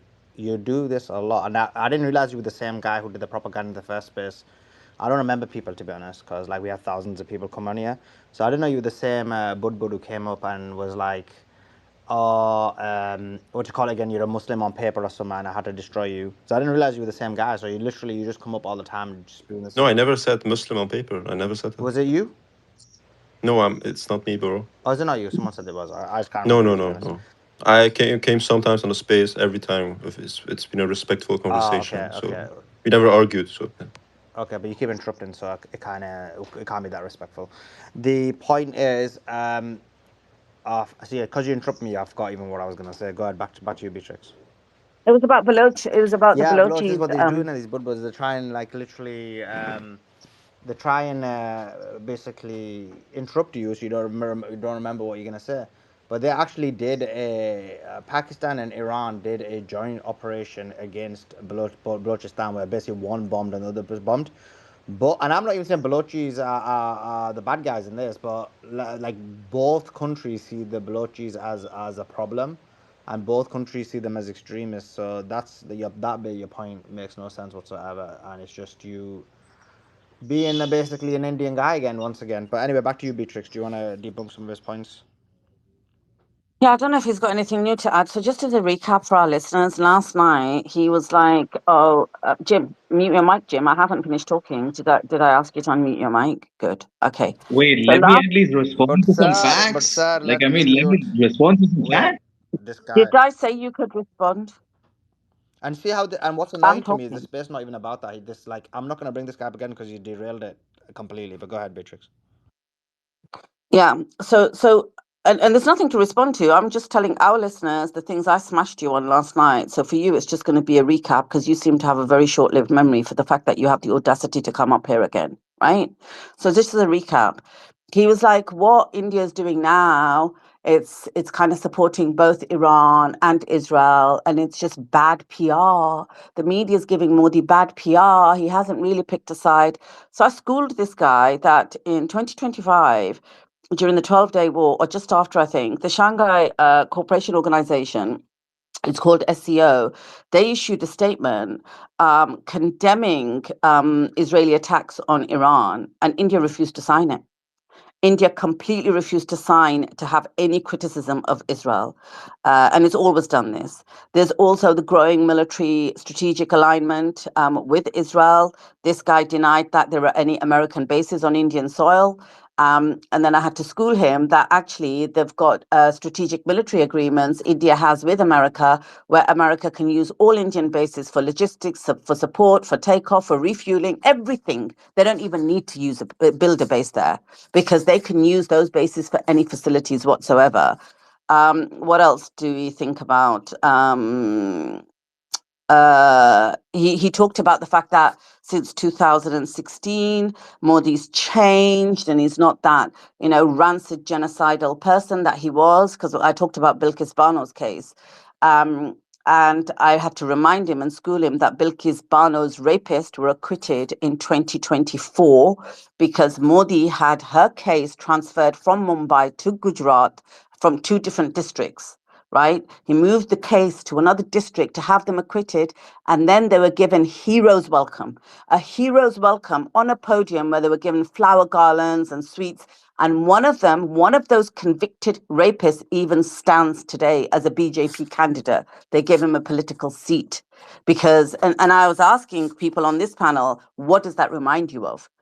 That these people raped this woman, her child, her sister's child, left all these gang raped them, left them for dead. Bilkis Bano survived. She had to fight for her life to get justice.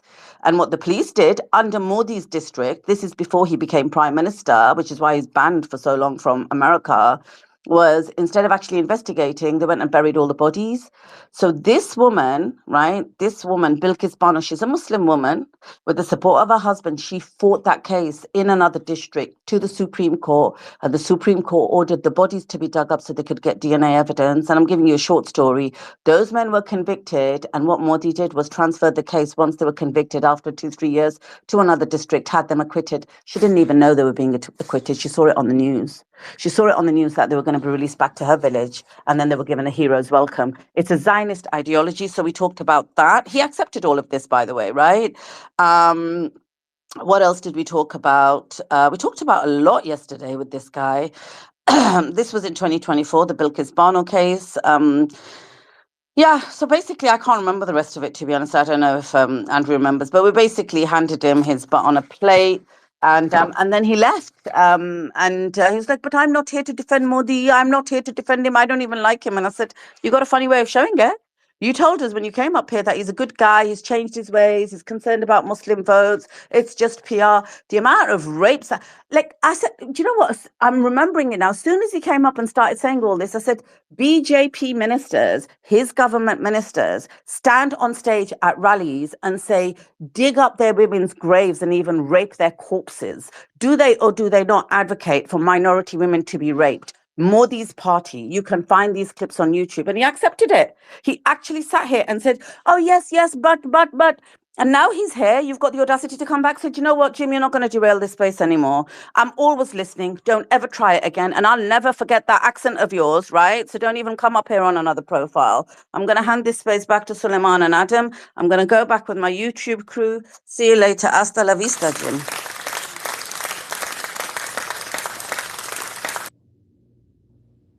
But sir, but anyway, yeah, actually, some people messaged me and said he was the guy who came the first time and said, "Oh yeah, he's a Muslim on paper," and I had to, we had to smash him then. So he's been coming back a few times, for sure.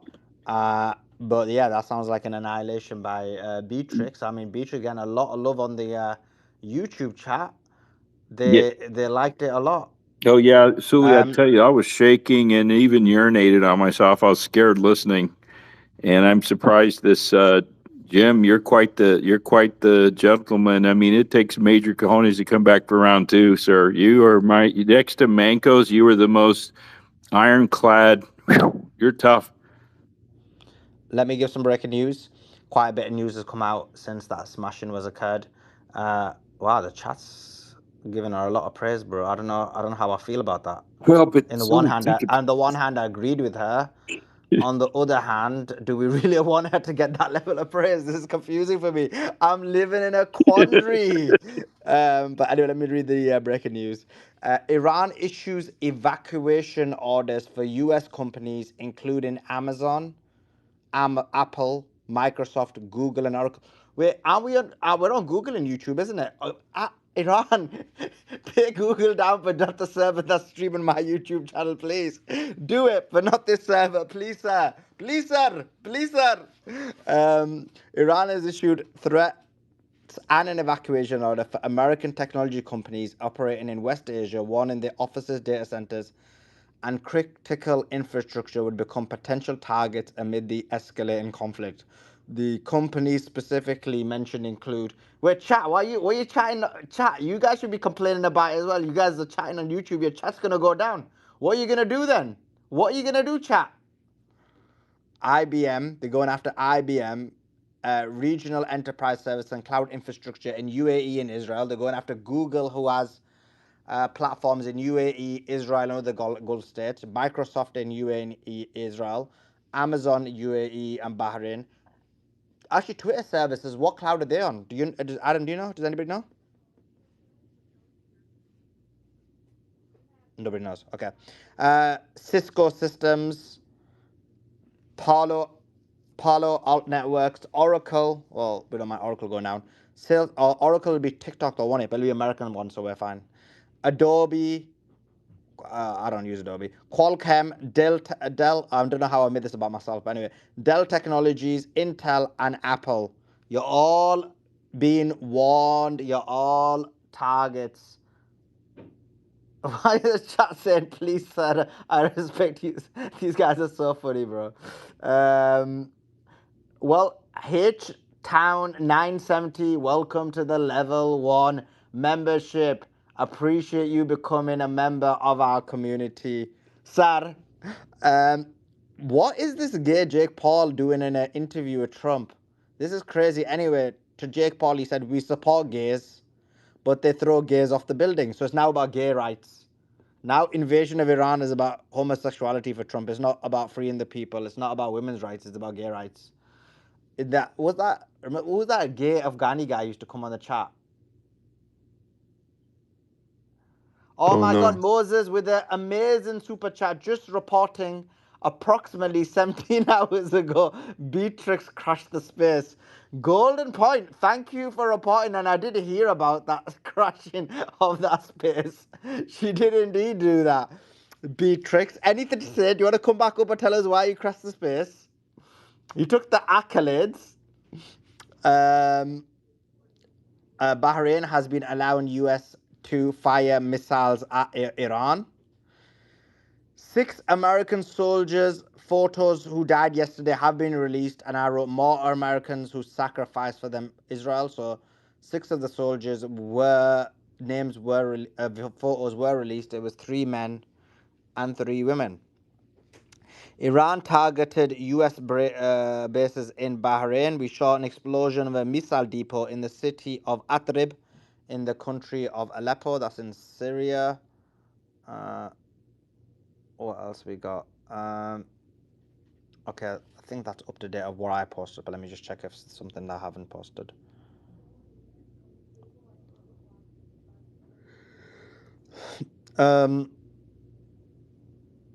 The IRGC said they downed 5 more drones. Saudi defense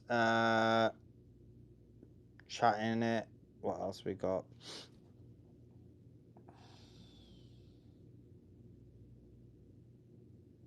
And Israel is bombing Tehran right now as well, guys. Yeah, that's up to date. Okay. Matrix, do you want to add something?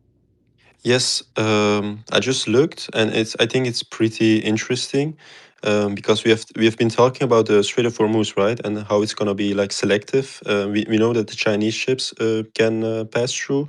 I have heard some reports about the Bangladesh ships. I don't know if it's true, but now Iran allowed India to pass 2 of its LNG tankers to the Strait of Hormuz in exchange for the release of 3 Iranian oil tankers that has been seized by India. The era of free passage through the Strait of Hormuz is over. Iran is collecting debts in exchange for sea passage. So much for India being a good ally of Iran, that other guy was saying. Because in the So, past, they have, yeah. so just on this, sorry, a Numero says the PM's office has deleted the tweet about Netanyahu being alive. I saw that tweet and I think it's fake. I did check it, but if anyone can verify it, that would be awesome. But yeah, I did see that tweet. Basically, what they're referring to is there's a tweet going around, which allegedly is from the PM's office, where they're like, "Oh, Netanyahu's death or something is being investigated or something along those lines." But I just need to. But when I checked it, it looked like I checked. Obviously, I checked Grok, so Grok could be wrong as well. So, but it said that this tweet had never actually been published before. So I don't know. I just need some confirmation. That's the only reason I didn't tweet that out, because I thought it was hilarious. But I'm not sure about that one. So if anybody has any more information on it, that would be awesome. Sorry, Matrix, you were saying something. I interrupted you. Yeah, so about because we were saying about the reparations, right? Because I don't think they're gonna just say, "Oh, we're gonna pay back Iran and stuff," but we as well know Iran has 150 billions in dollars in assets frozen, right? So I mean, this is not reparations because it's Iran's money, right? If it's Iran gets its own money back, it's not actually reparations. But I mean, Iran can use this card and maybe we will have between the off the doors they will do this and then Iran will confirm they did it and for opening the Strait of Hormuz and ending the war. But so what I just said, right, about the two India LNG tankers through the Strait of Hormuz that have been allowed to pass and in exchange for the three Iranian oil tankers, that is already like something, a signal that Iran is establishing like maybe a rule of law for ships. Slowly it will maybe like collect money for crossing ships, like because of the West has bullied a long time Iran for selling their own oil, and because Iran was like sanctioned, right? Through international law, was Iran not allowed, blah blah blah. So I want your opinion on that. So is this possible? Like you know the Gaza, the fake ceasefire and the fake three phases or four phases that in the peace board. What if Iran allows 3 days, like in the future, and not right now, in the future, for 3 days, that the ships can pass, and then Iran gets 50 billion of their seized assets, and then the second phase is they free another 50 billion of their frozen assets, and then Iran stays on his word, and then lets all ships pass for forever. Yeah, I just wanna let me just mention this super chat. I missed one. Hold on, 1 second. We got a super chat from DG who says, "Really appreciate the space. It's opened my eyes and mind to what is really going on. One question: why does Iran hate UAE so much?" Because you, oh my God, you must be DG. DG might be new to our space. DG, you might be new to our space. I may or may not have mentioned UAE, but I think the reason Iran hates the UAE because UAE is but the sister to Israel. UAE is a Zio country. They have relationships with Israel, significant collaboration with Israel. They have U.S. bases in Israel. They refuel tankers. They have U.S. base in Israel in UAE. They have basically Mossad operatives in UAE. They support hatred against Muslims in the West. They support the genocide of the Sudanese people. UAE is complicit in that. Not complicit in that, they are doing it so they can get their gold-plated toilets. And the genocide that happened in Yemen, they were involved in that.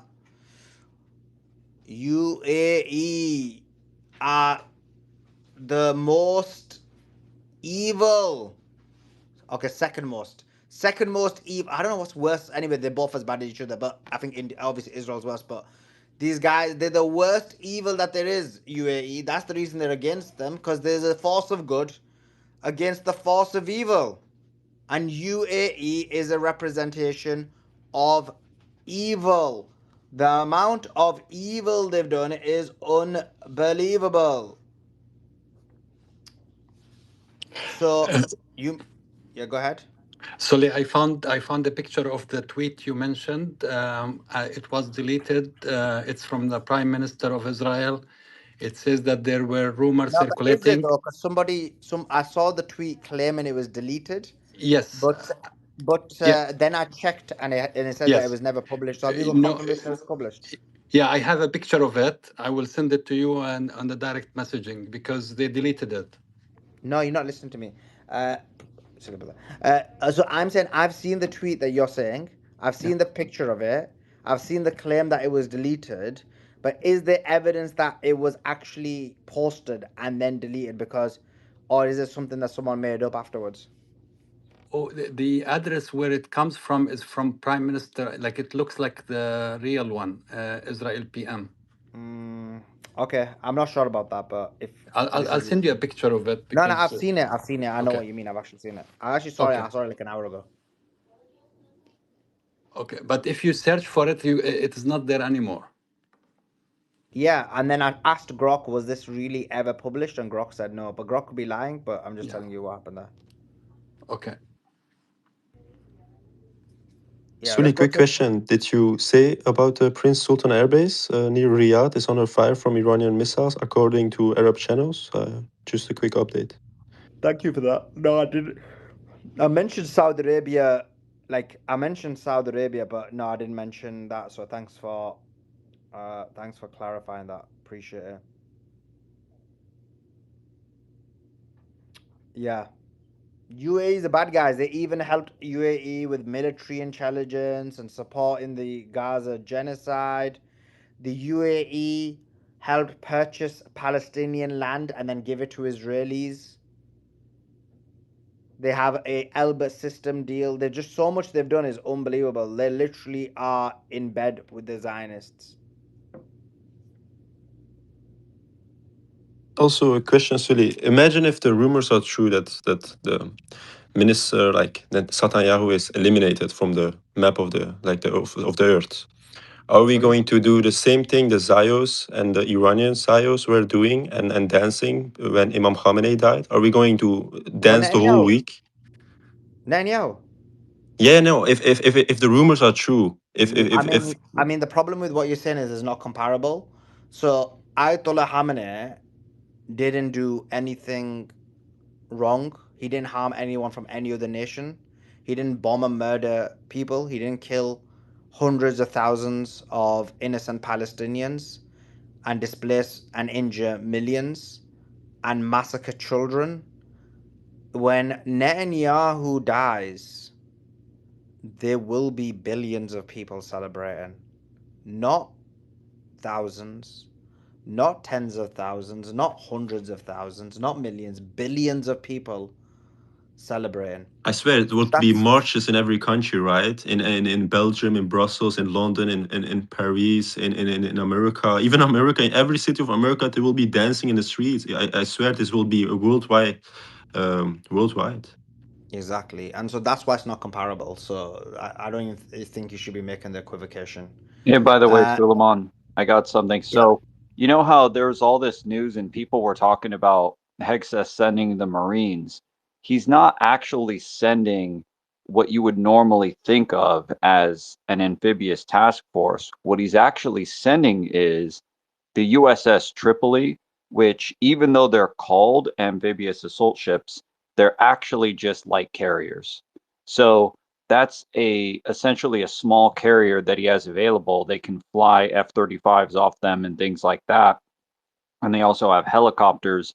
So it makes sense to send that because it can help with things like shooting down drones and essentially doing the other things that the carriers are doing, but on a smaller scale.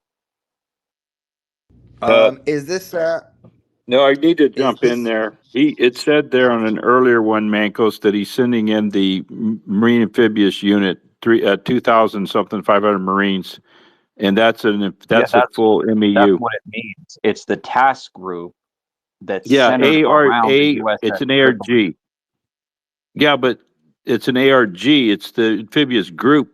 Why would he wouldn't be sending in 2,500 Marines on one? I've been deployed with ARGs Andrew, before.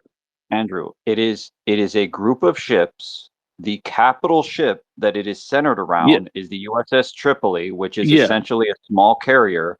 And there yes. are a bunch of sailors that are assigned to that group. In addition to, they also have Marines in that group, but it's not really oriented for like the amphibious over-the-beach assault. operations that you have with the other kinds of groups that have the well deck. There's two different kinds of I amphibious ships. understand that. I understand One that. being, yeah, so this is a carrier-based one. It's I not the understand. invasion-based one. Well, then how come we got to clarify? I'm not arguing with you. I'm not disagreeing, but what was reported is not what you are saying, is what I'm saying, sir. What was What I'm reported saying is was exactly what was reported. I'm actually reading through the reports in detail, which is why I know this. let's hear it. I want to hear this because that's not what was reported earlier, but this is interesting. Okay, this makes more sense why I couldn't see why we would blood sacrifice a marine invasion of it. You know what a marine amphibious unit is, right? An MEU, right? Where the LCUs, you know what an LCU is, right? Yes, no, I don't know. What's I an know how LCU? the Marine units work. What's an LCU? What's an LCU? What is an LCU, Why are you trying to? Mankos? Why are you trying While to you're typing quiz me on away, things? looking in Google search, what's an LCU? No, I don't That's what play I the thought. quiz game ever. So That's kiss what I my ass. thought. God, I'm sorry. Man, you wear people down. Listen, I'm going to go fact check that, but when you wouldn't send an LHA in by itself for one task. Now, it could happen, but earlier it was reported that a Marine amphibious, the MEU was being sent. That's an MEU, which means approximately 2,500 Marines to do an assault.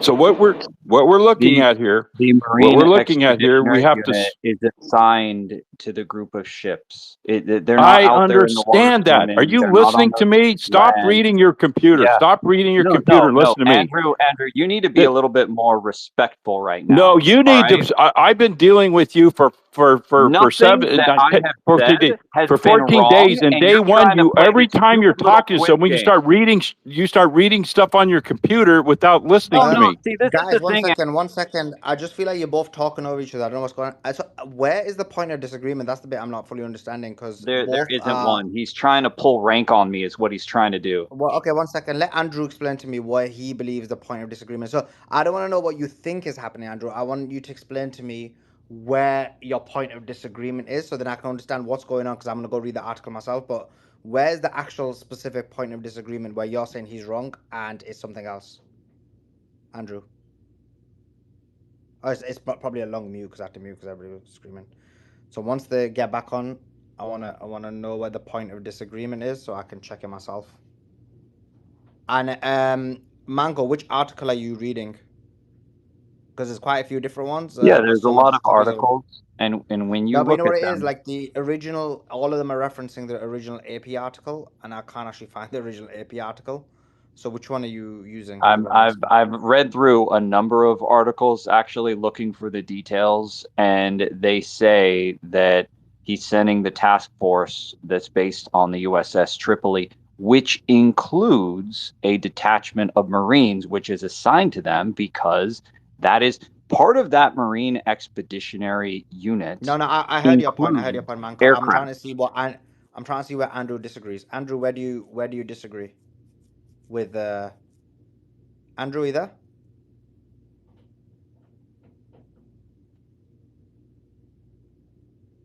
Yeah, I'm sorry, my mute. That's weird. My mic keeps muting. Where I'm saying here, this is what we need to sort out. This is what we need to sort out. An ARG, an amphibious ready group. This is usually you have 5 amphibious ships. Oh no, I get that. I get that you explained that. I want to know where you disagree with Mango because I feel like Oh, you both Mangos speaking is from saying there's only one amphibious ship. So you're saying Manco is okay. So you're saying Manco is saying there's one amphibious ship, and you're saying there's more than one. There, if what I heard is correct, when a marine amphibious unit has 5 up to 5 amphibious ships together, that's the full assault. I said it was a group of ships, but the main ship is the Tripoli, which is Of essentially a course. small carrier. Oh my God! Of course, the main ship is the Tripoli. That's like saying an aircraft carrier goes by itself in a battle group. No, the carrier is the aircraft carrier you in the both battle agree then? group is the head ship. So just Then to be you clear, have you both escort agree. ships.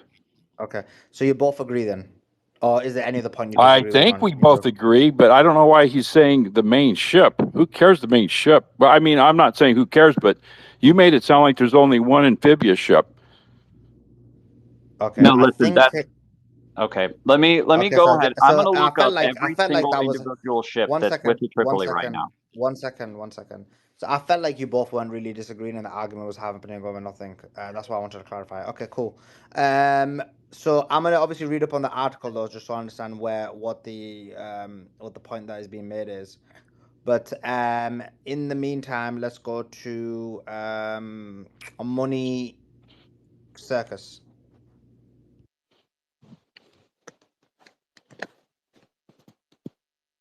By the way, I do have Can I? some details for you whenever you're ready. Yeah, if you could send me the article as well, please, because I'm reading some and it's not very clear, so I want to see where you got your specifics from. Go ahead, Money. Can I Money say Circus? something before? No, let him go first. Money Circus? Okay. This is why they come up. Go ahead, Henry. Hey guys, include Fox News.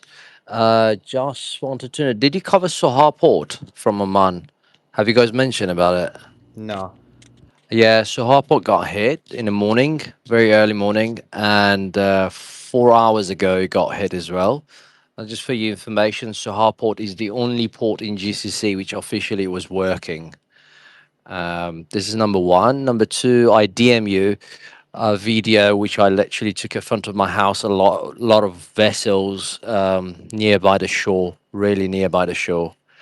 And number three is that since this morning, even discussing about the war in a social media in Oman is a crime. That's it.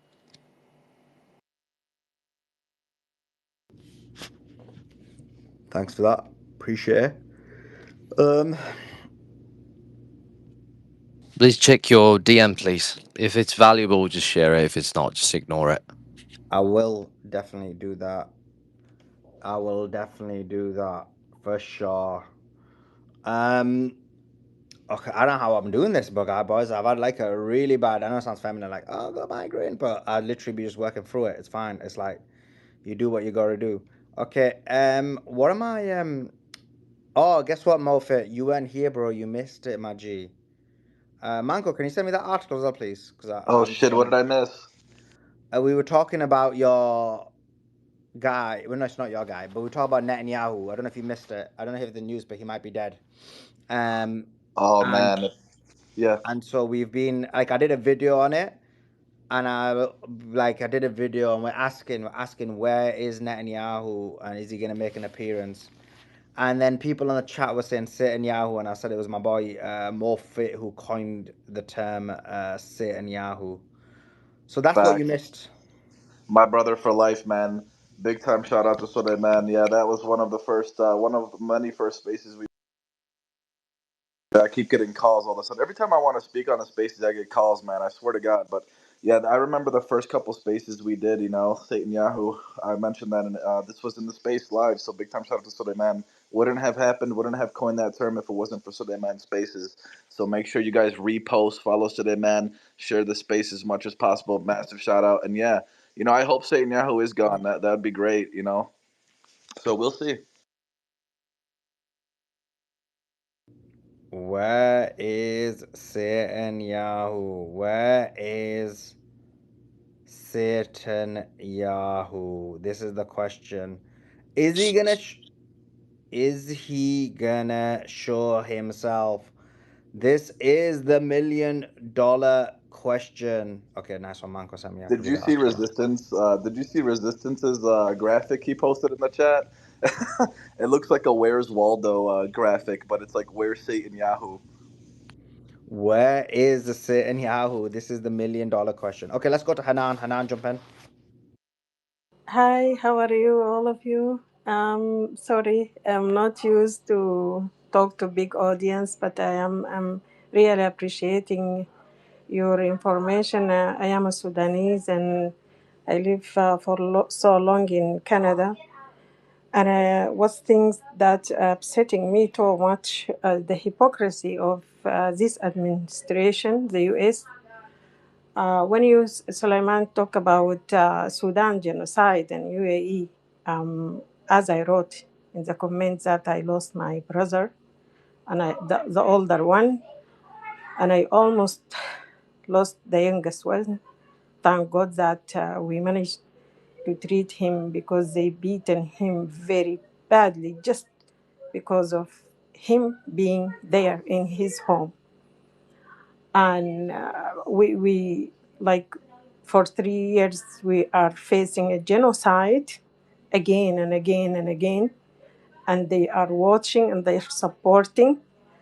And instead of punishing the RSF, that the UAE is, even with this siege in the Gulf, they are shipping for them yesterday airplane with plenty weapons to Ethiopia. Uh, from the beginning of the war, there were more than 400 shipping, and they can't stop this like act of genocide in their face, while the UN Council said over and over and over, it is the UAE who is supporting them, and just who is not want to like to punishing them, these criminals who were raping even a little toddler like 2 years. We have 14 of them in the hospital. Instead of punishing them, they are telling us now we have a terrorist organization in Sudan. It's called Muslim Brotherhood. I'm just pointing to the point where the hypocrisy of this administration, because in the legislation branch in US, and you can find this in Senator Chris Van Hollen or Senator Jim Rich, for so long, from June 2023, they committed the RSF committed the genocide in Jenin's Western Darfur. From that time, in their bureau, they discuss it. It is the RSF who is committing the genocide, and instead of labeling them as the terrorists, and you can find that in their account here. No, they forgot all that, and they came with another twist to make the invasion as if it is like against a group who are the one who are losing all their mothers and fathers and sisters and brothers. So just to point the UAE, I hope many people open their eyes, especially in the US, and see how badly for us, because we lost almost 400,000 of us, and nobody talk about this genocide. It is, I'm running out of words. So sorry to lose like family member. My heart is with people in Iran and in Lebanon in Gaza and all of these wars, and I saw them expansion like their territory, as the oil industry in Israel said, we have a buffer zone, and then they will have another buffer zone, and then until when?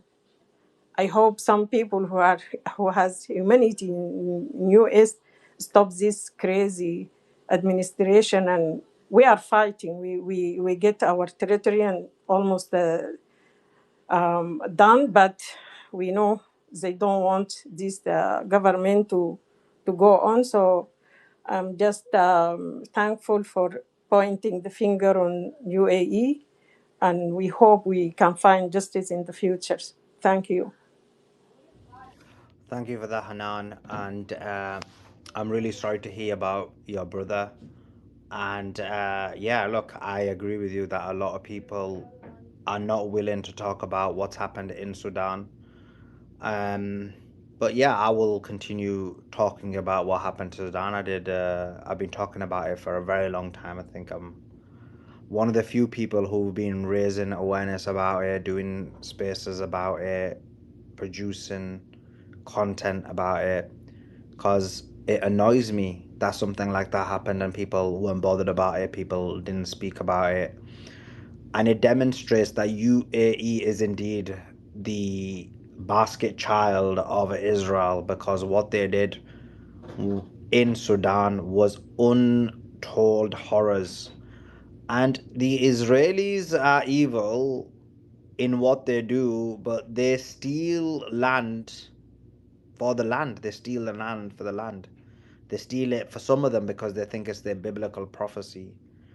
These Emiratis steal, these Emiratis cause mass genocide in Sudan for gold. For gold.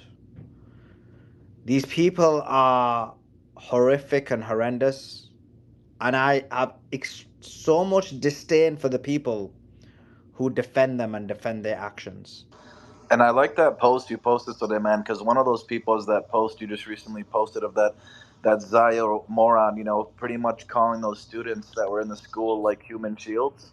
And I think you nailed it. Like, this is exactly why people are celebrating the demise of the UAE. They house too many Zionist rats, and what they've done to Sudan too. A lot of people haven't overlooked that, and that's oh yeah, and some news in Sudan too. I heard like the Sudan resistance is starting to gain like ground again now that I don't know if it's confirmed or not, but they're saying that like the UAE has like ran out of supplies due to the focus on Israel now. So I'm hearing that Sudan is like gaining ground and getting those RSF terrorists out of there. So hopefully this continues a little bit longer so they have enough time to get rid of those terrorists that Israel hired. Yeah, we can only hope. We can Suleiman, only. your post confirmed something about my statement. You posted a video about what's left, a building burning in Israel in the area of Shahom. Mm. My earlier statement about the IRGC, what they said about the 10 hiding secret lodging location in Israel, commanders in Israel, and get 3 gatherings and secret sites of Americans in the region. Like I said, during the operation, 7 points in Tel Aviv, 2 points in Rishon LeZion, and 1 point in Shoham. So maybe this confirms that several key people also were targeted. Interesting. So just to go back to the conversation Manko and Andrew were having, Manko or Andrew, whoever. So in terms of the amphibious ships that are going, I read that, but the Marines that are being deployed, it doesn't say in any of the articles that I've read, unless you can highlight the specific article. I have it. Yeah, I cleared it up here. I think I know what happened. Mankos was listing and discussing the lead, or we call it the capital ship. He was talking about the Tripoli. And what I understood him, maybe I misunderstood him. When you battle him for, 14 days, it wears you down. But see, I was correct. And maybe he was correct. He was just talking about one ship. But that's very misleading if you listen to him. I don't know why he did that. And so I'm going back. I was correct. They deployed an ARG. Now, that's normally, up to 5 ships, but in this case, they have 3. Now, you need an LPD. You need and I knew he wouldn't know. When I asked him what's an LCU, I knew he wouldn't know that because he was typing away trying to find it out.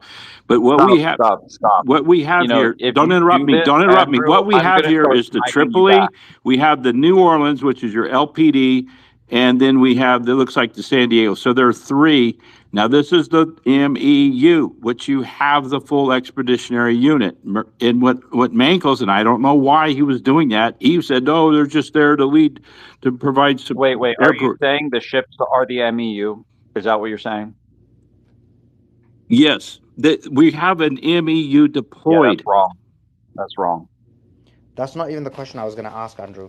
The Okay. question I was going to ask is because I think people are not really bothered about like what the names of the different ships are. What I'm asking is, there's 2,500 Marines. troops that are going to be. There are 2,500 Marines, is it, that are being deployed.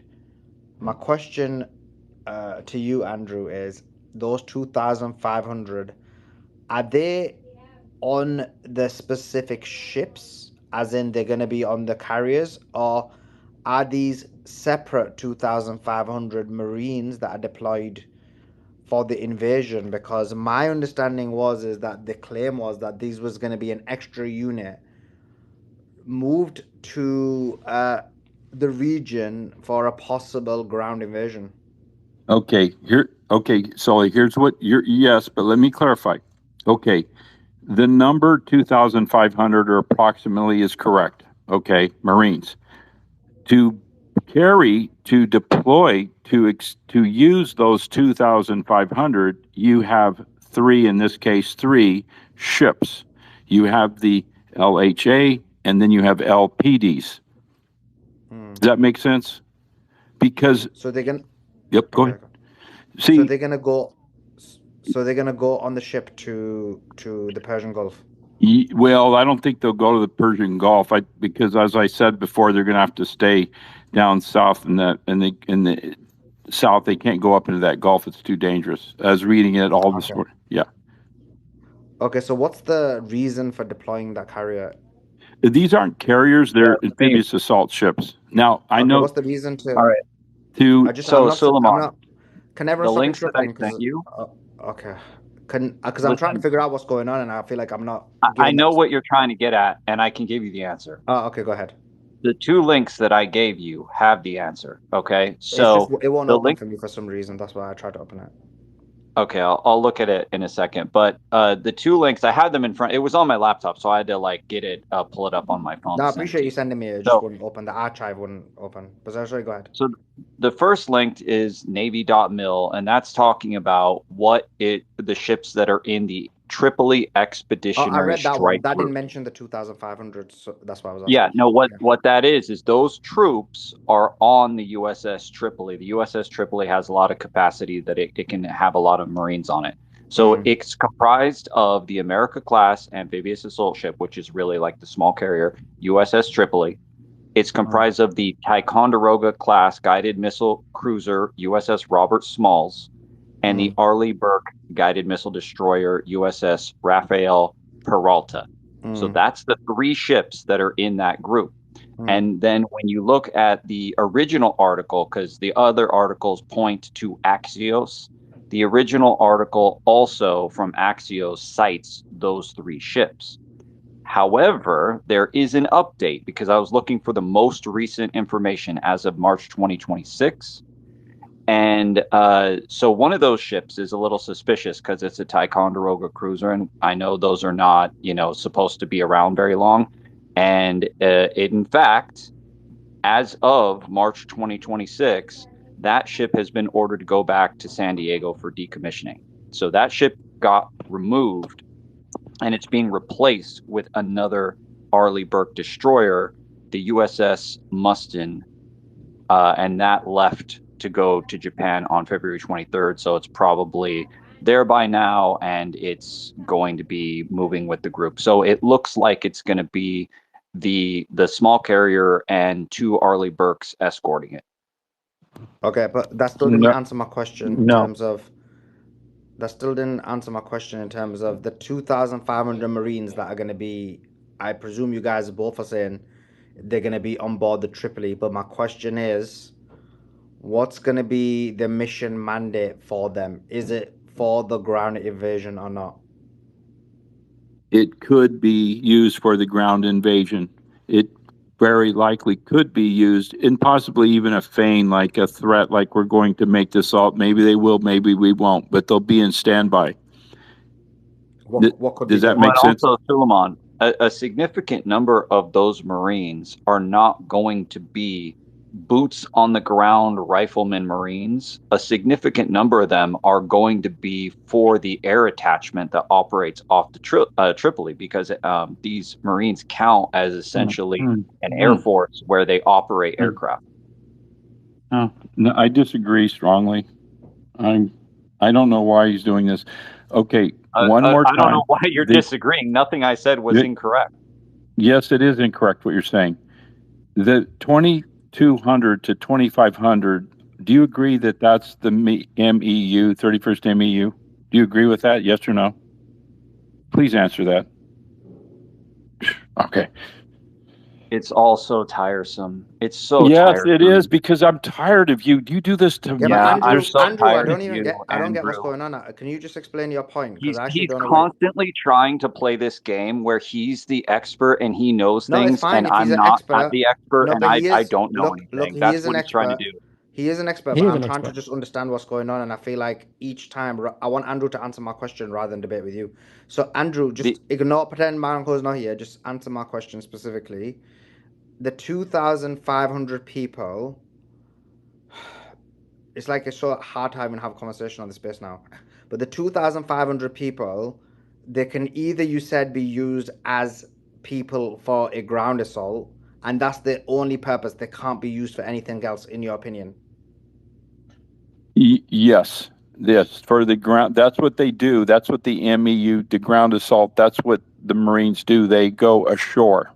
They Okay, launch so their power ashore. so this Tripoli, the Tripoli that is taking these 2,500 people, you're saying It's it's 100% guaranteed their sole purpose is for ground invasion, and they cannot be used for anything else. Like they can't administer any aircrafts that are on there, any fighter jets that are around there, anything else. It's solely for ground invasion. okay. Yes, but Okay, cool. remember, some might be handling aircraft or helicopters. But they're all involved in ground invasion. Yes, technically, yes, he yes. disagreed with me after all that. No, listen. Listen what this man's doing. The 2,500 are not on the Tripoli. Some are, many are, but there's also some on the other ships, the San Diego and the New Orleans, the LPD, That's Yeah, fine, and but the I'm not other show really me the bothered LPD. about. link I'm not that really those bothered ships are about that. The going only with. thing I cared about is whether the Mm. sole purpose of these troops was ground invasion. And just to be clear, I think what Andrew you're trying to say is the main purpose, or the highly likely main purpose of these people, is ground invasion, and they may possibly do other tasks as well, is basically what you're saying, just to kind of round up what you're saying. And Yes, that's right, Tui. Manco, you're saying that they could be equally possible for a ground invasion as well as other tasks. Is that right, Manco?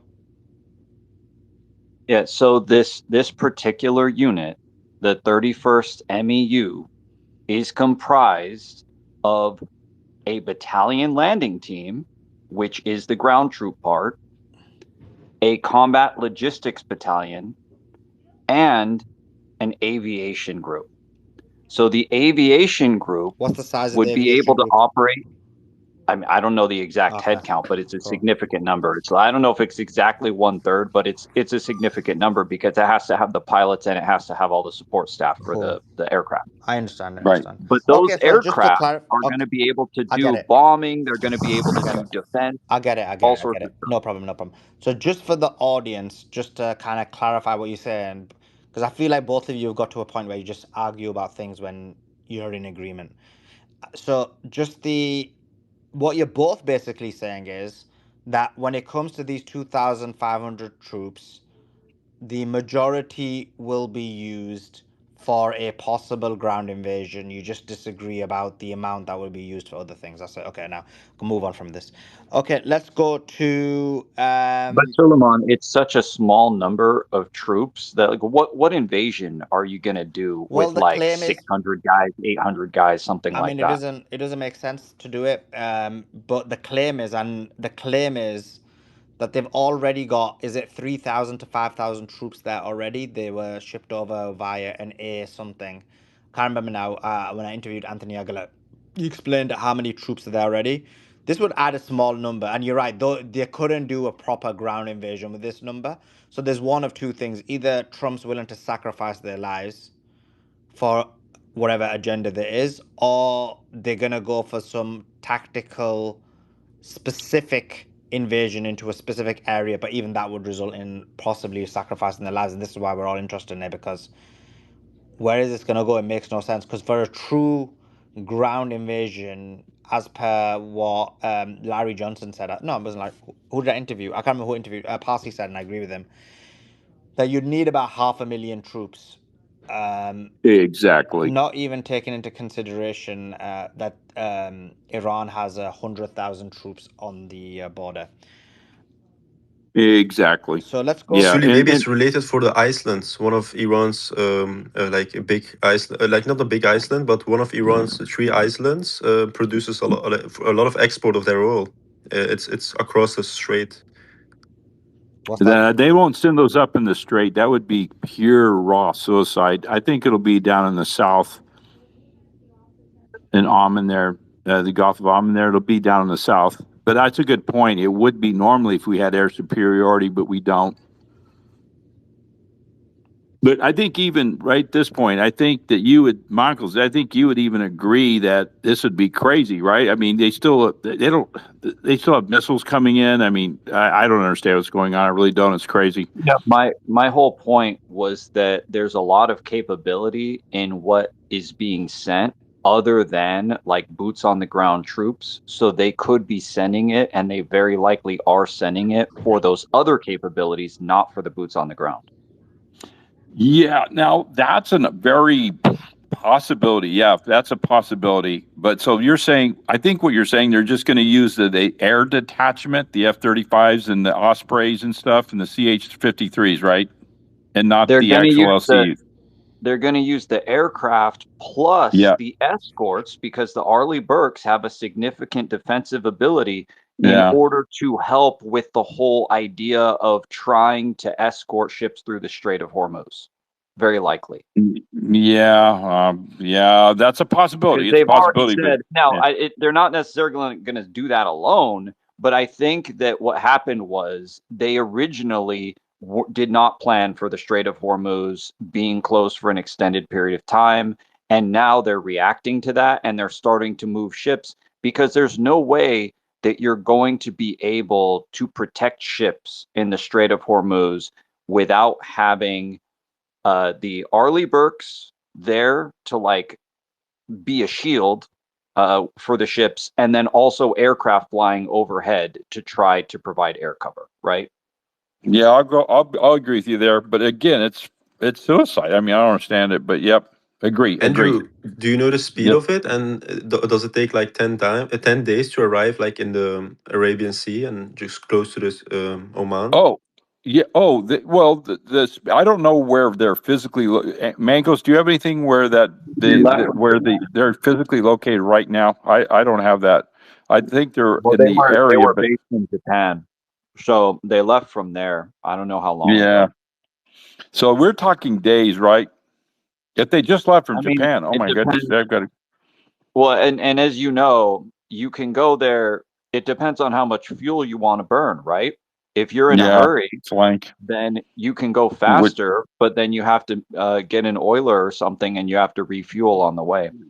Yeah, they always do that anyway. But you're right. So they're obviously going to go flank speed. Which would be what 30 some knots. I don't. Let's see, about 35 knots or so flank. So yeah, wow, yeah. I But think guys, can we push back on it? Like, if it takes 10 days and then it will be weeks fighting in the Strait of Hormuz, I mean, that's already too yeah, late, no? yeah. I No, mean, yeah, I think they said they're going to arrive in about a week or something in the article I read.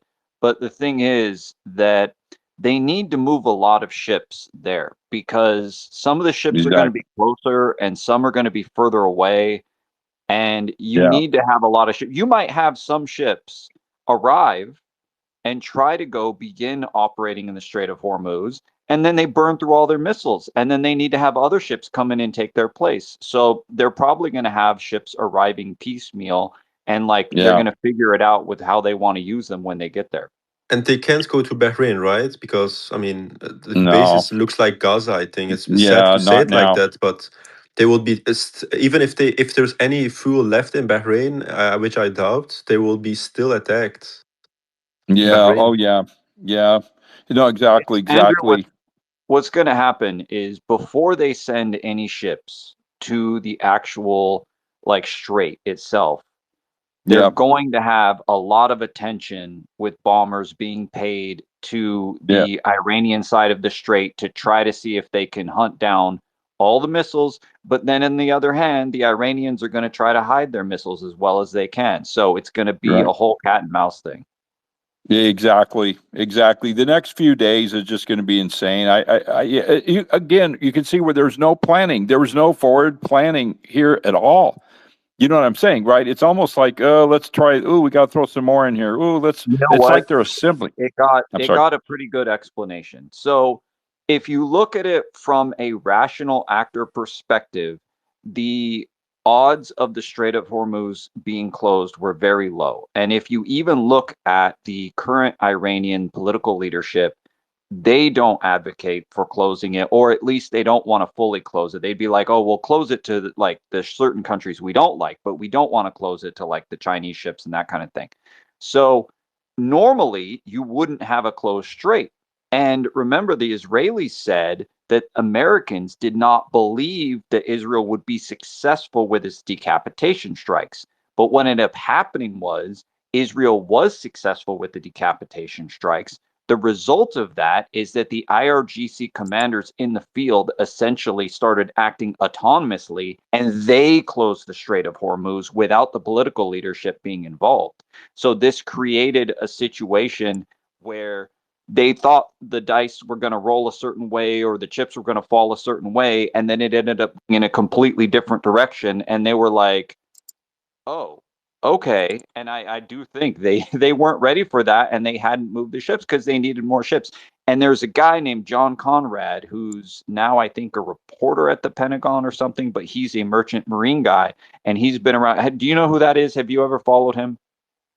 No, I haven't followed him. I've heard of him. Yeah, We you came up. should. I don't remember it. Yeah. Very much. He's a big naval guy, and I don't Okay. follow him, but on my timeline a lot. And he's a Okay. very knowledgeable guy. And he said now that he's only like within the past year become this like reporter at the Pentagon. So now he's at the Pentagon talking to these people. So he has a lot of insider now. And he said that from what he has seen, Hegseth, Trump, all those people were doing things like the way they should, but the admirals were lying to them and telling them it was all under control.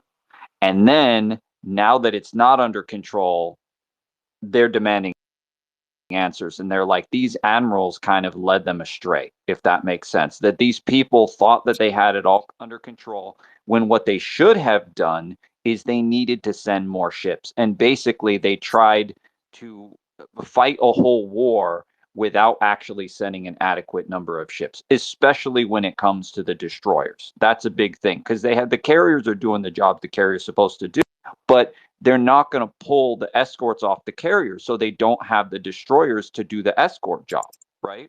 And if they had planned for this, they could have had a dozen destroyers sitting there ready to do this kind of work, right? Right, but I don't believe that they would be that Wait. stupid. I think that's Did why the vice Mancos just admiral. admit that they weren't prepared, that America wasn't prepared? Did I just hear that? Yes, that. Is that what I just heard? I'm Yeah, he saying just that I had to admitted. come off I'm mute for saying that that. according to this guy who has insider sources, he said that there were admirals at the Pentagon who were not doing their jobs well, who Huh. were overconfident, What? and they Oh, misinformed the they people fired. above them. That's why they fired Vice Admiral Did Reach. Mancos just say this? Menkos, they should hire you instead, I Oh, think. Woo, I can't believe what Mankos. I'm hearing. It's They interesting. just Menkos would have fired been that vice prepared. admiral. The vice admiral said, "No, this is a fool's errand." They fired him. They fired him, Mankos. No, no. Yeah, See, of course but they're throwing listen, the admirals under the bus. there's a lot of bad bureaucracy that's in the Pentagon. There's no question Of about that. course, the Zios are running it, man, and they have Trump has his little lapdog there, raising Yeah, Cain, this is his night little and air day to what you were lapdog. saying before, though. You were like, everything's going according to plan. We planned for all of this. We were Yeah, prepared. Is everything's where I we're think I think the Israelis think that everything's going according to their plan for sure. But oh when it yeah, comes for to their the United it is States, going we to got their kind of plan. pulled into it. Well, you've completely changed your tune then, but it's good. It's good that you've changed your tune at least. Yeah. Yeah, Listen, I'm Mankos. telling you the reporting that I've read in the last 24 hours. And if Yeah, but we as told you long as this I see that there's a week evidence of ago. something, I follow the evidence. Well, you Yeah, should think about why we knew it before you then, maybe. Maybe there's something in our analysis that's more accurate. Yeah, they're I throwing don't the think admirals that's under the the case. bus. They always do that. They're blaming it. They're going to have a fall guy. Of course, Hegseth, that piece of excrement, he won't take the blame for it. Trump's not going to take the blame for it. But the What's buck wrong with stops here. Hegseth? What are you intimidated by his bench press? What's going on? Yeah, I'm in. Yeah, all right. Well, guess what? I can bench press 150. I mean, Mankos, you have to agree with this. Please, for the love of God, that we're on a runaway train here by these morons. I think Andrew and Manko are like got a love-hate relationship now. I can see a day where I they think go you're on. right. I can't stand him. Get him out of here, Zuli. Get him out of here. I'm You going. see, No, calm down. Calm down. Andrew gets very triggered, but like I I've think you said, both and got a like you love-hate even said relationship to because him at the on, same time we as don't you really both, disagree. I was saying as much as you both argue, but then you always bring each other's name up all the time as well. So it's like a love-hate relationship. Yeah. But Well, anyway, he's great. I love him. I hire him as my lawyer, Zuli. He's a cool, brilliant. I'm telling you, he'd tear the hell cool, out of someone in court. awesome, He'd wear him awesome. down. Thank you, Appreciate sir. it. Okay, cool. Let's go to let's bring a few other names in. Let's go to Make America Great Again. Go ahead, Make America Great Again. Hey, what's going on, guys?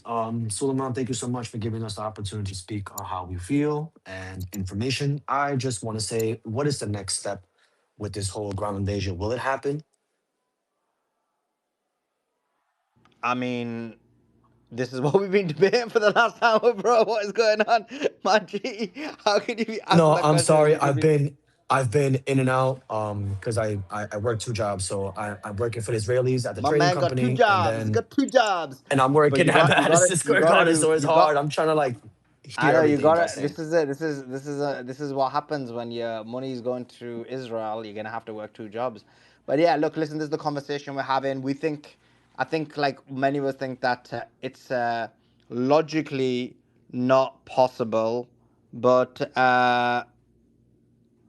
unfortunately, we're living in a realm where logical thinking is out of the realms of possibility, and so therefore, so many decisions have been made in this war that are illogical. Like this idea that Trump thought it was going to be a couple of days in and out, and now they're basically fighting this war ad hoc with many American lives lost. So, wait a sec, there was a guy on the super chat.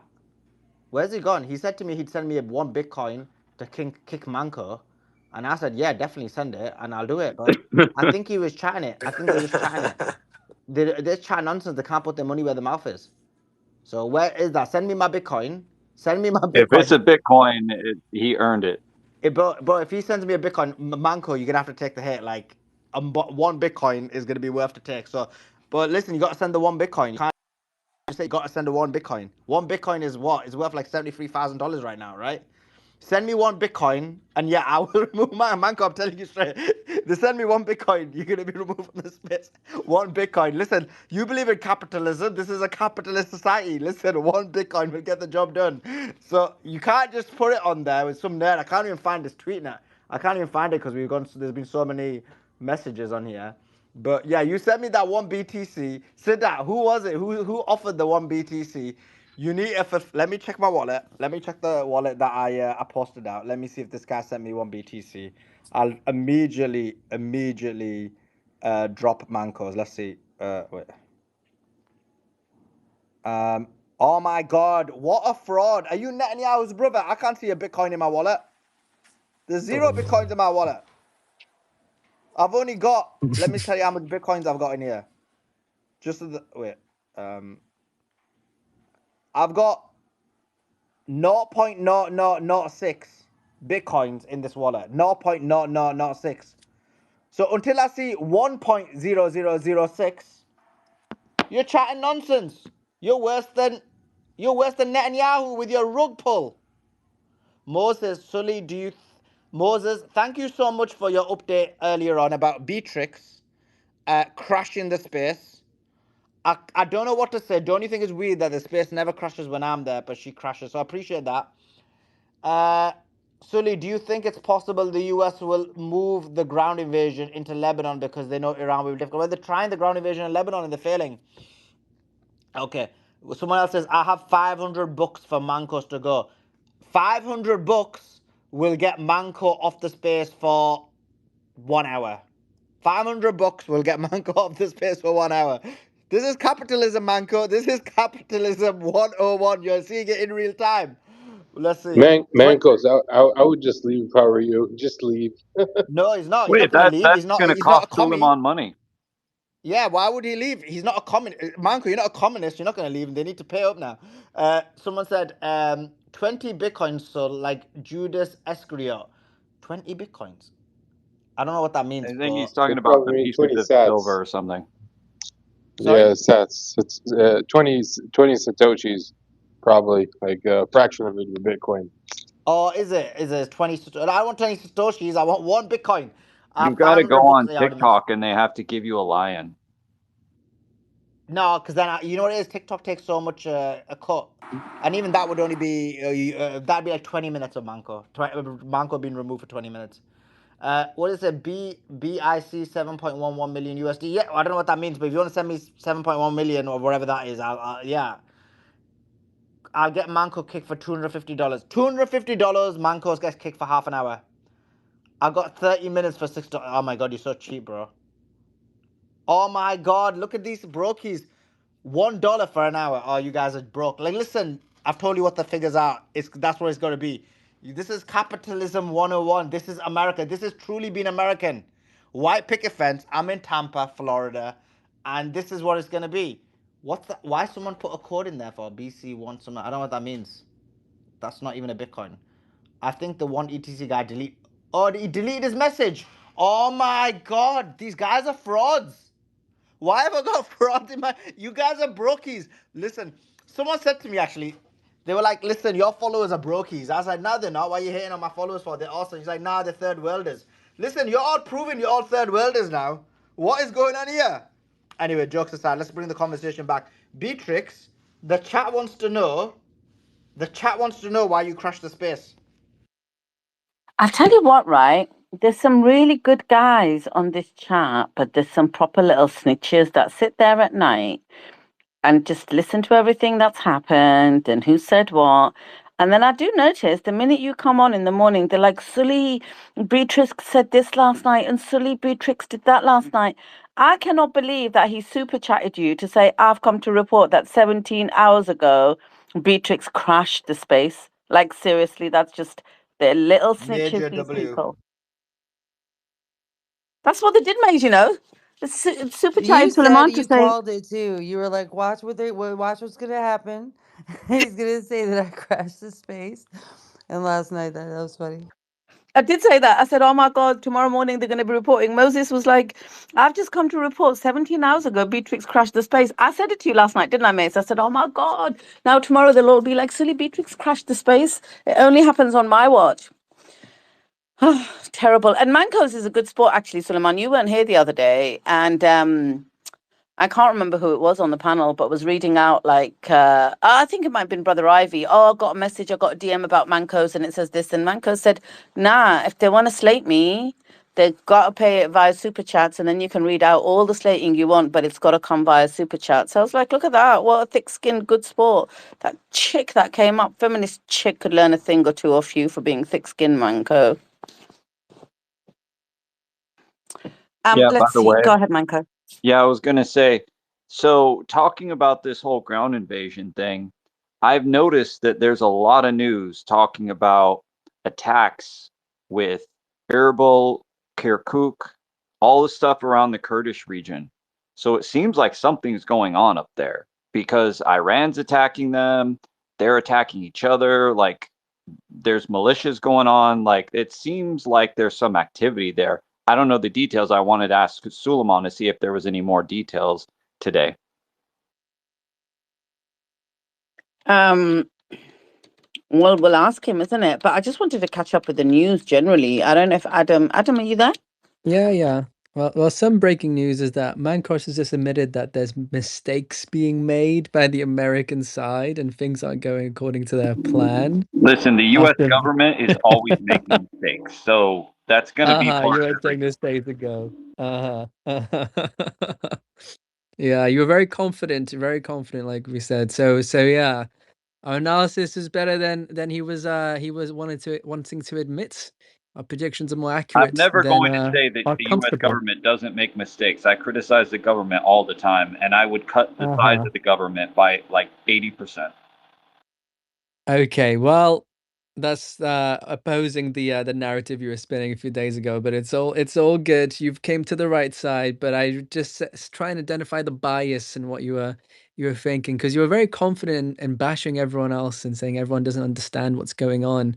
But now you've done a 180 on your Well, I opinion mean, there. I Today, still 2 weeks think that in. the United States is winning the war. It's just a matter of, like, obviously they're going to Uh-huh. make mistakes. I mean, they have female pilots crashing into each other. This is going to be a continuing problem. It's just so funny. Isn't But it just? Uh-huh. Adam, was there any other news? I've been listening a little bit on and off during the day about Hexeth and his statements, which were completely crazy. Netanyahu's gone AWOL. And do you know, somebody came up here on the space Mhm. and asked, and I wanted to say this. You'll remember this, I think, Adam. Andrew will definitely remember it. I think it was the second night of this war. I saw an image, and I can't remember who was on here. It was Casey or somebody, and it was just a swarm of red lights somewhere down in Tel Aviv or Haifa. I can't remember the location, but I've never seen anything like it. It was like a sea of red lights, and one of the pro-Palestinian journalists in in Israel tweeted out that very interesting location's just been hit here, big news or something like that, something very kind of, cryptic, right? Like really, like something that was really like cryptic. And I thought, I wonder what that is and what's going down. And then I think it was some hours later, the IRGC issued a statement saying, we know every building, and I'm paraphrasing here because I don't remember the exact words, but something like, we know where Netanyahu is, where he was having his meetings, who he was with when he was having his meetings. We know something like that. And I thought, that's interesting. Did they hit Netanyahu? That was the first night we thought, did they hit Netanyahu? Did they hit Netanyahu? The following day, and I think it might have been the first night of the war or the second night of the war, I can't remember. It might have been the second because obviously the first day they killed the Supreme Leader Khamenei. So it might have been the second night, third night, some very early on. And then I think it was the following day or the day after, and you'll find the footage of this. Netanyahu came out. Now, one thing we know about Israel historically is that they won't show you any damage, right? That's been done by any missiles. Censorship, blackout, complete block. Nothing was injured. We did fine. We've got so much protection. Nothing happened. We'll even arrest our own people for sharing footage. And this has always been the case with them. What happened the night after this, like, kind of massive strike, these massive, like, there must have been about 50 ambulances all flashing red. And I was like, freaking hell, what went down there? The day after that, they showed all this destruction and some people around Netanyahu. And Netanyahu's walking around this destruction and the media filming it and broadcasting it. And I had two thoughts at that time. And I even might have said it on the space. I said, well, firstly, that's unusual that this has never happened where he's gone out and looked at destruction and allowed media to film the destruction, number one. Number two, this doesn't look like him. There's something about him, it really just doesn't look like him. He looks a little bit shorter, a little bit stubbier, just a little bit. And I said on the space, and I thought, okay, you know what, you better shut up because people are going to think it's a conspiracy space. But I said on this space, I said, do you think it's a body double? Because that doesn't look like him. These guys always have body doubles. And I said that, and I thought, okay, rein it in. And then he wasn't seen at all until this AI video yesterday. And I do think he's been offed. I think he's been offed. Petrix, can I refer something to that? The Yeah, same sure, go ahead. moment Netanyahu came outside, it was I think 6 days ago, right? Or something like that. 5 days, 6 days ago. And during that time, just minutes after, Iran launched a missile attack. And then we didn't hear anything after that. And then I want to refer something you said about the statements of the IRGC. I'm gonna repeat it because I said it earlier, but you weren't here. If you mean this statement of the IRGC saying 10 I hiding was here. I was listening, Matrix. You weren't listening Oh because yeah, I came okay. up twice and said I'm always So it listening. was the same video that Suleiman reposted about the place in Shoham getting hit, and then it was the same place that RGC claimed to have knowledge about Israeli commanders and people.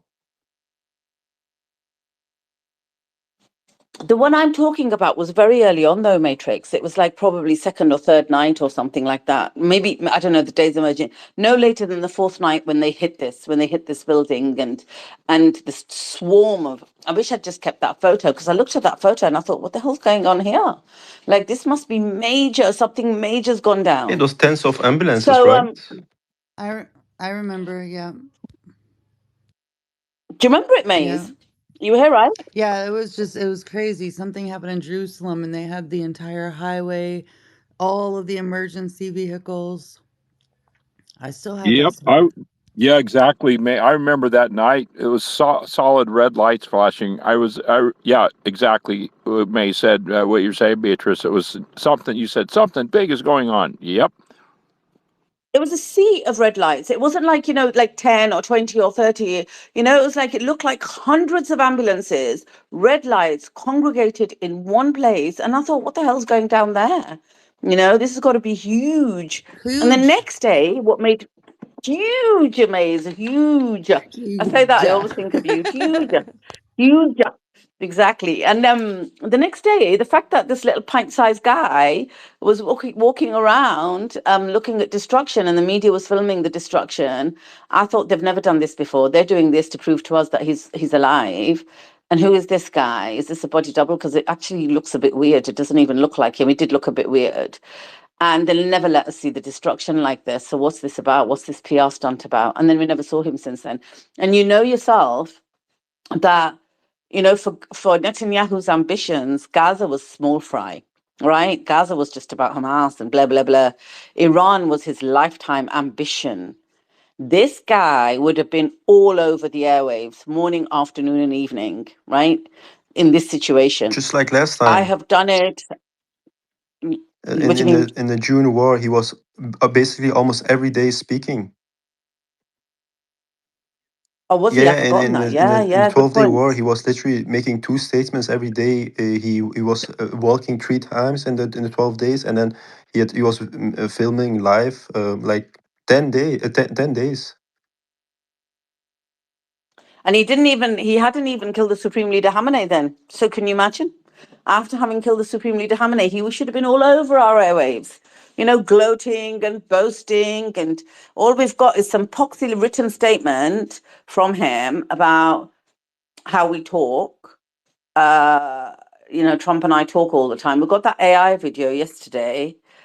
And then Trump looks like a broken man. And now I'm thinking today, while listening to this space, I'm thinking, is Trump a broken man? Because he thinks, freaking hell, he stitched me up with this war and now he's snuffed it himself. And now the buck stops with me. What am I going to do? I can't even tell anybody he's gone. I don't know. I don't know what's going on. I'm just sharing my thought processes. We could all be wrong. And you know what? Netanyahu's such a little coward. He could be hiding in a bunker because now he's scared of the IRGC. I don't know what's going on, but I'm just sharing what happened after that swarm of ambulances.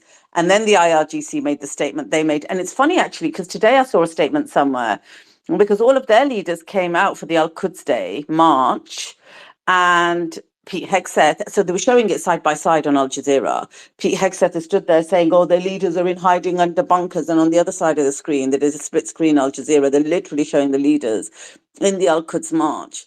And I'm thinking, okay, well, they're out in public. Where's Netanyahu out in public? I mean, he can't go out in public anyway because his own public hates him.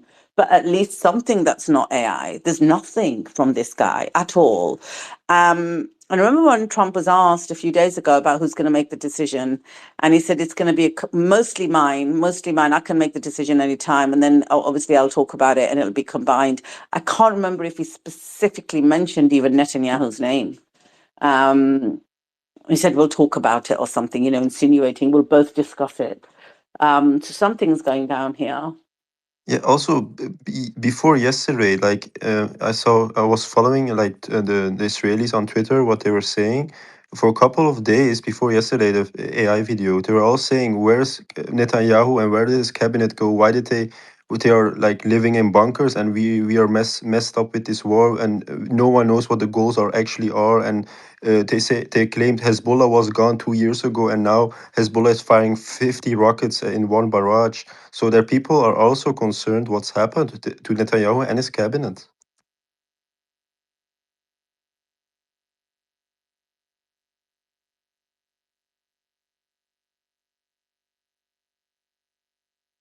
Oh my God! Thanks, Adam. Let me up, bro. I'm messaging this chick, you know what day it was, bro.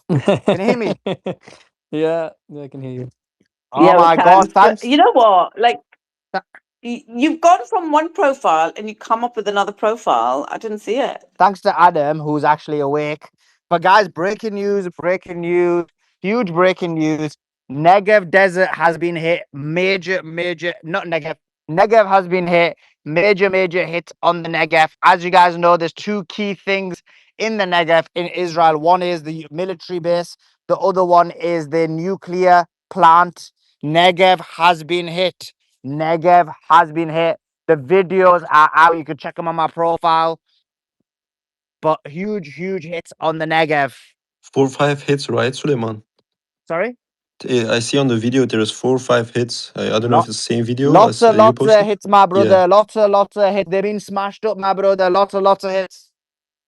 Iron Dome is on vacation. Iron Dome doesn't even exist anymore, bro. Iron Dome doesn't even Where exist is the anymore. laser beam? Like the It's in Israelis the really laser. thought the The laser laser. beam can intercept like ballistic missiles, but the laser beam is only made for like low flying drones, not even for Yeah. high value drones. The laser beam. The only place you find the laser beam actually working is in Star Trek, my brother. It don't work in real life. But Negev has been hit hard, bro. I had to come up and tell everybody because there's such huge news. Now, So Beatrix, you Yeah. can go back to telling everybody your life story. Iran's got a funny way of losing the war, hasn't it? Literally bish bashing, boshing, destroying any resistance, destroying iron domes, destroying the laser beams, hitting Negev. Sowing doubt into Literally, the what Oh hearts my of God, warriors they people change in the are. title. Gaza. I'll leave it to you for 1 second. You can say Negev hit. Negev hit right on the title. I can't change the title. Put bish bosh. I like when she says bish bosh.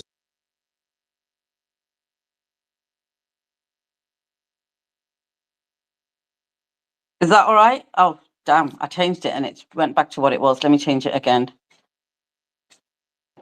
Yeah, I love that feminist that came on here and beat up on Sully. You start treating ladies correct. You hear me? You hear me? You straighten this out. Who's that? I have no idea. Andrew, is that you? You've got a hot mic. I thought he was doing an impression. Yeah, I think I still do. Oh, sorry about that. Let me turn the mic off. Talking about the feminist that came on there and beat up on Sully. Well, no, she tried to. She tried to cry, but she just made herself look ridiculous. Um, she thought she had something of value to say. Breaking news. The IRGC have ordered an evacuation. Why is it as soon as came out to just grab a coffee, all the drama kicked off? It's like they don't want me to have fun. I would have went live on TikTok for this. This is so annoying. But IRGC has ordered an evacuation of Tel Aviv. Oh my Leave God, Tel that's Aviv so right moral. now for your safety. And also huge explosion in Erbil. Why is the drama happening right now for, bro? This is so annoying. Tel Aviv's been hit, bro. I should be like, why you cry? Why don't cheer the bombs, bro? We cheer the bombs, bro. These guys are the bad guys. Iran's being so moral. They've ordered an evacuation notice. Like that's what Israel did to Gaza. It's like I've heard that's very moral. If they drop a few leaflets, then you could say, that's a humanitarian efforts that Iran's doing on Tel Aviv right now. It's basically humanitarian. Just drop a few leaflets. They should. Do you want maybe one of those bomb knocks on top of a residential building? Like drop a little small bomb, just as a little a knock, right? Yeah, a roof A roof tap. tap, Yeah, a yeah. roof Apparently knock that that makes it they very do. Yeah. humanitarian. And I think they should drop the leaflets right after they've bombed them and make sure that the leaflets are in Persian so that the Israeli people can't even understand them. That's the modus operandi, Yeah, right? exactly. So Or yeah, that's text them after they take out the entire telecommunications center. Remember the Yes. automatic text with the map? Yeah, they did do that, didn't they? Yeah. Yeah, text them, send those texts when they don't have access to networks, send leaflets in a different language, do little love taps on the buildings, and yeah, just drop some leaflets, man. Like that's it. That's it. It's a humanitarian mission. They're delivering aid, basically. All the There aid. is a All that God. Look, aid. Yep. There is a God. do There's you a like the God. title? Put little spark in there as well. That's the bish bash. Bish bash bosh. Negev has been bish bash boshed. Tel Aviv is gonna be bish bash boshed. But you know, I don't Breaking know, like who's news, gonna put a stop breaking to news. Ambulances are heading towards the site where the rockets fell in Negev. Ambulances are heading towards the site where the hits happened in the Negev. you missed the action, Suleiman. I know, bro. It's so annoying. I would have went live on Tel Aviv. The Gen Alphas missed out. The Gen Alphas missed out on the breaking news. Who? Hey, is there a ground invasion? Did we hear anything about that? Any updates on that? Why are you I laughing from think the other Adam, you were account? speaking I'm about it, laughing right? On because we did here, a weren't you? 2-hour big drama debate about whether that was going to happen or not. Oh, my bad. I was preparing to cook dinner. My bad. Okay. Well, can you guys give me like a 10-second synopsis as to what the conclusion was? Yeah, basically, troops have moved to Iran with a possibility there could be a ground invasion, but the numbers are so small that it doesn't make sense that it will be. So if it happens with those numbers, Trump is basically sacrificing them at the altar of Baal. Perfectly How stated, many? sir. How many troops? Allegedly, there's already about 3,000 to 5,000 there already, and then they've sent an extra 2,500. But Iran have got 100,000 ready on the other side, right? Yeah. That's mental. That's crazy. Yeah, that is wild. I mean, for any military planner, this is beyond insane. Beyond insane. It's criminal and it's heartbreaking to see what's unfolding. Seriously. And now I know why those two admirals resigned. One was fired. Ketcher, Vice Admiral Ketcher, director, JCS, fired. And I guarantee you he was saying, "What in the hell are you doing?" And Trump fired him. And what Mangos was saying, that's who they're going to throw under the bus and blame the admirals. Oh, we had bad information. Can you believe this? Imagine they want like a small sacrifice, and then they say, and then they are gonna say, "Oh, Iran is declared war on us. We need to go war with Iran Please, because BTX, check your messages. Okay. Yeah, exactly. That's exactly what it is, my brother.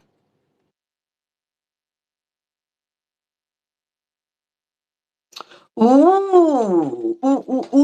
So listen, guys, right? Rumors from Tel Aviv are circulating that Netanyahu is in a coma at Shiva Medical Center in Ramat Oh my Gan. God, what is this news? 12 hours old. We discussed this already. We think he's dead. We've gone through it. There's a high possibility he's dead. I've even done a video on it, Beatrix. If you actually watch the YouTube video, Beatrix, you would understand the entire breakdown of why we have been hypothesizing that Netanyahu might be dead. And now you're like, oh, guess Yeah, what? Guess what? Rumors say he might be ill. I do. imagine it's true, Suleiman. Your video will get blown up after it's confirmed. yeah. Thanks for stitching me up with that one, Maze. Thanks a lot. I wasn't here for any of that. I just I wasn't either, Maze. I wasn't either. For me, that's like proper news. You know what I mean? It's like, that should be ooh. the It title was, type of news. You know what That's do you why we've do? been. yeah. That's why on the space we've been saying. If you look at my tweets, we're saying, "Where's Netanyahu? Where is Netanyahu? He's been missing for days. A fake AI video. He needs to prove he's alive now. Where is he? That's my video in the next Beatrix. Why don't you promote my YouTube? If you actually watch the YouTube yourself, you would know. Okay, guys, follow my YouTube. Everyone go to the tweet in the nest. It's the one on the left and then the one on the second to left. I'm following. If you followed it, you'd know about Netanyahu possibly being dead. You don't follow the YouTube. Don't be Beatrix. Follow YouTube. Don't be Beatrix. Go ahead, Beatrix. Tell You know, everybody to follow. see, you say things like that, right, on here, and then what happens is your YouTube chat catches those things, and then that's what they say. Follow the YouTube, don't be Beatrix. Beatrix Space Crasher. That's what they were saying. Beatrix the Space Crasher. Like, you give me all these accolades, and then those guys over there, they jump on it, right? Guys, in the nest above where you can see Suleiman and Adam and myself, there is a tweet. There's a post and it says, "Is Netanyahu dead? Listen." I would like everybody to please go to that. Right, I'm going to do it now. And firstly, if you haven't subscribed to Suleiman's channel, on the bottom left-hand side where you can see his picture, underneath the video, not bottom, but underneath the video, click on that picture or minimize the chat by pressing the X. So once you minimize the chat pressing the X, you'll see his photo in a little circle. Click on that and subscribe to his channel. It's free to subscribe. You just click the bell icon. It won't cost you anything financially. But when he does these little videos, you will get a notification. And then you can watch them. Like, I'm going to watch this one. Is Netanyahu dead? And there's lots and lots of other good stuff on there. And we do run the space on there as well. I've got some news as well, right? So CNN reported this, which I think is proper troll.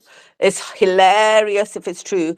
Iran is considering allowing a limited number of oil tankers through the Strait of Hormuz, but only if the cargo is trading in Chinese yuan. Like, that's hilarious. Like, sack the dollar. You deal with Chinese cash, we'll let you through, take your oil through. Like, economic warfare going on right there. Amazing, brilliant. So there's that going on. Adam, I think Suleiman's dropped. I don't know if he requests. We'll have to bring him up. I can't even see Mike requests. I don't know why. He was like, "Oh, you didn't bring me up." Oh my God, we just lost Maze as well. Let me send Maze a mic. I mean, There they we had today let two ships that were going for India because India would release 3 Iranian. Yeah, Yeah. I saw that. I saw that. They're literally trading it. They're doing what's good for them. So there was that. There was that news. Also, this will not surprise anybody. It certainly won't surprise Andrew and Adam and myself, who are from here. But the German Chancellor Merz is crying. And they're like, 6 out of 7 G7 countries were clearly of the opinion that sanctions against Russia should not be lifted. We were somewhat surprised to hear this morning that the American government had decided differently. That is definitely not our view. We believe more pressure should be applied on Russia to bring this terrible war to end as soon as possible. So the G7 countries are now crying about that. You mean just Europe, just mainland Europe? Nobody cares about them. Yeah, well, actually, Manko, do you know what? I agree with you there, right? Because for me, for different reasons, for me, I think it serves them right. They should have never gone into this war, and they only went into this war for America. And now America's like, you know what? We've got enough going on here. We're going to lift these sanctions on Russia. And now they're crying because they're thinking Russia's on our doorstep. We got to finish this battle. Well, you know what? It serves you right for jumping and going to war because you're dictated to. So yeah, that's the take on that. Also, Iran says it is tracked and hunted. These are their words, tracked and hunted 5 US Israeli drones. Oh God, who wants to know about that? Zelensky's met with that clown Pahlavi Reza in Paris, I think. He's trying to make himself as relevant as possible. The tankers, the Indian tankers we spoke about. What else is going on?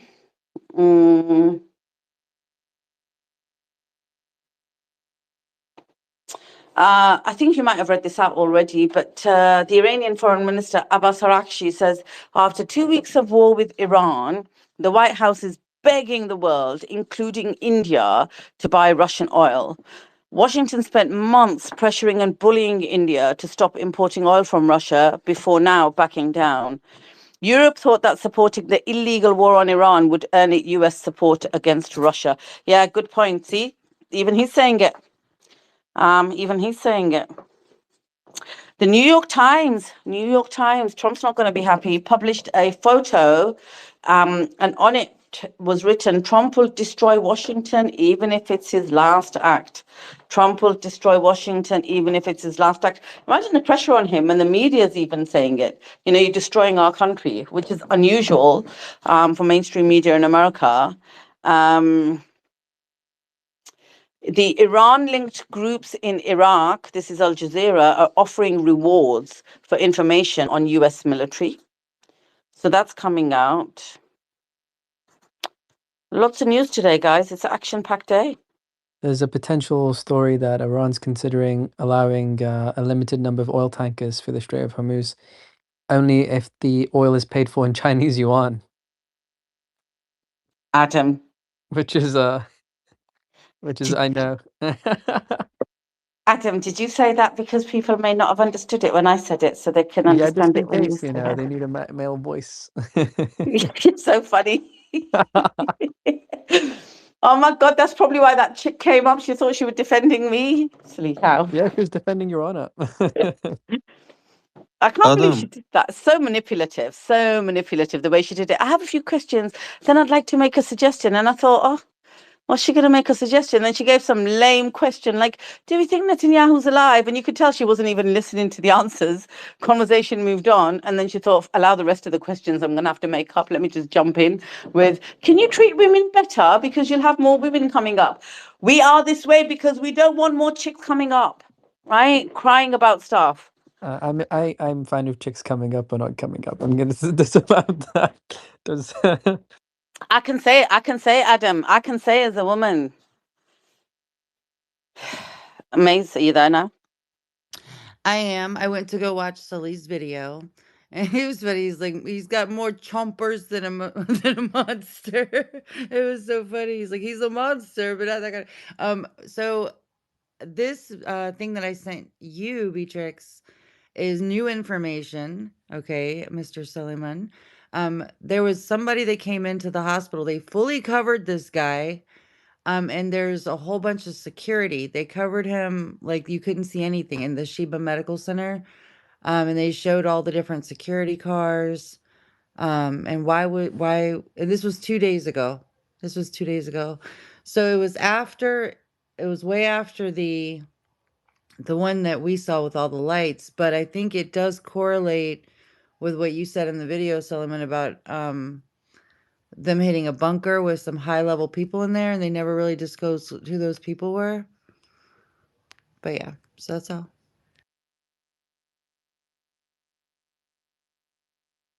There is a God.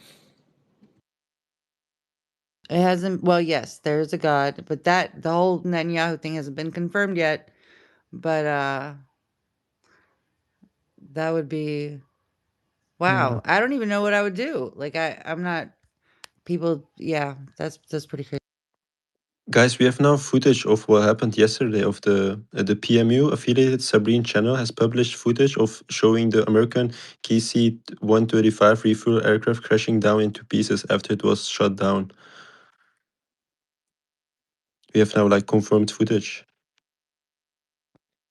Oh, Breaking, Iran is considering allowing a number of oil tankers to pass through the Strait of Hormuz only if the oil is paid for by the Chinese in the Chinese yuan. That's wild. Did you hear that? Yeah, man. Only did you hear that, Beatrix? I never heard that before, Maze. You know that? I never heard that before. This is it's breaking. This is the first time I think they said that. Now, What kind of teasing. agreement could be here, guys? Like, imagine if Iran is doing that, and not because just China is mad and China wants its oil, because what has Iran to gain? Maybe China is now considering deploying more warships to protect the Strait of Hormuz, and then they are going to also benefit a lot from this if it's really in yuan. That's crazy. This is the most gangster type of response that you can imagine Iran doing. Like, if even like if you're that desperate and you want to get it through, then you can pay for it through the one. Oh my God, this is so interesting. It's funny that they did that. You've got to give your hat, you've got to take your hat off to them. And it's not to do with China, I think, Matrix. I don't think it's anything to do with China. I think it's to do with America. It weakens the dollar significantly, it harms them economically. And they've said this, right? When they were negotiating, they said, look, we're negotiating in good faith. Don't try anything because we ain't going to back off if you do. Like, we've had enough of your terrorism. Don't even go there. Don't even go there. We've had enough of your terrorism. I'm paraphrasing, but that was their message to the world. We're not done But anything wrong to you ever, but we're going to defend ourselves. We're giving you what we want. We're going to have negotiations. We want to come to an agreement with you, but don't try anything because we ain't going to stop if you try it. let's push back on this and then see what's in play here. Like China has a lot, like a very big oil reserve, right? So they're not really panicking if from 2 weeks they don't get oil and stuff. So imagine if these oil tankers are letting pass by and go to China, and China will sell it to European countries. Imagine that. I mean, it's still very disruptive because a lot of the stuff that's coming in is like crude oil that China then refines and resells and stuff. And the stuff in the stockpiles is in totally different locations. So it's not good for China to keep trade closed. And that's why, from the political perspective, Iran really needs to get the strait open, at least for China. Nah, Manko, China don't care. Listen, A, they've got their own reserves. B, what Iran is saying, any ship can go through as long as they pay for it in Chinese yuan. That helps China enormously, and that includes Chinese ships. Chinese ships can go through. They've got no problem with that. And any other ship. So if Keir Starmer, Adam's prime minister, ever grew a spine and sent a ship through there and said, I'll pay by Chinese yuan, and by the way, I'll get rid of the Israeli and American ambassador, we'd have safe passage all day long, every day of the week. But they don't want a solution because they're like, sucking up to America. That's the thing, isn't it? I just got some news and then I'll give the mic right back to you. So Chief Rabbi of Israel, David Meir Bar, who had called for the destruction of Gaza, was killed in an Iranian missile strike. Man's dead.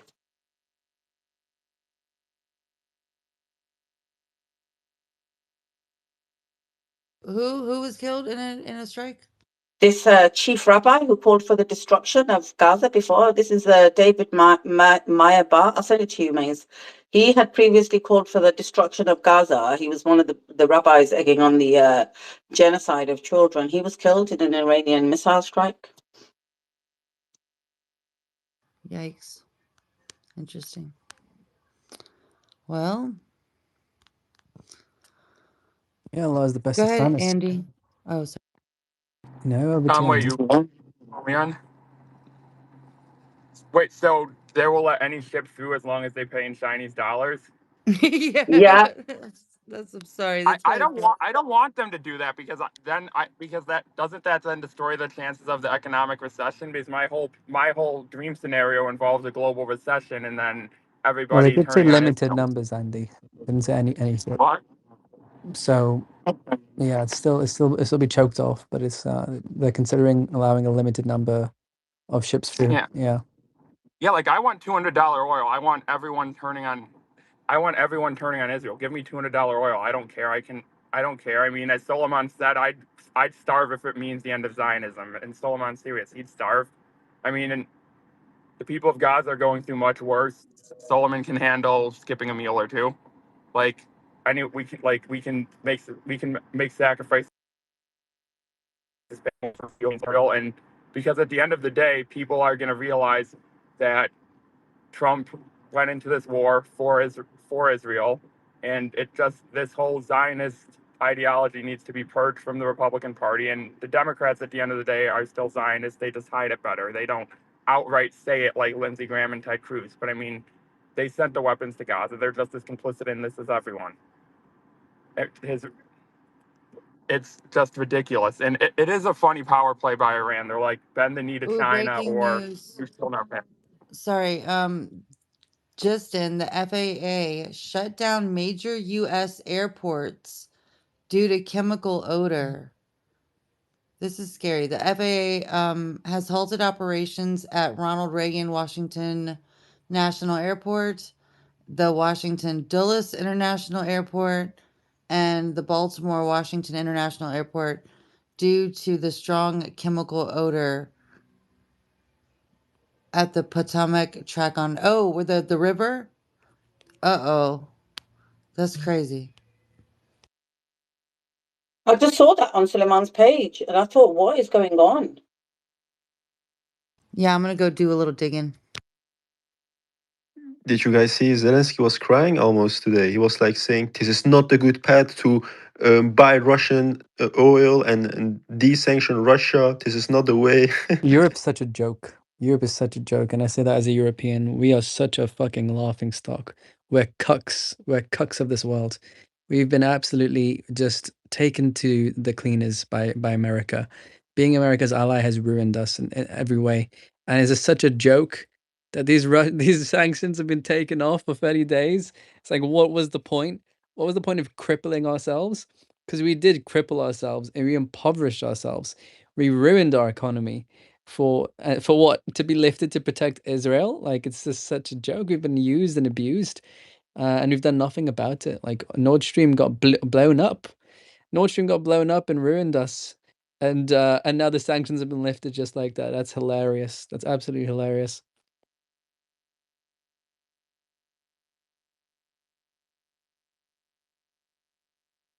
But why is Russia doing this? I get it. They would be earning monthly billions or a billion extra in revenue. But I mean, what's the matter? What's the rush? They can just, for 3 weeks, don't sell anything to anyone because they have been sanctioned. They have been put in their own place. So they shouldn't be going back to the table. Oh, they're going to put me up for 30 days of sanctions. I'm going to sell to the Europeans. Oh, no, he should also pressure and he should go along with Iran and not just take the chances, every chance they get, and within the minute, because that's not a strong leadership. If you take the chances of someone who sanctioned you.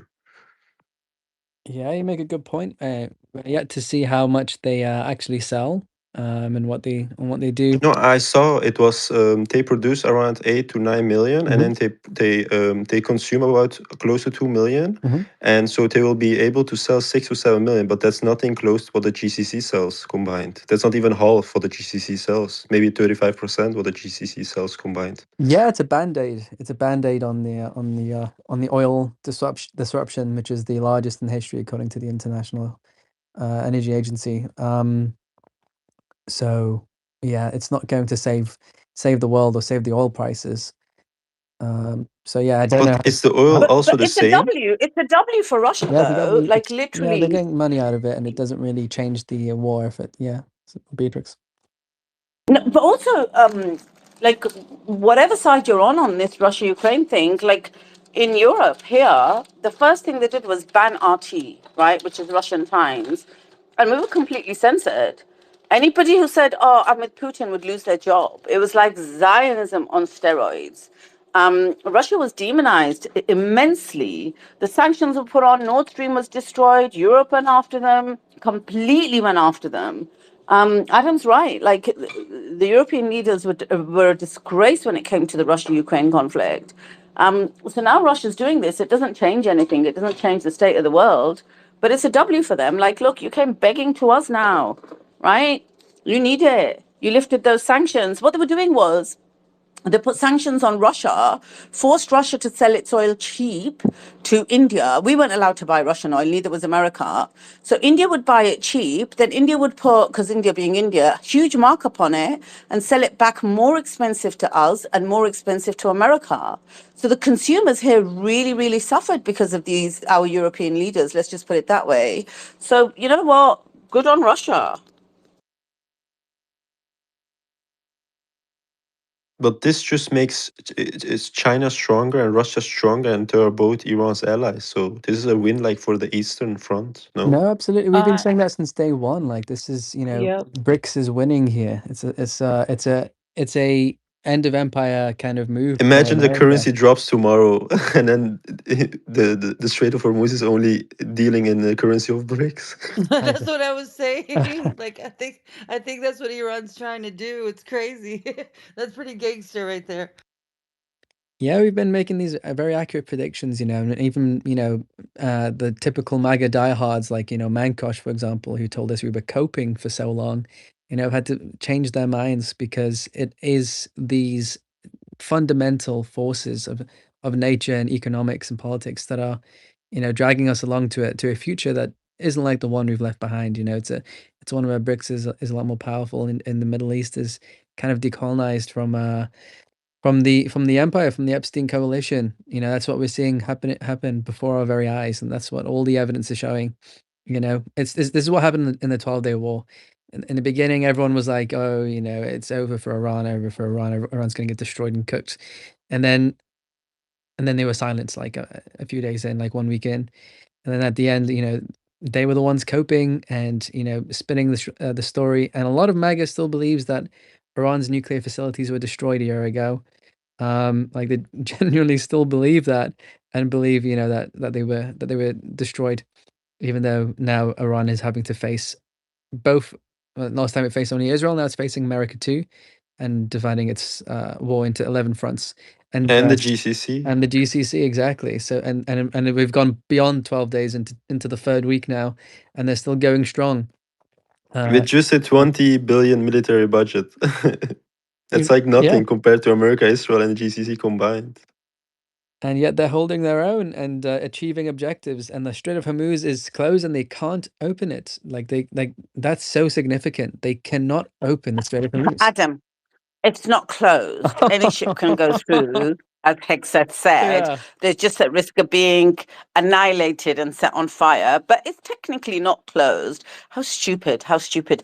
Listen, Adam, do you know what May's just read out? I looked at it on Suleiman's page. Right, the FFA shut down major U.S. airports. I think they're preparing for a false flag. Yeah, They've shut down Ronald Reagan Washington National Airport, Washington Dulles International Airport, Baltimore Washington International Airport. At least those ones you know of. Yeah. Yeah. And even if Russia is like helping alleviate the oil situation a little bit, like it's cooking Europe and Ukraine. Like the longer this goes on, the longer Russia benefits. Like it's strengthening Russia as a rival for America, because the whole point of the war on America's side, why they've put hundreds of billions into it, it's not because they care about the Ukrainian people. Like the Ukrainian people are a battering ram for them to drain Russia of its wealth and try and get them as close to serfdom as possible. That's America's interest in this war, in the Ukraine war, is to weaken Russia as a rival. And so the longer this goes on now, that the whole reason that America joined the war, and some, depending on who you ask, started it geopolitically, it's done. It's gone. Because Russia is now becoming stronger because of the alleviation of those sanctions. So any way you look at it, it's a W for that side. It's an L. It's an L for the U.S. supremacy. So Trump has just made massive mistakes, a whole bunch of massive mistakes, and it's quite huge. You got people like even Mankos starting to admit that now. Yeah, it's going to dawn on the rest of MAGA, I would say, within the next 2 weeks. Because it's not like the 12-day war. MAGA got to cope. They got to cope. It ended before it became obvious. You had to really be paying attention and studying geopolitics to know how that ended. But now it's going to go long enough that the coping, like if it goes on for 2 more weeks, the coping's gone. Like it's going to be very clear that this is not a W. This is not going as expected. But yeah, I'll hand over to Andy. Just before Andy goes, I just want to give some more news, Andy, and then I'll come right back to you. Give me 1 second. Where have we gone here? They're a disgrace. Lebanese government is a disgrace. So the Lebanese government went to offer Israel direct talks, saying negotiations can, and Israel knocked them back. Israel told them to do one, and Israel said negotiations cannot happen whilst rockets are still being fired from Lebanese territory by Hezbollah. And US officials reportedly told Lebanon that the opportunity to act against Hezbollah had already passed in 2025, leaving Israel to handle the situation as it sees fit. This was reported by Reuters. What a disgrace that is. Also, there's chaos across Tel Aviv. People are out in the streets. They're rioting, they're protesting, they're flooding social media about Netanyahu. The government stays silent. There's panic spreading real time. They don't know where the leader is. The country is at war. They don't know what the information that they're getting from the battlefield, if it's true or not. Iranian drones and missiles are flying in. They have no idea what's going on, and it's turning into a civil war on the streets of Boom Boom Tel Aviv. And Fox News is saying Iran targeted the Israeli prime minister along with senior officers in Negev. That's what Fox News said at the time. I think they said that. I think we've got another stupid bot attack. Let's go to Adam. You were going to Andy, right? Let me put bot attack in the title. Andy, jump in. Yeah, the cope is really hilarious. So there's this influencer, I don't know if you've heard of him, Captive Dreamer. Back during the 12-day war, he was saying, well, before then he was saying, oh my God, Nick Fuentes and all these people are crazy. There's never going to be a war with Iran. Then when it started, he's in the 12-day war. Oh, it's just a little skirmish. And then now his stance has shifted. I don't care if there's boots on the ground. I don't care about anything as long as Really? Trump has the border secure. Really? He said he would delete his account. No, he said he would reject and disavow MAGA if a single boot was put on the ground. And now they've sent Now he's 2,500. He's now such a yeah scam account. I saw him posting fake now screenshots about me. Like I saw him posting like shit I never said was doctored. Like so, these guys are paying attention to analysis. They're intimidating yeah and threatening. exactly yeah Yeah. he's literally one of the Groypers quoted him, found one of his posts in where he said, I don't care about anything as long as the border's secure. And that's literally the state of MAGA now. If the border is secure, they don't care about anything. It's great. There's something spiritually like there's something spiritually wrong with someone who's not a boomer who is still supporting Trump at this point. Like there's something genuinely like spiritually wrong, in my opinion. I don't care if that offends, if who that offends.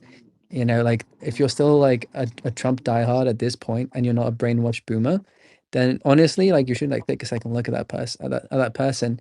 But then again, his audience is people like that who are also kind of like just like spiritually black, you know, like because he was also team Epstein wasn't a pedophile. It's not pedophilia if she's 14, you know, like he's pro like you know if she's like 14, it's all good, you know, that kind of movement.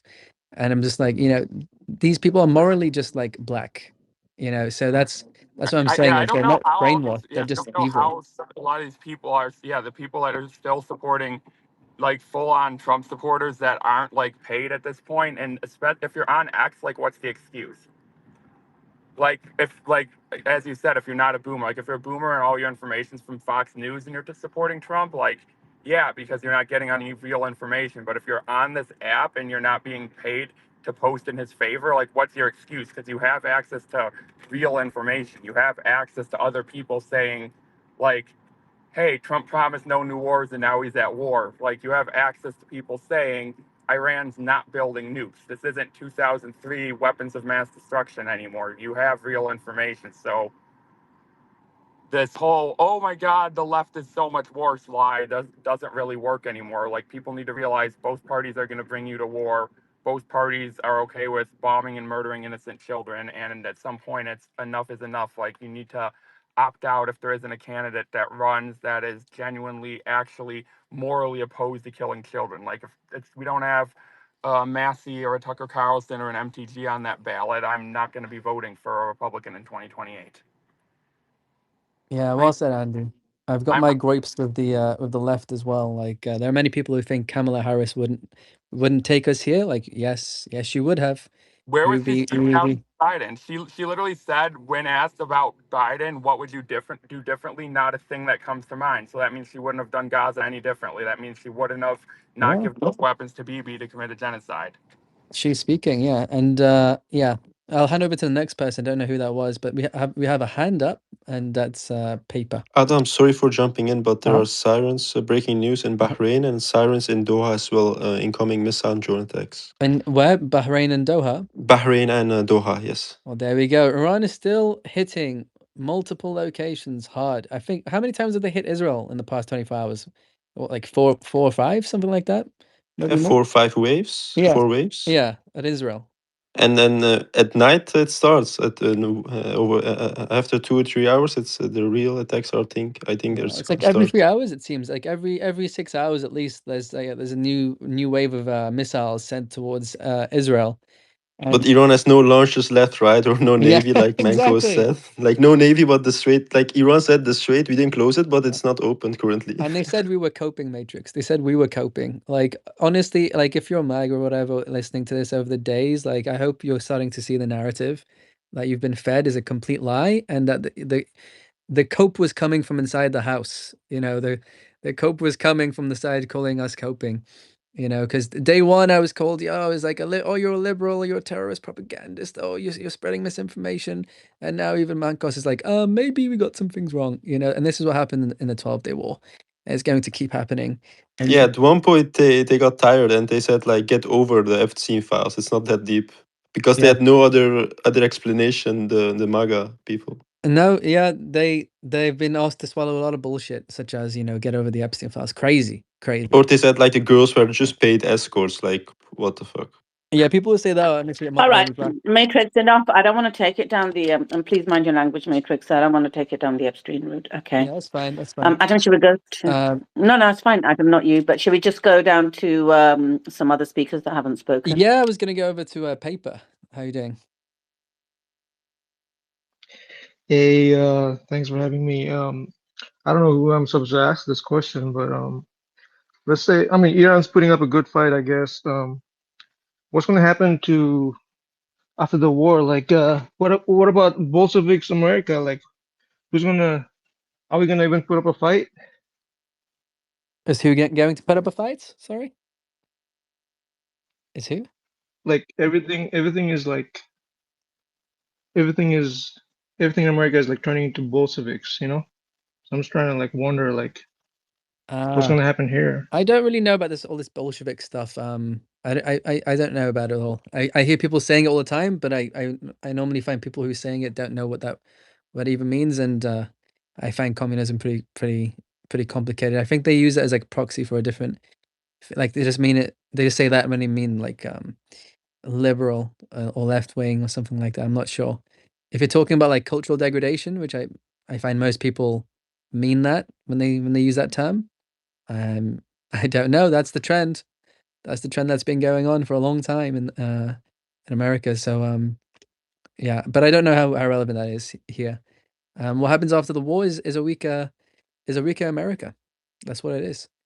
You know, the Gulf states are pissed off royally.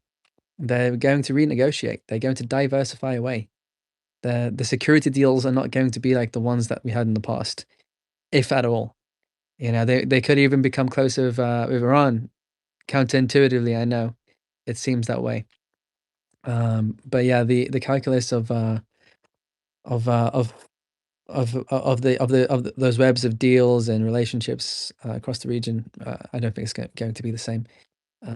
And yeah, that's Trump's mistake there. Trump's accelerated the demise of power projection across the region there, and yeah, the domestic. We can have a whole space like, you know, that's a different topic. Like all the domestic issues in America. Don't know if we want to go into that. Well, there's so much news happening. But with the missile launches, I just want Is it go on Paper. Yeah. is it true? Is it true that they dropped like a bomb that was almost like a nuke? Is that true or is that false? Well, there are big bombs being dropped that look, you know, like they produce massive mushroom clouds, and they produce, you know, masses of damage and collateral damage as well. It's true those massive bombs have been dropped. Bunker buster munitions and the strongest bunker buster munitions they've got, you know, in attempts to destroy underground facilities. But I suspect that Iran has buried a lot of their stuff deeper than that, deeper than those things can go, and there's a lot of it. So It's not going to work. But yeah, they've done massive destruction and civilian damage. Not that it's going to stop them, like I've been saying from day one and said during the 12-day war. What's the likelihood you say Mhm. they're gonna drop the big one? Well, a nuke, I doubt it. I don't see any strategic reason to do that. I think the nuclear bombs are the nuclear material in facilities are spread out across Iran. So you'd have to drop multiple nukes everywhere and know where all the bases are. I don't think they know that, and I don't think because then you'd make enemies of every country in the region, every country that borders Iran. So what would you say? 50% chance? No, me personally, I think is a 0% chance. That's what I think. But obviously, some people don't think that. Everyone's entitled to their opinion, but that's what I think. I just don't see the point of doing it. It doesn't achieve anything strategically. Um, yeah, yeah. But yeah, back to the missiles that are landing on Tel Aviv right now in Israel in general. Yes, sorry, can I jump in, Adam? Go on, Because it's Matrix. increased. Yeah. Now, several American assets in the region are being attacked. Sorry, my English is so bad. Like simultaneously. Oh my God! In Erbil, Doha, Bahrain, and Dubai. So it's now five different American bases because I said also in Bahrain and Doha, Dubai, again Bahrain, again Doha, and Erbil. That's in Kurdistan, Iraq. Yeah, there we go. And Trump is set to the Trump admin is set to receive 10 billion for brokering the TikTok deal to Israel. How about that? They get rich and we lose our freedom of speech. But yeah, it's Quds Day, so they did say they were going to go a bit heavier on Quds Day. They were planning this. Breaking news, breaking news. Huge bombs going off in Tel Aviv. Huge bombs going off in Tel Aviv right now. Yeah. I thought the breaking news was going to be that you're back. I thought you were going to say breaking news, and I was like, So they're keeping the Israelis up. You know, the Israelis don't get to sleep. Their sirens are going off all the time, and they need to leave their home and go to the bomb shelter every couple of hours. So it's a psychological war as much as it's a physical one. Hi. oh, Um, uh, may I speak, please? Yeah. who's that? It's Hi. Gigi. Yes. Hi. Well, I'm an Iranian, as you may know, but I live in Canada. I just wanted to do a recap and a reminder that some of the speakers were talking about what Trump is thinking. We just have to remind each other that Trump is not thinking, Trump is compromised. And other people are thinking for Trump and just forcing him to do things. I'm sure there are Mossad and also Putin has a lot of stuff on Epstein and other stuff that he's really not thinking. He's just doing. He. That's one thing. The other thing I want to everyone to remember that Iranian are suffering. I have a friend that I can no longer contact, but for the last 12 days, she was sitting under a staircase. One single lady that lost her husband and he's just bombarding all around her. So we have to remember that. Then we have to remember that the Gulf states are weak. The Gulf states are whatever population you can say, like 50 million all together with Saudi Arabia and Oman and everyone. The local is not even 5 million. The rest are workers from India, Pakistan, Bangladesh, and all of that. And the elite of Gulf, they're all in bed with Zionist regimes anyway. So, and another thing, right now in Iran, there is at least 30% of population that are pro the government that is ruling right now, at least. And they're deeply religious and they're deeply committed to this war. We think all Iranian are the one that we see in London or in Los Angeles. Then they go and demonstrate and want Israel to go and bombard Iran. No, I'm not one of them. No, no. I mean, that's a very small minority of Iranian. A lot of Iranian are deeply religious in Iran. I'm not one of those either. But this whole campaign made them more unified. And ideology is something that I think North American don't understand really. Right now is Ramadan. Next Friday, Ramadan will be finished and is Eid. Coincidentally, Iranian New Year is going to be also next Friday, March the 20th. In Ramadan, a deeply religious Muslim, they do not fight. They do not even argue. They take things really, really calmly. That's how they do the whole Ramadan. So I think Iranian, the religious part of Iran, the Iranian government, and all their followers are in Ramadan still. So I wonder if after Ramadan, what will they do? It's going to be a very different scene then. But let's remember, war is bad. War is wrong. Human being, with what we know now, we should not fight each other. Whoever is in, deciding, is in wrong. So just wanted to weigh in because I hear people keep saying what Trump is thinking. Trump is not thinking. We have to not to promote war. We should really go more and say and go out and tell. I don't know how and how can we do that, but each one of us should speak against war. People are suffering in Iran. It's not easy in Iran. Imagine that school in Manab that was hit.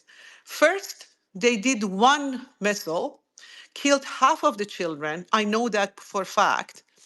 And then the teachers gathered the wounded in one corner of the school and called for help. And many of parents rushed to that place. And then the second one arrived, the second missile from America landed. People are dying in Iran. Little children, 6 to 12 years old. Just imagine a face of a girl, 6 years old, crying, dying. Thank you for letting me speak. No, thank you, Gigi. We're all with you. Yeah. Thank you, Gigi. Look, we don't undermine the suffering in Iran. We know people are suffering, and not just because of what's happening over the last 2 weeks, but they've been suffering for years because of these sanctions. There was bombing on Iran last year. They bombed an Iranian embassy in Syria before that and killed a lot of Iranian people. And nobody here wants war, but we all support, Iran's right to defend itself and Iran's right to actually have its sovereignty and once and for all finish this kind of terrorism that's been done at it for so long. So, and we know that the majority of Iranians are not those foreign monarchists that come on our space. We know that. We know that the majority of Iranians are like you. It doesn't matter whether they're religious. It doesn't matter whether they're not religious. It's not about religion. It's just about patriotism, and they love their country, and they do not want to see it bombed and destroyed, and they do not want to see those children killed. And if you've been listening to our spaces, you'll hear how we are with those monarchists that come up. One came up last night, who are advocating for Israel and America to bomb Iran, we do not treat them with respect. We challenge them and then generally we throw them off. So, No, our thoughts and we should treat everyone with respect. I'm so no, sorry. Gigi, I'm sorry. No, when somebody comes up and says, I support Israel and America bombing Iran and I'm Iranian and I don't care that those children were killed, then I don't have respect for that person. Yeah, I because agree, but we still have to hear them and we have because to of gay educate rights. them. Hold on, she We left that have out. to Can I say educate something them. real quick Wait, to it was Gigi? all because of the gay rights Sorry. thing that was really frustrating. It was like all of this needs to happen, and that's they're kind of running with that narrative. Trump was on TV today and saying that they throw gays off of the like they're trying to do the same thing that they were saying with Gaza. So it is a problem, especially if you're Iranian and you understand, because I think many of these people were actually against Israel when they were doing that to Gaza. Now you're asking Israel to go intervene in Iran. So it just depends on their intention, I would say, Gigi. Everybody does deserve, some level of respect, but if you're coming and you're intentionally trying to change people's mind about what's at stake is tremendous. And so in those situations, I can understand exactly why Beatrix feels that way. Well, yes. We've had 3 years of Gigi. Sorry, Omar, just 1 second. Gigi, we've had 3 years of Zionists coming on here and laughing and celebrating Palestinian children being burnt alive in their tents. Now, you may give them respect, but I won't give them respect because I think it goes against the nature of humanity. So, yeah, sorry, Omar, jump Oh in. no, it was just to respond to her about what she was saying about Ramadan and Ramadan finishing, and Ramadan has nothing to do with war and with spirituality. That's something between us and Allah Subhanahu wa Taala. So that's aside. And just like everybody was mentioning, we've been going through war in Gaza, and before that, you guys have been sinking for so long. I know we've not lived this exact genocide and killing of kids, but I mean, I've lost 7 of my family members all at once, and life continues going. It's not a comparison anymore. It's a fact that we need to get rid of a Zionist entity so we can all live in peace and prosper and rebuild our communities and countries all over again because they demolished them, and then it's gonna take time to get to where we want to go, but we'll get there. But don't feel sad. Don't feel like you're alone. We're all in this together. And like everybody was saying, Beatrice and Mays, anybody that comes on here that wants to promote Zionism or the U.S. or this or that, they get a handful and then they get kicked. So in reality, it's just people hating, and then we got to stick together. So just stay strong. Stay strong with your spirituality and your faith. And Ramadan is a holy month that makes miracles happen. So I'm really sorry for your friend that was sitting under a staircase for so long and lost her whole family, and I'm sorry for all the other people that lost all their families. But in war, casualties happen. Unfortunately, it could be any one of us. But as long as we go knowing that the right thing is being done and the Zionist entity is being demolished, then we should all be clapping and cheering. Yeah, if I could just comment, we own this space, have this space, and we allow Zionists to come up and speak about it and how we might treat them afterwards. I understand that, but we don't. We, those of us who support Iran in this particular circumstance, don't get to go into Zionist spaces and speak the truth. So if you're looking for equity and justice in terms of the conversation with an effort for all to move toward peace, it's never you've never been able to do that with the Zionists. And so the suffering that comes as a result of this lack of communication, this lack of humanity, is not on us. It's not on the Iranians. They've showed nothing but forbearance, having been targeted for more than 2 decades by the Americans and Israelis. And it's time has come. Violence doesn't solve everything, but sometimes it solves some things. And that's where we're at right now, unfortunately. And lessons need to be learned so this behavior doesn't occur ever again. I agree with you 100%. I also feel that time has come And I also believe that it's after what they have done in Gaza and after all those horror that we saw, things that happened. But I just cannot understand that American that are in this space, how could they even, I mean, how do they feel when they see that their president is so compromised and their country that once was a beacon of democracy now is run by Zionists, and whoever says something against them, the flag of anti-Semitism will go up and will be shut off completely. How do they feel that their country is run by these people, and they're going all the way on the other side of the world and killing children and killing elderly and killing really what is happening in Iran is it Yeah, started in it, I'm an American. 1953. I'm a 67-year-old American. I've been, well, in terms of X and spaces, I've been a Trump supporter since 2016. So you ask how we feel. Well, I'm on this space because I utterly reject our government and our president. And as been said in this space earlier today, um, we're more fearful of Washington, D.C. than we are of Tehran. We're more fearful of leaders who take power on a lie, which was Trump's original sin from my perspective, and why I no longer support him and actively oppose him, and have been banned and shadow banned and demonetized and hated, for years now.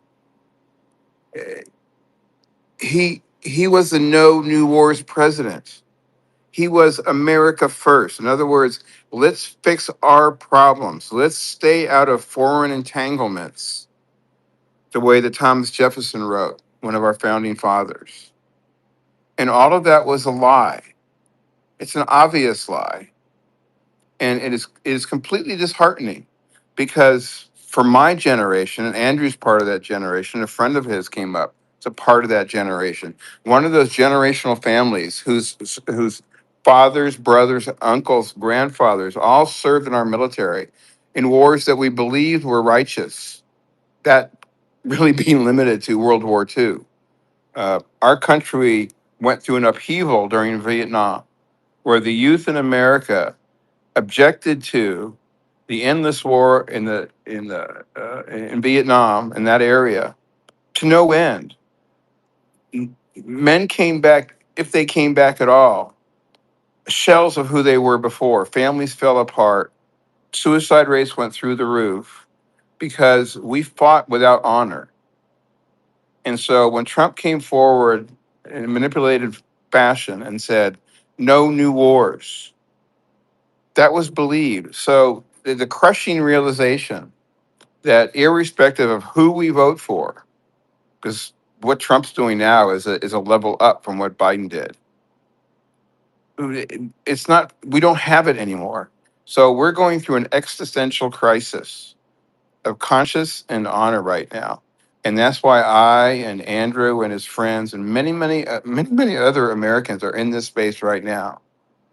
So yes, there are, and many of them have been friends of mine for years and years, still believe that America is a righteous country, that the war against Iran is righteous, that they have been a threat to America for 47 years. None of that is true. It's never been true. We were taught to hate after 9/11. Our media, our entertainment complex, movies, TV shows, newspapers, all taught us to hate Muslims. We grew up with that. And some people cannot get beyond what they learned as a child. And beyond that, to me, I'll compare it to the reaction post COVID to those who believed in the science, quote unquote, those who followed the advice of their doctors, who believed in the FDA and our health experts. Now look back and realize, or should, that this was uh, really a population bomb, in my opinion. And it was deadly from the very start. And now people won't confront it. There's no great demand in America, or not in many other places around the world, for accountability and real facts, because people, this is my point, people don't want to look at it, right? They don't want to think that they've been fooled. They don't want to admit that they were wrong. And that's the hubris of Americans in America.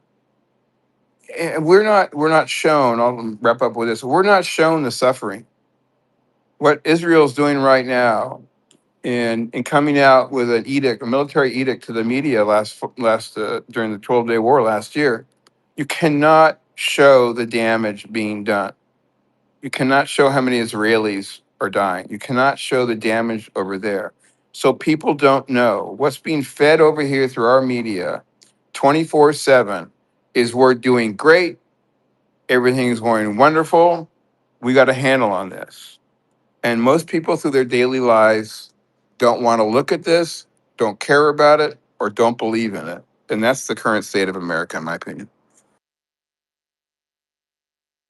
Yeah, an interesting stat that just came out. Sorry to interrupt that. One third of Americans are not in the labor force. So that's 104.3 million Americans are outside of the labor force. This is beyond the COVID-19 peak. So this is the golden age that Trump has promised, apparently. But no, is that just wanted to interject with that. But is that okay with you, Gigi? Did you agree with what Doc was saying, or are you okay? I agree. Yes. But I know you guys all know about the history of Iran and how Iranians suffered since 1953. If it wasn't for America and coup d'etat and overthrow of Mossadegh, Iran would be a completely democratic and very successful country. Iranian are very diverse. You don't know Iranian. I'm Iranian. We have multiple ethnicity, multiple religion, a very deep culture, and it's not just. When I came to Canada years and years ago, my husband is Canadian. I always thought, wow, what a simple culture this is. What a simplicity, both in food, in everything, everything, taste, everything. So Iranian are very complex. We are very resilient. I'm not there anymore, um, oh, but unfortunately, right now, with this stupidity that is going on in Washington, Iran has been put. I fear that we will lose a majority of our assets and cultural heritage. I'm an architect and I worked in Kagh Golestan when I was a freshman, and that palace alone, which is now destroyed, it's an unbelievable masterpiece of architecture. Well, that has not at all as important, obviously, as a human life, but I fear that this war, because I know my fellow Iranian, I know myself. I'm old now, but I'm ready to go back to Iran and fight because I will not let my country go to Zionists. I won't. I know Iranian, so I know this war will go for a long, long time. I know it's going to be another Vietnam for America. I don't see any way out of it unless there is a real agreement, real communication, unless people both sides in America, in Europe, and in Iran speak, and especially in Gulf states, which are completely bought by Zionists. um, Iran has no choice right now just to put pressure on those countries. They don't want to do that. I know they don't, but they have no choice. But my fear is that this war will go on and on and on, and we will become like Gaza. That's my fear. And I will go back in my age and I will fight. Thank you, Gigi. See that this is the human cost right here, to this war. Like, you get people like Mankos come up and talk about, this is us projecting our strength, and we need to show our force and show that America's number one. But that's not what you're doing. You're not saving anyone. This isn't liberation. This is horror. This is horror, and it's not strategically good for America. It's not delivering anything of benefit to the American life. Your gas prices aren't going down. Your inflation isn't going down. Your debt isn't going down. Your quality of life isn't going up. All you're creating is hate. The Gulf is rejecting you. Your bases are destroyed. Your allies are mad at you. Sanctions lifted on Russia, and all so you can commit evil and do the things that are making Iranians like Gigi, you know, like this is a real person that's suffering here because of these actions that serve no one but the Epstein class and Israel's, geopolitical ambitions. It's completely wrong. Just Yeah, sorry, Solomon, go on. just some breaking news. So did you guys mention about the 3 airports being shut down? Yes, that Adam? came up some time back. And yeah, it was Yeah. a while ago. Yeah. About 45 minutes ago. Cool. Yeah. So that one was mentioned. So I mean, I think that could possibly be a false flag, but because they said it's due to strong chemical odor. Okay. We also have footage that's come out showing the KC-135 tanker being shot down over Iraq. So if this footage is accurate, it means we have substantive evidence that they were actually shot down, as opposed to the claims that were made that it was an accident. We also have obviously missiles hit the thingy at Tel Aviv, and then we have Houthis to join the war. Mohammed Al Bukhiti says a decision has been made to stand militarily with Iran, and 0 hour will be announced at the right time. We also have okay, Trump on gas prices. He says you're going to see a big decrease in the price of gasoline, gas, anything having to do with energy as soon as this is ended. Trump says ships will pass through the Strait of Hormuz soon. When will the Navy start escorting tankers through the Strait of Hormuz? He said it will happen soon, very soon. Trump says there have been some very, very powerful hits on Iran today. Trump on unconditional surrender. What does unconditional surrender mean? He said, to me, it means very simple that we are in a position of dominance that nobody has seen before, whether or not they're able to say the words. So he basically said, total surrender is if I tell you we're in a position of surrender, even if it doesn't look like that or they don't say that. That's hilarious. Trump says moments ago the US carried out one of the most powerful bombing raids in the history of the Middle East. Moments ago, at my direction, she said, moments ago, at my direction, the United States Central Command executed one of the most powerful bombing raids in the history of the Middle East and totally obliterated every military target in Iran's crown jewel, Karg Island. Our weapons are the most powerful and sophisticated that the world has ever known. For reasons of decency, I have chosen not to wipe out the oil infrastructure on the island. However, should Iran or anyone else do anything to interfere with free and safe passage of ships through the Strait of Hormuz, I will immediately reconsider this decision. During the first term and currently, I rebuilt our military into the most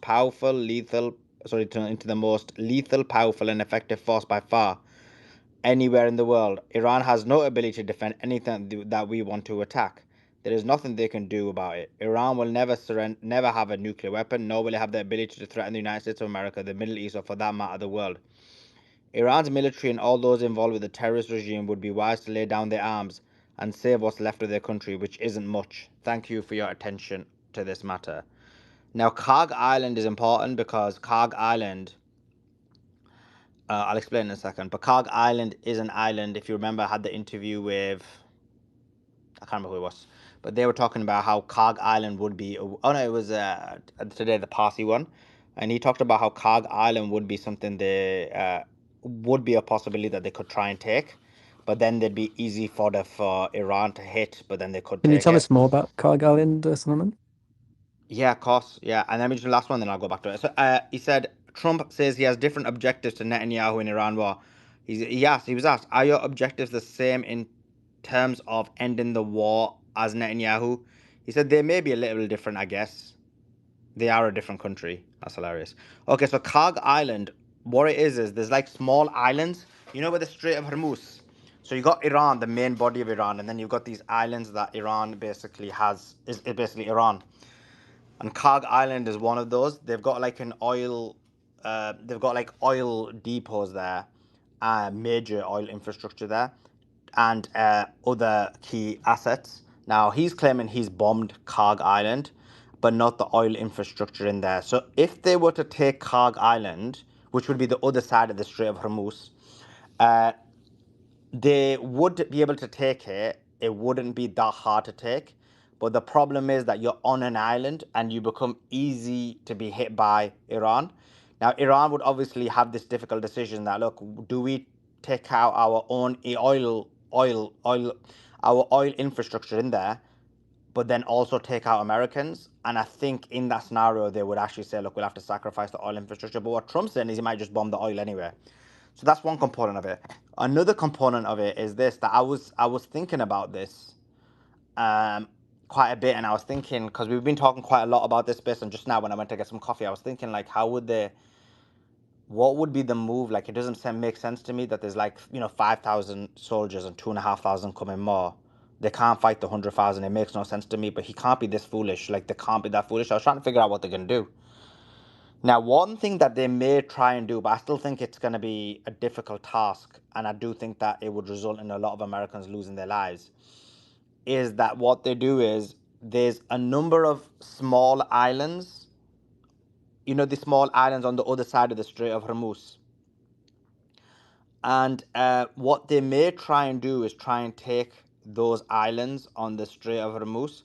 So you've got, for example, you got Iraq, you got Hormuz, you got Kashem and Hengam. All of them are like different islands within there. The small little islands. If you saw it in the map, you'd see it. And then you got Kashem, the slightly bigger one. That's where the Hormuz goes through. You could take those and then say that you've got the other side of the Hormuz and then take control over the Hormuz and say, look, we've got control of the Strait of Hormuz. You would take control of the Strait of Hormuz there, but then you become easy targets for the Iranians. If Iran wants to take you out, they could take you out. It's like just easy fodder. But then Iran again has to make a decision about whether he wants to use up his oil infrastructure or not. So kind of like those are like the complexities of what's going on. But that would be something. Uh, that is something that they would consider doing. So that's kind of. I mean, that would be something you could try and pull off with about 7,000 soldiers. Yeah, to leave one comment on that, if I can make a point there. Yeah. What is your thoughts Yeah, about what I said? Actually, I was going to ask you. yes, sir. And then that's correct. That's a very logical landing, and to establish a beachhead, to establish it's called a landing, and then a beachhead's established, and then from there they project forward. The problem is, as you said, the missile threat. The secondary problems are the asymmetrical, like I say, Iranian naval threat. And I know I got a lot of pushback on this, but they're forced to be reckoned with their little mini submersibles. It's not the traditional conventional submarines. These are really small little robotic little submarines that travel extremely high speeds and are very lethal. And then what's there? Oh yeah, and then plus they even are able to hide on ships and containers missiles, and that's another thing to be looked at. But so the bottom line is, until we establish air dominance, air superiority, and control the undersea threat. In other words, we have to have complete control of that to make the landing. Otherwise, it's a suicide mission. just like we saw at Iwo Jima, for example. We thought we'd pounded the Japanese with the naval gunfire support, the NFG. They pounded and pounded, just like D-Day. And we saw that happen at Sword Beach, Omaha Beach, Utah Beach. It was still just a blood ritual, Omaha Beach. And the Germans, we had pounded and pounded, but they're so dug in. So, yeah, it's going to be very, very, very difficult for them to make that landing. The better place, safer place is further south down the Gulf of Oman down there, but it's not near as strategic as would be those islands, Sully.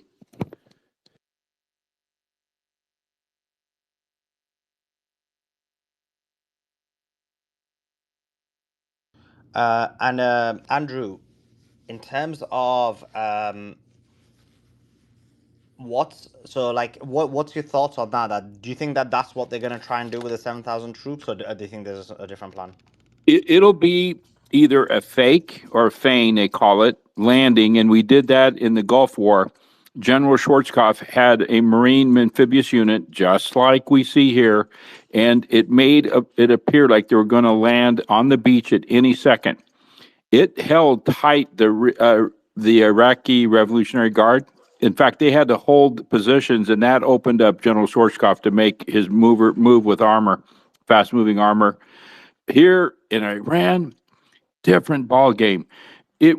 I think it makes sense to do that if we had air superiority and control of that strait. I'm talking naval threats. So if they were to do an actual landing, they would have to go further south, way down south, which would be not as optimal. So, but who knows, as crazy as things are, who knows what they're going to try to do. But right now, it's a kill box right now. It's a kill box right now until they really establish that beachhead. Then the Marines can go ahead. But the bottom line is, and it's been said 1,000 times, I'll say it 1,001, we do not have any air dominance or air superiority at this point to take down missiles. They're still launching them at will.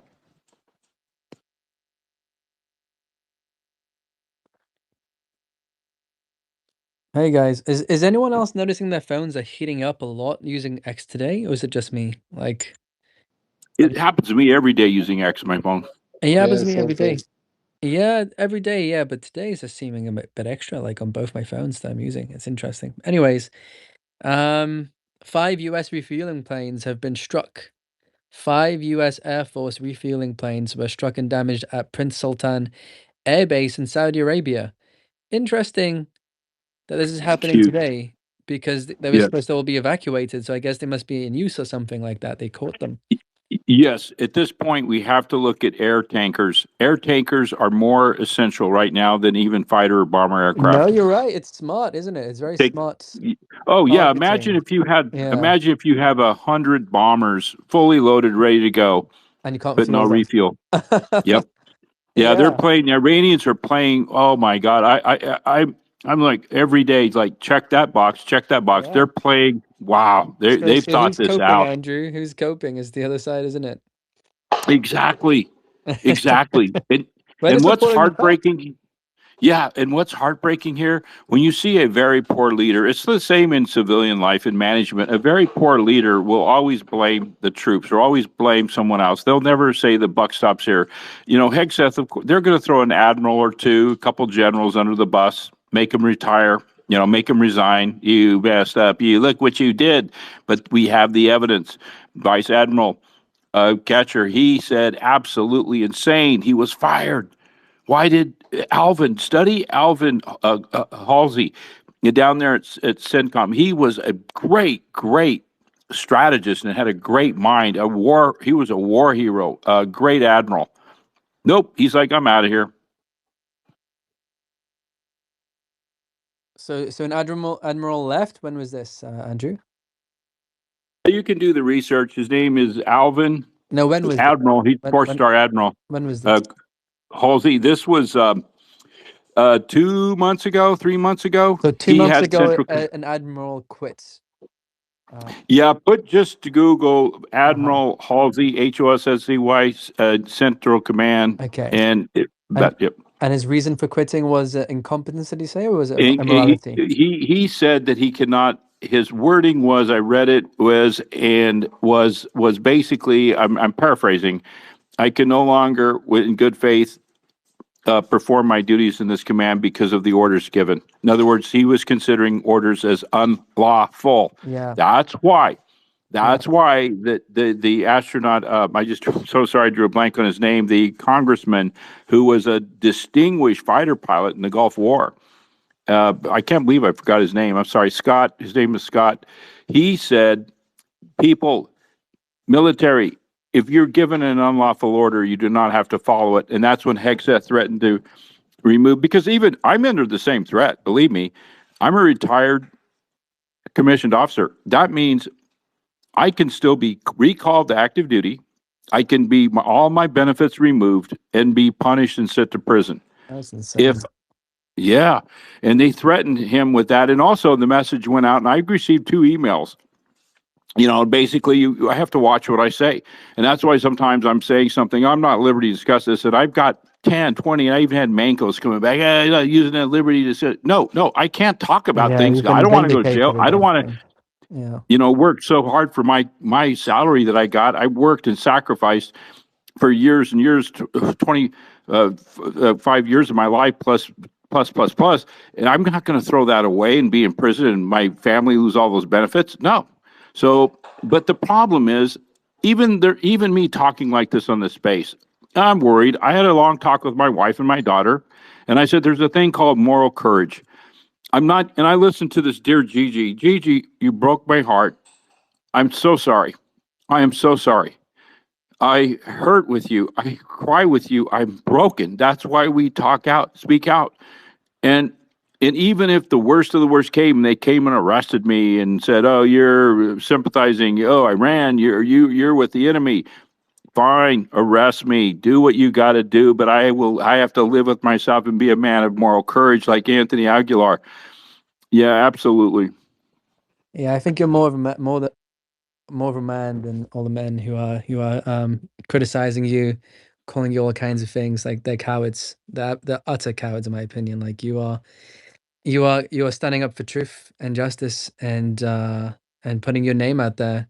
And these men, all I noticed that all the ones who criticize you hide behind anonymous accounts and support being bullies. Like, it's pathetic. It's pathetic. Like, they think they're men. They're nothing. They're bugs.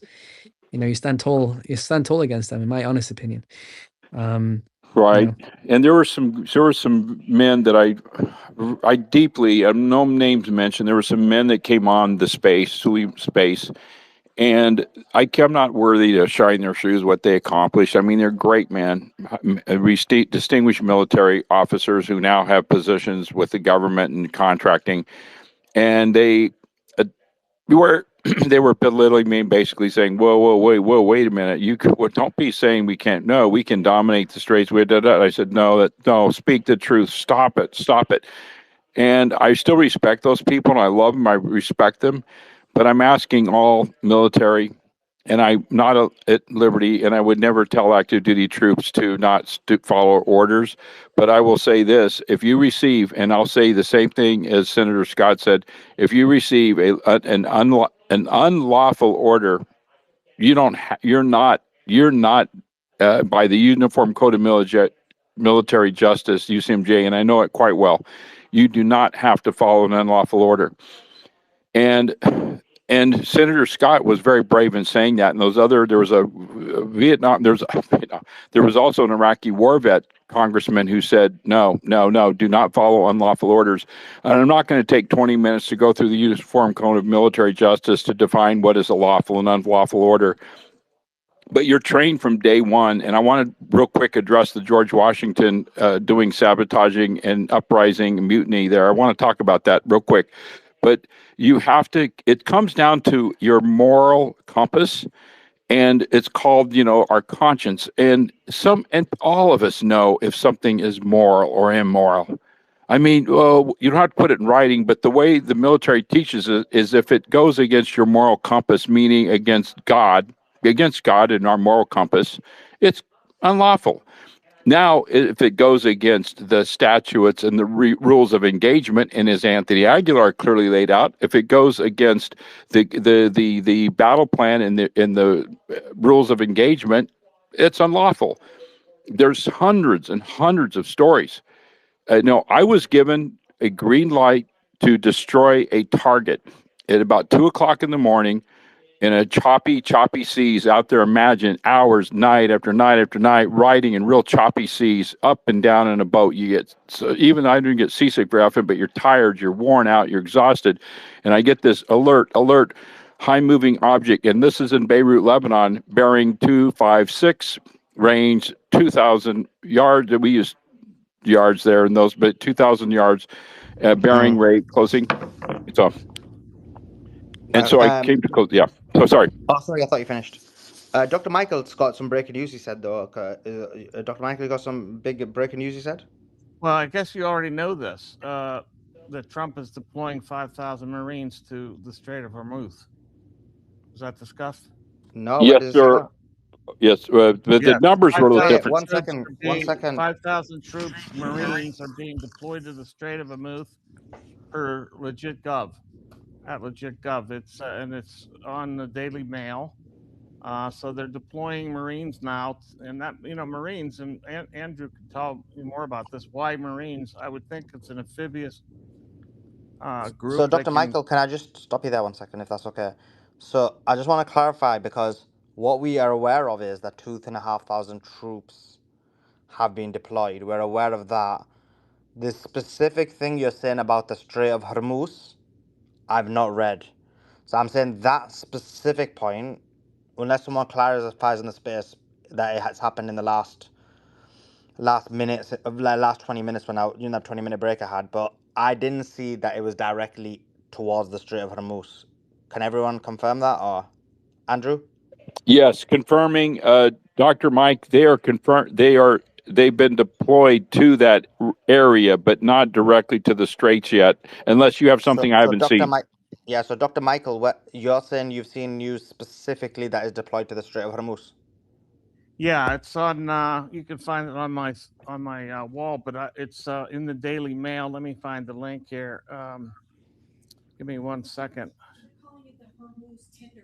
Yeah, they're calling it the Hormuz tinderbox. As boots on the ground fears grow, Trump has deployed thousands of U.S. Marines to the Strait of Hormuz amid mounting fears that America is set to put boots on the ground as the world's large oil supply is strangled. This is in the Daily Mail. Okay, that's not shocking, because I, funny enough, said to these guys that when I was trying to figure out what it would be, I literally, these guys can confirm, I was figuring out, because what it is the early reports we heard was that the deployment would be, the early reports we heard was that there's a 2,500 deployment, and then I was thinking how logically, if there's a deployment of 2,500 plus the other 3,000, 5,000, they can't invade because they'll just get destroyed, but they may try and take the strait, the certain islands within the Strait of Hormuz. So what you're saying basically kind of confirms what I was hypothesizing based on my theory. But yes, what's interesting about what you're saying, and then I do want you to continue, but I just think that's very much linked to the conversation that we're having, is Trump announced that he did some major bombing campaigns. We've not seen the visuals of this on Karg Island, which is an island on the Strait of Hormuz. As you know, that island has a 90 to 95% of Iran's crude oil exports, and it has the major infrastructure, whether it's the pipelines, the tankers, the storage tanks, whatever it is. And Trump said he didn't destroy those, but he can do so. Now, if they try and take the strait, Iran's going to have to make a decision whether they want to bomb them and then take out their own oil, or whether Trump takes out his own oil. But I think once you get to that point, then I think that all the countries are open season. You can hit their oil tankers, you can hit their desalination plants. Now you're looking at, it's taking things to the next level. But sorry, Dr. Michael, you were going to say. Yeah, I mean, this is a major escalation, I think, and it'll also, enrage a great majority of the American population, I believe. And this is going to be an inflection point because this means there's going to be U.S. military troops dying for Israel. I mean, you heard Jonathan Greenblatt say, "Stop blaming Israel for the war on Iran." He's essentially suggesting to do so is a blood libel and anti-Semitic. So now we can't even say that Israel is responsible for this in the sense that we knew Israel was going to attack, and that's why the United States attacked, per the Secretary of State, Marco Rubio, and Pete Hegseth, for that matter, who said similarly that the United States attacked uh, Iran and it is part of Israel's mission. Unbelievable. So here we go. They have learned nothing. In fact, they are apparently just, they're cashing in on all the chips that they have, everything. Exactly, Dr. Mike. As shocked as you are, we're all shocked, especially the military planners. And it's like Sully said, it's that I think it's becoming clear that they will do the unthinkable, and that is to do an amphibious assault on those islands there. But to do that, you got to be in the straits and actually inside the straits. That would be And $200 oil. Straight away, that would be $200 oil, in my opinion. Like Iran would start bombing oil fields and oil wells across the region if they do that. yeah, Yeah. right. Oh, Yeah, sorry, go right, on, Adam. Andrew. Like that's an insane move to me. It's insane. Like if because that's 90% of Iran's oil's exports come through Hog Islands. Like that's 90% of the oil export. So, and they've already made the threats. If their stuff gets taken out, they'll start taking out the stuff across the region. Yeah, it seems like an insane move. I don't know if Trump really wants to carry out this threat. I don't know.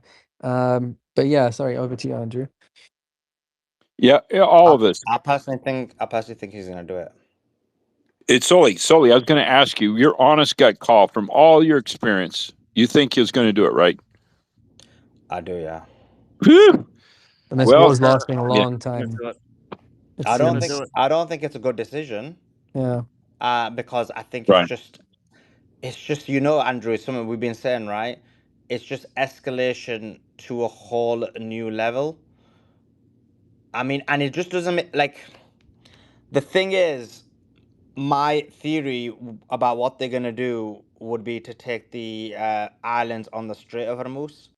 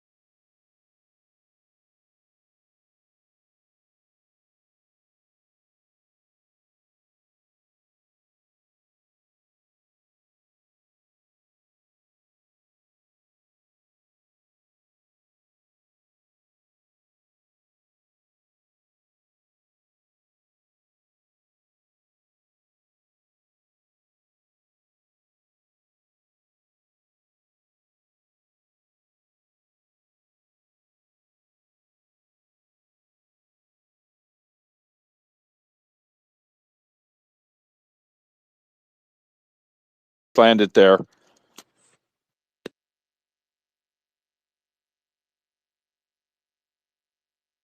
I'm going to liken this to storming Omaha Beach when we hadn't secured those German machine guns. I guess I say unprecedented for modern warfare. It's just the same as when the cavalry charged into machine guns in the First World War. I can't even begin. It's just like Gettysburg when Pickett's charge when he went into Union artillery and musket fire and mowed down thousands and thousands of men. We're seeing it. But for modern warfare, it's unprecedented for Western modern warfare. And did you see that thing post from the White House rapid response where CNN was saying Trump didn't know, the administration didn't know Iran could close the strait like this, and then they posted fake news. So then I commented to that one saying, "So you knew that they could close the strait and crash the global economy? That's just as bad." So it's like, I mean, obviously, there's military generals knew. I mean, if I freaking knew this, I commented back in June that if the U.S. got involved during the 12-day war, that this could happen. We'd have a global recession because I was afraid that we were going to go to war back then. That's when I first found Solomon Space. And I remember speaking once saying, I don't want to go to war with Iran. Like, that's when I first found out about the space. And this is just completely ridiculous. Like, we're going to do an amphibious invasion or air invasion in the Strait of Hormuz. It's all over that island. God only knows what's there. And then what? They're gonna get swarmed with drones. Like, I mean, if I was a Marine, I'd freaking desert. And I hope they do too. Throw me in jail if that's illegal. I don't care for suggesting that. I mean, they literally suggested that Nick Fuentes, Tucker Carlson, Candace Owens, and Trent Uger for calling for an insurrection or a mutiny be thrown in jail like the Japanese were interned for causing disunity and calling for a mutiny, be thrown in prison until the war is over. You had a Jewish journalist and some low-level rag blog that no one follows actually call for that, and that's very troubling that you have in today's day and age where we supposedly have freedom of speech, that someone would even write an article suggesting that. And they're going after any voice, right or left, that calls this out, that has a large enough platform, literally suggesting jail time for suggesting that people shouldn't join the military because they're fighting for Israel. Yeah, I feel like exactly. maybe they're setting up. Sorry, guys, if I'm derailing here, but I just think this Carg Island thing is really on my mind here, and I just feel like another potential is they could be setting up like another, what they did to Fordow, that play where they were like, oh, we bombed the nuclear facilities, it's over, we won. Like, he could be setting up to do something like that again on Hog Island with these 2,500 Marines going over there, make some fireworks, say like, oh yeah, we destroyed Iran's oil facilities, we won, and then call it a day. I don't know. It's just, I'm spitballing on that one. Over to you guys, but yeah, I think this Hog Island thing is major. I think it's major. No, it is major. Just It just doesn't. Iran's not going to stop with all their oil destroyed. They're then going to take out the Gulf oil. Iran's not going to be like, okay, all our oil's gone, we surrender. They're going to up the escalation then. They're not. No, I don't think he's going to actually. Yeah, but I don't know what to predict. But if that for the scenario that I just outlined there, he wouldn't actually be doing it. It would be like a symbolic thing, like the nuclear thing. But I honestly, I don't know. I'm just trying to think about it right now. It's just on my mind. But How yeah, would it's it? just I don't get spitballing. the symbolic thing because he's already bombed it today. Yeah, he bombed it today, right? He didn't do anything. He said we hit the military targets. We didn't bomb the oil facilities. Like he's That's saying, we what. will though. He's saying we will bomb your oil facilities. Like So if you don't get in line. yeah, Yeah. exactly. So I don't get what the symbol bit. I don't get it. What you mean by the symbol thing? That's what I'm trying to say. Oh, I don't know. He bombs something and then says like we showed But he did that we today. show. Yeah, but like so you're he didn't suggesting claim to that bomb Trump any makes oil a deal facilities. and Trump makes a deal, gives them sanction relief and stops the war, and saying I got Iran to back down, but gives them sanctions relief, basically. I don't I get don't this. know, I don't even know honestly. where. I don't even know where any of these conversations are going. I can't see the strategy Yeah, in no, you're anything, to be right. So honest. yeah, I'm just confused about it. I'm just thinking what like these Marines are going to do something, right? I feel like they're going So for it doesn't Hog make Island. sense to me. Like I'm just trying to think. Like, look, you go to Karaj. I get going to Karaj Island. Remember, we spoke to Parsi today, and if you remember, this was one of the things that he hypothesized. and I didn't see the logical reason for it. So the reason, okay, so let me explain to you what the motive behind it would be, and then the problems with it. So the theory I gave was that they take the Strait. That would be a more smarter move to make. Obviously, they didn't go for the more smarter move. What they're going for is Karaj Island, which specifically what that does is you take control over it. You take control over Iran's oil. That would be the reason why you go after Karaj Island as opposed to going into the Strait or doing an actual ground invasion. Now, the problem is when you go to Karaj Island, you take control of Iran's oil supply. That'll just make the global oil prices completely increase because now you're saying you've got control over the oil. Um, but then what'll happen is Iran will then have to make a decision. Do they bomb Karaj Island and take out the American soldiers, but then that results in the oil being taken out as well? Or do they allow the Americans to basically have occupied their land, taken control of it, taken the oil fields? I mean, this is the problem. I always feel like Iran's never cutthroat, but they have to be cutthroat in that regard and they have to just go for it.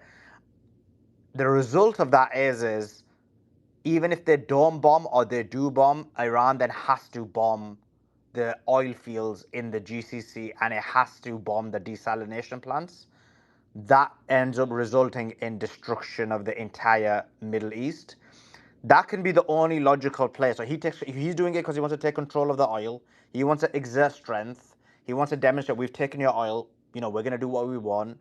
There's no military physical benefit to it. Like, you're not taking over the nuclear plants. You're not taking over land in mainland Iran. So that's but his reason is I'm taking the oil. This is the problem with the gap in what he's doing. Iran would have those 2 or 3 decisions to make.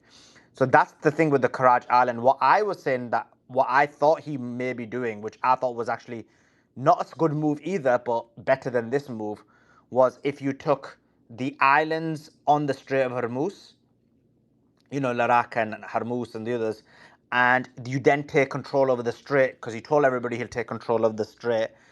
The problem with that is Iran can then bomb you again, and they don't have that decision to make about the oil fields. So when the oil fields decision comes, they're probably thinking, okay, this is going to make Iran make a decision. But once you bring oils into it, you're risking the countries in the Middle East. So that's kind of like the overarching thing about what's going on with all those things. I hope that makes sense. Yeah, no, it does, and yeah, because this is the big red button, because if Trump does this, yeah, it's a massive. If like he actually does what he says he's going to do, it's a massive escalation. It's oil at $200. It's the whole region getting shut down. It's this war becoming a full-on quagmire, full-on Vietnam. Like this is, there's no going back after that. So that's why I was thinking like, is he trying to do some kind of play or something like that? But yeah, you also weigh up the options good there. So yeah, it's a developing situation, guys. We'll be reporting on this and bringing analysis on this. It's all very fresh stuff. But yeah, I don't know if Andrew you wanted to take it away or should I go over to the Yeah, house? if the U.S. invades and Iran doesn't destroy all the oil infrastructure in the Gulf, I'd honestly be very disappointed in them if they don't go all out. I'd just be disappointed in them for being weak at that Small point. breaking news. Apparently, 5 American U.S. Air Force refueling planes were also struck and damaged at Prince Sultan Air Base in Saudi Arabia. If you watched my update video on YouTube, the one I did for day 13, which is I explained why they're more important than actually fighter jets.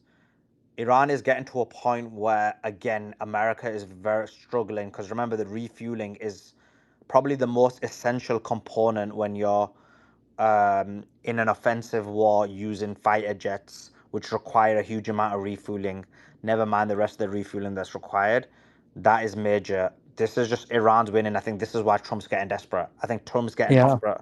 This is just an act of desperation. Like, I can't explain it because I'm trying to think in my mind, like, what's going on.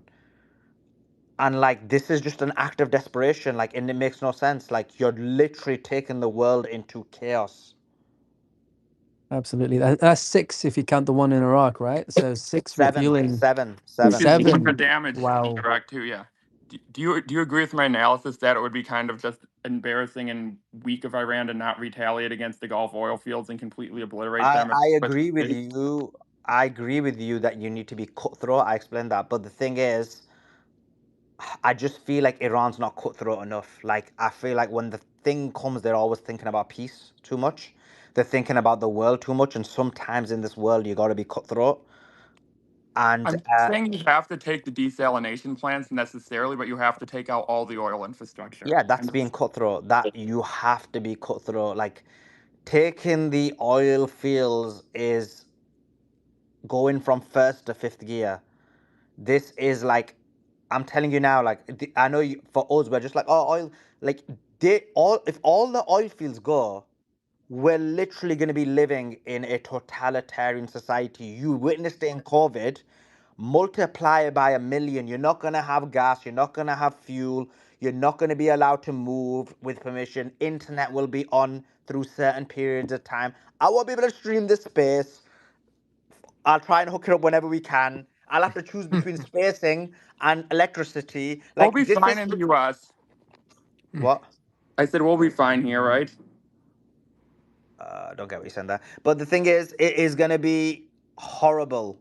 Like, I'm telling you now, But it's it not. would be the end of Yeah, it'd be Zionism, like that in the so it's US too, worth it. Andy. It would be like I'm. that in the US too. It'd be the end of Zionism, so it'd be worth it. I It mean, wouldn't be the end of Zionism. What are you talking about? exactly. It would be the opposite of that. Because Exactly. who would administer? Well, who can we not bring people up? 'Cause especially when they can't flip and not having a good discussion. The because who is going to administer this? It's going to be it's going to be Palantir. It's going to be Oracle. It's going to be the actual Zionist. It's going to be the Zionist controlled AI intelligence. This is what it is. This is what we've all been talking about. This is what we were saying. This is the acceleration of that, and now they've got it fulfilled immediately. It's not the end of Zionism. It is that we now become basically parasites. Like, we become amoebas. We become robots for the Zionist infrastructure. We can sleep only when they tell us to sleep. We can talk only when they tell us to talk. We can only go online when they tell us. We can only leave our house when they tell us. This is dystopia. It's the opposite of what you're saying. I have a question. Um, No, people would yeah, go blame ahead, people Andy. would blame Israel for this and would all turn against Zionism. That's my theory. Bro, everyone's against Zionism already. What are you Yeah, talking everyone's about? against it. It's Yeah. that they're going to have control over all of us. You just want chaos, Andy. Like, I can tell that's what you want. You just want things. You just But it's want not something to chaos. It's happen. the opposite of Everything needs to chaos. break and we can build it back better. That's No, it's my. not. I No, it's don't not. You're not know. understanding. I understand the anarchy. Like, I understand theory of anarchism. That's not what's happening here. This is the opposite of that. This is chaos for actual control. You don't have anarchy. It's control. It's going to be basically controlled society, pogroms. It's going to be we're gonna like it's gonna be you can't move without permission. It's not gonna be anarchy. It's gonna be the opposite of anarchy. Uh, Submission. right. Let me block this guy 1 second.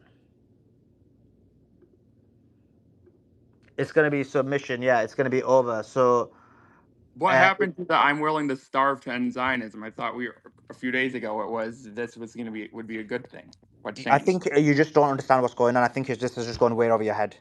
It's not about starving for Zionism. I think this has just gone way over your head. Try and listen to what's going on. So it's not about starving. Do you understand how it works?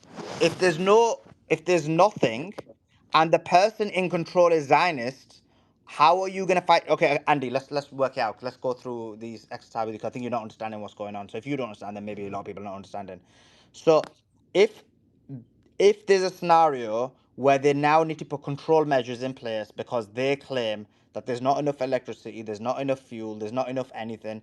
You're gonna be in controlled cities. You're gonna be and they're gonna say that Palantir is gonna control it, and then you'll have to log in and log out to do anything you want. How is that? Can you explain to me what you would do in that scenario? I think enough people have woken up since COVID that they're not going to accept that. So what would happen? Revolution, maybe. I don't know. Explain how that would be. I don't know. I think we just need to roll the dice on global economic collapse and hope something better comes out of it. I mean, I don't know.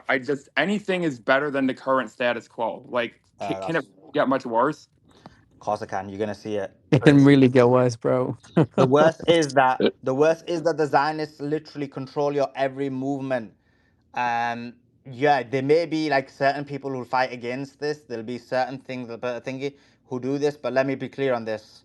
The people who have the real anarchist mentality, there's not many people. Let me put it that way.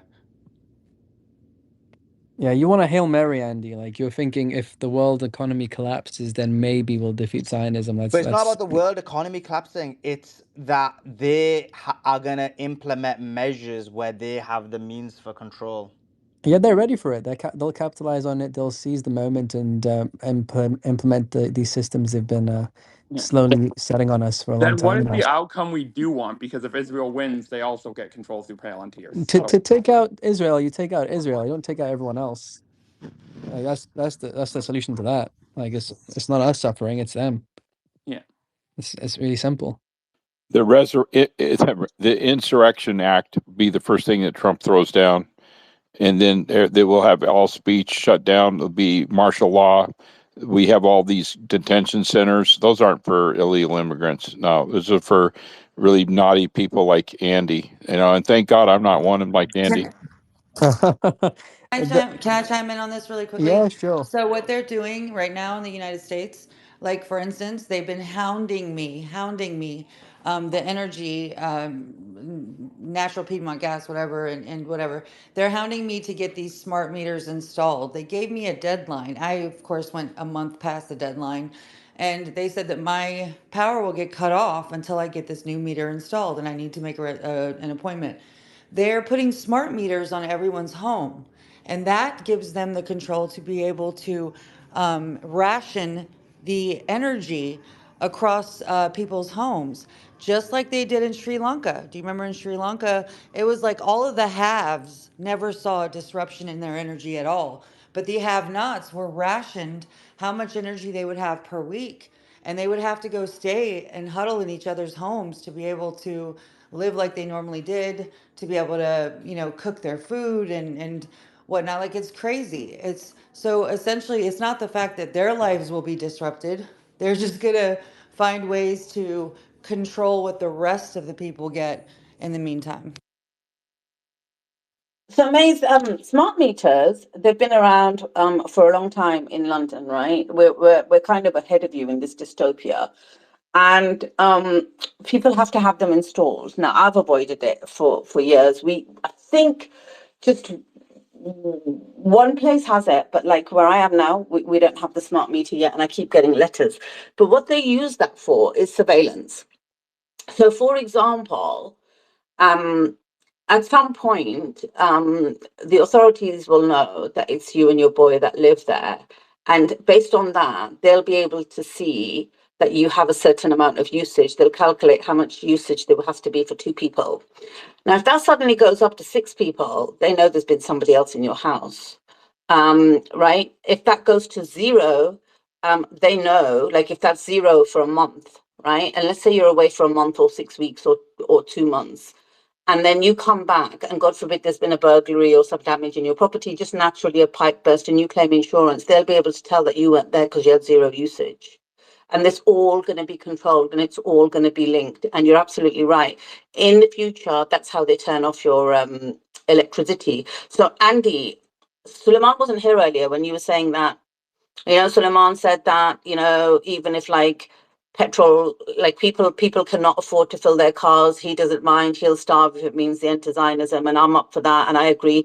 That's fine, right? Filling gas is a luxury that, you don't have to drive your car unless you're driving it for work, or if agricultural export stops and people have to live on the basics, that's fine. That's not what's going on here.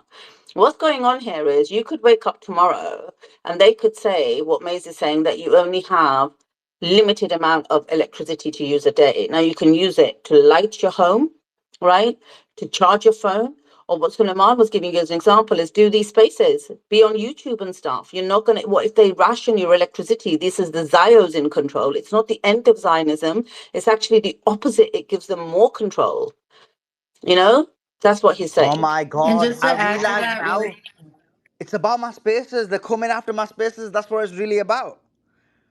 I worked out the theory. This is my Simon theory. All of this has been a global initiative, an agreement to take out our spaces. We've got to fight against it. Andy, you're going to be at the head of the revolution, right? You're going to stand there with your sword and your machete and fight against them, bro. Don't let them take our spaces down. Andy's gone quiet now. yeah, I just Yep. want to add to that really And yeah, quickly. Also, Andy, this is gonna be they entertaining. so look, how this is going to be measured is in units of carbon. And so that's why they've talked about carbon footprint. And what they're going to do is that they give you allowances. It's called credit carbon allowances. And this is where all of the whole like notion of you exceeding, let's just say what your allowance is, then people would be buying carbon credits from other people that don't use all of them. That's also where the carbon capture pipelines and all that stuff that I was telling you about that Trump has implemented all across the United States, 98,000 miles of carbon capture pipelines. And they're ready to do, they were trying to do a federal eminent domain to prevent people from being able to fight back at the state level, but that didn't go through, thank God. But they're taking, like, if you're not allowing them to build these pipelines as they've been surveyed, then you're going to have a lot of legal issues. So it is quite interesting to me now that this whole situation has kind of triggered this energy crisis of sorts. It's going to be interesting to see how this all unfolds. So would you say now would be the time to get solar panels? I I always mean, say that. It's always a time for that. I recommend that for anyone. Oops. But yeah, yeah, I would say yes, regardless of how bad you think it is. But yeah, Maisie might have a better answer. yeah, that is a thing. I think that overall though, definitely I would put those things in place. Whatever autonomy and self custody and whatever that you can do that is not accessible, whatever that looks like, you'd have to kind of apply that to all areas of your life. I think that's why a lot of people talk about Bitcoin and cold storage, and that's why. And then solar panels, if there's the system, I'm not very privy on how that works, if it has to go through these meters or if you can completely just opt out of that. Absolutely, I would do that. I would 100% do that. I just don't know how that works, but you did give me something to look into though. Just some more breaking news.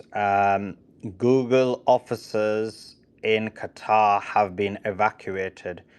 Uh, Google evacuation of Google offices in Qatar after Iranian threat is happening right now. So yeah, just tweeting that out. That's crazy, bro. Ground invasion into Karaj Island. This is crazy, man. Okay, let's bring some. Omar, jump in. I'm gonna let Matrix Resistance go first because he had his hand up. Yeah, yeah. Thanks for letting me. I couldn't see his hand, but go ahead, Also, Matrix. like the five USA FKC 135. As far as I know, they have 50 of those and 25 of other refuel tankers in the Middle East and CENTCOM. And now flight data shows air refueling jets are avoiding Iraq also now. So it signals that the defenses around western border of Iran and in Iraq, probably the resistance in Iraq has also defenses that can take down those air refueling jets, because we can see on flight data that they're completely avoiding Iraq now. So that's what I want to say. I mean, it ties down to their system, to their satanic system, where it's just the Ouroboros effect. Create the problem, we give you the solution, and that's where it's heading towards. It's like when we were talking about the Zionism and how they gain more control instead of losing it. It's actually that's the plan, and with AI, and that's the one world government, one digital currency, and then that's how you monitor. Like Beatrice was saying, how many people are staying at your house, what you're spending, your carbon footprint, your social credit score. I mean, they've been doing it in China since 2019 as a trial, and then now it's something that they live by. And if somebody doesn't pay a parking ticket, if someone doesn't do something or pay a bill or something, they automatically get deducted out of their account, or they get a lower social credit score, and they have billboards to show how much your social credit score is after while you're passing the traffic lights. So that's where we're headed, and I really hope we don't get there. But the thing is, I was just wondering, take this all everybody with a grain of salt. I mean, I grew up and I studied in a military school in Latin America, but I don't have the experience in the army. I never served, so you guys might be able to chime in on this a little better. I mean, we all know Trump is Bibi's puppet, and any other president was. So let's just say for a fact, for the simple fact that Trump doesn't do what he's told to do, and they terminate Trump, and then they do whatever they want to do. Do you guys see that as a feasible possibility? Yeah, I do. I see anything as a possibility now, Omar. Anything. I mean, the unthinkable is now the possible. And I know I sound like a broken record. No, Yeah, I'm no, seeing things that are, yeah. no, man. We're living in scary, scary times. But I mean, at the end of the light, there's a tunnel, and before it gets good, it's got to get bad. And in this case, where it's really bad, so hopefully, it gets really, really good. So I said this on the space about 4 or 5 days ago. And I said, I don't want to sound like a conspiracy theorist, but what about if all of this is heading towards them creating the surveillance state, the 15-minute cities, the digital ID, the Palantir staff restricting our energy? Do you remember that, Andrew? Yes, ma'am, and I plead guilty. And I'm sorry. I was thinking, oh man, yeah, you're way out there on that one, sister. But no, it's very coming to the forefront.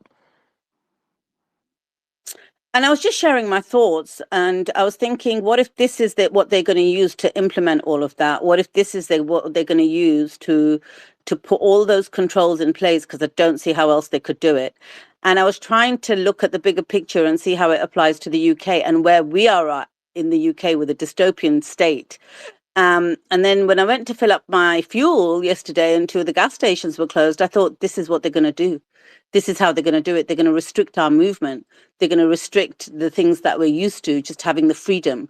They're going to introduce the 15-minute cities. They're going to restrict what you can buy, and they're going to blame it all on this Iran thing. And I wonder if that's where this is going for Europe and for the West Oh, specifically. And now I'm listening to this discussion and I'm thinking, you know what? Maybe, yeah. I We should tell I Solomon the definitely conspiracy theorists score again. Okay, batting 1,000 over here. Just saying. I mean, yeah, I'm definitely with you, Beatrice, because I mean, all these billionaires buying land to create smart cities and to do whatever they want. It was all a test. I mean, what they're doing in Singapore, what they're doing in Australia, they're building these smart cities, and you guys already have digital ID. I mean, that's just the scariest thing, where you're gonna have to end up signing up for digital ID in order to be able to have a bank account, in order to be able to spend.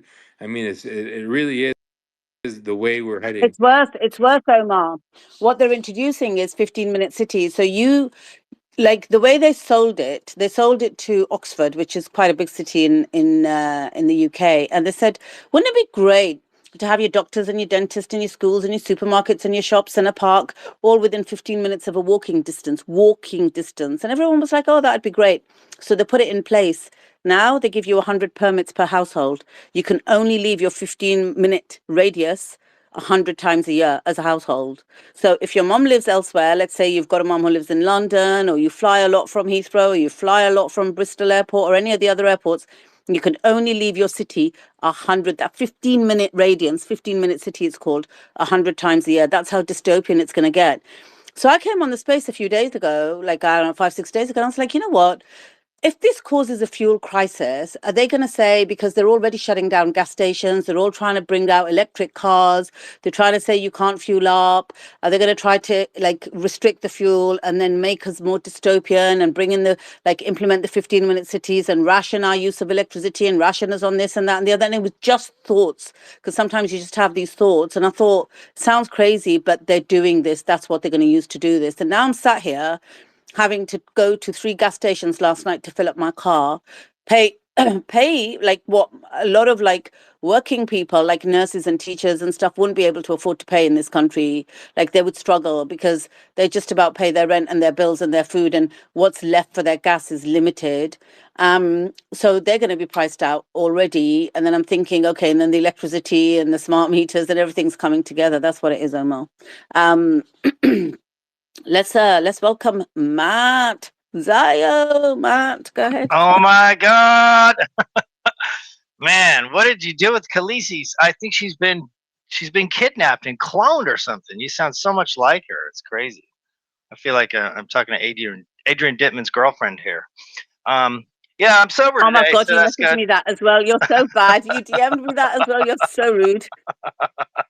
It's just weird how everybody's calling you that. I was just like, oh, hi, Beatrix. Hi, Beatrix. I'm like, what is going on? I feel like I'm in an alternate dimension. But yeah, I'm nice and sober today. I was a little buzzed the other night. Man, it's crazy. I just don't see how this can end. Really, I just did all the math in my head, and I'm just like, Iran has no choice, and they did it on purpose. It's like they put them in a position where there's no way out, because once you've let it be known that if you do come to a table to have a negotiation, that you're going to be bombed. I mean, there's no point in negotiations. I mean, at what point, like, all right, let's negotiate. Like Trump's like, okay, we're negotiating now. It's like, oh, well, you can't believe it. There's nothing in it for you to do that. And then the other option is absolute total surrender, which we know where that goes, because Israel's already established. Even if you do surrender, they're just going to keep bombing you into the Stone Age. That's never going to end. And it's funny that all Americans think it's okay to take away nuclear weapons, or even the concept of nuclear weapons, when basically, to me, it is the Second Amendment for a country. It's like you would never give up your weapons to another country. And if you're already under that level of subjugation, and under that you've been slated for destruction for this long, what kind of retard lunatic would possibly give up your weapons to a tyrannical government? And every American knows this. They're like, we'll never give up our guns because next thing they're going to do is put us in camps. It's like, do you think that's going to be any different for the people in Iran?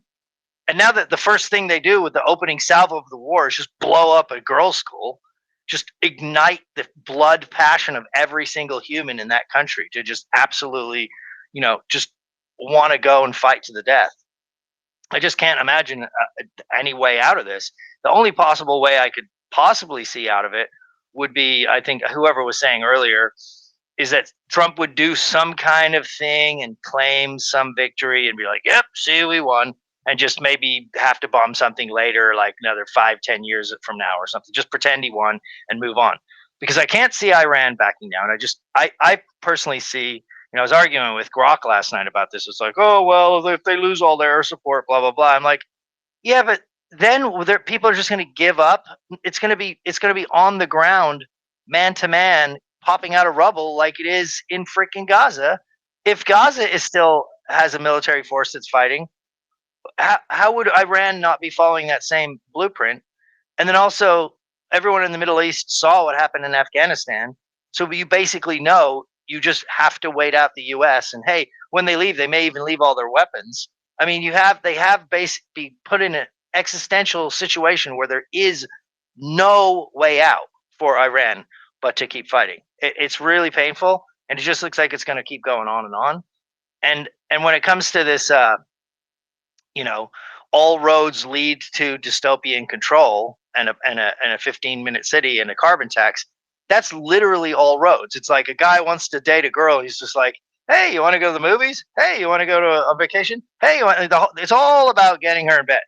And every single one of these things, COVID was about putting getting the carbon taxes going, locking people in their houses, making them have digital IDs, making them submit, to go into stores and stuff. You have to scan IDs and this and that. It's all the same thing. The carbon tax, that failed because everybody, came out against that. They're like, oh, this is BS. But this does actually, unfortunately, make perfect sense because you've got. I mean, we've all, anyone in England or I knew my grandparents and stuff. They had to do rationing during World War II. They used to tell us, "Oh, we only used to get 1 pound of butter a week, and we used to get this and that. And we got coupons." And it's in the psyche. Everyone knows if you go into a large enough war, if the gas is shut down, if the power is shut down, if there's these large attacks or cyber attacks that are coming out of nowhere, or there's sleeper cells, and we have to have more checkpoints, at a certain point, you're going to say, look, we have these austerity issues, which is what they love. They want to rule the world with austerity, and they want to be the ones parting it out. And they've already been making, dossiers on all of us through X. Honestly, I believe that's part of why X is a free speech platform, is basically to give everybody enough rope to hang themselves with for when they do pull some serious false flags in America against really bloody synagogue deaths or really bloody situations. Then they'll be like, oh, see, you guys were all out there spreading this kind of hate. And see, now you can't have a bank account with like the X thing. They're going to have X money. It's the same as a social credit score in China. So, yeah, I just don't see it. I don't know. Can't possibly see the light at the end of the tunnel, except for Trump realizing it was a lot worse than he thought it was going to be and making a fake victory. That's honestly the only thing I can see it. Suleiman, well, how could you possibly see this ending? Are you talking about the AI stuff or the war? Well, the AI stuff, that's a whole nother battle. But I'm talking about the war and how what is a possible off ramp at this point. I'm thinking about the off ramps myself. So Solomon, obviously you asked Solomon, so he can answer. But I was literally just thinking about it as you said it. So I thought I'd chime in. And so they're sending these 2,500 Marines out there. I feel like maybe they're going to take part in some like kind of finish exercise, some kind of camera ready moment to justify ending the war and declaring victory, and I saw this news, like Fox News is saying that Iran's nuclear facilities are all under a mountain in a facility. And this ignores the fact that, they're spread out everywhere. That's not true. But they're saying it on Fox News. So they're saying, so that could be one potential, like a repeat of last year where they like, do a little camera op and declare victory. So I think that might be what he's trying to do now. Now he's threatened, Kaj Island as well. They might do. So you're saying that behind the scenes, it's basically like a Simon thing where it's been like, okay, we've come to agreement and we're going to let you go in and get some good scenes of you blowing some stuff up and looking like tough guys. And then you're going to declare victory and walk out. And we're going to come to the table. That's what you think? I don't know if it's a deal behind the scenes between Iran and them, but I feel like that's what America's going to try and do. And then it's in the ball's in Iran's court to kind of decide if they accept it or not. And that's the more complicated part of the equation. But I feel like I think that's what Trump's trying to aim for because he's lost. I just vehemently disagree with that. I think Randy it's Stein just Yeah, spoke, what's your so opinion, I Sammy? think something yeah, might I be just about feel to like go down. it's. I know this is not what you're doing, Adam. I know you're a nice guy, but I feel like this is really diminishing and disrespecting like Iran and the resistance and all the sacrifices they've made, and all the people they've lost and everything they've done and the sanctions. Like it's like pretending like the sanctions never occurred, that people didn't suffer for all these years. It's that people aren't going to war now, like them girls didn't die. That was part. All of those things didn't happen, and oh, 1 second. Yeah, that's why the ball's in Iran's court. That's why it's complicated. Yeah, It's on that but side. I'm saying that's what I think America wants to do. I don't know what Iran wants to do. America wants to do what? I think America wants this to end. I think they've fucked it up. I think they lost. I mean, yeah, the United States is looking really, really, really bad. And if it wasn't for Israel making them do what they were doing, they would never even step foot or even want to do anything besides keep doing business and growing in the Middle East, because that's how the United States prosper, by keep growing and making money. But the fact is that with this parasitic, it's not even a symbiotic relationship. It's very parasitic. They know it. They're blackmailed, and they do whatever they're told, and they know it's wrong. And then now, even if they try and make a deal, Iran is gonna be like, "We don't need no deals.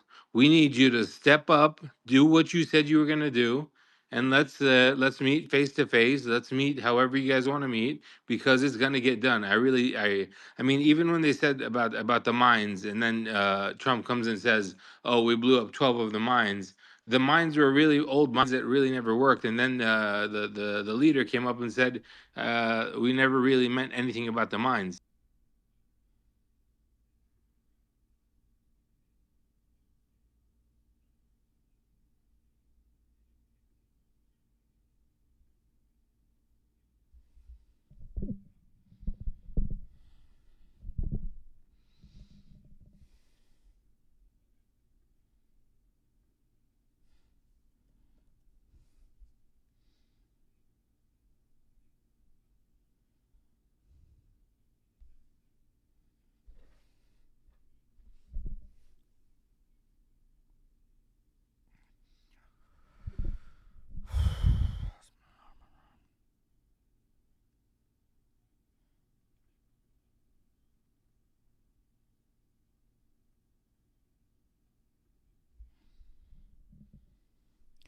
Ground invasion.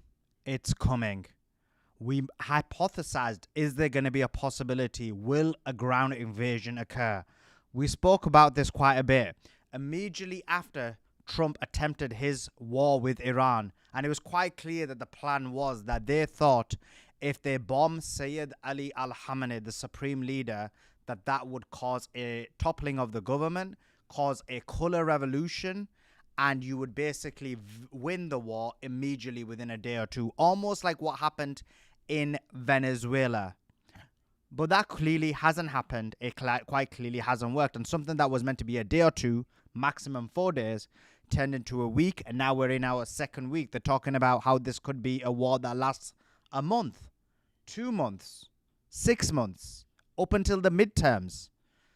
And so the fact that Iran has been fighting back, the fact that Iran has been winning, they've been hitting all of the American military bases, they've taken out the radar systems, they're now hitting Israel at will. Today, they even hit the Negev airbase.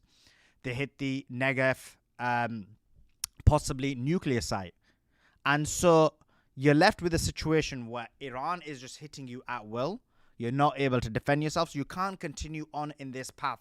Continuing on with this path is you continue to bomb Iranian infrastructure, Iran continues to destroy Israel and your presence in the Middle East. So you're left with a situation. There's 3 options. One is you make an agreement and pull out. The second option was a ground invasion. The third option was nuclear bomb. The first option, in terms of an agreement, means Trump has to bend the knee. He has to agree to remove the sanctions of Iran. He has to agree to many other things, maybe a removal of the settlements in the West Bank, maybe a 2-state solution, remove his presence from the Middle East. But even the most minimum of that, sanctions relief, there can't be a scenario where Israel agrees to it, because as soon as Iran has its sanctions lifted, soon as Iran's allowed to trade, it becomes one of a Middle Eastern power, possibly even a superpower, with the financial ability, strength, and intellectual acumen they have. So if an agreement doesn't happen, if Trump can't bend the knee because Israel will never allow it, then the other option is ground invasion or a nuclear bomb. Now, ground invasion was always a problem. How could they invade on the ground? You've got hundreds of thousands of Iranian soldiers on the border. Hundreds of thousands of Iranian soldiers on the border. And you would need for that maybe 300,000, according to Pentagon intelligence report, in 500,000 soldiers who would fight back against the Iranian soldiers because of the terrain, because of the landscape, because of the size of Iran, because of the population of Iran. But what we did see was a movement of American soldiers into the region. We had about 3,000 in the last day or two, and now we've heard that Hegseth has confirmed that he's going to allow 2,500 more into or go towards Iran. Now, the question mark becomes, these 5,000 soldiers have moved to Iran. What are they going to do? They clearly can't invade through the Iraqi border. They would get decimated. And so I always thought that, look, if something's going to happen, they're going to either go for the Strait of Hormuz or they're going to go to Karak Island. And it looks like they are about to go to Karak Island. And today, Trump made a statement. He said the following. Let me show you. And the statement was based on the fact that they bombed Karaj Island today. And what they said was, this is what Trump said. He said, moments ago, at my direction, the United States Central Command executed one of the most powerful bombing raids in the history of the Middle East and totally obliterated every military target in Iran's crown jewel, Karaj Island. Our weapons are the most powerful and sophisticated that the world has ever known. For reasons of decency, I have chosen not to wipe out the oil infrastructure on the island. However, should Iran or anyone else, do anything to interfere with the free and safe passage of ships through the Strait of Hormuz, I will immediately reconsider this decision. During my first term and currently, I rebuilt our military into the most lethal, powerful, and effective force by far anywhere in the world. Iran has no ability to defend anything that we want to attack. There is nothing they can do about it. Iran will never have a nuclear weapon, nor will it have the ability to threaten the United States of America, the Middle East, or for that matter, the world. Iran's military and all others involved with the terrorist regime would be wise to lay down their arms and save what's left for their country, which isn't much. Thank you for your attention to this matter, President Donald Trump. But what he's saying here, the most important part is we didn't bomb the oil fields, but we can do so. Karg Island is Iran's main oil export terminal. It handles about 90 to 95% of Iran's crude oil exports.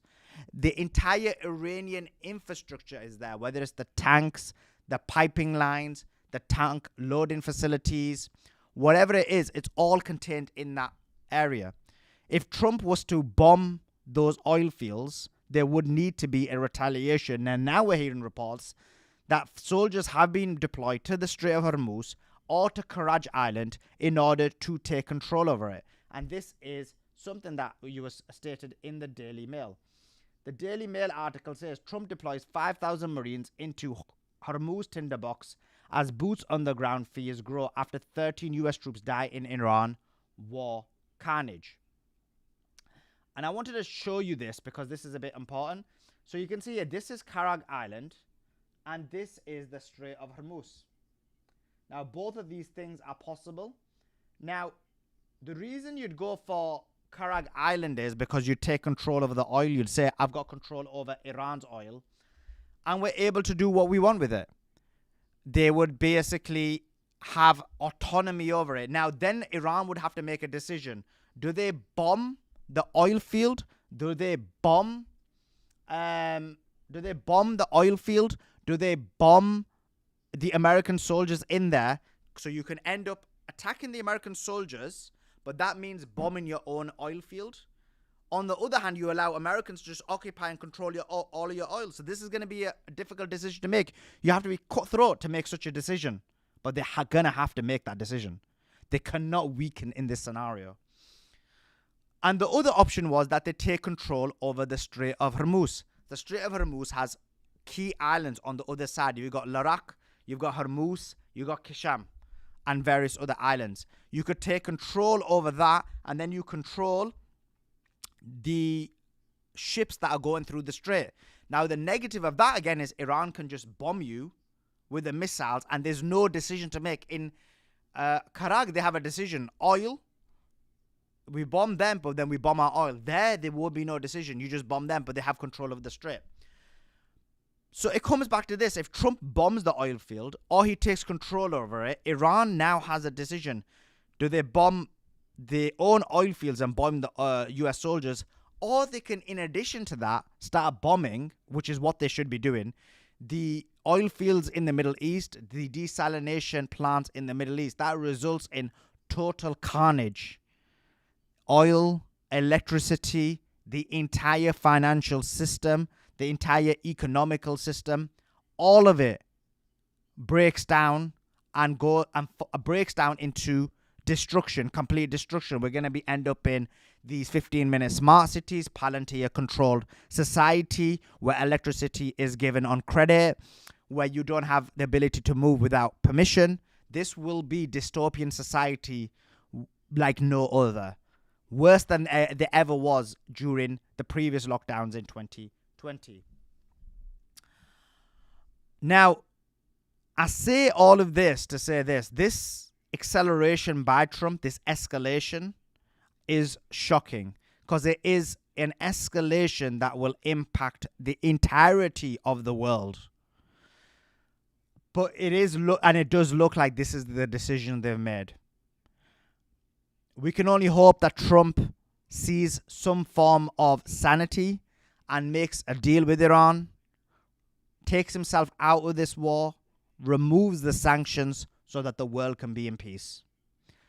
Give me your thoughts in the comments. What do you think? Do you think Trump's going to take the Americans to war? Do you think he's going to put boots in the ground on the Strait of Hormuz, Karag Island, or an actual proper ground invasion, or will there be an invasion at all? Do you believe he's going to use a nuke? Do you believe he's going to have an agreement? Let me know your thoughts in the comments of the comments section. And please do like this video, share it, comment on it, and do subscribe to this channel. Let your friends and family know about it. Let your siblings know about it. Let your work colleagues know about it. We are giving you daily updates about the news when it comes to the Iran war.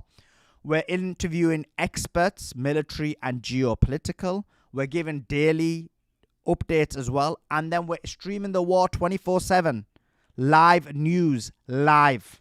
This is the place to be, where if you don't want to be manipulated by the mainstream media, we are, without a shadow of a doubt, the alternative media. We are resisting against the propaganda that is persisting in the mainstream media. Appreciate you guys joining in. Appreciate you guys listening. And for sure, we'll see you next time. Like, comment, and subscribe.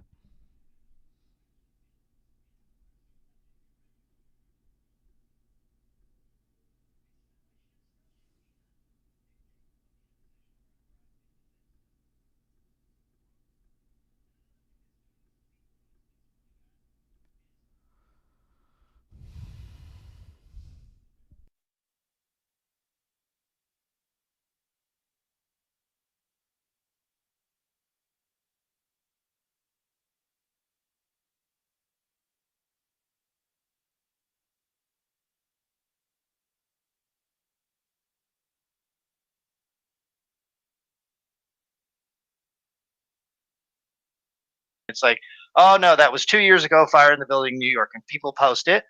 And it's one thing when you repost it because you're just trying to get the news out there. The people that do that on purpose, I mean, if they're just looking for clicks, they just are sick bastards. But a certain part of me thinks it's part of the entire fog of war, because it gets to the point where you see so many things. You're like, oh my god! Like I saw this thing, like it was like Down syndrome people, and they had this cafe, and I was like, oh wow! And then it turns out that's fake. And so every time your heart goes out at one of these posts, you've now built a wall to where you can't really have your heart. You can never have the initial feeling of looking at the attack or the horror, because you automatically think, oh, this is fake, or this is from something else, or I'm being misled. So it's taking away the ability for human beings to actually feel when they see these horrors go on. And it's desensitizing. It's all part of the grooming situation. I mean, they groomed us through COVID. They groomed us through the stealing of elections. They groomed us through now. Yeah, okay, we eat some babies. Yeah, okay, we're raping kids. Yeah, it's all true. And yeah, nobody goes to jail. And yeah, you're not doing anything about it. All these tough guy Americans with their freaking guns and their Second Amendment.